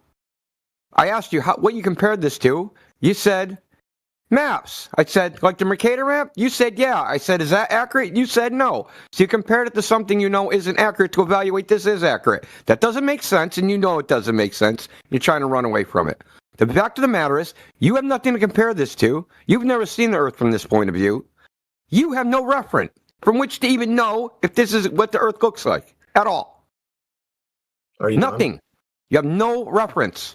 Okay, no, I'm not done. And then even if you did have a reference, there's no way you could tell that this is a photograph of the Earth and not just a photograph of a painting or a model or fucking any other thing. The fact of the matter is, you either have to just believe the claims of the people that claim they said, I took a photograph of the Earth, or you don't. There's no way you can analyze this with any objective method. Dude, you could do this with anything. It's like literally if you just want to be a hyper. Can we do it with Santa Claus? I mean, if you want to be a hyper skeptic about literally I'm not being a hyper skeptic. Yes, you are. So it's hyper skeptic. You're not accepting any sort of like material evidence. Can I ask you a question? You're just being a hyper skeptic. Yeah, stop with the meta, dude. Stop with the meta. Stop with the meta. Stop with the meta, dude. You're not even letting me finish. It's crazy. Yeah, you're stop so with the meta because no one cares about. No one cares about letting anybody finish. No one cares about your meta bullshit about what I think or what I feel, bro. Simple as that, all right? Bird lawyer. Nobody cares about your top sociological analysis of how I think or how I feel. Nobody cares.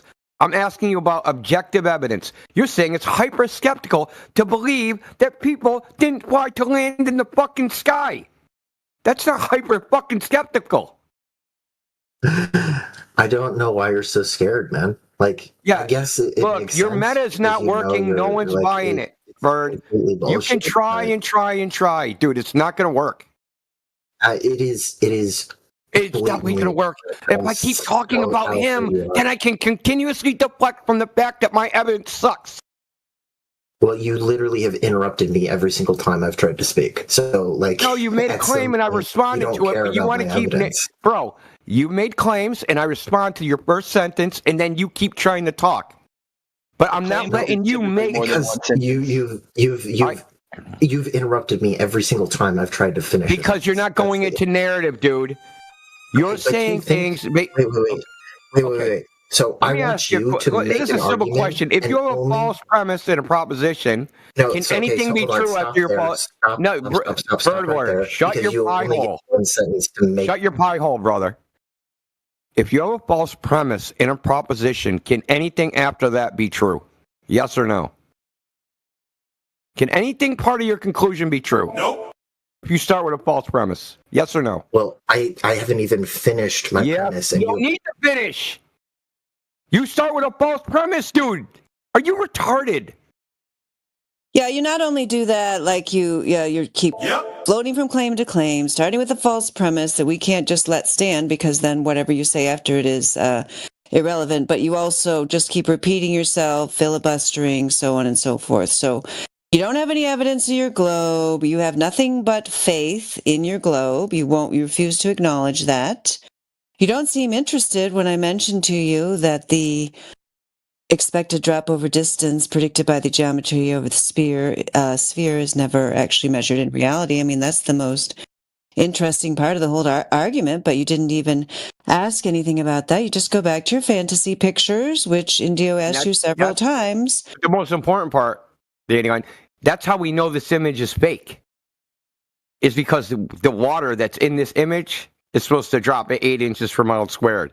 When we go out in reality, the water doesn't do that. So if you was claiming this is the Earth we're measuring directly, and it shows curved water, and there's not actually no curved water on Earth, then we know this image is fake. Period. Doesn't matter what they say about it. Yep. We know all your globe images are fake. I mean, it's not really our problem if you are not willing to accept reality, Bird Lawyer. I don't know. I mean, we can unmute him, but you're dishonest in your arguments. So if you don't see why that is, and why you have to get muted, and why we have to stop you after you're spewing lies, when we know for sure that your fantasy globe image is fake, then I don't know what to do for you. Is there anybody else? There's Carmelo. Oh yeah, Carmelo had number two. Number two. Are you there? Yeah, I'm here. What's up? Oh, I got beef for Carmelo. Let's go. Well, I'm going to say one more thing about this Birdlord. Birdlord, it's very simple. If you start a proposition with a false premise, no words after it matter unless those words are, oh shit, my premise was false. Let me fix that. Okay, you can't reach any conclusion that's true with a false premise. You don't even let them get there, but like you just interrupt them. Bro, are you serious? Did you just hear what I said? Tell me what I just said. Tell me what I just said. Repeat it back to me. Yeah. You said that like you can't like have a conversation based off a false premise, but he was never. No, that's not what I said. That's not what I said. That's not what I said. It's not verbatim. Okay. I said you can't reach a conclusion that's true if your proposition has a false premise. But he never got to his proposition. His premise is part of the proposition, you fucking baboon. You know, you never even got to his proposition. The premise is part of the proposition, you baboon. You never even got to his premise. A proposition is premise 1, premise 2, conclusion. You never even got to his premise. You spoke one sentence and you overtalk him like a baboon. The one sentence is the premise. No, it's not. Oh, no, it's not. What was his one sentence? I love crayons. And then he started talking, right? Wait, let me ask him a question, yo. What's up? Dude, you're a dishonest slime ball, dude. When did you stop beating y'all need, I don't even know what, dude. I can't even say what y'all need. About the time we got a divorce. Yeah, so that's, you see, there's a false premise there. You can't just lead and continue on with a false premise. Anyway, I got a question for you. I got smoke for you there, Carmelo. What's up? Oh, hold on. Before you do that, I got to show this thing real quick, because that one woman said something really retarded earlier. And it was that, so you're just gonna No. I'm here to talk to the woman. I'm not here to talk to the three of y'all at once. We're not gonna do that. The woman has a name. It's Mary Mom or Daniel. I'm a flat earther and I'm retarded. You're not a flat earther, and you're just retarded. Dandelion. What I'm going to put in the side chat is the exact time and day backtracked on a solar map for the Earth. Can you explain for the class, like the really dumb thing you said earlier about how it doesn't match up with this image here? He's running away. No, I'm actually like with the premise here. How what doesn't match up? What's not? Yeah, so she made the really dumb claim earlier that like the lighting on the Earth here doesn't match up with what should be expected at that time in day. She said it wasn't even close. Okay, what day do you have here? What day? I have this from time and date? Yeah, December 7th, 1972 at 10:40 UTC.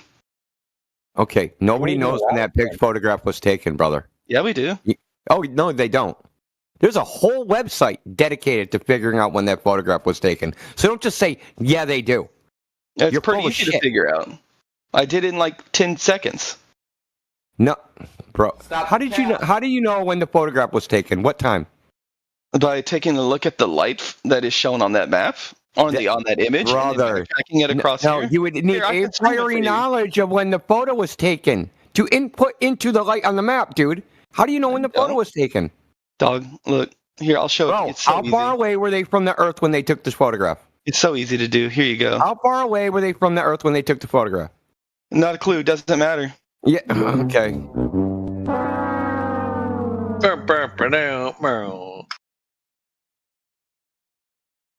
You guys realize like most of the satellite data is public, right? What now? Most of the satellite data is public. That's nonsense.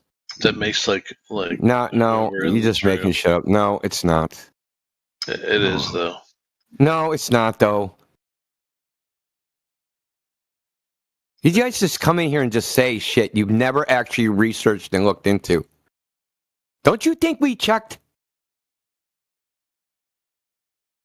So Himawari, let's take Himawari for instance. Not even academics. Not even academics. Okay, so you're just going to talk over me. No, you're not.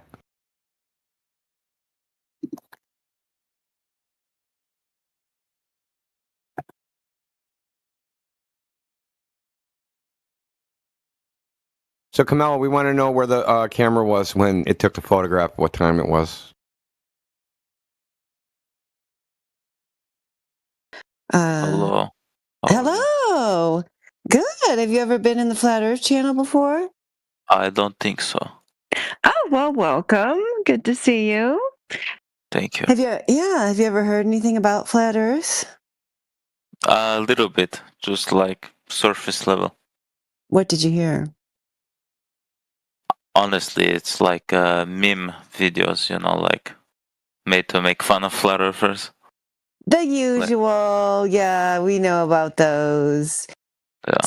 So you might think that did these meme videos and little joke propaganda items show the flat Earth as being a disc flying through space? Like, no, I don't know your arguments. Properly. Well, that's not our argument. That's why I'm trying to tell you that that's not it. 'Cause that's usually the misconception. So I'm just telling you that is not what we think. I don't know any of your positions. Oh, great. He's a blank slate. We love those. Yeah. So the main idea is that there's no globe because the globe has never been demonstrated in reality. You, Rocky, have never experienced a globe. You've only experienced the Earth as flat and stationary. And, I mean, there's a whole bunch of main arguments. I mean, we could start with water being flat, right? We could start with that. Do you like that one? Water's flat and it covers over 70% of the Earth. What do you think about that? Do you think water's flat? Water is flat. Yeah, well, when you go to the ocean... Have you been to the ocean lately? Yeah, I love the beaches. Super. And when you look out there, does the horizon look flat to you? Actually, no. So I don't know if this is something you can view with your eyes, but theoretically and also in practice, if something is a certain distance away from you, even if it's over the ocean, at some point you won't see it, right? Because theoretically it's supposed to go under the curvature of the Earth. That's what they say, but they're wrong, they who say that. It does not go over the curvature. Okay. Yeah, because, well, one, there is no curvature. It's never been measured. But two, a lot of times if you think this item, maybe it's a boat, is going outside your field of view, if you had a zoom camera or even binoculars, you could bring it back into your view because it's only appearing to disappear from, it's only appearing to disappear. I mean, it is disappearing from your vision, but it's not disappearing from the Earth. It's not disappearing behind any curve. It's just going outside of your range of vision, which is limited due to the nature of your eyeball. So hang on, so hang on, can you go into more detail on that explanation of why you can't see it? Yeah. I can, if you don't want go ahead, Larry. Yeah, take it over, because I'm pretty tired, and you sound very perky. I'm on keto, so get used to that. So the whole aperture thing, it limits the resolvability of the object that you're trying to look at in the distance. So imagine you have 2 bricks at 100 yards away. With your naked eye, you'll be able to determine there's 2 bricks there. But at a mile away, if you can see the bricks at all, it's going to appear to be 1 brick. Does that make sense? I get that, yeah. So if you pull out a really big, see an object, you just can't make it out, right? Right. So they converge, right? So if you look at the 2 bricks like converging into one brick stacked on top of the other, what would happen if a boat is converging with the ocean that it's on? It's going to appear to converge into one object in a way, and you're only going to see the top of the boat because the sky's the limit, whereas the bottom of the boat, the ocean is the limit. What does that mean? Like just the water is covering the... Oh, okay, it blended in with... It's called the Rayleigh criterion. Rayleigh criterion. Okay. So now, let's assume you're right about that. Going based on that assumption, that would mean that there's a situation possible where with your naked eye, you cannot see anything. It looks like there's nothing there. But if you had the aid of anything ocular, like a telescope or something, now you can make it out, right? Right, but there's also limits to how big the telescope could be. So let's say you got like a 24-inch telescope, you're not going to be able to bring in the Eiffel Tower from New York City, right? It's just impossible. Okay, I agree with you, but there should be a case where you see nothing with your eye, and then you bring a tool out, and now you can't see it, right? Yeah, telescope. Yeah. Right, but I don't know if that experiment has been performed where you see nothing. You see nothing with your naked eye, and then all of a sudden you bring your telescope out and you do see something. How do you think they find stars? How do you think they find new stars? With telescopes. Right, so they don't see anything there. They pull out the telescope, and then now they can resolve the star, which they couldn't see before, and they get to name it. So this kind of thing happens all the time, right? People use binoculars and they use all sorts of things to help their vision. But the Rayleigh criterion is a real thing. I would encourage you to look into it. And if the increase of the aperture increases your ability to resolve things, then if you decrease the aperture, it would decrease your ability to resolve things. So if things are converging, then is it possible the boat is a thing and it could converge into the ocean because the limitation of your eyes? Please continue. Oh, I was just going to mention before, it goes away, that what I was talking about before, I put an example for you at 45 minutes after the hour, Rocky, and I tagged you, where you see how this is what we're talking about. They're zooming in on the ship that's at the horizon, but then when they zoom back out, like if you were at the shore, you don't see it, and then you zoom in on it. So, like, if you had seen, like, you know, if this ship were, you know, going toward the horizon, you would have seen it possibly go outside of your field of view. But when you use something to help your vision, like a zoom camera, which is used in this particular instance, then you can see it again. So it didn't disappear. It never disappeared. I mean, how would the water have even curved at all? I mean, you don't observe water to curve in a container, right? Water is level and flat in a container. That's the nature of water. So that's what we're talking about. I've observed it myself on the shore of Lake Michigan. Platter gave you another example there. There's many examples. So, yep, that's not proof of your globe. Okay. So I just want to go ahead and say what you're describing about this is absolutely a reality. Like, I don't reject that notion where, you know, if an object is far enough, your naked eye can't see it, but then a tool can help you see it, right?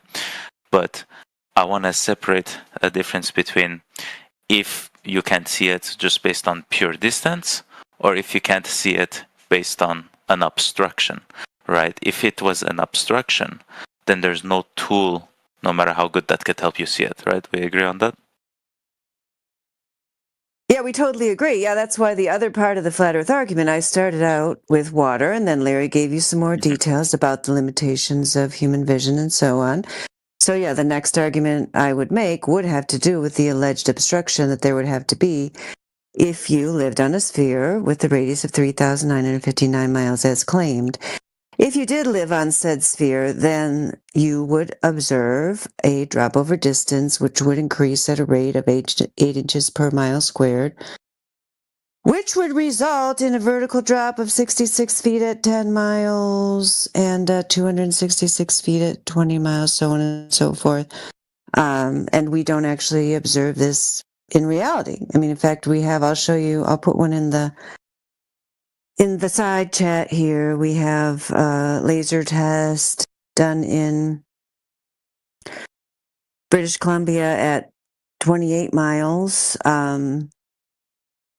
where the laser hit the target, and the target should have been obscured behind hundreds of feet of obstruction, as you call it. So this obstruction that would be expected if we lived on a sphere is not actually observed in reality.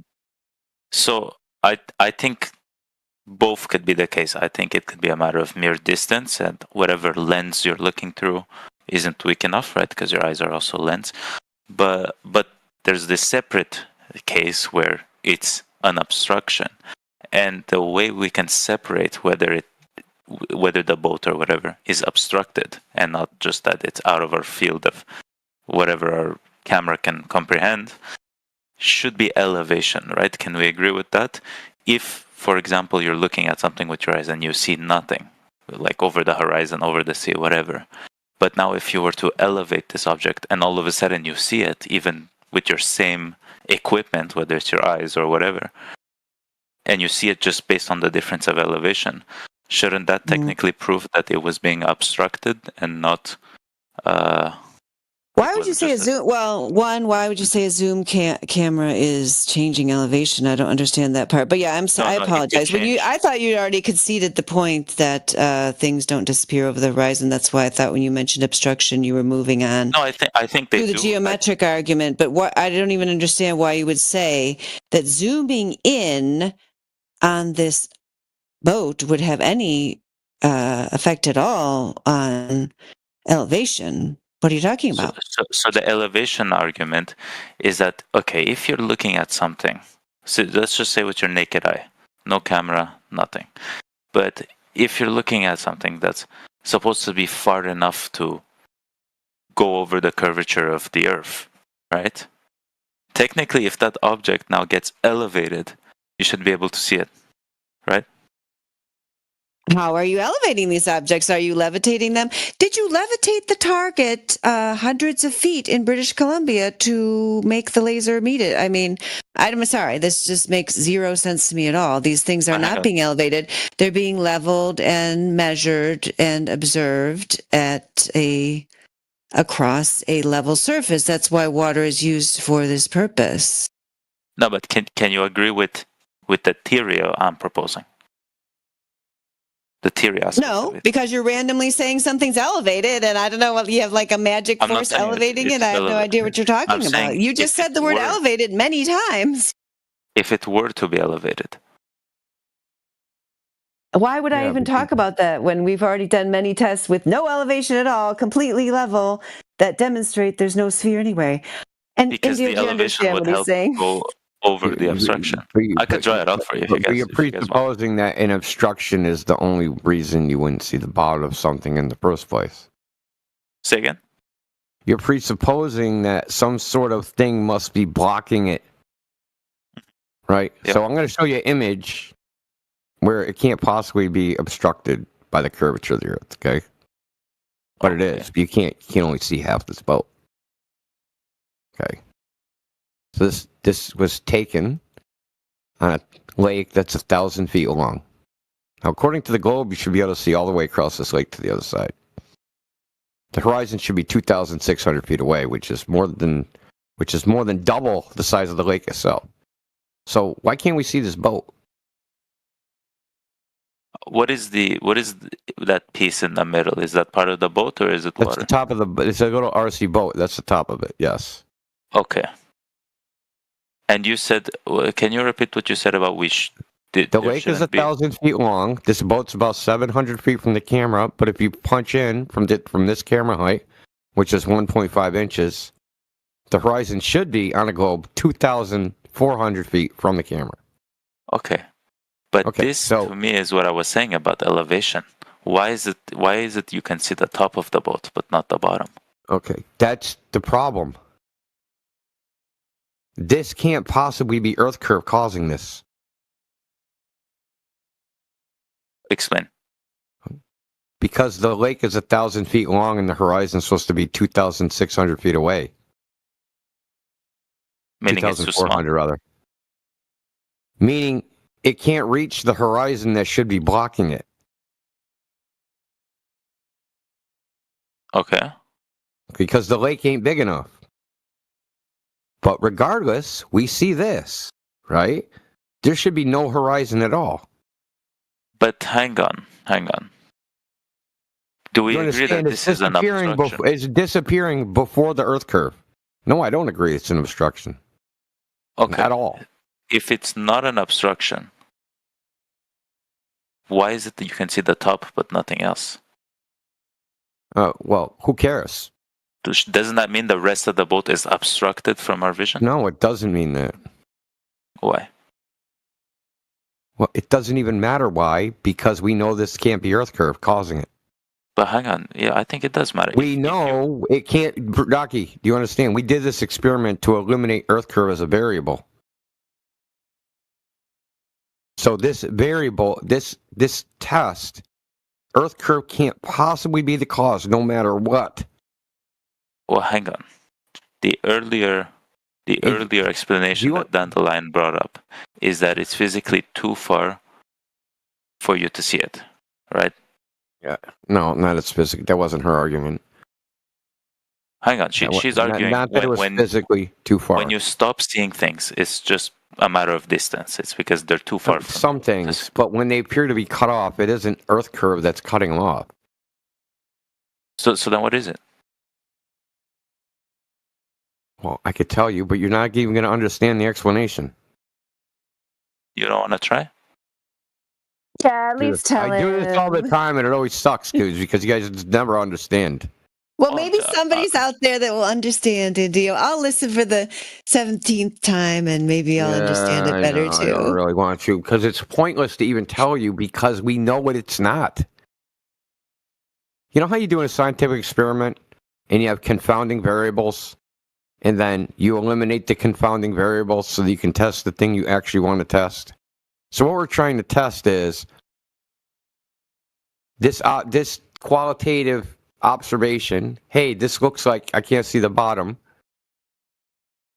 Is that Earth curve or not? Well, we can say, hey, we'll take a known flat surface. We'll see if we can get the same qualitative description. And we do. We don't even need to know the reason because we know what is not the reason. We know the reason we can't see the bottom of the boat is not Earth curve. So, okay. But the reason is something called total internal reflection, meaning the light that's reflecting off the bottom of the boat doesn't have a path to the camera, and it gets reflected down under the camera. Okay. Yeah, so you have no idea what that is, do you? Say again? You have no idea what that is, do you? Like total internal reflection. It's an optical phenomenon. I'm an engineer for building, and I've studied daylighting, lighting, and illuminance for a long time. Okay, so if you have a camera, right, and there's so we have the critical angle, and this boat is from this height. The critical angle is very shallow, right? So you have a gradient, and instead, like light within that denser gradient will reflect off the less dense gradient if that light hits that boundary at an angle shallower than the critical angle, and it will get reflected down under the level of the camera. This has been demonstrated experimentally, peer-reviewed papers on it. I can give you a diagram, right? So the light that is reflecting off the bottom of this boat, it has no optical path to the camera because it's just being reflected down under the camera. And if you notice any of these ships over the horizon videos, if you look close, you'll almost always, invariably, see an inferior mirage. Right? So right at the boundary of the horizon, you'll see a double image. Right? It'll be a thin layer, a thin double image layer.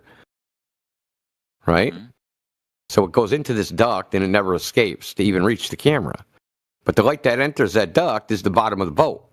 Is the light that is reflecting off the bottom of the boat. It just can't reach the camera. So obviously you won't be able to see the bottom of the boat. I get what you're saying, but I don't know how you can be confident that that explains what you're showing. Because we know this is a flat surface, and I don't need to know the reason. And because it's been demonstrated experimentally where they actually took vertical temperature measurements, profiles, observed the mirror from 1.5 kilometers away, and filmed the mirror, and it would just disappear from sight where they couldn't see it no more. We're talking about a big mirror, like a 1 foot by 1 foot square mirror, and it would just disappear. And they were wondering, why does this thing just keep disappearing? So they went out and they measured the temperature gradient at the mirror, the humidity, the temperature, the pressure. They noticed that when there was a strong gradient, that's when the mirror would vanish. And then when they modeled it all out, it turned out to be consistent with total internal reflection. And I'll post the published paper in the chat. And the horizon is not geometric place anyway. But the point is, we don't even need to know why, because we're showing it happens. Mm-hmm. Okay. Well, because we know that, listen, in this image, there should be no horizon at all. At all. It shouldn't even exist. You should be able to see all the way to the other shore, no problem. And a bunch of these observations have been made on this lake. There's one where you can't see the boat at all, right? But you can see, because it's a RC boat, right? And the water will spray up in the air. You can't see the boat, but you can see the water spraying up in the air. That the boat is sending up into the air. Right? So we've done lots of these observations. Other ones that are completely calm lake where there's a light way off in the distance and they just lower the camera, and as they lower the camera, the light just vanishes. Okay. And it can't, but the thing is, these are at distances too short to be Earth curve. You understand that part? These are before the horizon. So the horizon's supposed to be where the Earth curve starts and blocks things. These tests are happening in front of the horizon. Okay. I get what you're saying. But scientifically, that doesn't necessarily prove that cannot happen at higher distances. I'll give you an example. Typically, you can't prove that it doesn't happen at higher distance. What does that even mean, bro? Okay, so just at this distance, you've ruled out going over the curvature of the Earth, right? Yeah. That doesn't mean that I can give you the further distance scale. Okay, if you scale this up, this boat would be 50 feet tall. The horizon, the boat would be 12.7 kilometers away, and the camera would be 2 meters high. I get it. But just because curvature isn't a factor here, and we still can't see the boat, doesn't mean that curvature is never a factor. Yeah, but how is it going to be evidence? Okay, I'll show you. So there is an experiment that was done, and this is what I was alluding to earlier with elevation, where someone, and he was a flat earther. Yeah, Jeranism bullshit, dude. Huh? Stop. What? Just stop, What? dude. What Really? is- Really, this is what you came with Jeranism. Netflix. What? I know what you're going to say, dude. 2 holes in a board, Jeranism picked up the Yes, light, and then you could see it. Yeah. Okay. Yeah. You're an engineer, so you know Can I what ask a diffraction. question? So hold on, Migo. So you know what diffraction is? Mhm. Tell me what it is. What did you say? Diffraction? Yes, diffraction. No, I can tell you refraction. I don't know what diffraction No, is. diffraction. So when light passes through a hole, it spreads out. When light Diffraction. passes through a hole. Yeah, when light passes through a narrow aperture, it spreads out. Yes, okay. It's diffracted, okay? So you got 2 boards with holes, and every time the light goes through the hole, it spreads out. Now, the possibility of you aligning 2 boards with 6-inch freaking diameter holes across 1.6 kilometers so that you can shine a flashlight through them, it's near impossible. You couldn't do it. And the reason he could see the light when he lifted it over the boards is because the boards weren't in the way. Wasn't it? My understanding of that experiment was it was 2 holes. One was lower, one was higher. There wasn't just nothing. They're supposed to be aligned. The holes are supposed to be aligned at the same height, right? And they're supposed to shine a laser at a laser at the same height, but they fried the laser, so they tried it with a flashlight. So he was always a. So they had 2 observations where they saw the light and 2 where they didn't. There's emails between Jeranism and the frickin' producers saying as much, but they selectively edited it so that he says that's interesting, even though he didn't say that at the time he did the experiment. He said it frickin' 4 hours before. Okay, so they made that clip look like bullshit. But the part where they lift the light over the boards, of course you're gonna see it because the boards are blocking the light. So Well, hang on. How can the Not the boards be curvature of the blocking the earth. light? It's not the curvature of the earth blocking the light. It's the boards that he cut holes in. But how come? Because of diffraction. If he has the light held Because of straight up to the diffraction, hole, he doesn't have a culminated light source. That's what he needed. That's what they set out to do. Use a laser. They couldn't use a laser because they burnt out the culminator. So they used flashlight, which is dumb because of diffraction. They only didn't even use the flashlight. They didn't even think it would work. The only reason they did it because there was like 100 people there, and it's like, hang on. Do we tell everybody we burnt out the flashlight, or we just burnt out the laser, or we just try it with a flashlight? They're like, okay, fuck it, we'll just try it with a flashlight. We're already here. The science behind what? The science behind it being blocked. You didn't know what diffraction was. Don't talk about science. The science behind the science. Well, I know science better than you. No, you don't. You don't know what diffraction is. You don't know shit, bro. See, we were being respectful until you. Yeah, but don't say. Yeah, till you said that. You assume you're better than all of us when you know nothing about us. And you've just shown an extreme. You've just shown an extreme lack of common sense in every way. Yeah, you have. He went first and said, "I know nothing about science." The point I was making about when I have a master's degree in engineering, what does he have? It doesn't matter. So the point is, we don't want to make genetic. I have a degree in science, but I'm not going to say what. Okay. Yeah, because it's probably bullshit, like you. Yeah. Like you. Oh, and then he laughed. He can't take the heat. He can't take.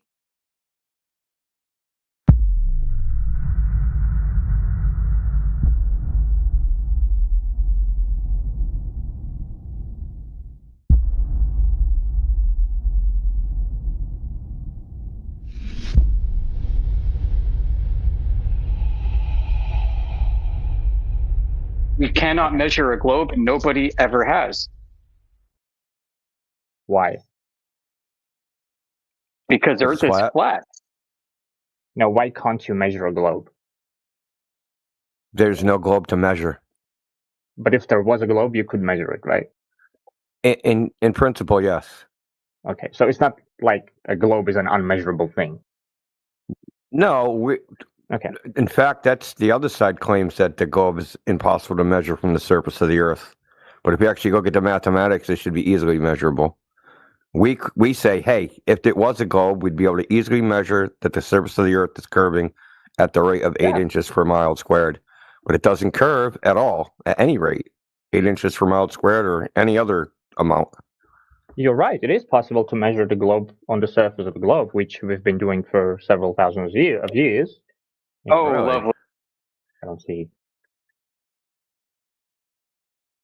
Okay, do you have any receipts? Can you show us the bill? No.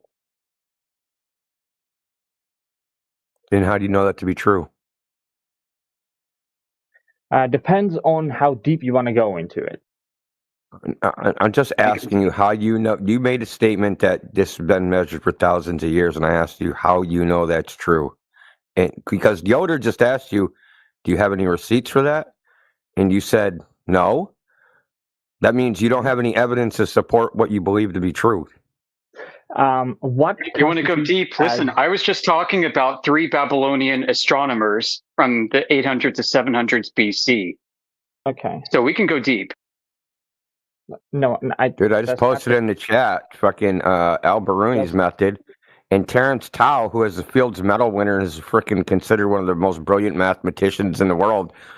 It's just like gobbledygooked. How'd they measure the height of the mountain?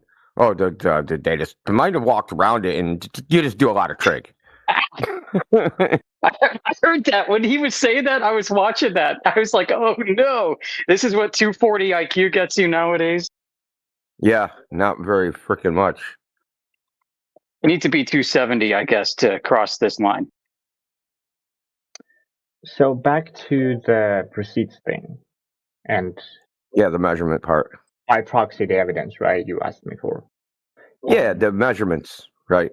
Right. So what would constitute as a sufficient enough evidence for you? Measurements. How many times I got to say it? Measure the surface of the Earth and measure it such that it's curving. That would be the evidence. Because that's a true dichotomy, right? If the Earth is flat, it's going to measure to be flat. If the Earth is a ball, the surface is going to measure to be curving. One excludes the other. Not really, but continue. No, so you can have a flat ball? No, you can't have a flat ball. The topology mismatch between a curving surface and a flat one has been known for like 2,000 years. Depending on your perspective, you can be so small that the plane around you feels like it's not curving. Well, that's why we operate at sufficient scale where that's not a factor. Okay. So the thing that you said nobody claimed, you didn't say nobody claims it. The thing that you were just saying about it being immeasurable, now that's what you're claiming. How? Now it just became immeasurable again because we can't see it from the surface of the Earth because we're too small. Imagine thinking that your proof for a globe is how flat it is. What? Imagine thinking that your proof of a big globe is by how flat it is and how much you can't determine it to be a globe. Well, if your judgment is only by seeing it, you can't. But measurement is not only seeing, right? No, seeing is not measurement at all. Yes, that's what I mean. What can you measure with your eyeballs? When you look around, it feels flat. Maybe. You can't get any units, right? The only units you can get are angles. You can't get any units like feet, inches, rate of curvature. You can't get any of those fixed because your individual perspective will change what that looks like. So railroad tracks, even though they're in parallel, they look like they're converging to a point, right? So you can't use just simply seeing to reach conclusive ideas. Now, the Earth looks flat. Yeah, that's a good starting point, but that's not 100% dispositive. Now you said, hey, dude, a giant ball would also look flat. Okay. Show us that the Earth's a giant ball that just happens to look flat. Yeah, that's what I'm trying to understand. What would be showing to you? What do you mean by show me? Measurements that the surface of the Earth is curving. What does that mean? Okay, so if you take a straight line, like a level line, a straight line, and extend it out in some distance, you can, if you measured along that line, the distance from that line to the surface of the Earth, it would increase with distance at a certain rate. Okay. So if I shoot a laser, 40 kilometers, the distance of the laser from the surface of the Earth should increase up to a certain amount. No. What do you mean, no? No? Because lasers don't work like that. a ball that looks flat, lazy. Isn't that the task? Measure a ball that looks flat? No, because lasers don't work like that. Light doesn't work like that. How does it work? Tell us, please. Well, it will curve only if you have a black hole that is sufficiently enough clever to curve it. So... What the fuck's in my coffee? Did I just really hear that? Yeah, where's the black hole now? My coffee, dude. Who spiked my coffee? Since there is no black hole, the laser would go straight out to the fucking cosmos. Okay. This guy is a nice little comedic interlude for this evening. Thank you. Oh my goodness. Is your laser going to go straight? Yeah, because light doesn't bend around objects, any other than... I'll post the diagram in the side chat for you. I got one. That one? Is that where you're going to post, D-Dub? Yeah, thanks, man. Yeah. So can you look in the side text chat, buddy? This is the idea right here. So I measure the height of the laser above the surface, right? And it gets bigger. Yeah. So 10 miles away from the laser source, it should be one height. And then 40 miles away, it should be a greater height. That's exactly how it works. Okay, but that's not what's measured in reality. Have you done that? Personally? I've not personally done a laser test, but I've done other tests. Like what? Observations of ships sailing away. Okay, tell me about it. Okay, so for instance, I went to the beach, Boston Harbor. I watched a ship that was 6 miles away, a container ship, sail from 6 miles to 30 miles. This is testing the idea that ships disappear over the horizon of the Earth. Now, at 30 miles, that ship should have been 420 feet under the curvature of the Earth and should never have been visible. I could see it with my naked eye from 30 miles. Now, the ship was tracked with an app called marinetraffic.com, and you can look up the specific tracking instrument. This is tracked by a marine radar tracking station out of Gloucester, Massachusetts, which is also 30 miles away from where the ship was. Okay. So the globe Earth predicts that that ship is going around the curve of the Earth in such a way that eventually the Earth itself will block my view of it. Well, that didn't happen. That's a peculiar thing to say. So DJ just posted a laser test. So this laser test was done in Lake Isomere, and this is it's 5 tests, 3, and then 3 weeks later they went back and they replicated 2 of them, the 2 longest ones.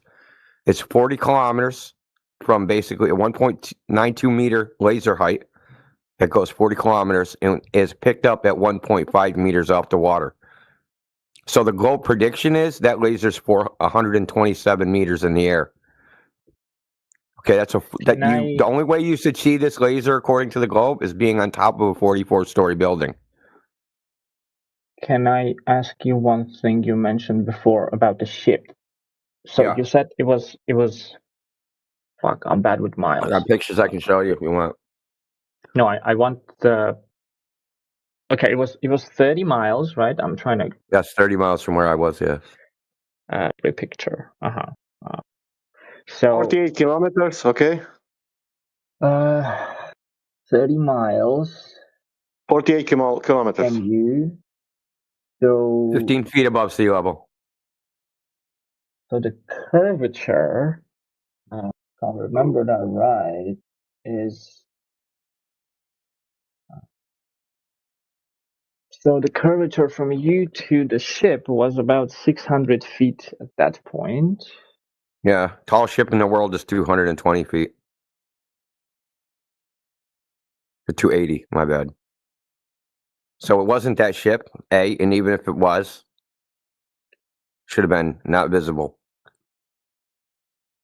I know what ship it was. It's called the Ever Living. I can post a picture of the ship too. I mean, I love ships, but I don't think that's. Well, the ship's about 120 feet above from the sea level to the top of the ship. Look, you can just go on Google, Earth Curve Calculator, punch in 15 feet viewer height, 30 miles object distance, and it's going to spit out 420 feet obscured. Obscured, hidden.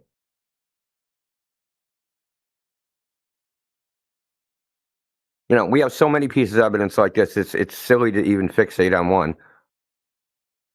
The laser test was carefully controlled. They had meteorological stations at both ends of the laser. And they have actual direct measurements, meaning they took a frickin' tape measure to measure how high the laser was. Okay, so they have actual measurements of the laser. It shows that the surface of the Earth and the laser have to be running in parallel, and one can't be straight and the other curved.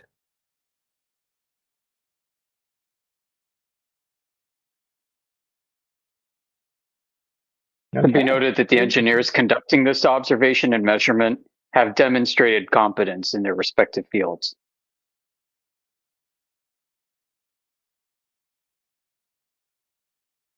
Nice. That's peculiar. I've never heard about it. That's cool. Oh, this is the tip of the iceberg.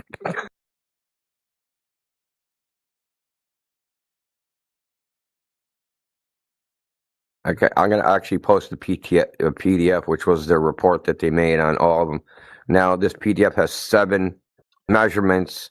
2 were in Lake Balaton, Hungary. They weren't really long enough to be conclusive, but the ones they did in like IJsselmeer in the Netherlands, those were, like I said, 41 kilometers. They did that twice. It's like 40.7 kilometers, something like that. And they did intermediate distances, right? So they went from, they had the laser set up, and they had a method in which they could rotate the laser. So they went to points that were differing distances away, right? So I think they started at like 19 kilometers, or started like, I think it was like 12 kilometers, and then out to like 19 kilometers, and then 40 kilometers. They just like rotated the laser. That's all they had to do is go bank, bank, bank. EJ, you still here? This, EJ, show that laser, show the 21 mile one. The freaking Salt Lake City with the, you know, the one you always show. I like that one. Yeah, I got it here. Is who are we talking to? Lazy Leo. Lazy Leo. You there, dude? You listening? I am. Okay, well, right. So here's an observation done over the Great Salt Lake in Utah. It's a good place to do observations because it's very dry, very dry environment, so you can see a long distance. Okay, so I'm going to put a clip from a full-length video in the chat. So there's a full-length, high-definition video that goes along with this observation that I'm going to show you.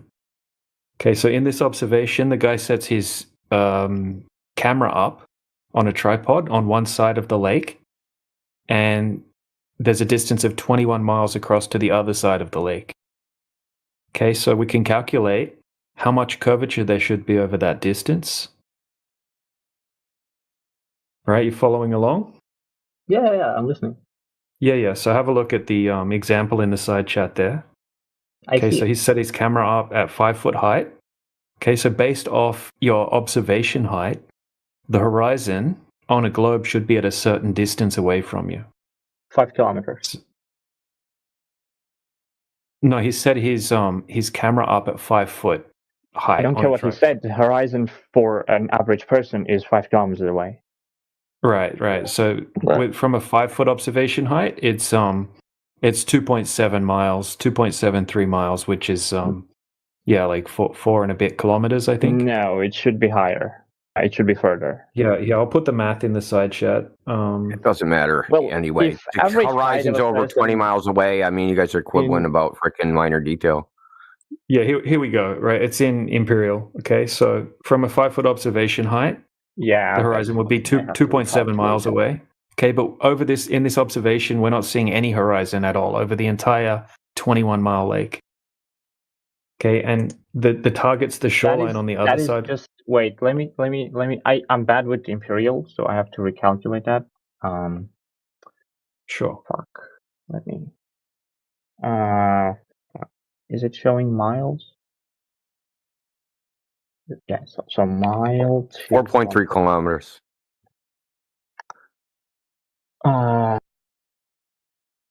Yeah, which kind of works backwards. Seems to me. Because if you're standing on the ground and your horizon is 5 kilometers away, if you go higher, your horizon should be moving farther from you, not closer. Correct. So why is it closer then? What are you talking about? It says the horizon distance is 2.7 miles, which is 4.3 kilometers, not 5. And he's not standing on the surface level, he's 5 foot higher. So An average man isn't 5 feet. Brother, an average man isn't 5 feet tall. Yeah, so I fucking hope not, dude. Where is his camera set? The horizon distance of 3 miles is for a 6-foot man.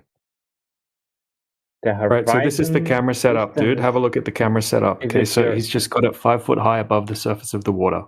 Okay, if you're 6 foot tall, it's 3 miles away. But if it's 5 foot tall, it's a bit closer. It's 2.7 miles away.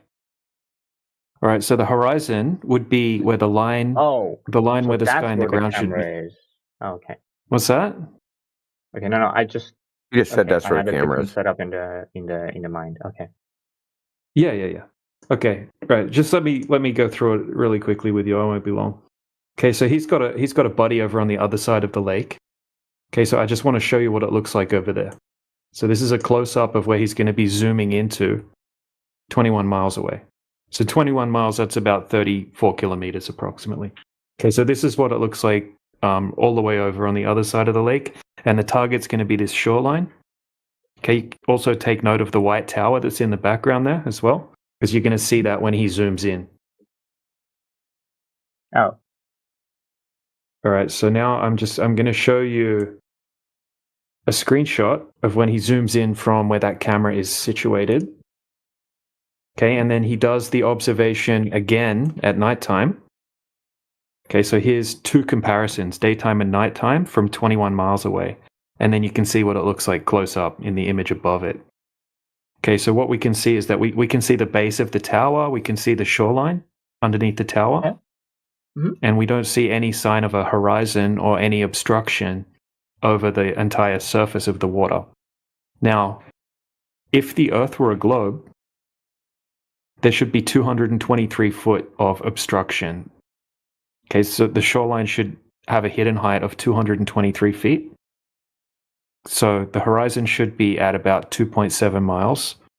And then you shouldn't be able to see any water beyond the horizon. Okay, all the rest of the water.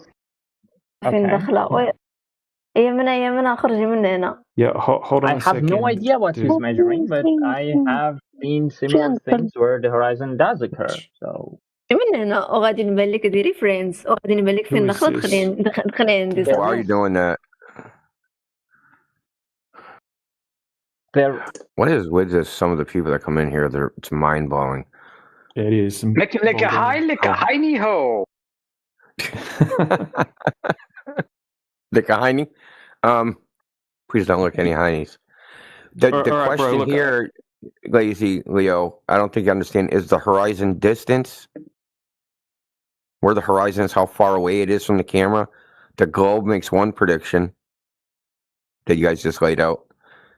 But we observed that there's no visible horizon at all. Meaning that globe prediction, which should be like halfway up the water here, that horizon doesn't exist in this in these images. Yeah, that's the only thing you can say.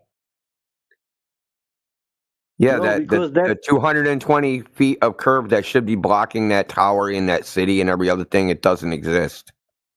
Yeah. So what he should see on a globe is he should see a water horizon. And then like the top of that tower sticking up from behind it. That's what he should see. Just the tower. None of these lights, none of the shoreline, none of that stuff should be visible at all. All he should see is a water edge, right? Just like you do at the ocean, a water horizon with a tower sticking out from behind it. That's what he should see if the Earth was a globe of 3,959-mile radius. Peculiar. Yeah, look, here's another really easy to follow analogy as well, or just a hypothetical. Okay, you know the boat, the Titanic, right? A giant ship. Yeah. The Titanic, yeah, it was about 175 foot tall. If the Titanic was where the camera is set up, okay, and then the guy's going to watch the Titanic sail away over to the other side of the lake where he's zooming into. Once the Titanic got to around 2.7 miles, okay, as it went beyond the horizon, the bottom of the Titanic would start to disappear behind the curvature of the Earth. Once the Titanic got to 10 miles, halfway across, the bottom 66 feet would be missing behind the curvature of the Earth, behind the horizon. Once the Titanic got to the other side of the lake, you wouldn't be able to see it at all. It would be completely hidden behind the curvature of the Earth, if the Earth were a globe. That would have to happen if the Earth were a globe. But we're not seeing any curvature. We're not seeing any obstruction. And then he did it during the day. He did it again during the night. And then after they did that, they shot high-powered lasers across the surface of the water as well, towards each other, and they could both see each other's laser beam hitting the target on the other side. And I'll put the whole video for you. You could go across this in a rowboat and you'd see it all the way to the other side. You don't even need the Titanic. Freaking life raft would have worked. One of the Titanic life rafts wouldn't even be hidden in this video. No, where are all the globe earthers coming out with this stuff and saying, shit, we just tried this thing, we shot lasers at each other, and the lasers just kept hitting the dirt in the middle of both of us.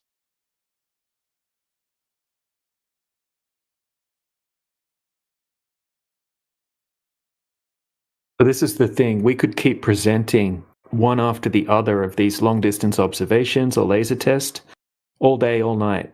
There's basically thousands of them at this point. What doesn't exist is a single observation throughout all of history that actually aligns with the globe. Can I ask you a question? Sure. I'm interested how and why does that work. Why do they schedule sunset dinners at different time on different heights of Burj Khalifa?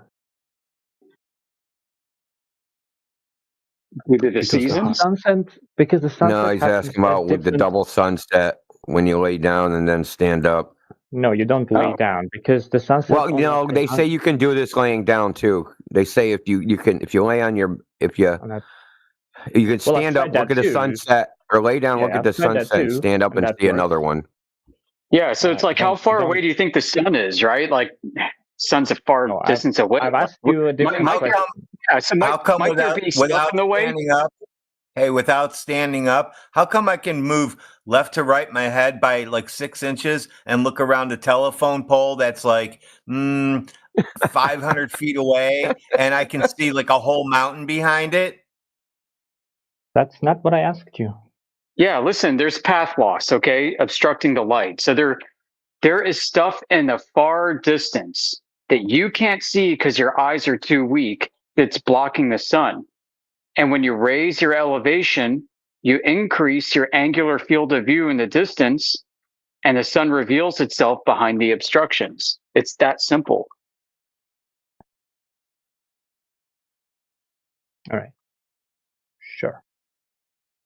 Yeah. I just posted a diagram in the chat. I like the deep part when they go, sure. I like that part the best. That's my favorite. Right. I mean, what if there are 300-foot hills 200 miles away from you, right, towards the west where the sun is setting, and you are 150 feet high, and then you go up 400 feet and bam, you can see the sun. You can't see the hills because the hills are too small in your angular field of view to resolve, but because they're so far away, they're blocking out the sun. It's all merged into the horizon, right? Do you think the horizon's the curvature of the Earth? Why? What do you think happens when the ships do disappear behind the horizon? Then they don't.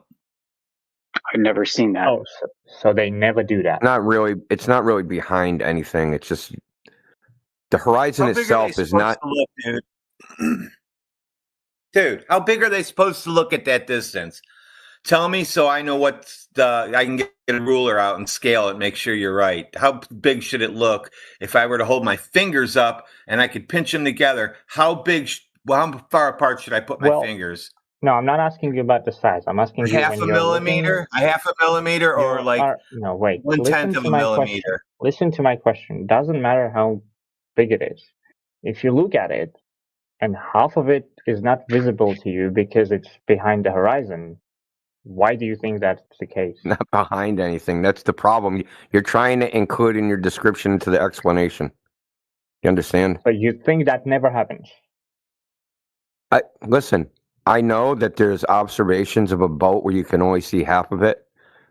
Okay, so in the horizon is appears to be the dividing line between the bottom and the top. But the horizon's not the physical. Hold on. But the horizon's not the physical edge of a ball.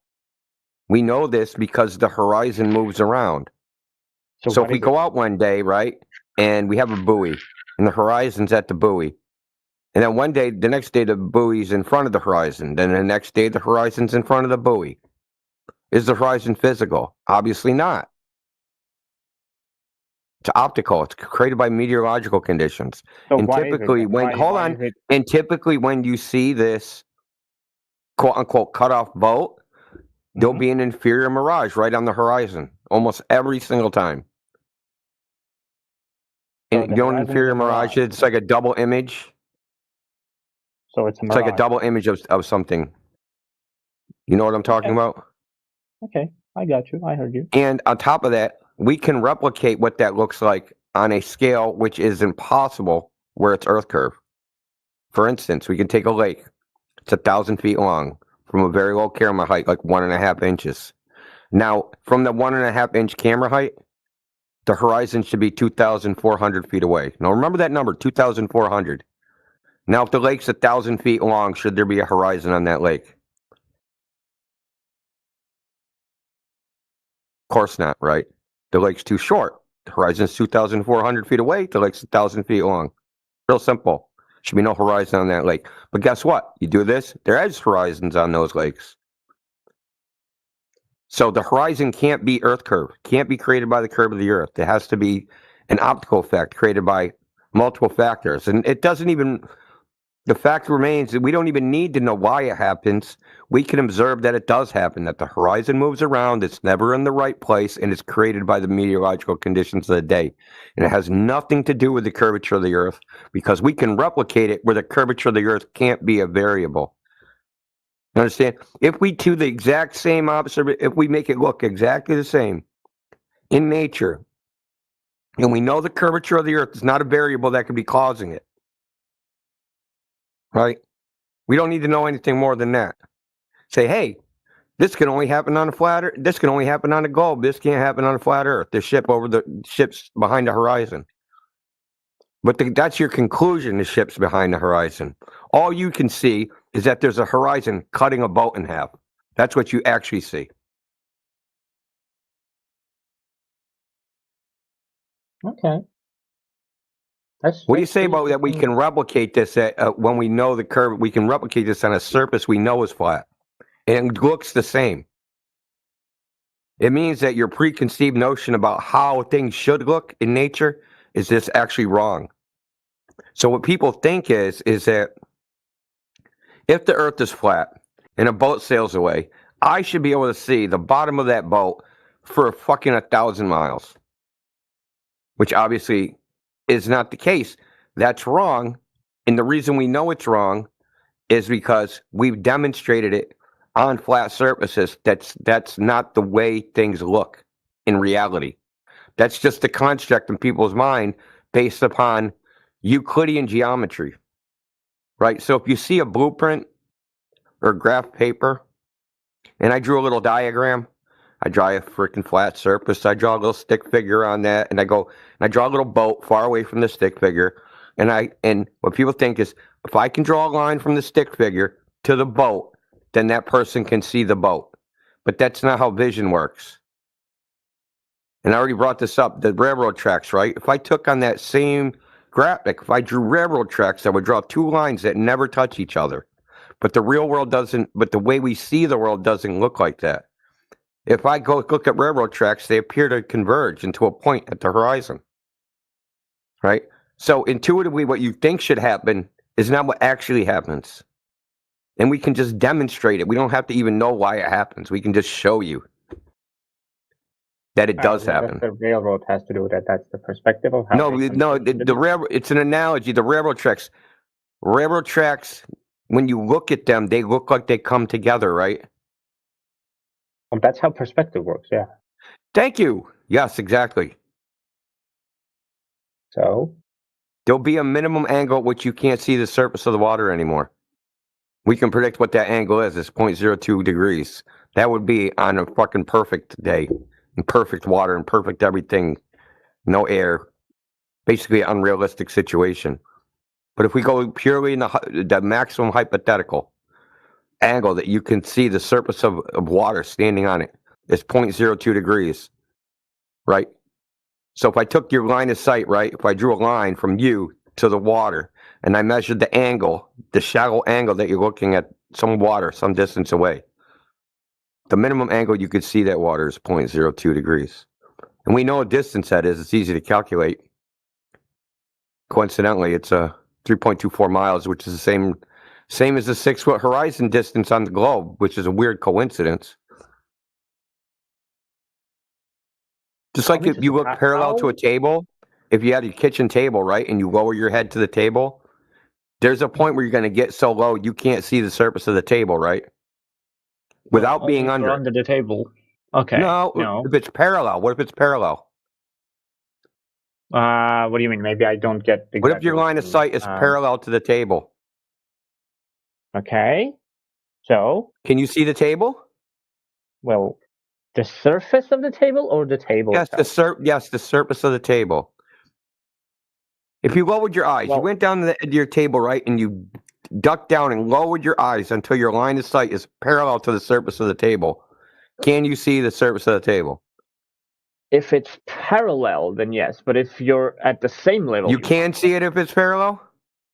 You can, if it's parallel. Okay, so parallel means that they don't intersect. So if your line of sight doesn't intersect the table, how do you see it? What do you mean? Okay. If I drew a line from your... So you got the surface of a table flat, right? You don't only see in a straight line, you realize that, right? What do you see in then? Where light comes from all the directions into your eye. Mm-hmm. That's what allows you to see not only what's straight in front of you, but directly under your feet and above you, even when you're looking straight. That's what weird, are you dude. talking about? So I'm talking about that your vision... Stop making this weird. You have a point of view that is basically a cone, not a line. Yeah, well, dude, okay, that's fantastic. Okay, we have a 0.5 degree central vision that we can focus on. Congratulations. Who cares? That line of sight, the central vision, it's called the principal optical axis. And that's what we're going to use. The principal optical axis, meaning the line going from the center of your freaking eye out to wherever. If that line does not intersect the table, you can't see it. This isn't freaking rocket science. That's not how vision works. Okay, can you draw in perspective how you could see the table? I'm trying to process what you're asking. You're telling me how vision works, and you're trying to process it. Well, you have no idea what you're talking about. Your question. Well, I am literally looking at the table right now and seeing it, so I don't. Okay, lower your vision until the table just disappears. So you're looking at it edge on. And look, bro, what you're talking about, you're like, why can't I see the thing that I can't see? I have said that. In that case, your line of direct sight in front of you is lower than the table, or no, it's not lower. It's parallel. It's parallel, dude. Parallel, and it's less than, even more than parallel. You wouldn't be able to see it, even if your line of sight was, like I said, 0.21 of a degree above the table. You wouldn't be able to see the table because we see in angles, right? In the smallest visual angle, why are you interrupting me? The smallest visual angle the human eye can see is 0.02 degrees. Any angle smaller than that, you can't see. It's not resolvable. What are you so talking you can be about, above guys? the table. Listen, you can be above. You can be above the table and still not see the surface of the table. This isn't fiction. Right. This is called the Rayleigh criterion. I guess this is the definition basic of physics, vision dude. is important here because talking about the surface of the table, not the table as a whole object, right? Because the surface. The light from the surface, and at that point, still hits your eye, but your mind can't perceive it. So if that's the vision that you're talking about, I guess Oh, but physically, it is in your POV. We're talking about the surface, not the fucking whole table. The surface. So imagine the surface is at level 0. Can you see it? Right. Unless you Can you see it? Yes or no? Yes. I only told you that. So the only time you can't see it are negative angles. Well, you didn't let me finish that part. No, well, you said you could see it at 0. So with a parallel line of sight, you're saying that you could see the surface looking at it edge on. I never said that. Let me finish my thought. Then what is it? You said 0. Yeah. Imagine the table is angle 0, dude, right? No, you're trying to get out the stupid shit you said, and I'm not letting you. Dude, I'm not letting you get out that stupid ass shit you just said. Angle 0? Okay, if you're not going to let me talk. I want you to clarify what you said. And if you're going to go ahead being offensive, I'm not going to. I want you to clarify what you said. Angle 0, what did that mean? Start from talking to me properly, then we'll speak. No. Here we go. Feelings police are out. Now we have to talk a certain way in order to get any more out of him. Well, that's normal human thing. Look, a normal human thing is to be honest and clarify what you said, what you meant by angle 0. It's also not calling someone else stupid. I would like to know what angle 0 is. Because you're saying dumb shit that you know is wrong. You know it's wrong. Okay. And now you're just digging in, dude. That you said something that you know is wrong, and you're digging in because you can't be dumber than a flat earther syndrome. I'm just waiting for you to shut the fuck up. So I can continue. Yep, there it is. There's nothing you can listen. There's nothing you can say to fix what you've said already. Piling more garbage, goop. You can't talk your way out of this. This is a known scientific fact. It happens in radar. It happens in machine vision. It's well known. It's called a look angle, grazing angle. You want to listen to yourself? Angle of incidence. You need to listen. Repeat back to me what I just said to you. No, I'm not interested in doing that. I'm Repeat back to me what I just said to you. I'm not interested in doing that. You just said, I'm not listening to you. I can repeat back to you everything you said to me. What? I said, are you listening to yourself or me? That's what I said. You have fucking hearing problems? Wow. So, look. Well, as I was saying, if you imagine that the table is at level 0, unless What's that? Hold on. What's that? What's that? Yeah, what's level 0? It's a value you assign to the table for the sake of what I'm telling. A value you assign to the table in what spatial reference is this? If I'm going further, it will be clearer. I need you need to define your terms so you don't get wishy-washy at the end. I want to know what level 0 means. What does that mean? Parallel with the table? It is a value at which the table surface is. Above, relative to what? Well, the relative comes next in my speech. Okay, the table is You have to define your spatial reference before you move on, bro.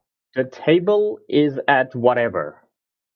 That's just the marker, the shortcut. That's the level of the table that you're looking at. Mm-hmm. Unless you are at that X, Y, or whatever the definition for the surface for you is there, the marker, the 0, unless you are above it to some decimal to something, you're not going to see it. Congratulations. That's what I said. And we even quantified it, 0.02 degrees. We know what it is. Exactly. So that makes it parallel. But when you're at the same level with the surface, that's not parallel anymore.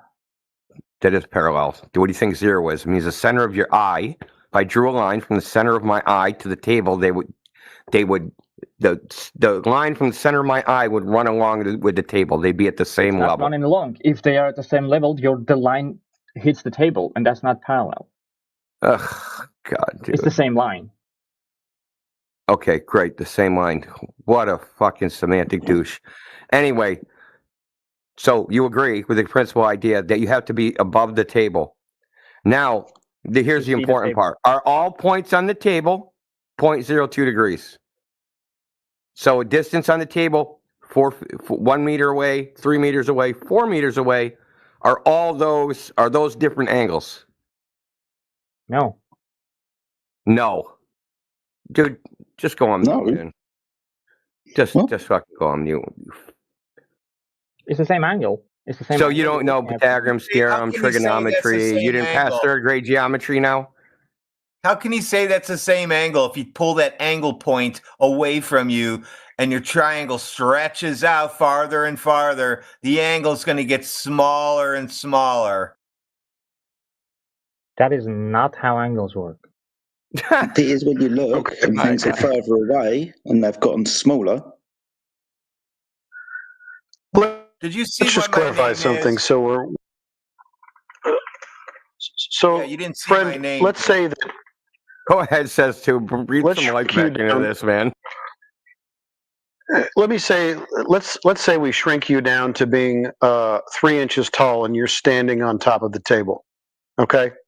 And I want you to look at the table at 3 different points: 1 meter, 2 meter, 3 meters. You're telling me that the angle that you perceive those marks on the table a distance away from you, increasing in distance, that the angle is not going to change between your eyes and those points? Doesn't matter what you see. The angle factor. Maybe if the table was a chess table. Maybe the table's too simple. Do you know what a chessboard is? Well, look, if you're looking at different points on the surface, those are different angles, obviously. Thank you. But that's what we're talking about. But but if you're looking at the same point, a different distance between your So the hypothetical we didn't make is the one you like. Did you make one up in your head? Because the hypothetical, we didn't make up that hypothetical. The hypothetical was different distances. So let's stick with that. Is there a distance, right? These points that says who was talking about. Is there a point at which you could not see it? Because the angle was too small. If you are above the level of the surface of the table, you can see the surface no matter how big the table is. Physically, the whole surface is within your view. No. Yes. It's not. It's just that your brain perception doesn't let you see it because the angle is too small. Not brain perception. It's a physical limitation of light. It's not perceptual. It's actual. It's actually limitation physical. Of your eye, not the light. No, it's a physical limitation of light because it has a wavelength. Well, so when the angle, so when it comes to your eyeball, right? With your eyes. Look, when it comes to the eyeball, so the top and bottom of your lens subtend a certain angle from some distance, right? And when it gets projected onto your retina, that's going to be separated by a certain distance. If that distance is smaller than the wavelength, you can't see it. Yeah, your eye can't perceive it. Yeah, it can't form an image at all. It's not just your eye, bro. It's sub-wavelength. Now, if you use a different wavelength electromagnetic spectrum, you'd be able to pick it up. Some wavelengths doesn't mean it's not like in your POV. God's sake. He just wants to. He likes POV. He likes to use. Didn't you just say light is not raised, dude? Weren't you just? So now you're freaking throwing your own bullshit under the bus. What? When did I say light is not raised? You said that they're not straight lines. Yeah, because light doesn't work in straight lines. It works like in waves. Analogy. Yeah, cool. Yeah, I know. Waves. If you need an analogy, light flooding the room is like water flooding the room. Well, you're trying to teach us physics. I can't. Like this is freshman level physics. This is my living room fills up with light from the bottom when I put the light on at the top. What? That makes no sense. I need a light preserver. A room of light. Can you overflow that? It's weird. Look, this is getting crazy. The whole point of this is that there's some point on the surface from which you cannot see beyond because of the resolving power. That is not factually true. If you can't see it is factually true, and I just demonstrated it in detail. Well, just get way more detail than you deserve. There's up to a limit, right? Like there's the Planck length. Like have you ever heard of the Planck length? Yes. Can you imagine wavelength that's smaller than the Planck length? And an angle that's smaller than that? I mean, come on, there is an actual physical limit. That's the hardest of hard limits. He's only claiming that we can see forever, nothing else. No, he doesn't understand that when you perceive something at distance, it appears to get smaller until you can't resolve it. So when you look across a surface, the surface at distance is getting smaller and smaller and smaller until eventually you can't resolve it. Horizon. But that's called angular resolution. Shh. Okay. He didn't last that long in his physics class. He dropped out. Yeah, that one is true.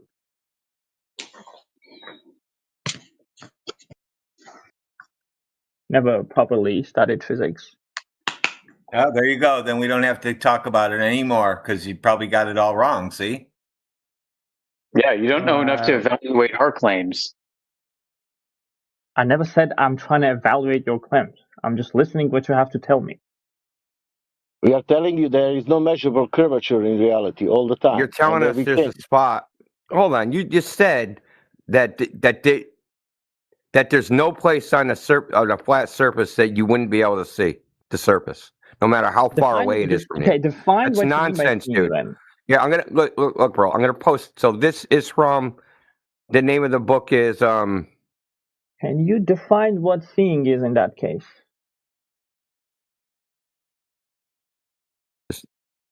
Define seeing? Come on, bro. Really? In that case, because the light from every point of the table drops into your eye, right? No, it doesn't drop. okay. So look at the graphic. Look at the graphic in the side chat. Yeah. Okay. So W, that's one angle. X, that's a smaller angle. Y, smaller still. Z, even smaller. Okay. Is there another point you could draw where the angle would be too small to see the ground?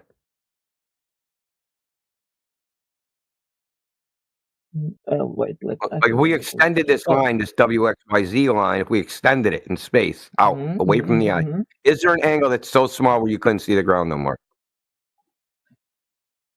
Depends on what you mean by seeing. If you mean making out details. I mean by seeing, seeing the surface of the Earth as a surface. That's what I mean by seeing. No, there's no such angle. You're going to see it all. There's no such angle.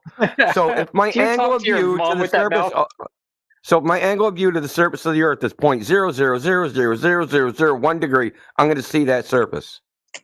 Well, yeah, the light from all of that surface comes into your eye.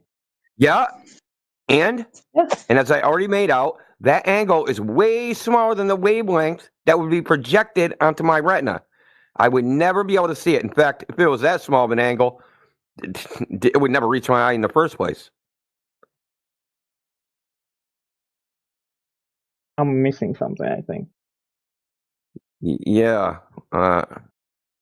Here, let me show you this. I posted something for you. He's thinking about it orthographically. That's the problem. But like, that's really just always the problem. Is it orthographic mindset? Maybe this building can help him. You know that video when somebody approached the building? I posted the video. And then you don't see the top of the building. Fuck, I can't. No, I don't know. I think that was just kind of confusing. Yeah, and I'm not sure that that's accurate either. It's not for the distance, but it's for the view. Your angle. Right, but the building isn't perfectly straight, so you're seeing a hump of a building. Oh no, building is curved. Yeah. That could be it. It is. I have no way of knowing. The building can't be perfectly straight. Now look at this graphic. Do you think you could see squares forever? Look at the little checkerboard, right? Do you think you could just make out squares forever and ever and ever? You see how each square that's further away appears smaller than the square in front of it? Sure. Right, and they get smaller and smaller, and eventually they turn into a line. They are not even squares at this point, so yeah. They're squares, but from the visual perspective, they appear From the visual perspective, they are not squares. Okay, well, what do you think we're talking about? He's going to fight this no matter what. He doesn't realize. We're talking about how things look. We've said a million times, and you've said it yourself. You're bordering on dishonesty, Leo. Okay. You're talking about me seeing them. I can see them. Seeing the way they look. Seeing. That's the same thing, right? Seeing things look right. That's the same. Okay. I right. Can see them. So you would be able to see squares forever. Yeah. Do you see that square right out there on the distance, right on the horizon? You see it? Obviously, they disappear. So right, you don't see it. You don't see the surface because of the limitation of your eye. Yeah. It reminds me of A Guy. Okay, Zanuck. Because of the limitation. Isn't that what we said? Yeah. Thanks for wasting an hour of my time. This is sea lion bullshit, bro. You nailed it earlier, man. Heretic's Razor. Heretic's Razor. What is that? What is Heretic's Razor? I haven't heard that. Well, if you bother to explain to me, maybe I would understand. I did. You said nuh-uh, and nuh-uh, and nuh-uh, and nuh-uh, and nuh-uh, and all you said was nuh-uh. I never said that. Yeah, you did. You asked me if I see Let's switch topics. You want to know what Heretic's Razor is? Yeah. Yeah, I do. Okay, Heretic's Razor. Heretic came up with this. He said, hey, look. All right, everybody in the world has heard about how dumb flat earthers are. So all the really dumb people out there who've been intellectually bullied their entire lives, they've also heard how dumb flat earthers are. And because they're tired of getting intellectually bullied and picked on by basically the entire world because they're so dumb, they seek out the Flat Earth channel because they think we're dumber than they are. So they come in here by the dozens, and that's why it seems like we're talking to idiots all day long.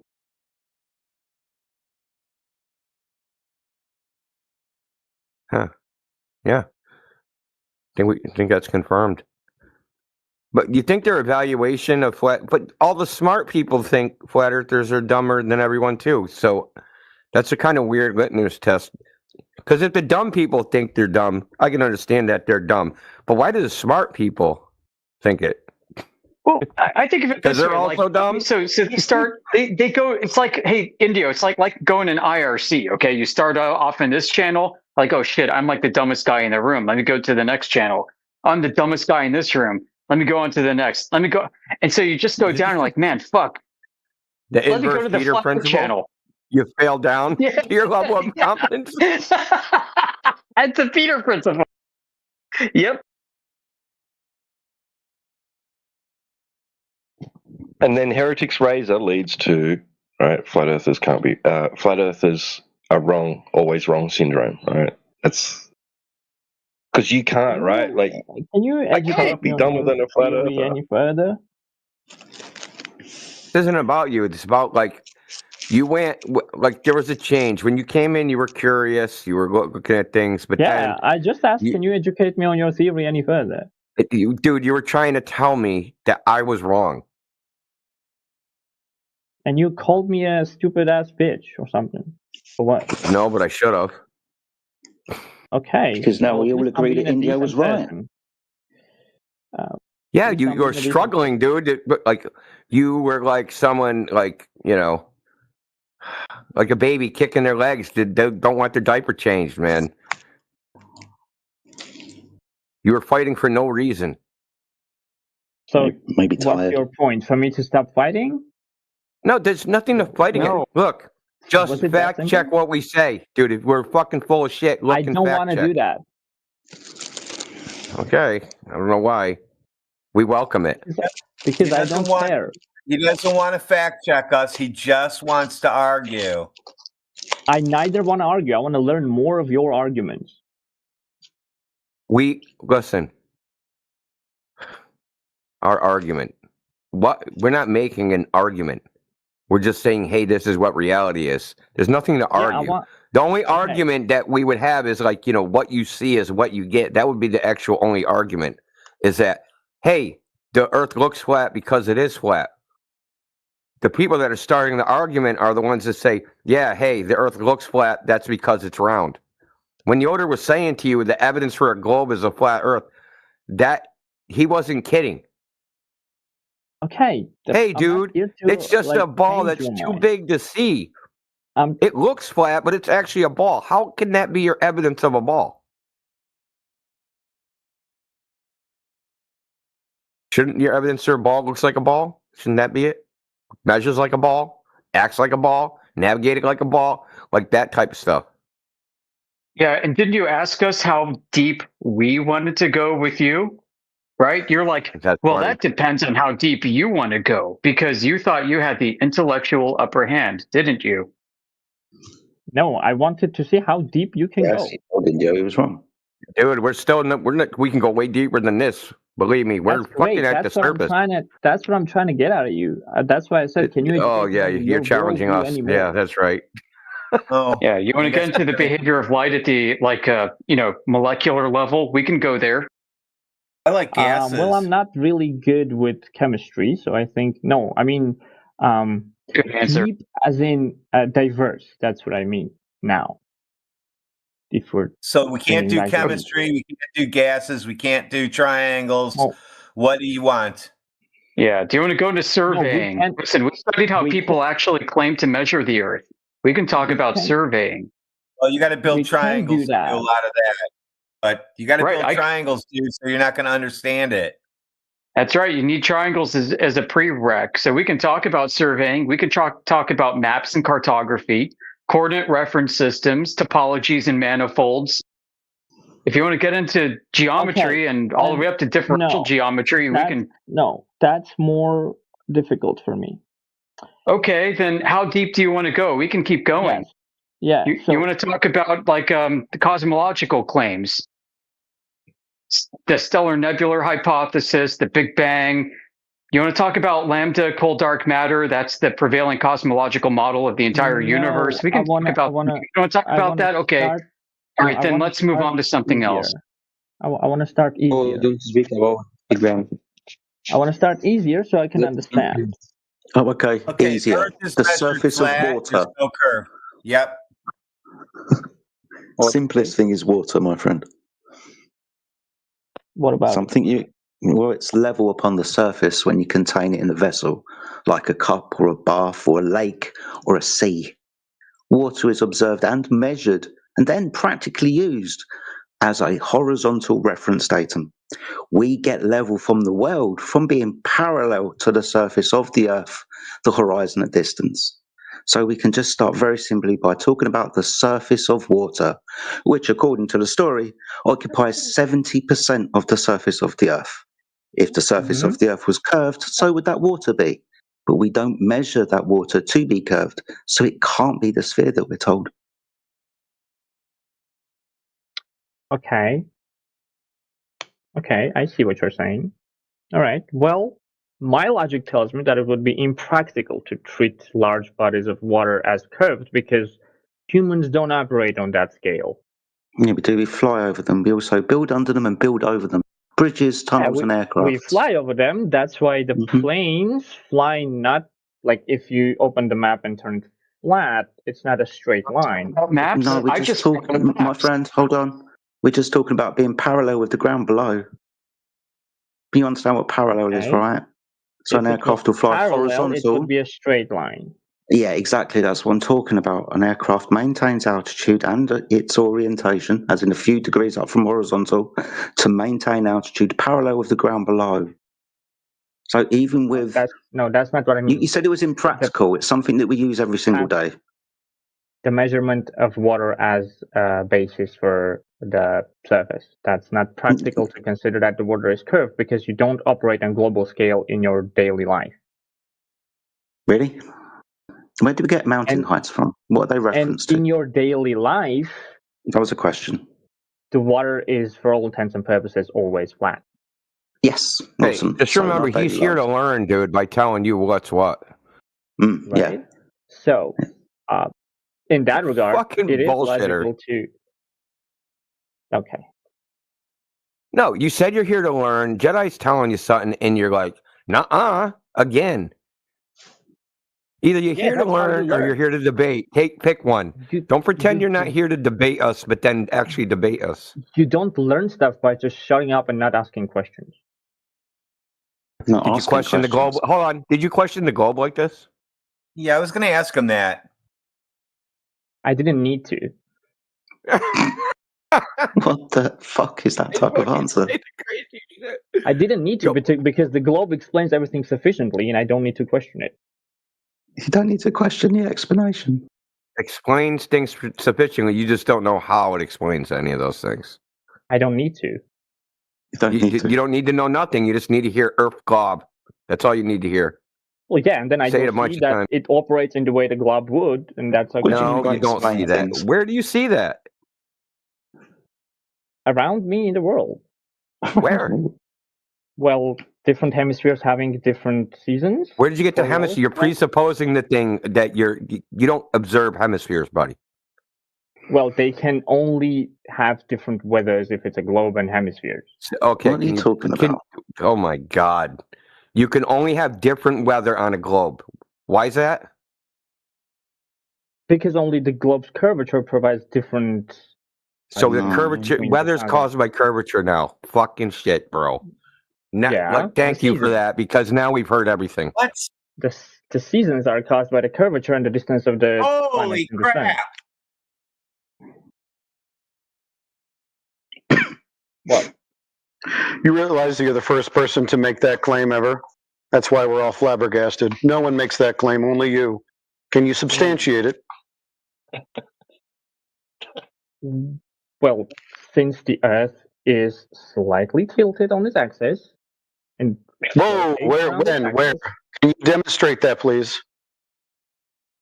You can go to the International Space Station. We have the photo. And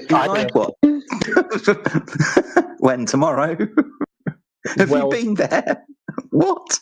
What kind of question is that? Can I show it? Of course. So you said you can go to the International Space Station. I started laughing because I'm not going there, and neither are you. Yeah. I mean, forgive me, but that's a ridiculous thing to say. You can go, because we all can go. It's free travel to the International Space Station. I would beg, please, sir, you reconsider what you just said. That was a suitable answer for the suitable question. Fucking wasn't.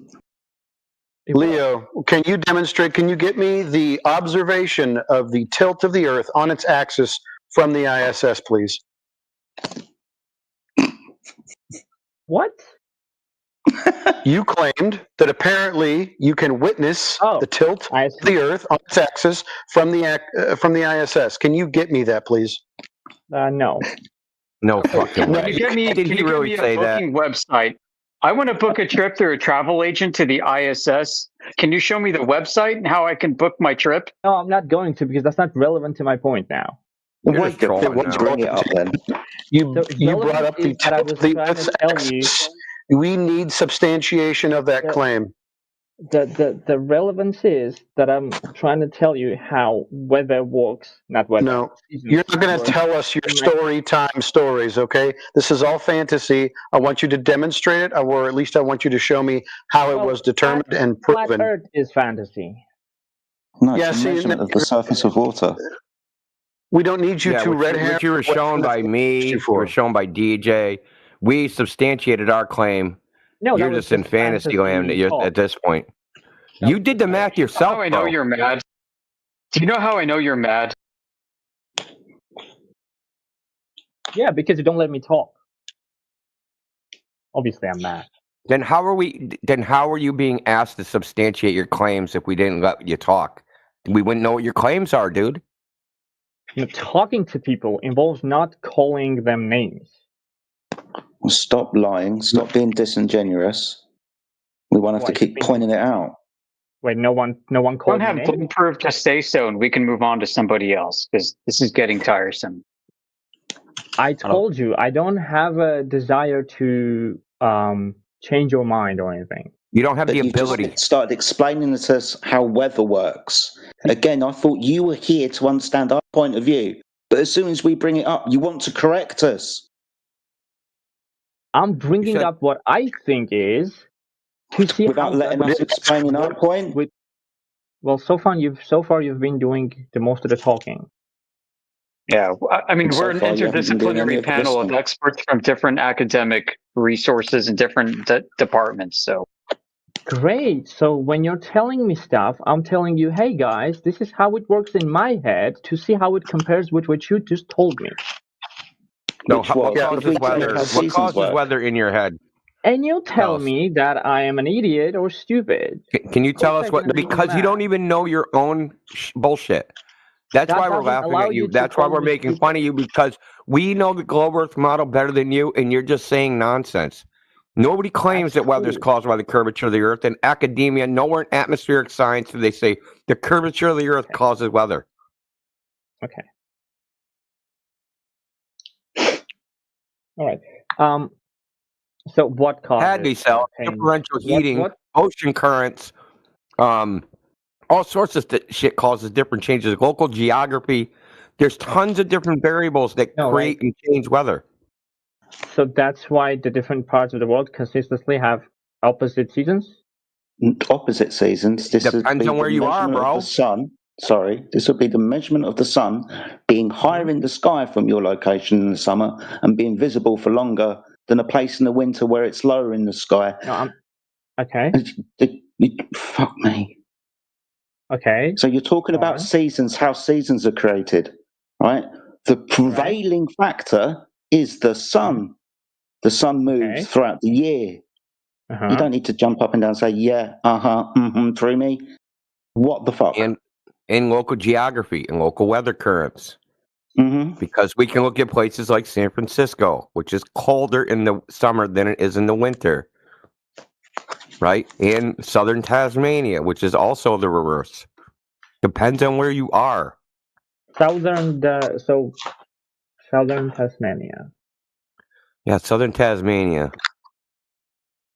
It snows. It snows there in like February, which is the Australian summer. Based on what do you have, like north, south, or? Depends on what you. Okay, depends on what you want to use for the. All right. Hey, it's going to be based on the equinox sunrise. How about that? Okay, so that's the way you import it. Okay. No, it's the way you do it. That's how east is defined, the direction the sun rises on the equinox. That's the definition of east. No, I thought maybe you have some other definition of it, so that's look, dude, we tell you what we're only saying what the mainstream shit is. We're not making it up, bro. We're trying to tell you your own beliefs, dude. Look, bro. It's really simple. There's a body of stuff out there that academia claims. Most people never look into it and what it actually says. We have looked into it. We're telling you what it says. Now, there's three different easts. There's east on the compass, east on the celestial sphere coordinate system, as in latitude and longitude, in which in east and west are circles, or there's east as defined in the Oxford Dictionary, which is the direction the sun rises on the equinox. These directions of east are not the same direction. So there's a bunch of different easts. So it depends on what east you're talking about and what coordinate reference system you're talking about. So when you were talking about, hey, look, planes fly curved lines across the map. No, they don't. That's a Mercator projection. And that's the way it looks when you project points in a spherical coordinate system onto a fucking cylinder grid. So it gets distorted. Right, but if I had a polar grid and took that same flight, it would be plotted the points of that on the polar grid. That would be straight. But we can't make a conclusion about which way the plane actually flew as in curved path versus straight path, based upon the coordinate reference system, because we can just switch the coordinate reference and it looks different. If I got it right. So if you want a picture right out of a fucking airplane that the pilots are looking at their fucking chart and a straight line and a polar coordinate projection, I'll show you. So this is what pilots are looking at, not fucking flight aware where they projected on a Mercator map. What the actual pilots are saying they plot. A straight fucking line, dude. And we've done deep dives on the technical specifications of the inertial navigation systems, the gyros, the optical gyros and accelerometers that are strapped down to the airframe of airplanes. And we know that we cannot get raw data without it being processed into a globe. Okay, so if I got it correct, if you're using navigation like coordinate systems of a globe, it wouldn't work on the. No, it does work. The airplane has to take a different route in reality to match the globe. That's the bottom line. Wait, so that I can understand this. So the coordinate system of a globe is different than the coordinate system of a flat surface, flat Earth, 1000%, yes. Okay, so I got it correct. Which of these two the plane actually uses? The plane is designed to put the airplane on a globe for navigational purposes, for communication purposes, for asset protection and liability, for insurance purposes, for every other purpose. The airplane takes physical measurements of its attitude, its yaw angle, its acceleration, and it puts that on a spherical coordinate reference system. And uses that. Exactly. Yep, that's all it's doing. I might be still misunderstanding. Right, no matter what it does. But if it uses a spherical coordination system and ends up getting to the right place, wouldn't that... Yeah, it will get to the right place. It will get there. Like if you use GPS to drive from your house to the grocery store, whatever it is, you will get there. You will follow the coordinates. You will probably never know exactly what direction you drove, exactly how fast you drove, and basically where you drove from point A to point B relative to each other. You only have the reference system on the map, but you don't have a reference in reality. Apart from the map, you don't have that. I'm trying to understand the discrepancy here. Well, you need to ask the question how. Yeah, you need to ask the question how it was derived. That should be the next thing. You are replacing the map with reality right now. You are putting the map before reality. It is the problem of the ages. This goes back thousands of years. Which came first, the map or the territory? Just to be clear, we can use other maps and get to our location without a sphere involved. Just because the sphere works, we're not going to reify that model. Okay, the spherical coordinate system, have you asked the question where it was derived? Like, what was it actually? Well, I mean, we could get to there. I would love to get there. Let's pin that to the wall and come back to it. But guess what? You can use other coordinate reference systems. You don't have to use a spherical one. You can use a flat one, and it will get you from point A to point B. But you said they disagree 1,000%. They do. Yeah, so there is a flat planar coordinate reference grid called the British National Grid System. For the audience listening on YouTube, you can Google this, British National Grid System. That's how we get our electricity. Yeah. It does not align with latitude and longitude, not at all. It is a flat planar survey of interlocking squares that go out to an area of 2,500 by 2,500 miles. Or kilometers, I forgot which. Might be kilometers. The Brits are weird. They started with miles and then like halfway went into the metric system. We still use miles, dude. We still use miles. Miles posted on the road signs, miles an hour when we drive. God bless you. Your colony in America never forgot. Yeah, fuck the French. No, I do have a really great image of this. I have an image of the British National Grid System, which is a flat square slapped onto a globe. It's somewhere in my holdings. It's like buried deep in the shit. I can't pull it up that easily. You know, the Brits still use miles because they still hate the French, man. They're still mad about Agincourt, even though they won. They're still pissed off. Yeah, that's fucking right, bloody French. That's funny. The French helped us. What's the swath of land that it covers, Yoder? Like the map? Yeah, it's like a 2,500 by 2,500 mile grid or something. I mean, for perspective, for that guy, if he's listening. Yeah, so it goes from like Iceland somewhere out into the Atlantic Ocean, across like northern France and the Netherlands, and then up along like the Danish and Norwegian coastline, and then up past the Shetland Islands, and then out to Iceland. And in the middle is the UK.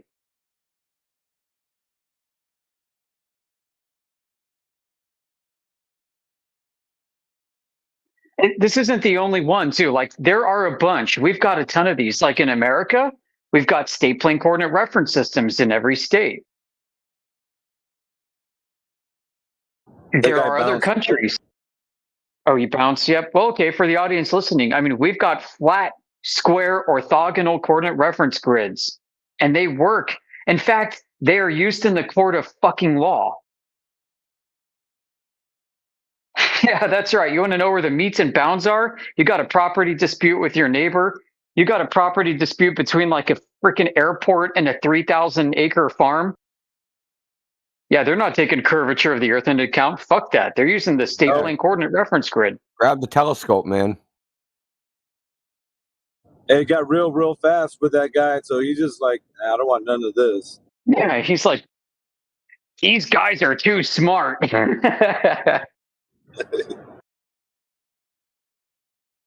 He sounded like he was actually trying to be a little slick.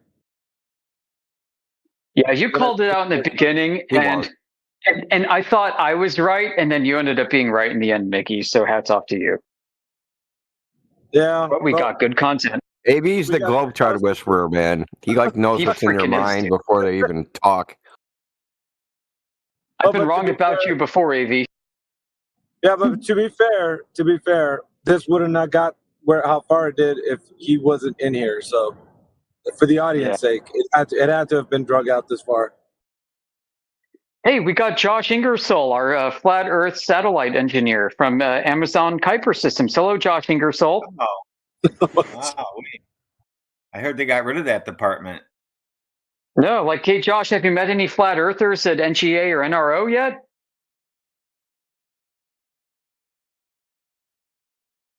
No, I have. Oh, fuck, I better log off before they catch me. Yoder's always dragging him around by his short hairs, dude, like every time.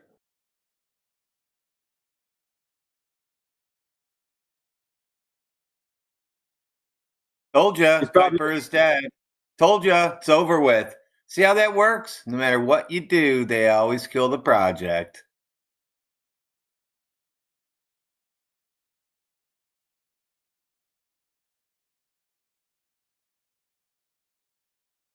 Now they can waste another year printing new letterhead. How are they going to redact that, though? They're retooling, right, Indio? Yeah, they're retooling, managing their synergies for optimal performance. Yep, they're retooling. They're optimizing their downtimes, all that. They're going restructuring right now. That's why they killed it. And then they'll rename it something later when they're ready, maybe in 5 years. You should have heard Josh says all purple now, baby. You get that? You know what that means? That means joint. No, not like that joint. I mean, like that means like working across agencies and departments. Hold on, let's ask Josh. Josh, if you found out the whole thing you're doing is fake, would you snitch or would you just keep getting your check? $300K a year, man. Come on, that's kind of hard to pass up. No, he ain't. He'd want to find out where the flat Earth office is.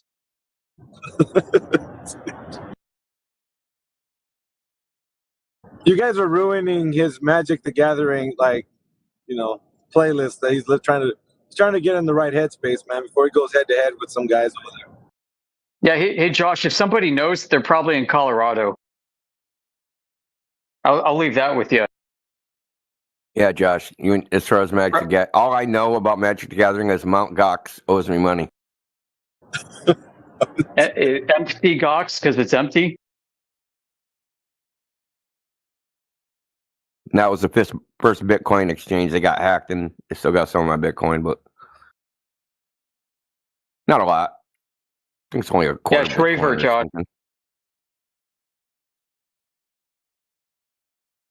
But they went through Japanese bankruptcy, which is way different than American bankruptcy. I got $1 that he's going to come on here and be like, hey, I just got back on, man. What's going on, guys? Yeah. Yeah, he's listening, man, but they always do that. Okay, Josh, you reached the 4-0? Oh, we got to get him drunk. Oh, hell yeah. He's 40 now. Hey, look, dude, you're I'll cash you your money, dude, so you can get drunk and confess in here. That's about a White Claw and a half, dude. 29. Jeez, dude. Could almost be your dad. But the confidence on him, though, every time he speaks, he's like,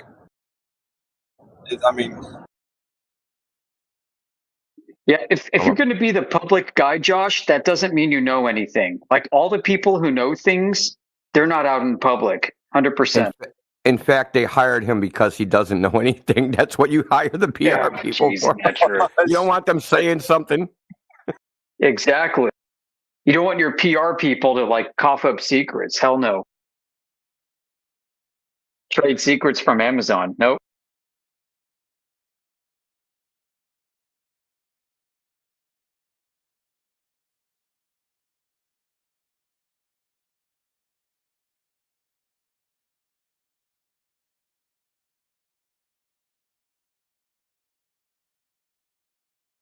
Yeah, there's some old crusty people from the old Defense Mapping Agency days that do ham radio that you should probably talk to, Josh.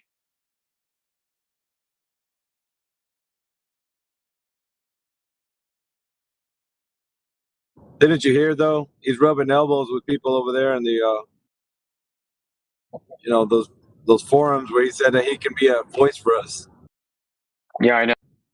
And it's like the guys who know shit are like mid-level, like chain smoking, divorced alcoholics sitting in a cubicle.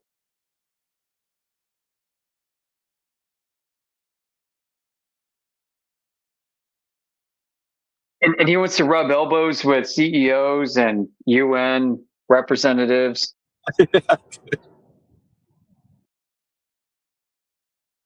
I thought you meant purple based off of my remark. Okay, never mind.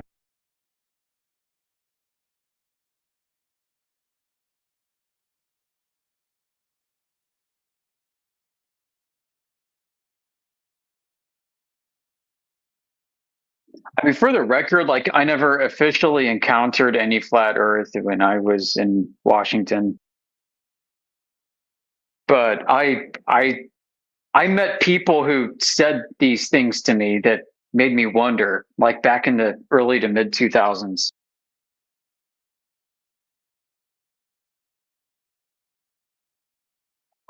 I would love to write a book and tell all about that kind of thing. I don't know if I should. And I don't think I ever will. Yeah, parts of that stuff would be probably. Yeah, like it wasn't until the freaking COVID lockdowns and we're all sitting around in our houses with our families wondering what the hell to do. And I'm like, you know what? That guy that said this thing and that chick that said that thing to me and that other time and this other time. And I'm like, you know what? This is freaking weird. Let me go check out this flat Earth shit. And the rest, as they say, is history. The rest is history. That's right. I'm like, oh my God, it all makes sense. Like, holy shit. he was trying to tell me this. She was trying to tell me that. They were doing this. They were doing that. This is freaking weird. Like, I was never in the club, but there was a club and I wasn't fucking in it. And they might have been in it. For all I fucking know. Probably. Yeah. You were mostly on a need to know basis, weren't you? Dude, the bait was freaking like, I don't know. Like, I think they were trying to feel me out for a while to see if, I don't know. But well, don't they do that? Don't they do that? They kind of they certainly do. They throw a little, hey, by the way, we're going to be going over here, and just like, they try to see what you say. If, like, right, they're like little loyalty tests that are given and passed or failed all the time. While a lot of this stuff is based off of need to know and stuff, I mean, it's also to some extent who you know, because who you know will put you in a place where you need to know.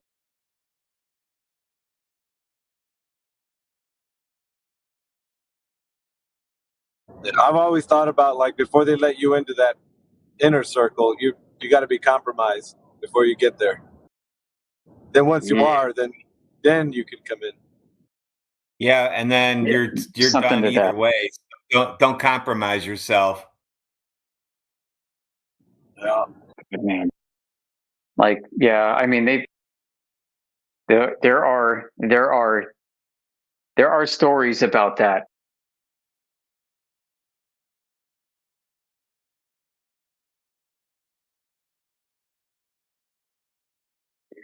And, it can go sideways too, because people think they're climbing a ladder and they're really going sideways, and they're fucking their career, their family, their life, and everything up in the process, and they're being used. They have special islands that you can go to, and you can get compromised. Yeah, that's Josh is screwed. That's for the real shit. Yeah, Josh has already given him enough ammo. Right, he's already associated with us. He sports a "It's Flat" number plate, license plate. Bro, dude, what a perfect patsy. Anything goes wrong, I'm pinning it all on Josh. So I can say this, like, the few stories I know I can get into. So I worked with a guy. He was a geologist and an RF engineer with master's degrees. And he's old as dirt. I don't know if he's alive right now, but he was a guest scientist in the Cold War and did 2 tours of duty in Antarctica at Vostok Base and McMurdo. And Vostok Base is interesting because that was with the Russians during the Cold War. He was a guest transfer scientist. He had some interesting things to say and never really said it. And he taught me a lot. He was a mentor of mine, taught me a lot about RF and signals and stuff. And one of the things he said was when he got down to Vostok Base, he's like, this is the actual place on Earth where magnetic field lines terminate. And he said, we were able to do interesting studies of the ionosphere and of the geology, which was more interesting to him, even though he was an amateur extra and other things in amateur radio. One of the things he said to me was, after all these years, I still don't know if the ionosphere rotates with the Earth or if it's stationary and just breathes in place. I'll never forget that. That's profound, dude.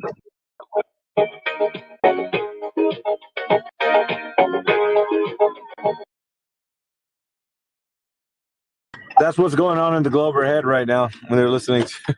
Yeah, freaking Macarena.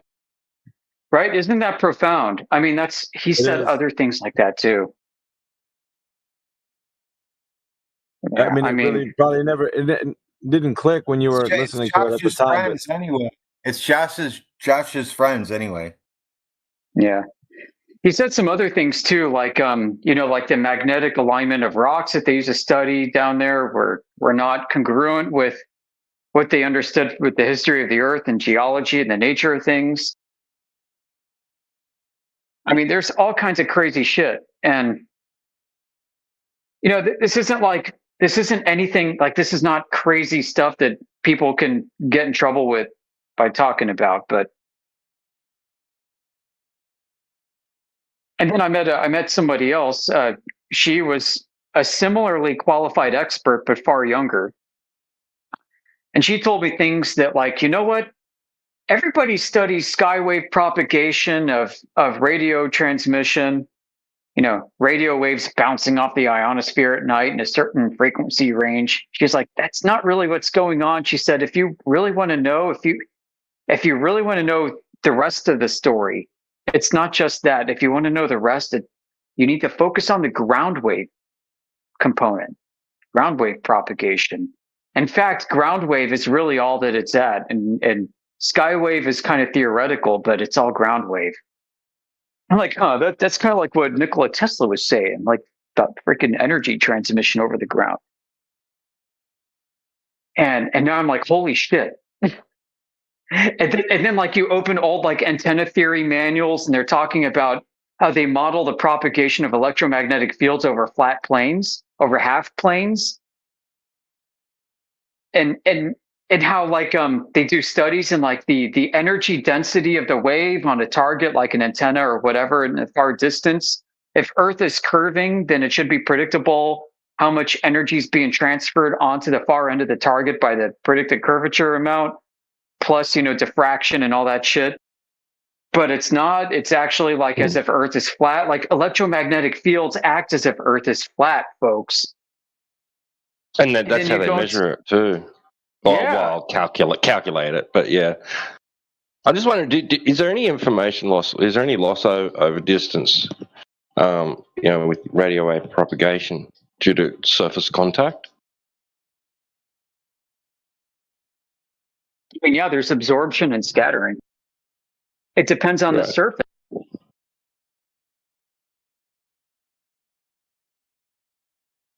So if the surface is lumpy, like lumpy Lambertian surface, then it's going to scatter, and if it's specular, it's going to reflect. And the ocean and bodies of water are like mirrors to radio waves, just like light.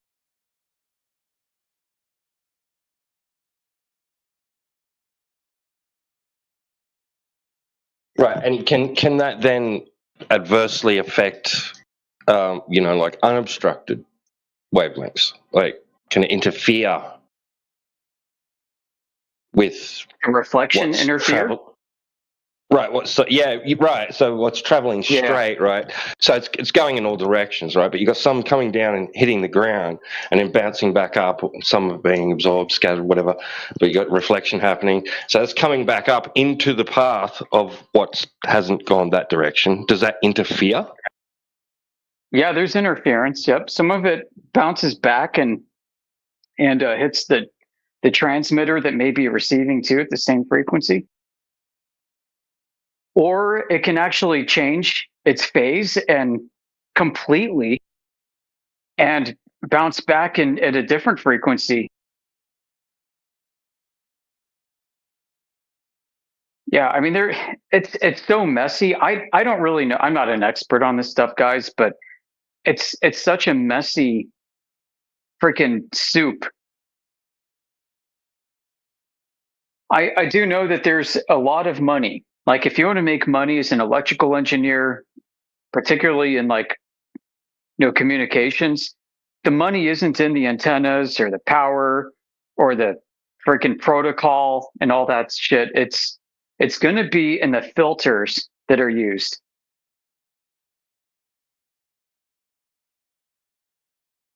It's going to be in the filters. It's going to be in smart filters. So you're going to need like chemical engineers and freaking, you know, artificial intelligence, computer scientists, cryptologist engineers. You put them in a room together to start making filters, and you can do so many amazing things. Figuring out the transmission's the easy part.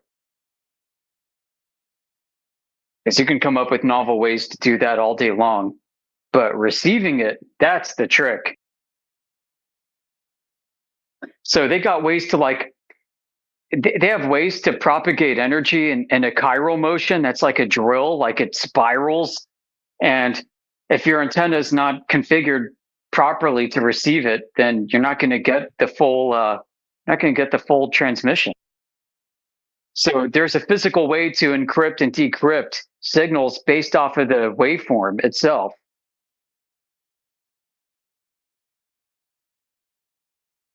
And then when all this is flying out there with all the freaking black body radiation, you know, all the static and everything else going on, how do you tease out the signal from the noise? That's the question. Well, it has to do with filters.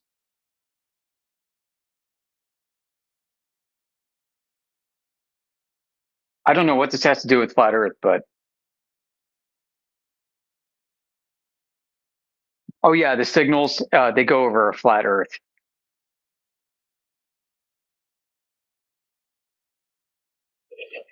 But, you know, like for Tesla's energy propagation, he proposed putting plates in the ground at intervals apart based off of the harmonic of the wave and all this, so that you can leapfrog the transmission of energy from one place to the next using ground wave. And basically, it allowed for inductance and capacitance at every incremental point to store and retransmit the energy in the direction that it was initially transmitted at. So it's kind of like greasing the skids, you know what I mean? You know, you got like a rail, you got like roller blades, you want to grease the skids, you want to grease the ball bearings. So. What do you mean a plate in the ground? I don't think I've ever heard that one. Yeah. I know about the ground wave shit, but I didn't know he was going to stick a plate in the ground. Yeah, like a sidewalk. Like he envisioned like steel plates at intervals going from like A to B. And that was to make the current travel farther, or with higher fidelity. Oh, yeah. To retain energy. Well, you could also basically rectify. I think you could rectify the signal if they were spaced right. And nothing in the way. Well, I mean, it's all diffraction. Well, what you're going to get is the further away, right? It's going to get noisier, right? Right. Even the resonant wave is going to start to decompose. Unless you're using fucking solitons or something, right? Which nobody knew about at the time, including Tesla. But you could. Yeah, so one trick he used to do is he had a way of. We'll get. I shouldn't get into it. I should get into it with you somewhere else. Not here. It's fucking way too deep for this shit. If you look at some of his writings from the pre-1900 stuff where he gave presentations, like at the Benjamin Franklin Institute, one of the presentations he gave there is freaking mind-blowing, bro. The single wire freaking electricity transmission and how you could change the way, like, this standing node. So what he would do is because when you reach the end of the conductor, the electricity will bounce off the end. So if the length of the conductor is some fraction, some ratio of, you can make a standing wave of electricity, right? Where the center of the conductor basically has no charge on its surface, and the endpoints have all the charge. And you could change where the node was by making like a little now it's connected metallically, but you could change where the node is by putting this little piece of metal, kind of like a pointy thing, right? To kind of accumulate the charge, or like just change the way. You'd have to look at the diagrams because the diagrams show it all. It's hard to explain, but this is part of his single wire electricity idea that he was doing. I don't know why they ever ended up with the freaking 3-wire. I guess it came with demonstration though, didn't it? During his lectures and that. Oh yeah, he did it. Yeah, he demonstrated. He didn't just talk about it. He did it in front of everybody. That's why everybody was amazed by him, because they would all talk theory, right? And when they came up, then when he got up, he'd be like, "Okay," and he'd have all the apparatus and shit, and show people. So He was an experimentalist. He wasn't really a theoretician. And people just don't get that there's a huge difference between a physics experimentalist and a theoretician. Gigantic difference. They're not even in the same fields, you could say. Just like applied physics is different than theoretical physics. But even the applied physics people, if they're not doing experiments, they're still way behind the experimentalists. Right, that's why Maxwell's equations were like sort of disregarded for a while, right? Yeah, they're impossible really to work with in any practical way. Got worse after Einstein. Trying to scale those up, right? Or down. The problem with Maxwell's equations really is that when you could work the equations out, but when you end up coming to the boundaries of like a conductor or a capacitor or anything, when you tried to quantify the boundary condition, they would go to infinity because they're partial differential equations. So they would just frickin' blow up into, noise. You know, yeah, they just frickin' just blow up. I mean, then what are you going to do with it? And because they're kind of they're nonlinear. Like you don't know, is the blow up because of the nonlinearity or is it because they're at the boundary? You know what I mean?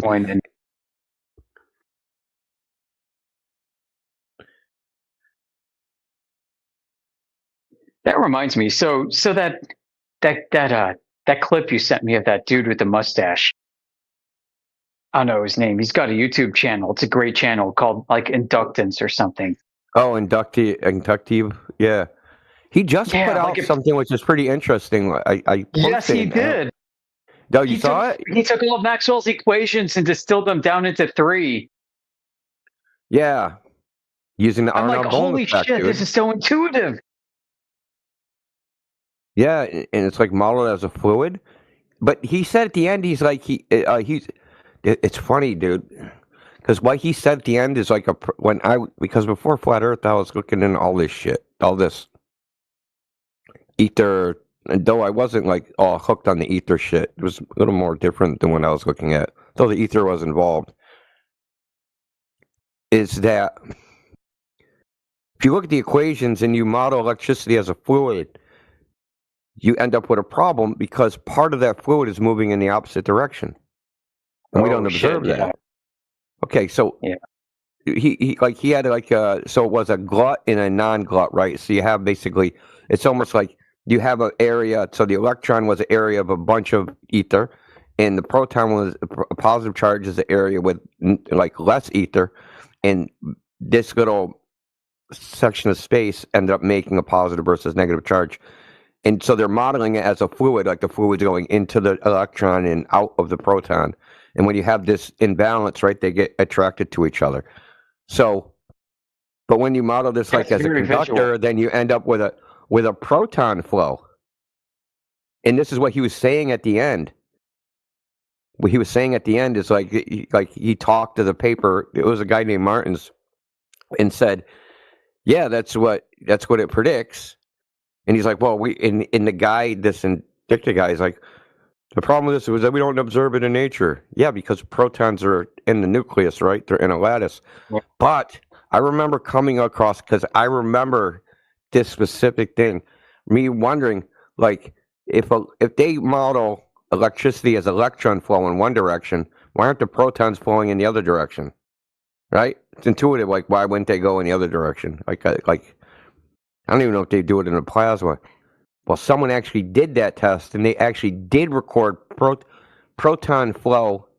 I can't remember what they used, but somehow they measured some amount of proton flow, but you have to turn up the fucking voltage, like, to some stupid, ridiculous level to basically get the molecules to travel within the substance itself, to travel within the lattice, because, you know, like, solid state matter usually has some sort of crystalline lattice, right? So, right, unless it's glass or something. So especially I think they might. That reminds you, maybe it was glass, that they used some sort of amorphous substance to get the positively charged molecules to flow in the opposite direction. And so they actually did get it to happen. But it's like, They had to crank it up to some crazy fucking voltage. That's always the problem with this. They have to go to extremes in order to create the rules. So they have to find exceptions, and yeah. Well, I mean, you think about it, it's all symmetric, right? The positive and negative charge, everything's just symmetric. But that's not kind of what we observe in nature. The protons are stuck in lattices of conductors, so we don't see a positive flow in the other direction. Well, I mean, that's where the ether comes in, right? With counter space. I don't even know. I'm still trying to figure out what counter space means, bro. I don't know. Listen, it is the hole that everything goes into that you don't understand. Oh, you mean like your donations? Is that where your donations go?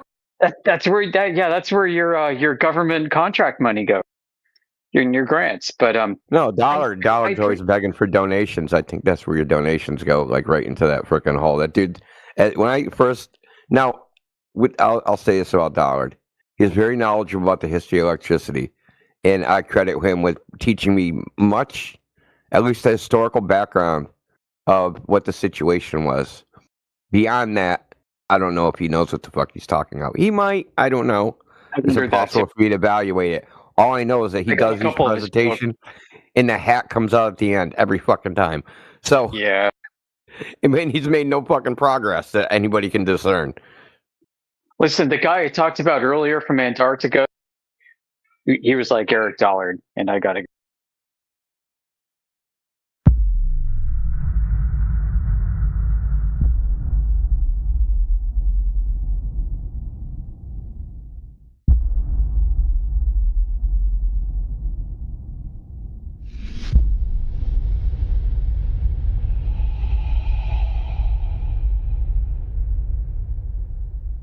The classical Greeks knew the Earth was a sphere. No, that's a lie.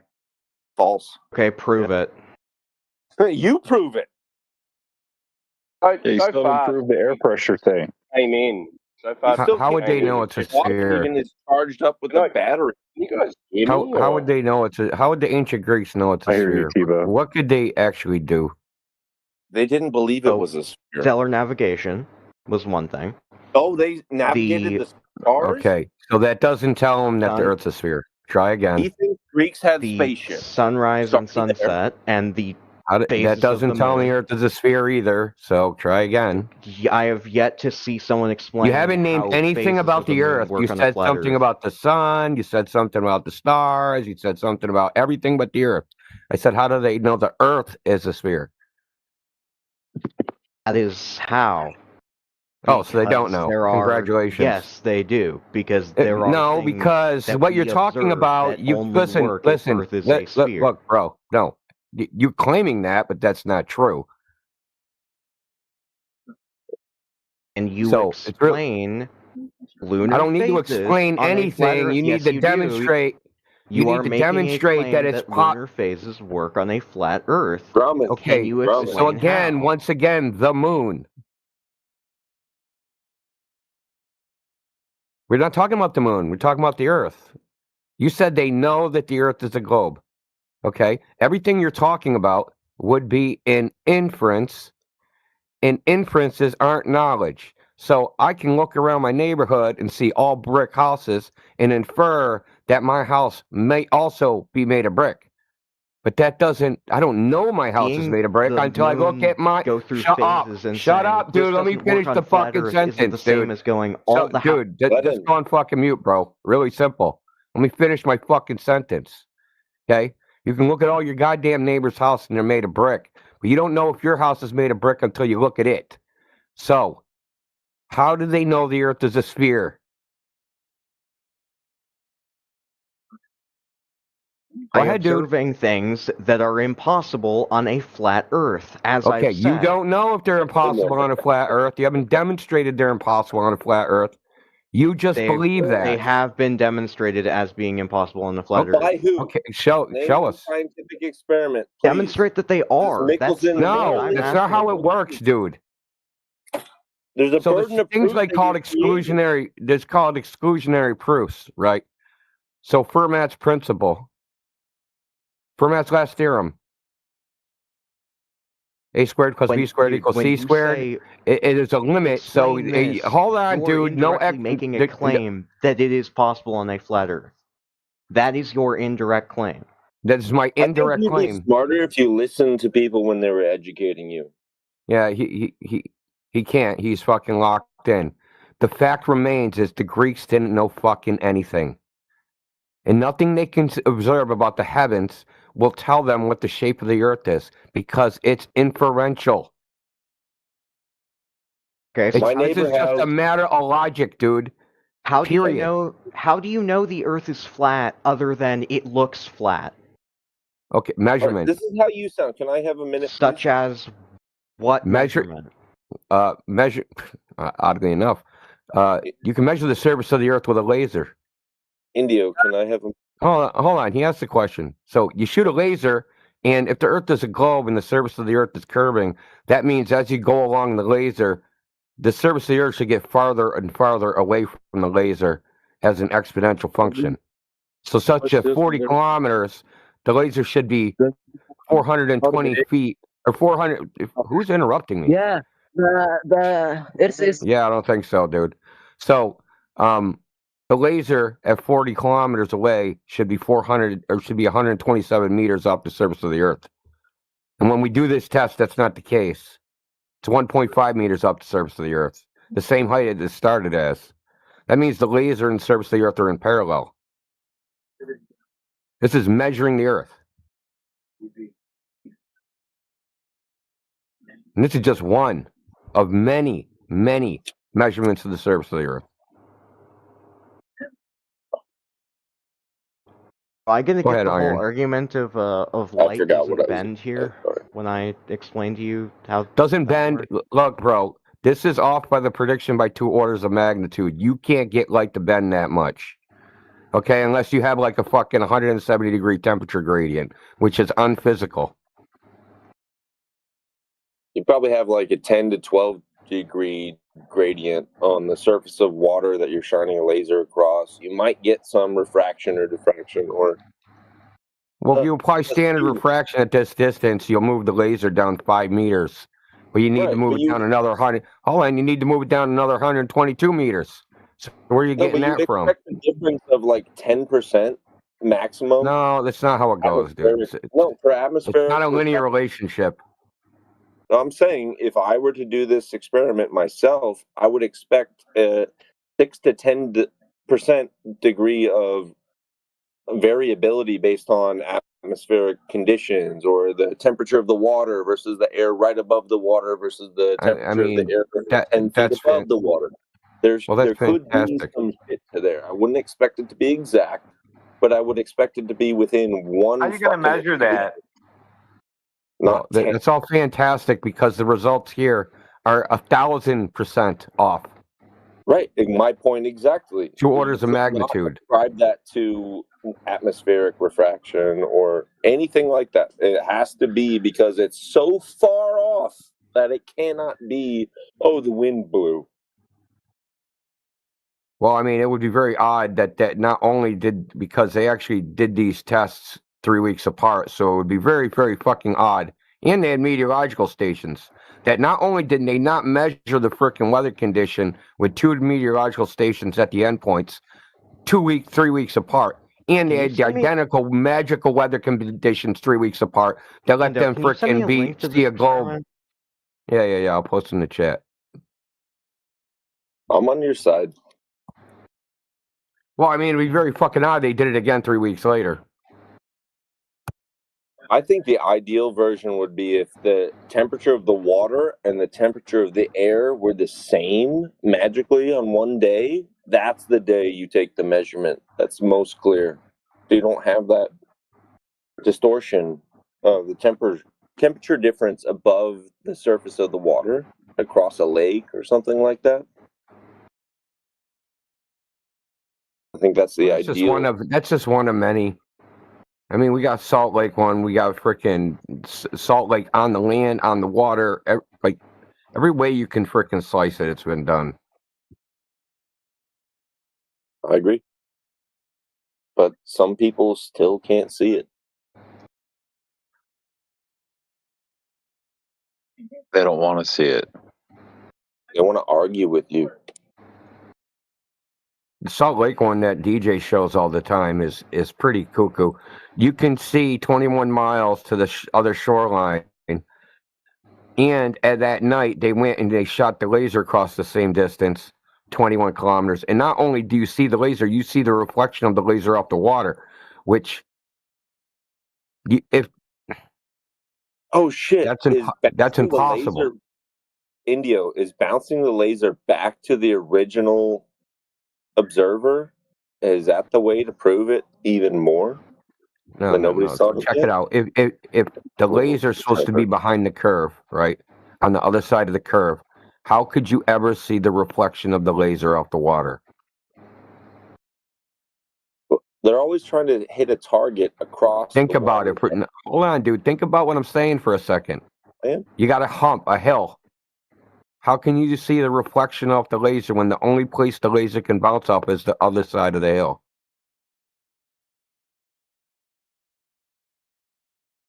You can't. Yeah, you can't. But we do. I want one of those lasers. Would it be a good proof if you shined a laser across the lake and had it bounce back across the same lake to you?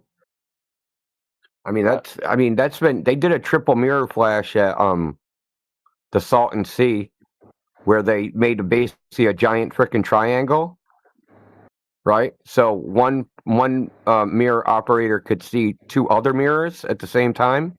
In each point of that triangle, each person could see the other two mirrors, which are also see like 128 feet under the curve of the Earth. So that reminds me of the Michelson-Morley experiment a little bit. Just wondering, did they have multiple vertical arrays recording temperature along the entire path of the laser? Why would they need to do that, dude? What do you mean, why would they need to do that? Yeah, I'm asking why you're asking refraction, because that's a red herring. So I guess the military can't use line of sight anymore. No, it's you understand that you need to move the laser. This big area has this refraction. Yeah, but you need to. Yeah, that's a cool story, but no one's ever demonstrated that this type of refraction actually exists. Okay. Hypothetically, because I already told you that the drop was supposed to be 127 meters. Now, if you use standard refraction calculation, that only moves the laser down 5 meters. So now you have 122 meters to make up. So you would need some crazy, abnormal day, not only just once, and not at just one distance, at 7 different distances, with 3 tests done 1 week, and 2 more tests done 3 weeks later. In the same crazy refractive condition, a 20 times deflection refraction condition that makes the Earth looks like it has a radius of 65,000 miles, that would have to exist. Yeah, he'll by random, 2 weeks apart, and it didn't show up on their meteorological station somehow. He will cherry pick an example that says, "Oh, look, the math matches up for me right now." No, I'm not cherry picking. It's people that know what the hell they're doing. You can't just say the magic word refraction. You need to justify how it even applies. You need to actually justify using it. Refraction applies to everything that you do in the atmosphere. Yeah, that's your claim, dude. That's not a justification. So refraction applies if when I drop a bowling ball off a cliff, and I say, "Hey, dude, that's fell at 10 meters per second squared," and you say refraction, and I go, "Dude, you need to justify why refraction affects a bowling ball," and you're like, "Refraction applies to everything." Refraction applies to light, not solid objects. So you understand now why you're observing. Why does it apply to light in this case? Because you're over water. Oh, okay. So water causes refraction? Yeah, there's a higher refractive index over water. Okay. Why? That's not how it works. You don't know what you're talking about. Nothing to do with temperature variations? Yeah. Yeah, that's what it is. It's the variation. Why? because the water is there. Because the water's there, that makes So, the light. Yeah, There's- you so let's get realize this straight. there's a difference in Grumman, temperature slow down. between You're the going to air fry and your the brain. water. Grumman, Yeah, we know silence. they measured. Bro. So let me get this straight. When we go to the salt flats, there's zero miraging effects because there's zero water. No. I said Oh, so it's not water of this cause and effect relationship. I said there is a more. Look, brother. By what differential? You would need the water in the air to have a 70-degree temperature difference. What do you think that the temperature difference between the air and the atmosphere and water that's like hold up in the Gulf of Mexico? That's what causes Alright, are you cocked or something, dude? You drinking, brother? The temperature difference between the air and the atmosphere? Really? Between the water and the air will cause a temperature gradient, right? And that temperature gradient, which causes the refractive index gradient, which in turn would cause the bending of light. Now, to bend light, the amount you need it to bend, you would need a 70-degree temperature difference in 1 meter, which is unphysical and has never been seen on the fucking earth. Yeah, and I'm not saying that that's what it is. Meter above But sea that's what it would level. have to be. Oh my god. Not what I'm saying it is. But that's what it would have to be to get this result. As you've said, the temperature gradient changes per meter. Yeah, great.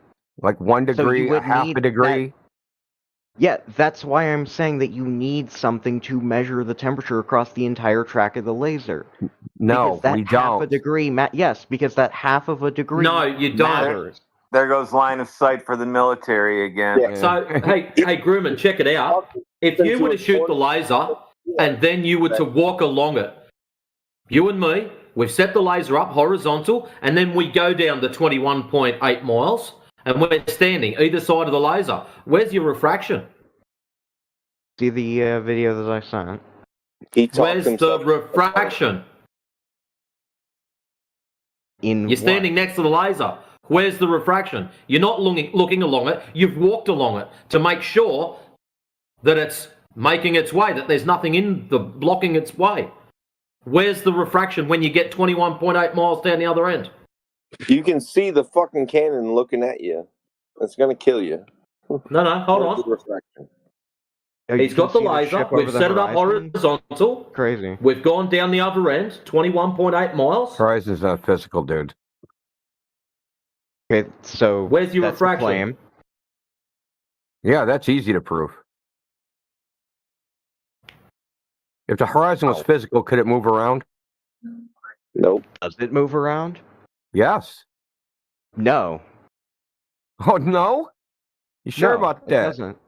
The horizon is depending on the observer. This dude just said the horizon don't move around. That's crazy, bro. I heard that. That's going to be a good one. The horizon moves. Wow, dude. Well, I mean, that sucks, dude, because we live on a ball of 315,000 mile radius. Dude, the horizon doesn't rise to your eye level. That's proven by I said moved aircraft. around, No one dude. said it does. No one said it does. Dude, Only you you said have like it does. 2015 arguments, man.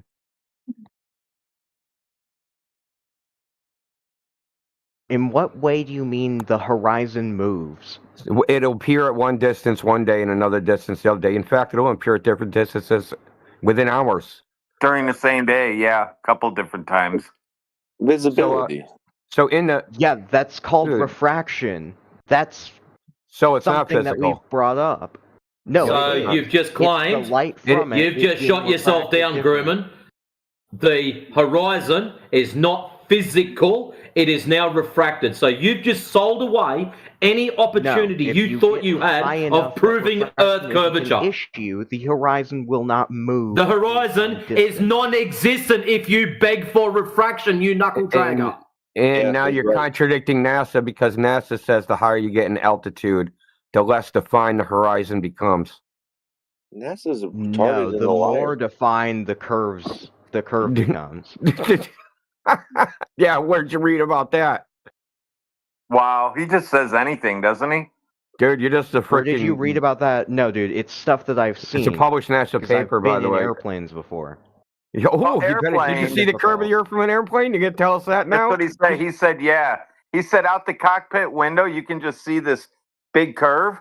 And so that means we live on like a 500-mile radius Earth. No, that's crazy because in the chat I just posted a 315,000-mile radius Earth. Yeah, I've never heard. No, that curve is exactly what's expected to be seen if you run it through. There's no curve from an airplane. There's yes, no there curve. is. No, Yes, there isn't. Yes, there is. No, there Okay, isn't. so you disagree not only with geometry, but every other freaking person that's ever talked about it. Every other scientist, every other optical scientist, every other fucking person. Who? Hundreds of thousands of pilots? You realize the Earth is supposed to have a diameter of 8,000 miles, and you're saying being 10 miles above it, you can see the curvature of the Earth. 10 miles above an 8,000-mile diameter ball. Yes. Think about what you're saying. You're 1/800th above the surface. Yes. Indio. There are people Isn't that the can radius 3,900? There are people? There are Indio. If you had a ball. Okay. 3,000 You're people fucking have cock or spoken. something. Yeah. You're just saying random shit, man. So, Grumman, if you had a ball that was 6 feet tall, an airplane would be 1/100th of an inch above it. Okay, you don't know what you're talking about. You're talking out your ass. I've seen it from an aircraft. No, you haven't. So, yes, I dude. have. Well, then you're a tiny earther, dude. You're a liar, dude. Yeah, you are a liar. Dude, not even 128,000 feet. Not even 250 miles, dude. Felix Baumgartner said that he saw the curvature of the Earth. Yeah, So if you're and gonna pull that argument Neil out- deGrasse And how are you going to back that up? in Neil deGrasse Tyson, right? Is wrong. He's wrong. Yes. Okay, so tell me, in the images he posted, right? The GoPro. So what is that? Planet Mexico? No, that's a fish. You can't even see the border of New Mexico. How can that be the horizon? How can that be the Earth? Called a wide-angle lens. Oh, so that's not the curve of the Earth. He didn't see the curve of the Earth from his fucking balloon. Felix Baumgartner did. With No, his he eyes. didn't, dude. No, he didn't. Oh, his eyes. Hey, check it out. did. He also saw the Sorry, curvature of the guys. Earth from ground level. Look inside chat. 34 past the hour. Not even off the ground yet. That's him getting into the little shuttle thing. Do you not understand the difference between human eyes and a camera? Oh, What's that got to do with your claim? Was he looking for a visor? The And sometimes visor people- that distorts jack all because that's. Oh, doesn't it? How do you know? Have you worn it? Have you worn it? Yes. Yes, I have worn what about the shot from inside the pod? Holy What about the fuck. shot from inside the pod? What about the shot from inside the pod? where you're looking through this tiny thing. Yeah, of course, that's not going to show fucking curvature. So it doesn't look like it's curving. So it doesn't look like it's curving. Even defished images. People that have defished. Is that a word? To that either, bro. Yeah, that's something that you can do. So look in the chat. Which one of these circles of the circle the horizon for Felix Baumgartner? Which one?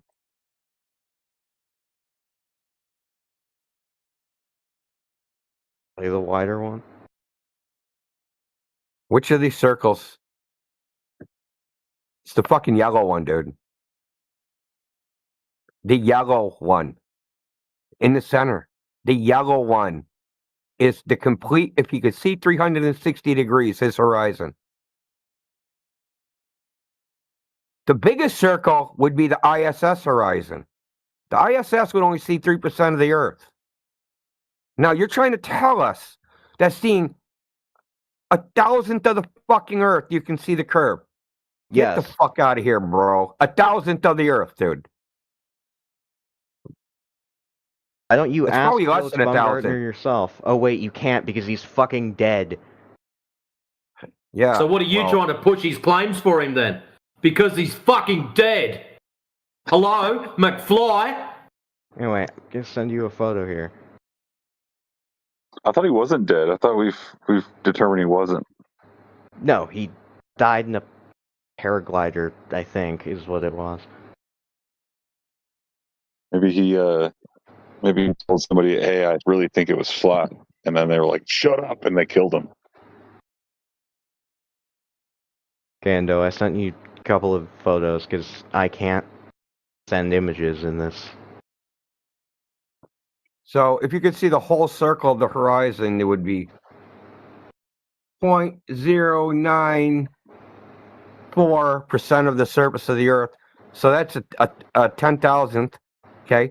And that's just assuming you could see the entire circle, which you can't because you only have a certain field of view. And your actual focal field of view, what you can actually focus on, is only 5% or 5 degrees. So he can see 1/100th of the surface of the Earth and see the curve. You're a retard, bro. Here, I ran a photo through a Earth curve calculator. And that's the expected curvature at that height.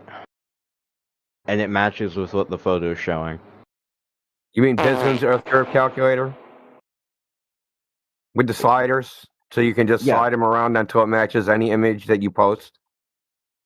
If you know the refractive index, that's what you're getting. And that's also, first off, if you know the before you go stroking yourself over about the refractive index, without refraction. Yeah, Grumman, before you go stroking yourself about this refractive index, how about you, the normal? How about you supply us an image? Refraction. How about you shut up for 5 seconds and stop talking through people, you rude little turd? How about you, instead of stroking your ego about this refractive index, supply us with an image, right? And all I want is the known refractive index. I wouldn't do that again if I was that person. So how about supply us with an image that you know what the refractive index is, and then we'll run it through Bislan's little slider fun factory and see if it matches up. Already supplied Indo with one. It's Indio, not Indo.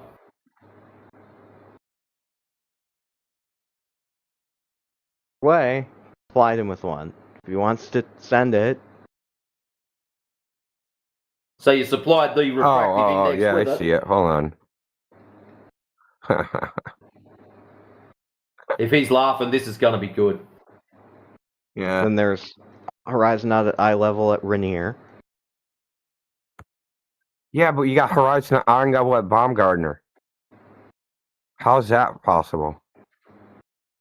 And the horizon should never be at eye level unless your face is on the ground. The level of your eye. I'm looking at photos here with a Theodolite app that show in an airplane the horizon is not at eye level. Planes fly tilted up, nitwit. Out the side, they fly tilted, banked over?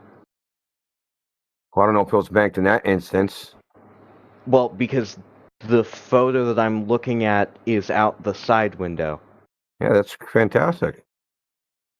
So if you want to try the excuse of it's tilted, you would. It is tilted. Go get the negative degrees, dude. Oh, man. You know how one of this freaking thing works? Do you know how a plane works? They're pitched up. Pitch and roll are different. They're pitched. Yeah, I know. It's -3 degrees on one side and negative 0.3 degrees on one side and negative 0.5 on the other. Do you see it?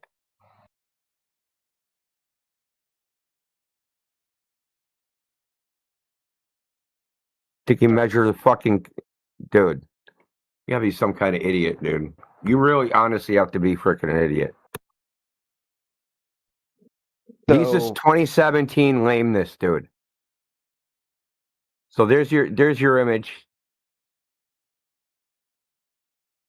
You know this one that says -0.3? That means the phone is tilted. Yeah.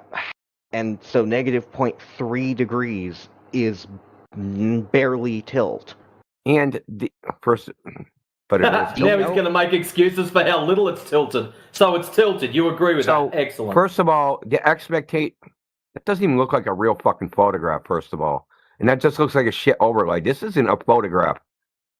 Did this come from a video? No, it didn't. Where did it come from? Me. And why would you expect Mount Rainier? It's Mount Hood. Mount Hood, whatever. Why would you expect that?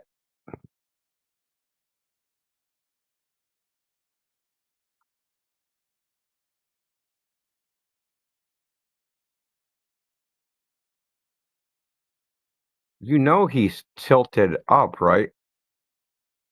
By 0.03 degrees. Yeah, but he's 5,000. He's at 5,000 feet, and if Mount Hood is higher than he is, he's gonna have to be tilted back. He should have to be tilting down. Because I don't know how far away he is, right? Because what's the distance? How far away is to the he? mountain from that observation? Well, we can calculate how much he's supposed to be tilted down, because he should be tilted down, but he's tilted up. See how the crosshair is centered on the peak of the mountain? So that peak should be 5,000 feet higher than where he is. Yeah, and then you take into account distance. If the Earth was flat. Take into account distance. Yeah, then there's a drop.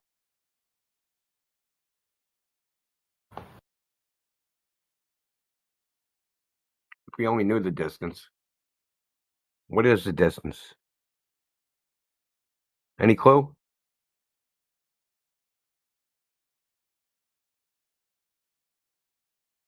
And where did he get his altitude from?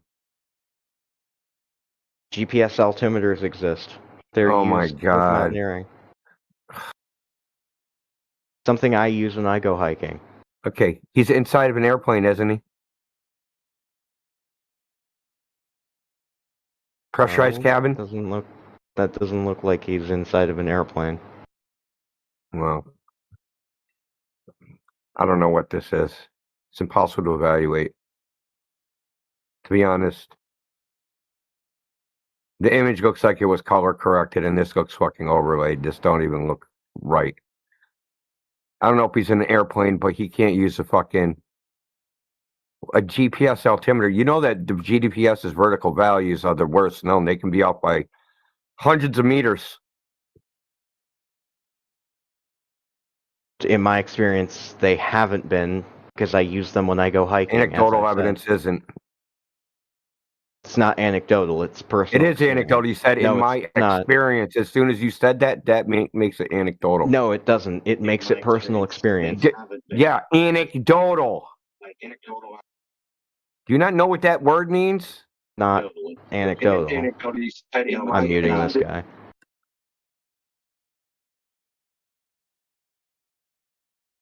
These are apps that you can download on your phone. They're theodolite apps. Don't mute Indio or you'll be banned. Not muting Indio. I'm muting the guy. Anecdotal, not necessarily true or reliable, because based on personal accounts. If you mute anybody, you're going to get kicked. Well, I don't know about that. I'm going to unmute you, Iron Bear, dude. Try not to have verbal fucking diarrhea.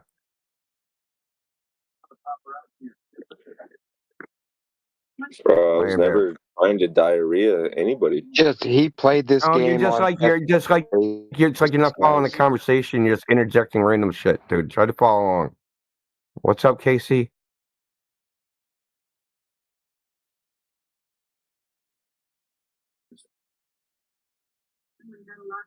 How you doing? You alright?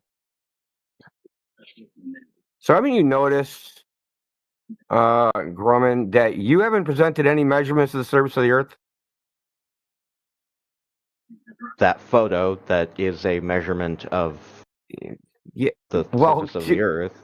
Well, how far? No, it doesn't. If we don't know how far away the goddamn mountain is.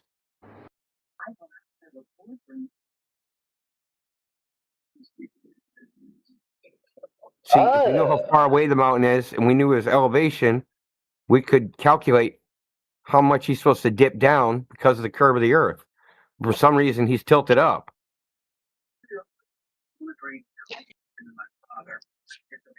If you look at the right-hand side, that's his tilt.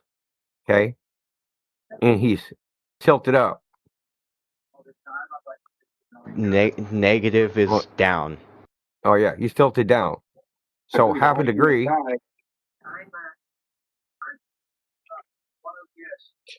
Half a degree over 30 miles half a degree, is a long way. Half a degree would be 0.5. That's 0.05. Over 30 miles?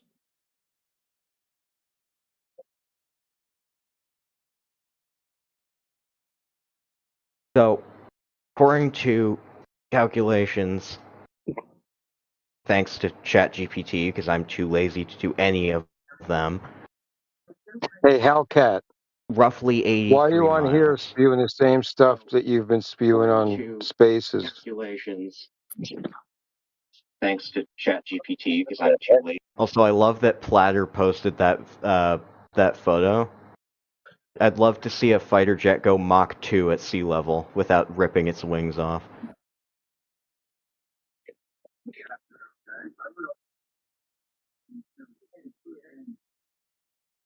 Like at sea level, like on the sea level, or like 10 meters above? Or how much do you think the air pressure changes? To be a boat? You want it to hit the water at sea level? Photo that he's showing, it's basically skimming the waves.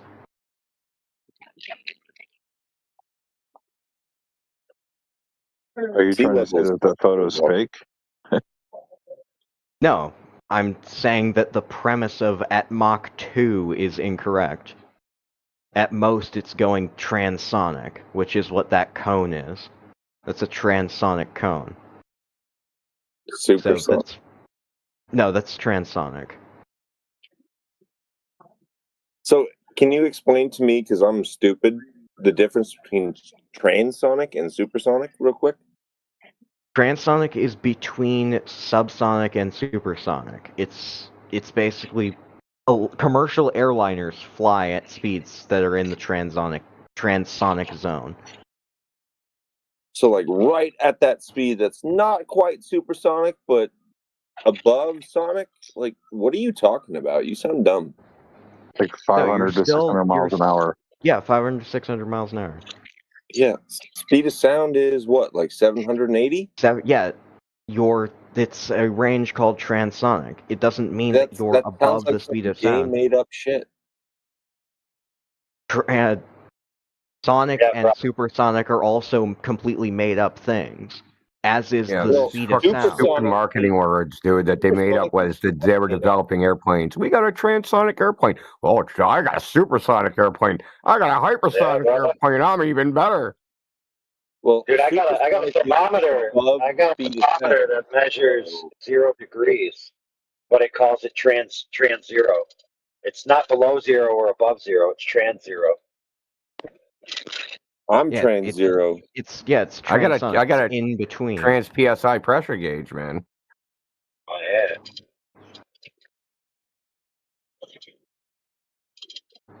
How are you talking anything if you're still not can you say something interesting so we don't have to listen to buzzwords? This is made up bullshit. This is aerodynamic. This is basic airplane stuff. Yeah, basic airplane stuff. Typically between Mach 0.8 and 1.2, or transonic flow, is seen. Oh, I get it. You're trying to say that a plane can fly subsonic and supersonic, so it can transition between supersonic and subsonic flight? Is that what you're saying? Transonic is that transition. Oh, okay, cool story. How is this relevant to anything we're talking about? Not. All right, thanks. Then quit picking at it. Yeah, I want to actually hear a conversation that progresses somewhere. Any plane that can fly supersonic speeds can also fly at subsonic speeds. Holy So fuck! Get muted, dude. Yeah. How about that? Fucking warned him, dude. Were you in here when I just warned him? I just unmuted him. Yeah. Yeah. Fuck, dude. Dude's on his own shit, man.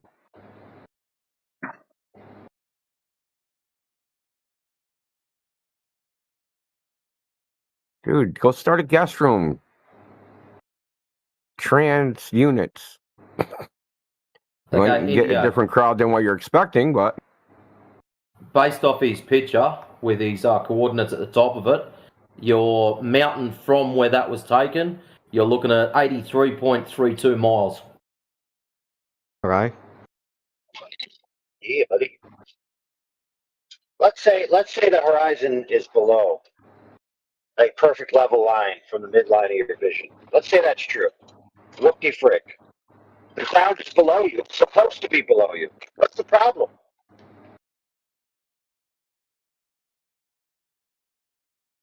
Now let me put this in a logic form so you can understand.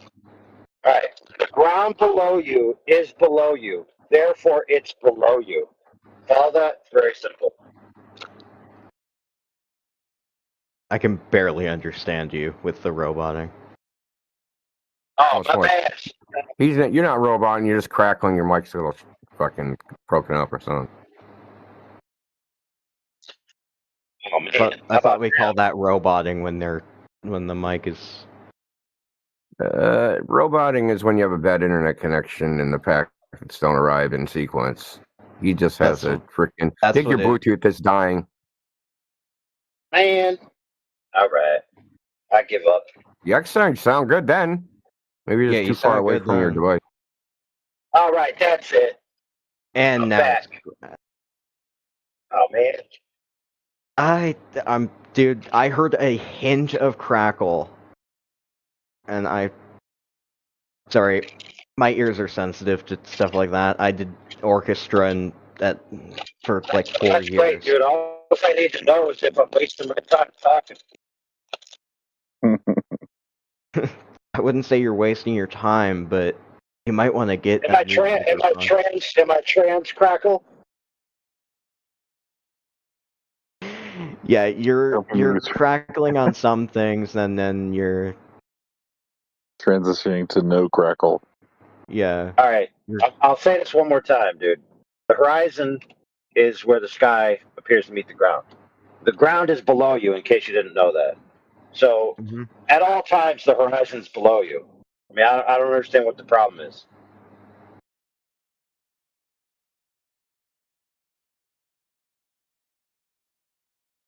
Like, is there a problem with the horizon being low in your field of view? Is that an issue? I mean, there's a claim that's made by a lot of flat earthers that is that the horizon always rises to your eye level. What does that mean? It means that you're going to see the horizon in the same place in your vision, like directly in the center. You sure? In the center of your vision. Whoa, bro. Rises to and in the center of don't jive. So, for example, if I say I'm going to the store, I've not yet arrived at the store. If I say I'm in the center of the store, I'm in the store. So maybe it's a language problem.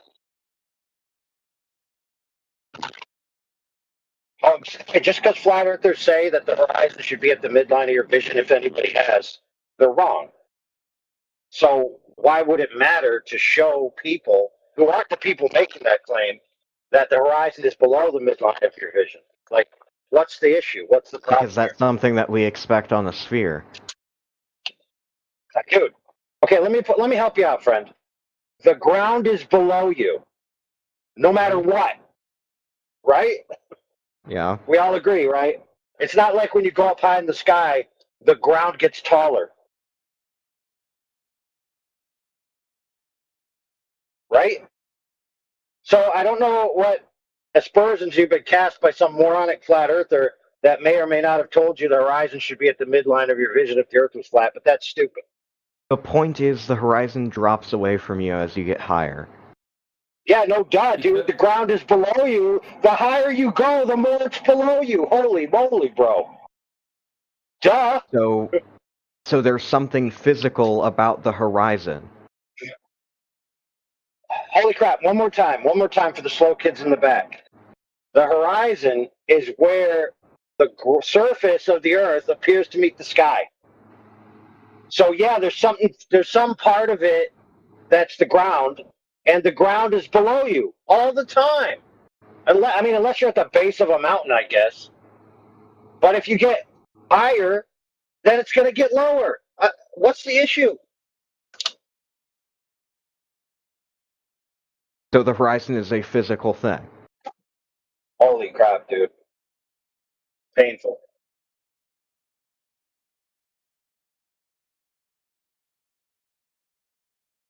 It's been this way for like an hour. Dude, the horizon's an artifact of the fact that you see everything by acquiring light from the outside world. That's all it is, dude. Because you don't have a supercomputer plugged into the matrix so you can see all floating points simultaneously in an orthographic and transdimensional representation, dude. Yeah, you have eyes, you have to see. You have an angular field of view. So maybe you're under the misapprehension that if ideal artist perspective existed in reality, which it doesn't, that everything would, if the earth was flat, go into infinity to a point. Well, that's not even possible, dude. Because in reality, you actually have to use light to see, not ideal lines that you draw on a piece of paper. And light actually has properties. It takes up space, it has wavelengths, right? There's angles involved. There's near field diffraction, far field diffraction. There's all kinds of things going on. There's no such thing as ideal perspective in the real world. Kind of like there's no such thing as platonic shapes. I mean, this would be as stupid as me saying the Earth can't be a globe because it's not a perfect sphere. Would you take me seriously if I said something like that? The answer is no, you wouldn't. Because I'd be arguing from an ideal, which is nonsense.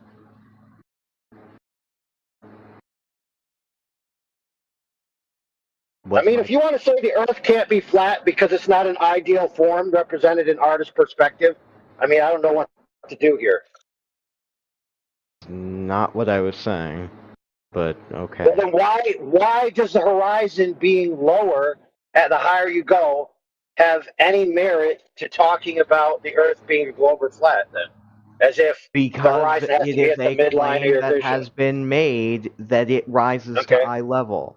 Okay, fair. Okay, so it's a bunk claim. It's a stupid claim. Do we both agree? Yeah, we both agree. Yes. Okay, perfect. So now that we know it doesn't prove the Earth's not flat, whoop-de-doo.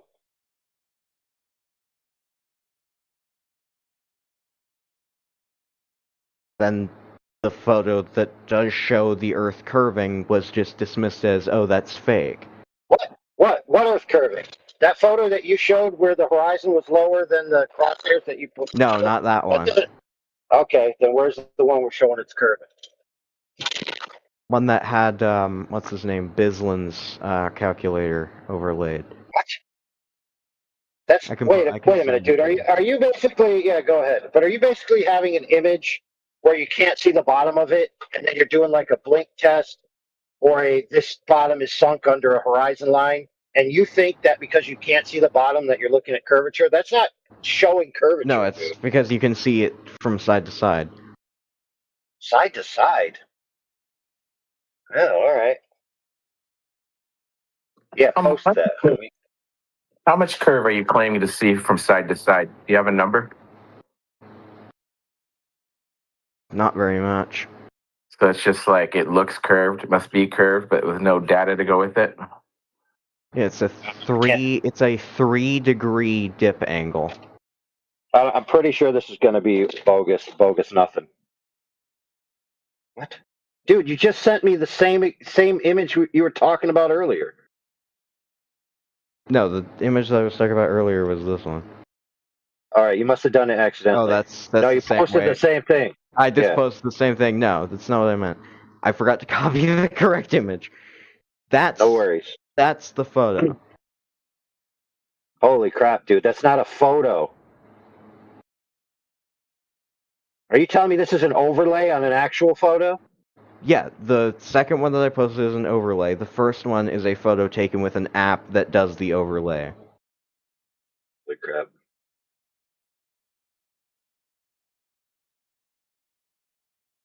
One X iPhone camera? Holy crap. You think an iPhone doesn't have barrel distortion because you just put on fisheye? What barrel does an iPhone camera have? What, dude?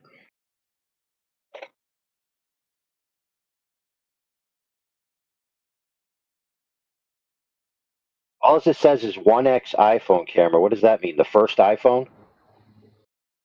No, it means that it's not zoomed in or distorted or anything. Yeah, which phone? Which iPhone? I don't know. Well, then who cares?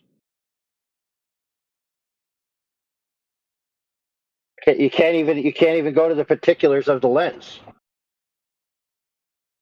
Well, it's an iPhone camera. There's Okay, how about I post my picture from the side of a plane showing the wing and an upward curved horizon.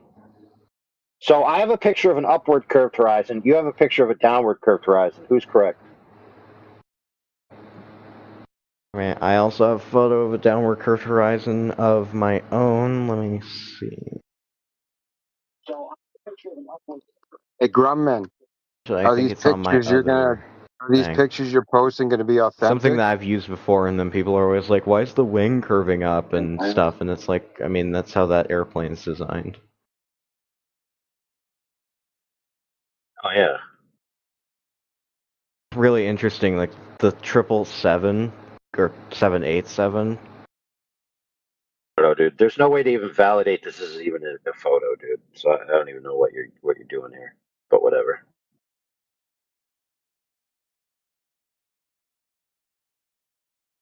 I will save it. Let me save it here.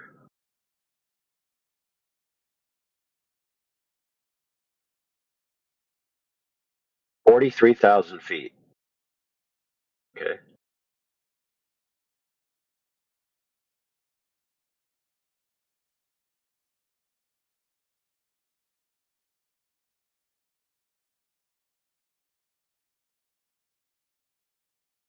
Oh, at 43,000 feet, the distance to the horizon is a certain distance, right? Whatever it is, correct? Let's just call it one horizon distance. Okay, makes sense. Now, if you're on a ball and the horizon's a curve, then that means the horizon is the same distance, 360 degrees around you, correct? Not only that, but it's the same angle. From your altitude down, it's the same angle, 360 degrees around. So it's the same angle and the same distance. So where's the curvature information coming from to be rendered in the image?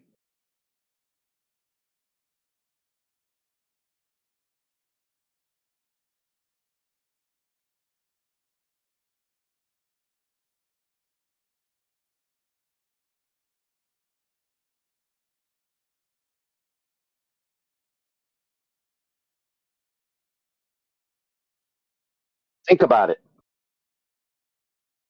In order for that curved line in your image to be the curve of the Earth, then the left and right have to be either a further distance or a shorter distance, or a bigger angle or a lesser angle.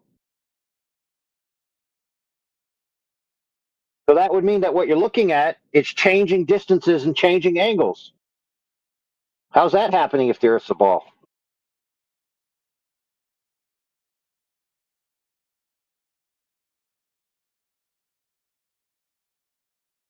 You know what's interesting about a flat thing is that to the corners is a diagonal distance that's greater than the center distance.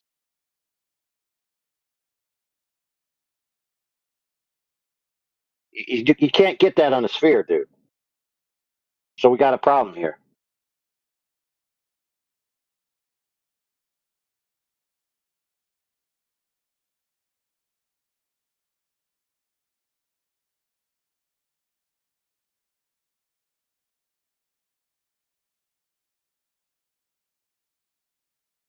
So my question is, in your image, the curve is higher in the center and it's down in the left and the right. So which portion is longer? Like which way? When you look left, is the Earth longer, or when you look right, is the Earth longer, or when you look straight ahead, is the Earth longer? Which one?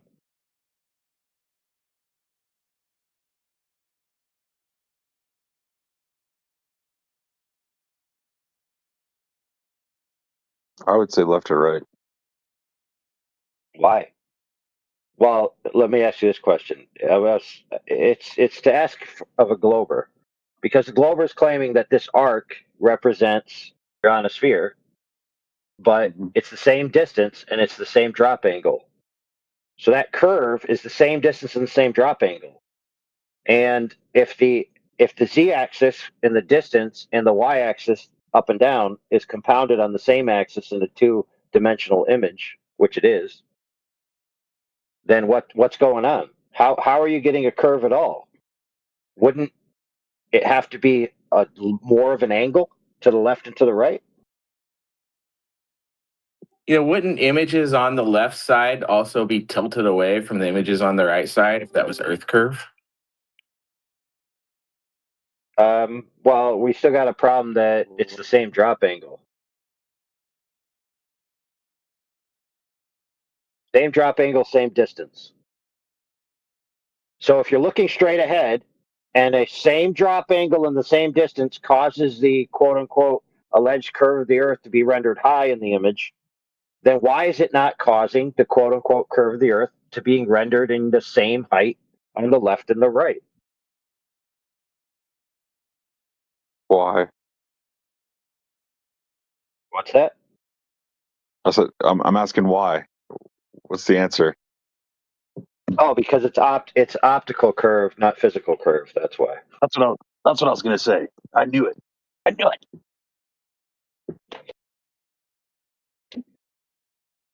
Damn fisheye lens.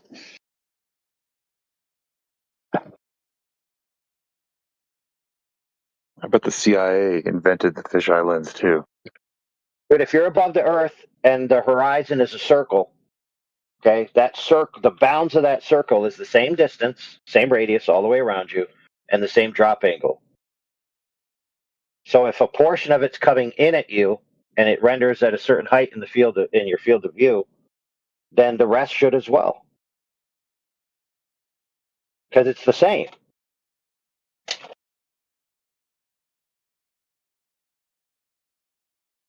So pick any point on that line. Just look at the image he posted. Well, wait a minute. Did you guys see the image he posted? Let me post it. Yeah, we saw it. This one, and then he posted this one here. Yeah, we saw those. The second one. Okay, so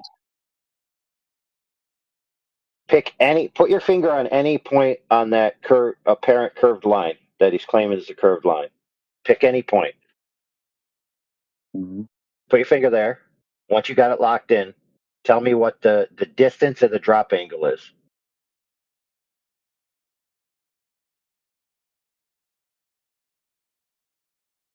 Someone already posted the distance. We'll just use 3 degrees for the drop angle. So -3 for the drop angle at 13,000 meters. Okay, you got it? 13,000 meters, 3 degrees drop. Now pick a different point. It's the same, 13,000, 3 degrees drop. Okay, so if you picked a different spot, why is it not rendered in the same position if the values from the one rendered it at a certain point in your field of view? Why are the rest of them not rendered the same? Because all the light's coming in from those points at the same distance and the same angles.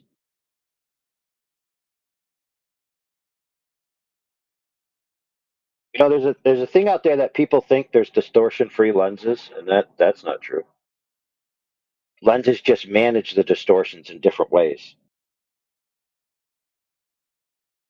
So they preserve one quality at the expense of another, like rectilinear lenses. People say, oh, rectilinear lenses are distortion-free. Well, that's not true. In fact, if you go to an actual camera website, an actual photography website, not somebody's blog or some Wikipedia article, they'll actually explain it to you.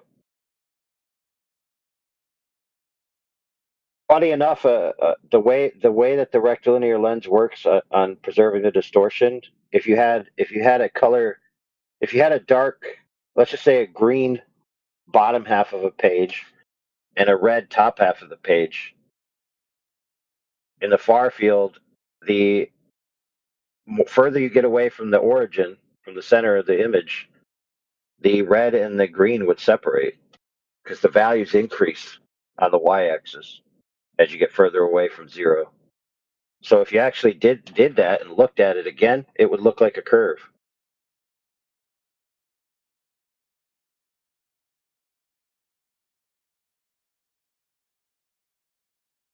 Kind of weird like that. So in other words, the far left and far right side of the image would look curved.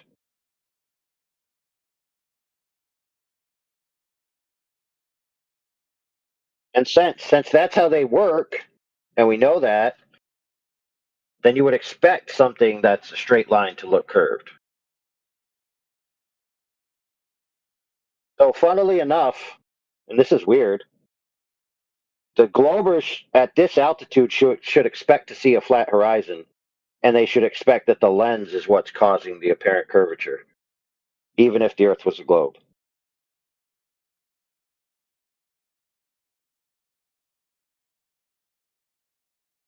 You got to get a lot further away from the surface for those angular relationships to change to where you're going to have discernible curvature information.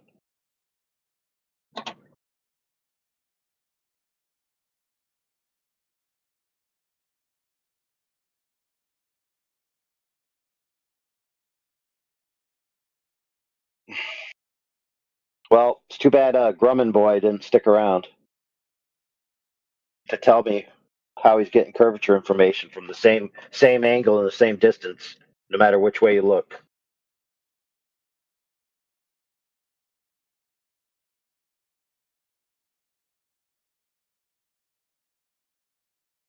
All right, friends, go back to that image where you put your finger. Now, if you spin your head, what's happening over on the left is all of a sudden going to be in the center of the vision. It's going to be high in the frame again. What caused what's on the left to come up high in the frame? If it already was at the same drop angle and the same distance, what changed? Very interesting, huh?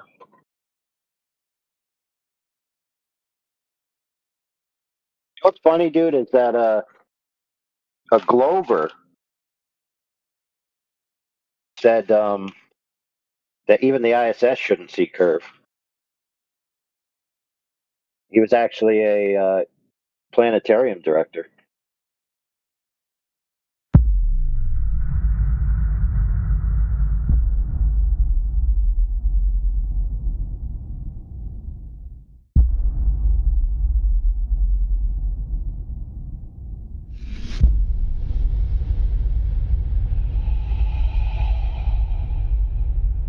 Who said Google But can you Earth? please see that it's not Who said Google Earth? disproving the shape of the Earth? Jench is invoking Google We have Earth. the Google And Earth, You and we're saying Jen- there's something missing here, like Jen should- a house or an bro. island.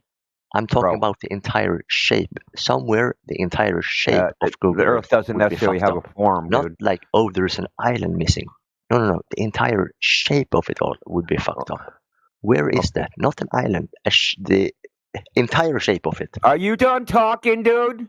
We Literally. heard you. Let's 7th time, dude.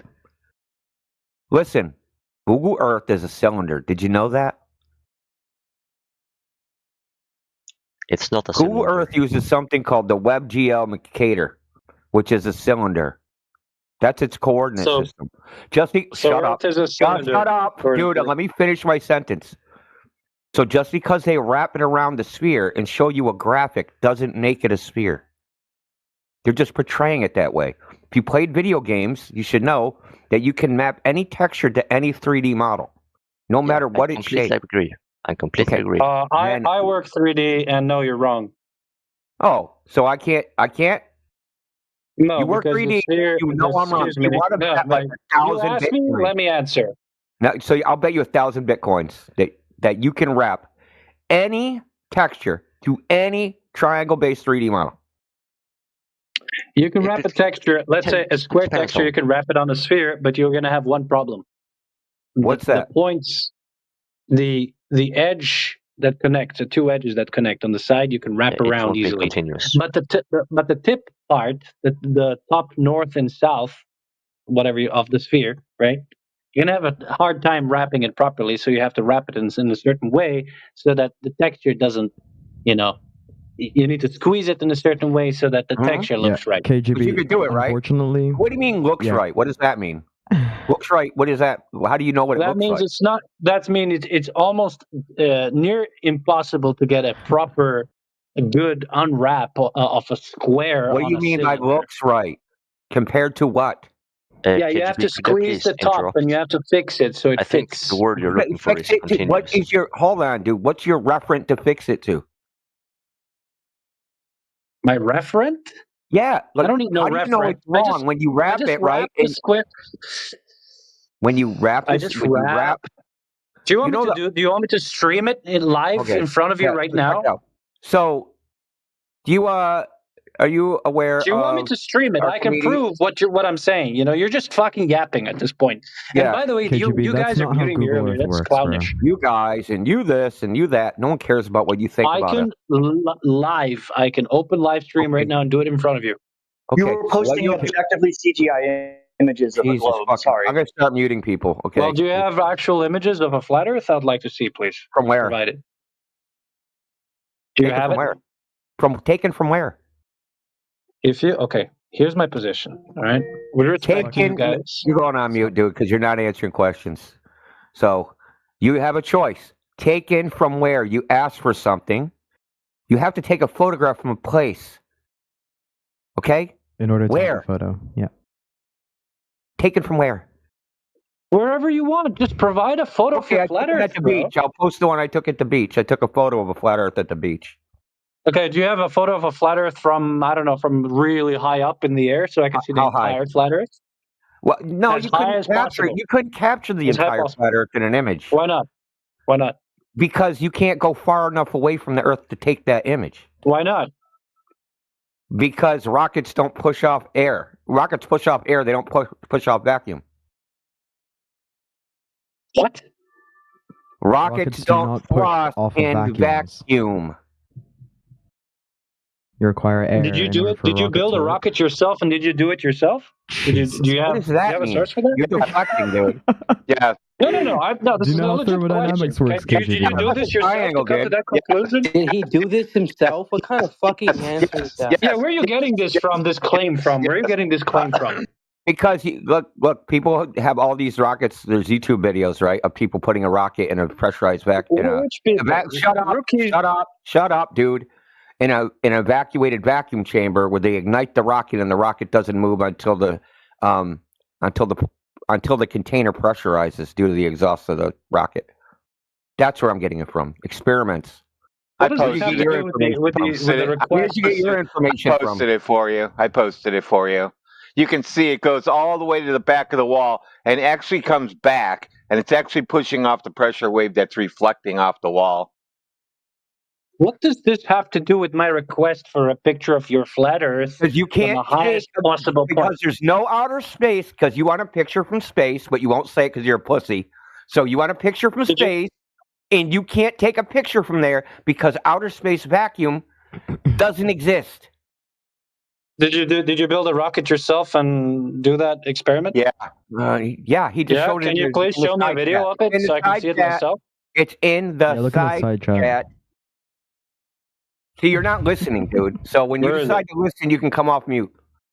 So let's get back to the actual person that thinks Google Earth is a something. It's Gench29. Yeah, dude. So why are you referring to Google Earth? Like, how would you even know if that's what the Earth actually is or looks like or anything like that? What are you comparing it to? I'm not sure I want to debate with you. I would love to debate. We're not. This isn't a debate, dude. You guys don't have any evidence. This isn't a debate. This hasn't been a I feel like debate in you're 5 years. kind of hostile, honestly. Well, this hasn't No been offense. a debate because you guys, hold on. Okay, I'll stop being agitated. Dude was being a douchebag. So I'll stop being agitated. But you guys say stuff which is objectively untrue because you're ignorant of something. Okay? Google Maps is not Google Earth is not a sphere. It displays it as one, just like Grand Theft Auto displays hookers. Those aren't actually hookers. Okay? Great game. They look like hookers. They say, "Hey, boy, big boy, you want a good time?" They act like hookers, but they're not hookers. Okay, so Google Earth shows you a ball, but you have a lot of experience with that programmatically, programmatically inside how it's not a ball is what I'm trying to tell you. So here's something you can do. Right, go on Google Earth, North Pole or South Pole. Use the line tool and try to use the line tool to make a circle around the North Pole or South Pole. And what you'll end up seeing is it'll end up snapping back and giving you a half moon shape. Because it's a cylinder. Now, did you know any of this? Of course not. So I'm irritated because you guys say things out of ignorance and then try to tell us what's what. We've been looking into this for nearly a decade. You just got here. So the fact remains is you really don't know what you're talking about.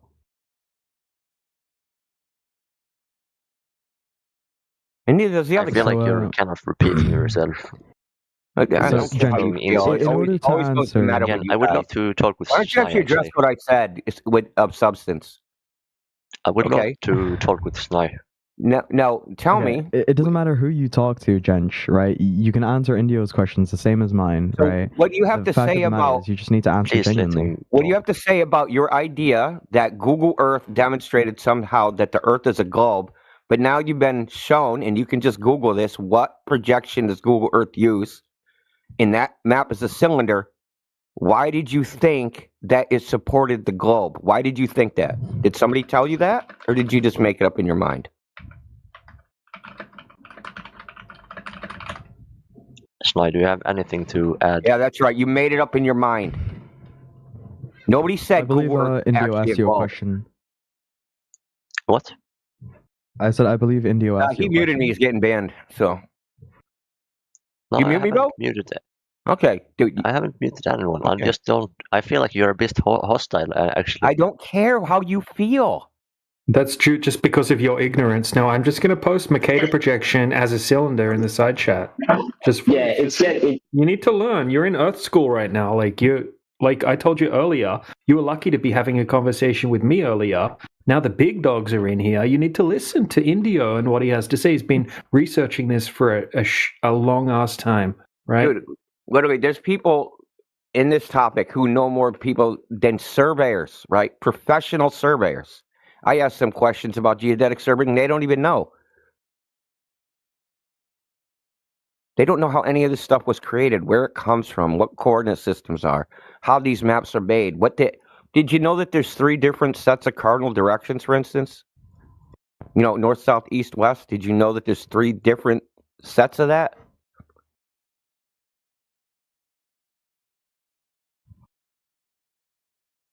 John, Gench, whatever your name is. 3 sets of coordinate systems. No, cardinal directions. I mean, in math, we usually have r, theta, and phi. If that's what you're referring to. No, I'm talking about north, south, east, and west. There's 3 sets of north, south, east, and west. There's north, south, east, and west of the compass. And then there's north, south, east, and west as defined by where the sun rises on the equinox. And then there's north, south, east, and west in the latitude, longitude coordinate system. Okay. Those are actually 3 different directions, and they only correspond to each other in certain places. Typically, people think that the compass points north and south at the poles. They don't. They actually just align to the magnetic field local to wherever you are. That could be 90 degrees from north that the compass will point. A lot of people don't know this. It's called magnetic declination. And then there's east is defined as which direction the sun rises on the equinox. So if you go on Google Earth and try to, you can take the compass tool and try to go 90 degrees from the north, and you'll see that it intersects at the equator every time you do it. It just goes toward the equator. It doesn't follow the latitude line, which it should, because the latitude line and the latitude longitude coordinate system is actually a circle. It's not a line. So these are just like little things that when people appeal to maps or they appeal to Google Earth or any one of these things are abstractions. They only represent the Earth for one particular purpose. They are, sure, they're some kind of abstraction, but they have to be wrong at some point. They are wrong. And they're right. Wait, what? They're wrong and right? Yeah, right, that's so right. They're right, They're like right in a for- small region, right? Is that what you're saying? No. It depends on the purpose you're using it for. Yeah, so if I'm gonna find the closest store, then I would be able to use Google Earth. Well, I mean, you wouldn't even need Google Earth. They freaking track your phones everywhere they go. So they could literally delete the map underneath your little GPS thing, yeah, and now they would we're know based sidetracking. upon what all the other Android phones where they went. Yes. But like, if I want to find a store and I don't know where the store is, I would be able to use Google Earth. And I Yeah. think we both agree on that. Yeah, because the car drove down the street, dude. The car drove around. Yeah, but Google Earth has to be flawed somewhere. It is flawed. I just told you how it's flawed. Try to draw a circle around Antarctica, the North Pole or the South Pole. Yeah, I you also think draw- we're getting definitions confused as well. Google I'm Earth and Google Maps talking aren't the about, same like, thing, and they don't So work the explain same why way. they didn't see. Mechanisms of Explain Google why Earth they might didn't see badly programmed. 7,000 I'm islands. talking about the fundamental. So, Jench, if Google recently. Earth is so good, do you think that you could black out your windows, right, and drive just using your GPS and Google Earth, right? Take all the turns, negotiate the curves just by looking at the graphic instead of out your window? I mean, there's some kind of delay.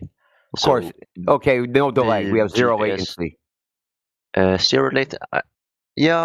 I mean, Why do you it's think that? zero lag Let me ask and you no why you traffic. think that. Can I ask you why you think that? Yeah, absolutely. Because Gravity. if you go onto, well, I sometimes use Google Maps when I need to navigate and I'm driving, and it seems to work fine. But Landmarks there is some lag. different than a representation of the Earth that is accurate enough to drive on, right? What could you say that again? Just landmarks. You're just noting landmarks. It tells you like, hey, there's going to be a gas station up here. That's a landmark. No, it actually tells you, like, it draws out the exact route. Exact. Yeah. I'm talking about, dude, you're conflating two different ideas, okay? The idea that, hey, this road is after that road if you're going in this direction on that road, this road. You know, we had like paper maps, and you could do that with a paper map. Nobody would say the paper map is the territory. So what I'm asking you is why you think that you could drive just looking at, if you had zero latency GPS, just in no traffic, looking at the screen, and that Google Maps is accurate enough to actually drive the road. I believe I answered that question. I asked you earlier. why, and you just said, hey, because there's landmarks, or whatever you said. But you know what? This has actually been, I'm just beating around the bush because this has actually been tested. Yeah, Flat Earthers have actually tested this by putting a camera on the freaking dashboard, showing Google Maps, and then driving and see if the road matches the map. And they don't match. Okay, they don't match. They And do then not match, as in the road, as in like the turns and like say I'm on a road and it turns, I'm on a slow curve and eventually it does like a 30-degree turn. Yeah, On yeah. Google Maps, it won't show I anything. It'll understand. show like a straightaway. Okay, this is kind of what I have been fishing for the entire time. An example of where Google Earth does not match reality. Okay, hold on. Would you be able to send me like Yeah, a I got link you. or something? Yeah, Yeah, I thank got you. you, bro. And I gave you an example already. The drawing a circle around the poles. Did you not hear that part? Yeah, but that's kind of not what I'm getting at because that's like a programming feature that they have. Sure, that could be fucked up. But it's an No, but like, inaccuracy. Jench, what you're failing to No, grasp here is this is how that's- your application... Jench, let me finish. Come on, let's be I'm nice. not really bothered by their Jench, this is how your application features of fails. drawing lines. You're not bothered by the features of the application that you're using in this like conversation? Why are you bringing it up then? Why are we on this topic? Right? We know it's inaccurate. Google Earth and Google Maps aren't the same thing. They work differently. Right? Do you know how Google Earth works? No, I don't know the entire code base. No. No, okay, so it takes a bunch of photos, right, of something, right, and then it adds them together, right, in their own way until they think it looks right, and then they upload it, right? That's sort of how it works in very simple terms, right? This starts it's called LOD rendering, right? Level of detail rendering, and this starts when you're zooming out. The terrain becomes progressively smoother, buildings become simplified and they disappear, and coastlines become less precise, right? So if you were to zoom out, you would have a hard time driving around, let's say, a coastal area, or driving around relying solely on your Google Earth, right?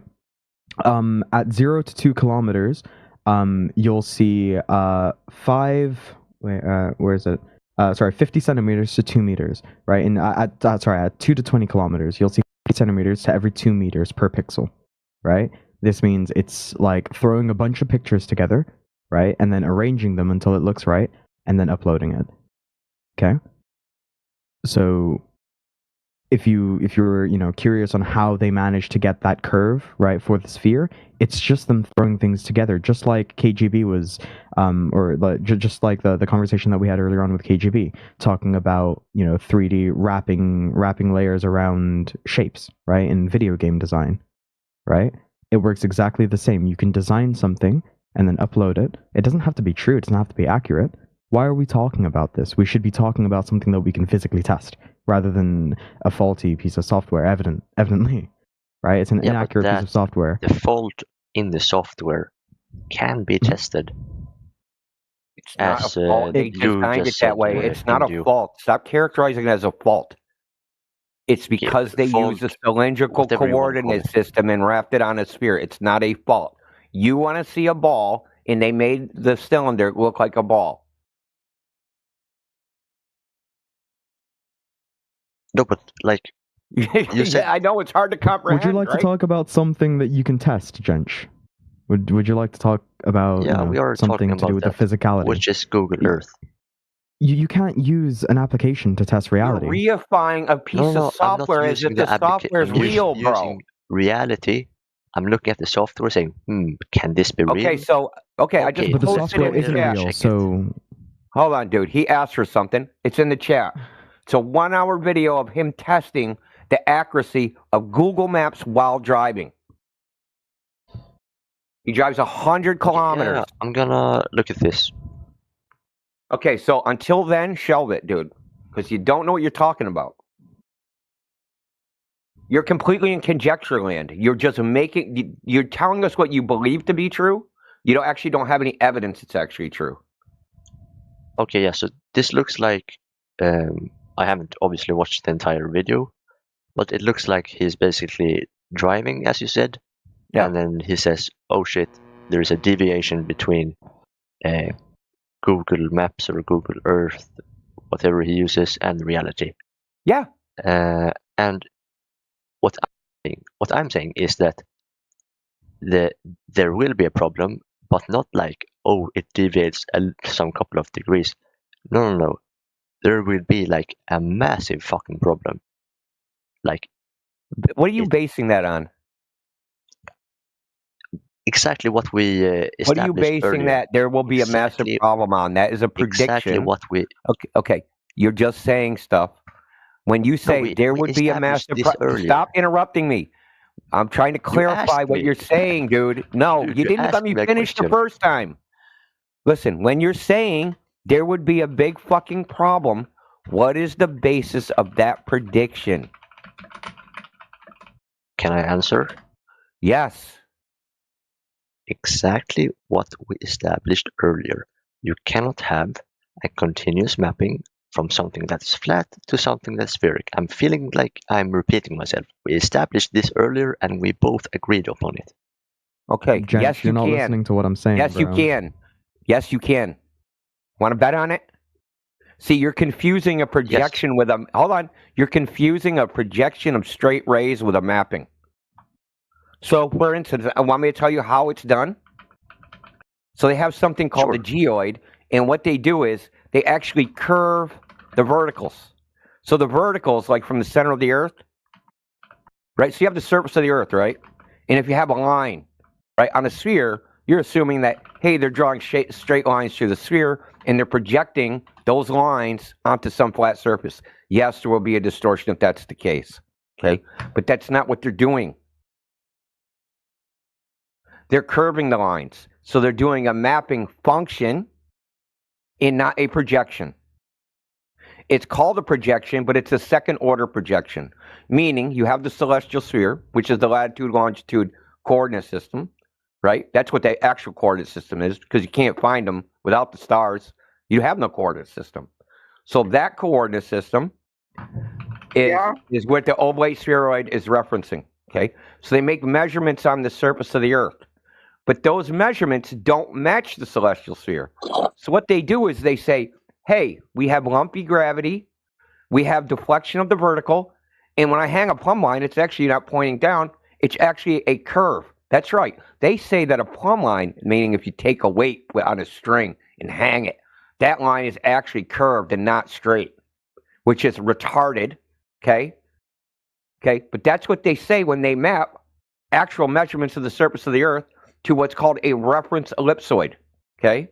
But that reference ellipsoid is distorted by something called a geoid, which is the amount of deflection of the celestial sphere versus their reference ellipsoid, as in the actual measurements versus their idealized what they think is going on.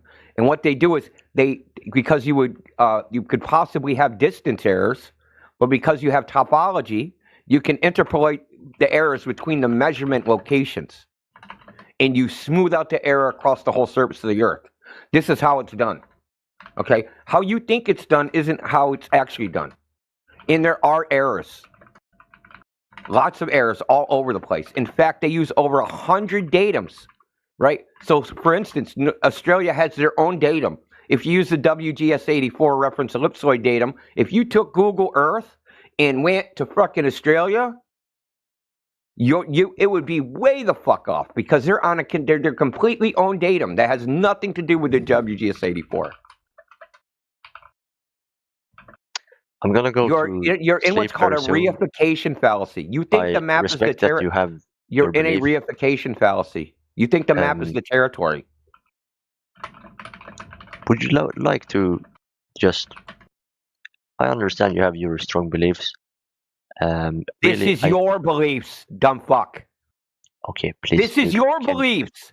This is all mainstream geodetic surveying, mapping, cartography. This is your beliefs. What are you on about? Why are you so exactly? You don't angry? even know your own beliefs. How Google Earth was constructed is I'm telling you how it was done. Bro, I'm trying to give you a compliment and you're just going bananas. I respect that you I don't have need a compliment. your It beliefs isn't my and idea have here. done.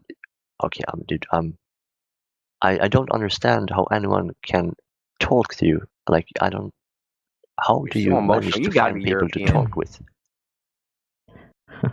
Yeah, that's what happened in the last 5 years. Like 5 years ago, they made everybody super timid and now they're afraid of everything and sensitive. And if you raise No, your I'm voice to them, really not they trying to be they feel they if you raise your voice to them, they think you're yelling at them. Yeah, It's look, really bro. it's really weird. Weird, dude. No, it's not. It is crazy. Just you're interrupting me. That's Because look, listen. If you start a sentence with a false premise, why should I let you continue? Why would we keep going? And we let you well, talk in for that 30 case, seconds so I you can go wouldn't be back. able to say a word without me interrupting you. That wouldn't be nice for you either. Did you listen to me? If you start your conversation with a false premise, right? You answer me, and then you start with this false premise or a straw man. Why would I let you continue and listen to you talk for a minute and a half just to go back to the very first sentence and go, well, this thing was a false premise, or it's a straw man, it's not what I actually said? Why waste time? Why just do you just want to talk? Or do you want to get to the bottom of this? If I apply that logic, I would be talking continuously while you are talking. Name one false premise that I made. Or straw man. Go for it.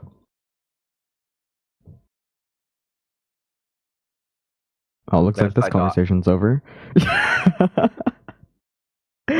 So, Jench, just to go over please. I don't- Theorema Egregium, Yes. Yeah. Yes. right, that you yes. posted in the side chat. Yes. First and foremost, do you know what one of the primary assumptions are for this? I mean, in this sort of link that you're posting, do you know what one of the assumptions are? I don't know what assumption you're talking about specifically. Okay, one of the assumptions that were made when this was composed was that we are on a perfectly spherical surface. Okay? Yes. So we are not on a perfectly spherical surface. Your globe Earth model does not claim a perfectly spherical surface. Why are we discussing this? Okay, first of all, I want to say thank you for actually reading some of the stuff I've sent. Second of all, You're welcome. this is not. I'm not saying that the Earth is perfectly shaped like a sphere. The only thing I am trying to demonstrate with this theorem is that it is impossible to create an isomorphism from a plane to a sphere without having a point or several points that is not continuous. I have also sent the definition of a continuous mapping, and what this implies in reality, or like the physical interpretation, would be that, okay, I'm walking and oh shit, now I take one step and I'm on the other side of the Earth, or whatever shape you want to assume.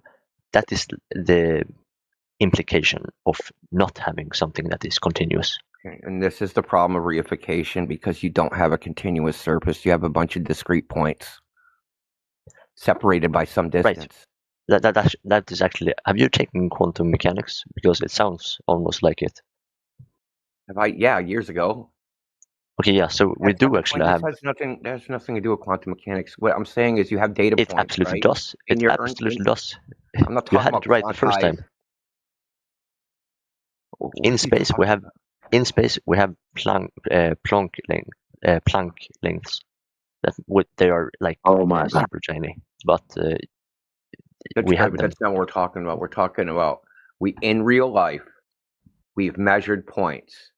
In the United States, we call them geodetic control points, and we stamp a coordinate on those geodetic coordinate and control points. And all that means I can barely is that hear you. when I look at look, we stamp a coordinate on we have geodetic control points in the United States. So we have points that are measured, but we don't have a continuous point. And we imagine what's in between those points. Right? And we can't use the theorem of Egregium for this purpose. Right? As far as a perfect sphere. And all Gauss was really trying to show it's not a perfect sphere. I'm really just trying to communicate the idea that So when it comes to communicating an idea like that in Google Earth. Okay, when it comes to communicating, I told you, like 5 fucking times, dude. Ask, repeat, ignore. Is that what you're on? Ask, repeat, ignore. Jench, you can't use a perfectly spherical concept to determine anything on something that's not perfectly spherical, right? If the claim is that it's perfectly spherical and the the story is that it's an oblate spheroid, but our natural observation is stationary and flat, like what is what is, right? We need to figure out what we're actually on, Jench. That's a good point. This theorem, you can extend this to any topological shape of a sphere. So do you know the common joke that a topologist, he wakes up and he has 2 cups of coffee for breakfast? The joke being that one is donut and another is cup of coffee, because you can you can morph them into each other. Now you can extend that theorem to be any That's 3D great. object. None of that matters in the natural world, dude. None of it. What does matter is that Donald Trump is a gay rapist pedophile. Yeah, well, he's your boyfriend. I don't know about all Yeah, that. you're the one that's fucking him. Like, how are you gonna call a guy out for being gay and then you're the one that's taking? Low and Bubba, but Anyway, moving on. None of that matters because in the real world we have to take measurements of actual. So where are you getting the variables for quantities that you're inserting into your abstract mathematical models? See, that's the point. You can have some theory or hypothesis, right? I'm not some saying- I'm mathematical not using a construct. specific, But eventually, if you're going to apply it to the real world, you need real world data to insert into the variables, correct? No. 'Cause it seems like you're we're- lost in abstraction. No, we don't. I'm simply trying to figure out is a model reasonable or not? Right? Depends on what you're trying to do with it. What? Depends on what you're trying to do. Yeah, sure. If you're trying to make yourself feel better, I guess you can just be a globe earther, make yourself feel better. Sleep better at night. Thinking you're just No, whizzing but, through the vacuum of space. yeah, Suspect you're so- just nothing. Yeah, it makes me feel better. Being sarcastic, by the way. If we look at, I mean, I think most of us use Google Earth, and Yeah, it's a it has cylinder. to be flawed somewhere. I Somewhere just there told has you. to be Yeah, look- something Dude, ask, massive. ignore, repeat. Why are you doing this? Because I feel like you're not attacking my point. I did. I gave you an example. It has to be flawed somewhere. I gave you an example. If you take Google Earth and you draw a line around the poles, yeah, it that's a makes good a example. it makes a moon shape because it's actually a cylinder and it's only being displayed as a sphere for entertainment purposes. Now, as far as driving, we know the relative locations. Google has been collecting data from its Android platform for, 2 decades now, where they track the positions of their freaking little Android devices using their location services. Okay? You don't need a map at all to know the relative locations. And in their software, here's Texaco gas station, here's the Museum of Science, here's freaking 210 freaking Martin Luther King Drive. That has nothing to do with anything.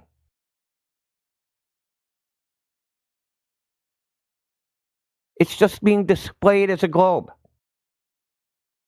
Yeah, and it has to be really, really, really fucked up. Okay, how do we determine what is inaccuracy? What would we do? How can we test its accuracy? That's what I'm curious about. I'm guessing.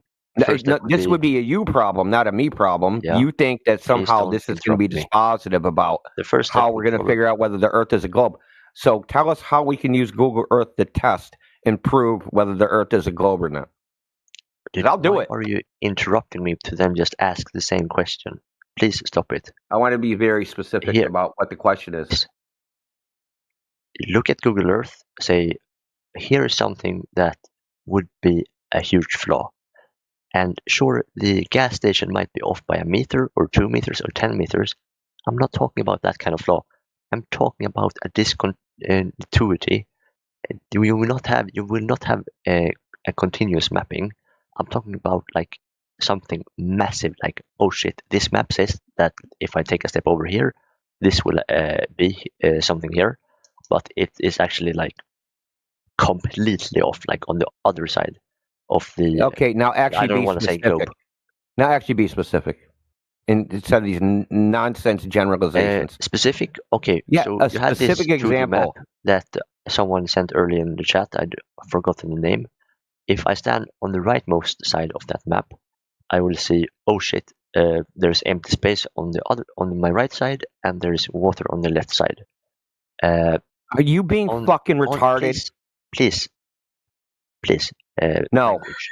No. Google Shut the Earth, fuck up. Don't. You're just taking the piss, bro. Yep. I don't understand. The map is a fucking goddamn rectangle on a piece of paper. Oh, Yes, oh my god, you exactly. could go off the map onto the table. Are you a fucking retard? I really don't understand why you're using that Because kind you're of talking language. about Google Earth. It's a fucking piece of software. I think you need help. I think And you need help. Yeah, no one cares what you think, dude. So you are talking. I asked how to test Google Earth to see if it matches, if we can prove the globe using Google Earth, and you started talking about fucking maps. Google Earth, dude, which is supposed to be a 3D ball that you can't step off of. Okay, yeah. I don't understand what your problem. There's a lot of is, shit you don't honestly. understand, obviously. Okay, so your question is, how can we use Google Earth to determine that it is false? Right? Yeah, there's a big error that you said must exist. How do we test for it? You look at Google Earth. You look at it, and yeah, you look at it. Earth, That's what and That's what we're you going to want use to as find- analytics. We're going to look at it. Okay, dude, can you stop it, please?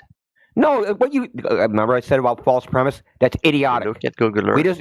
Is that how we do anything? You look for something that is a jump in continuity.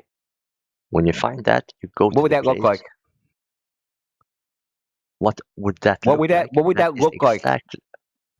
That is exactly what I said that earlier, and KGB. If you take a piece of paper and you try to wrap it around a ball, No. Fuck your piece of paper. What would it look like on Google Earth?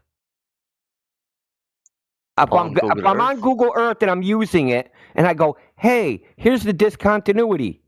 What would that look like on Google Earth when I'm using the software? How do I know it's there by using the software?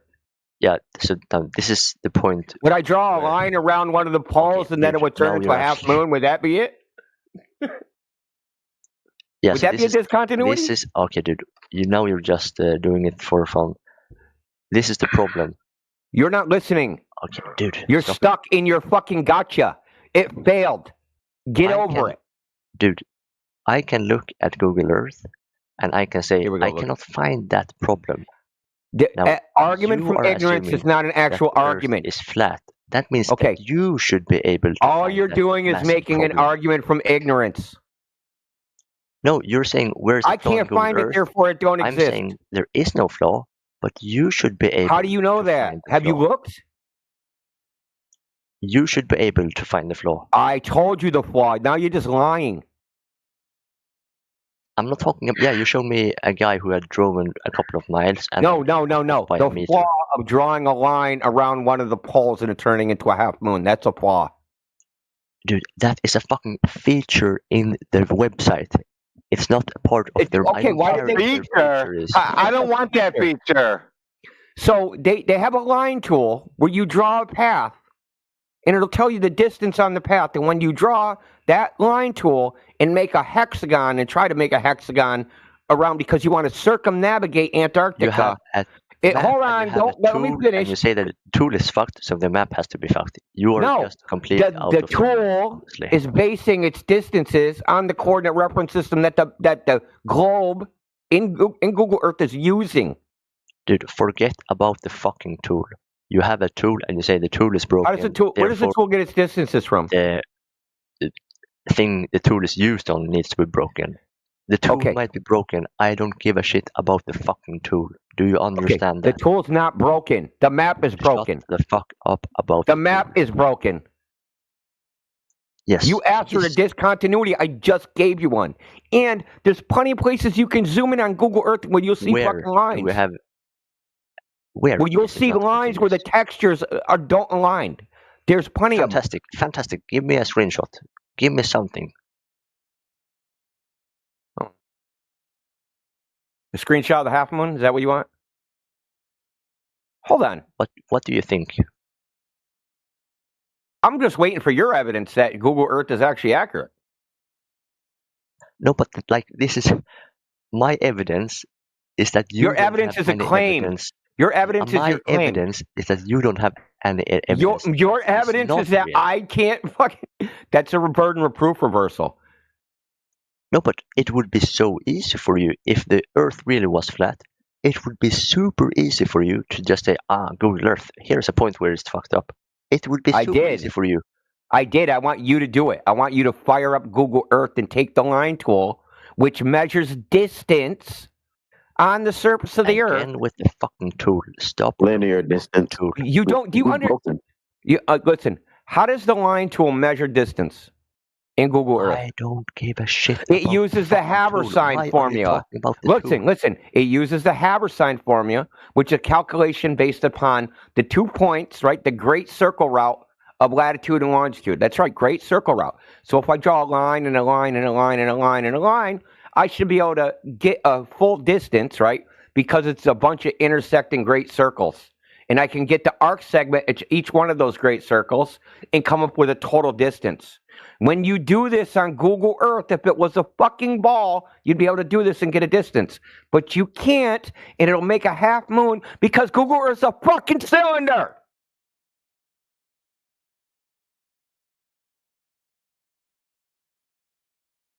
So if you're trying to prove a cylinder, go right ahead. Dude, I don't. The tool might be broken. I don't It's give a not shit the about fucking the tool. tool. It's the map projection, you dumb fuck. Dude, you're dense, dude. You're fucking dense. Why so much anger if you're correct? It sounds really defensive. Shut up, twat. Was that Athena again?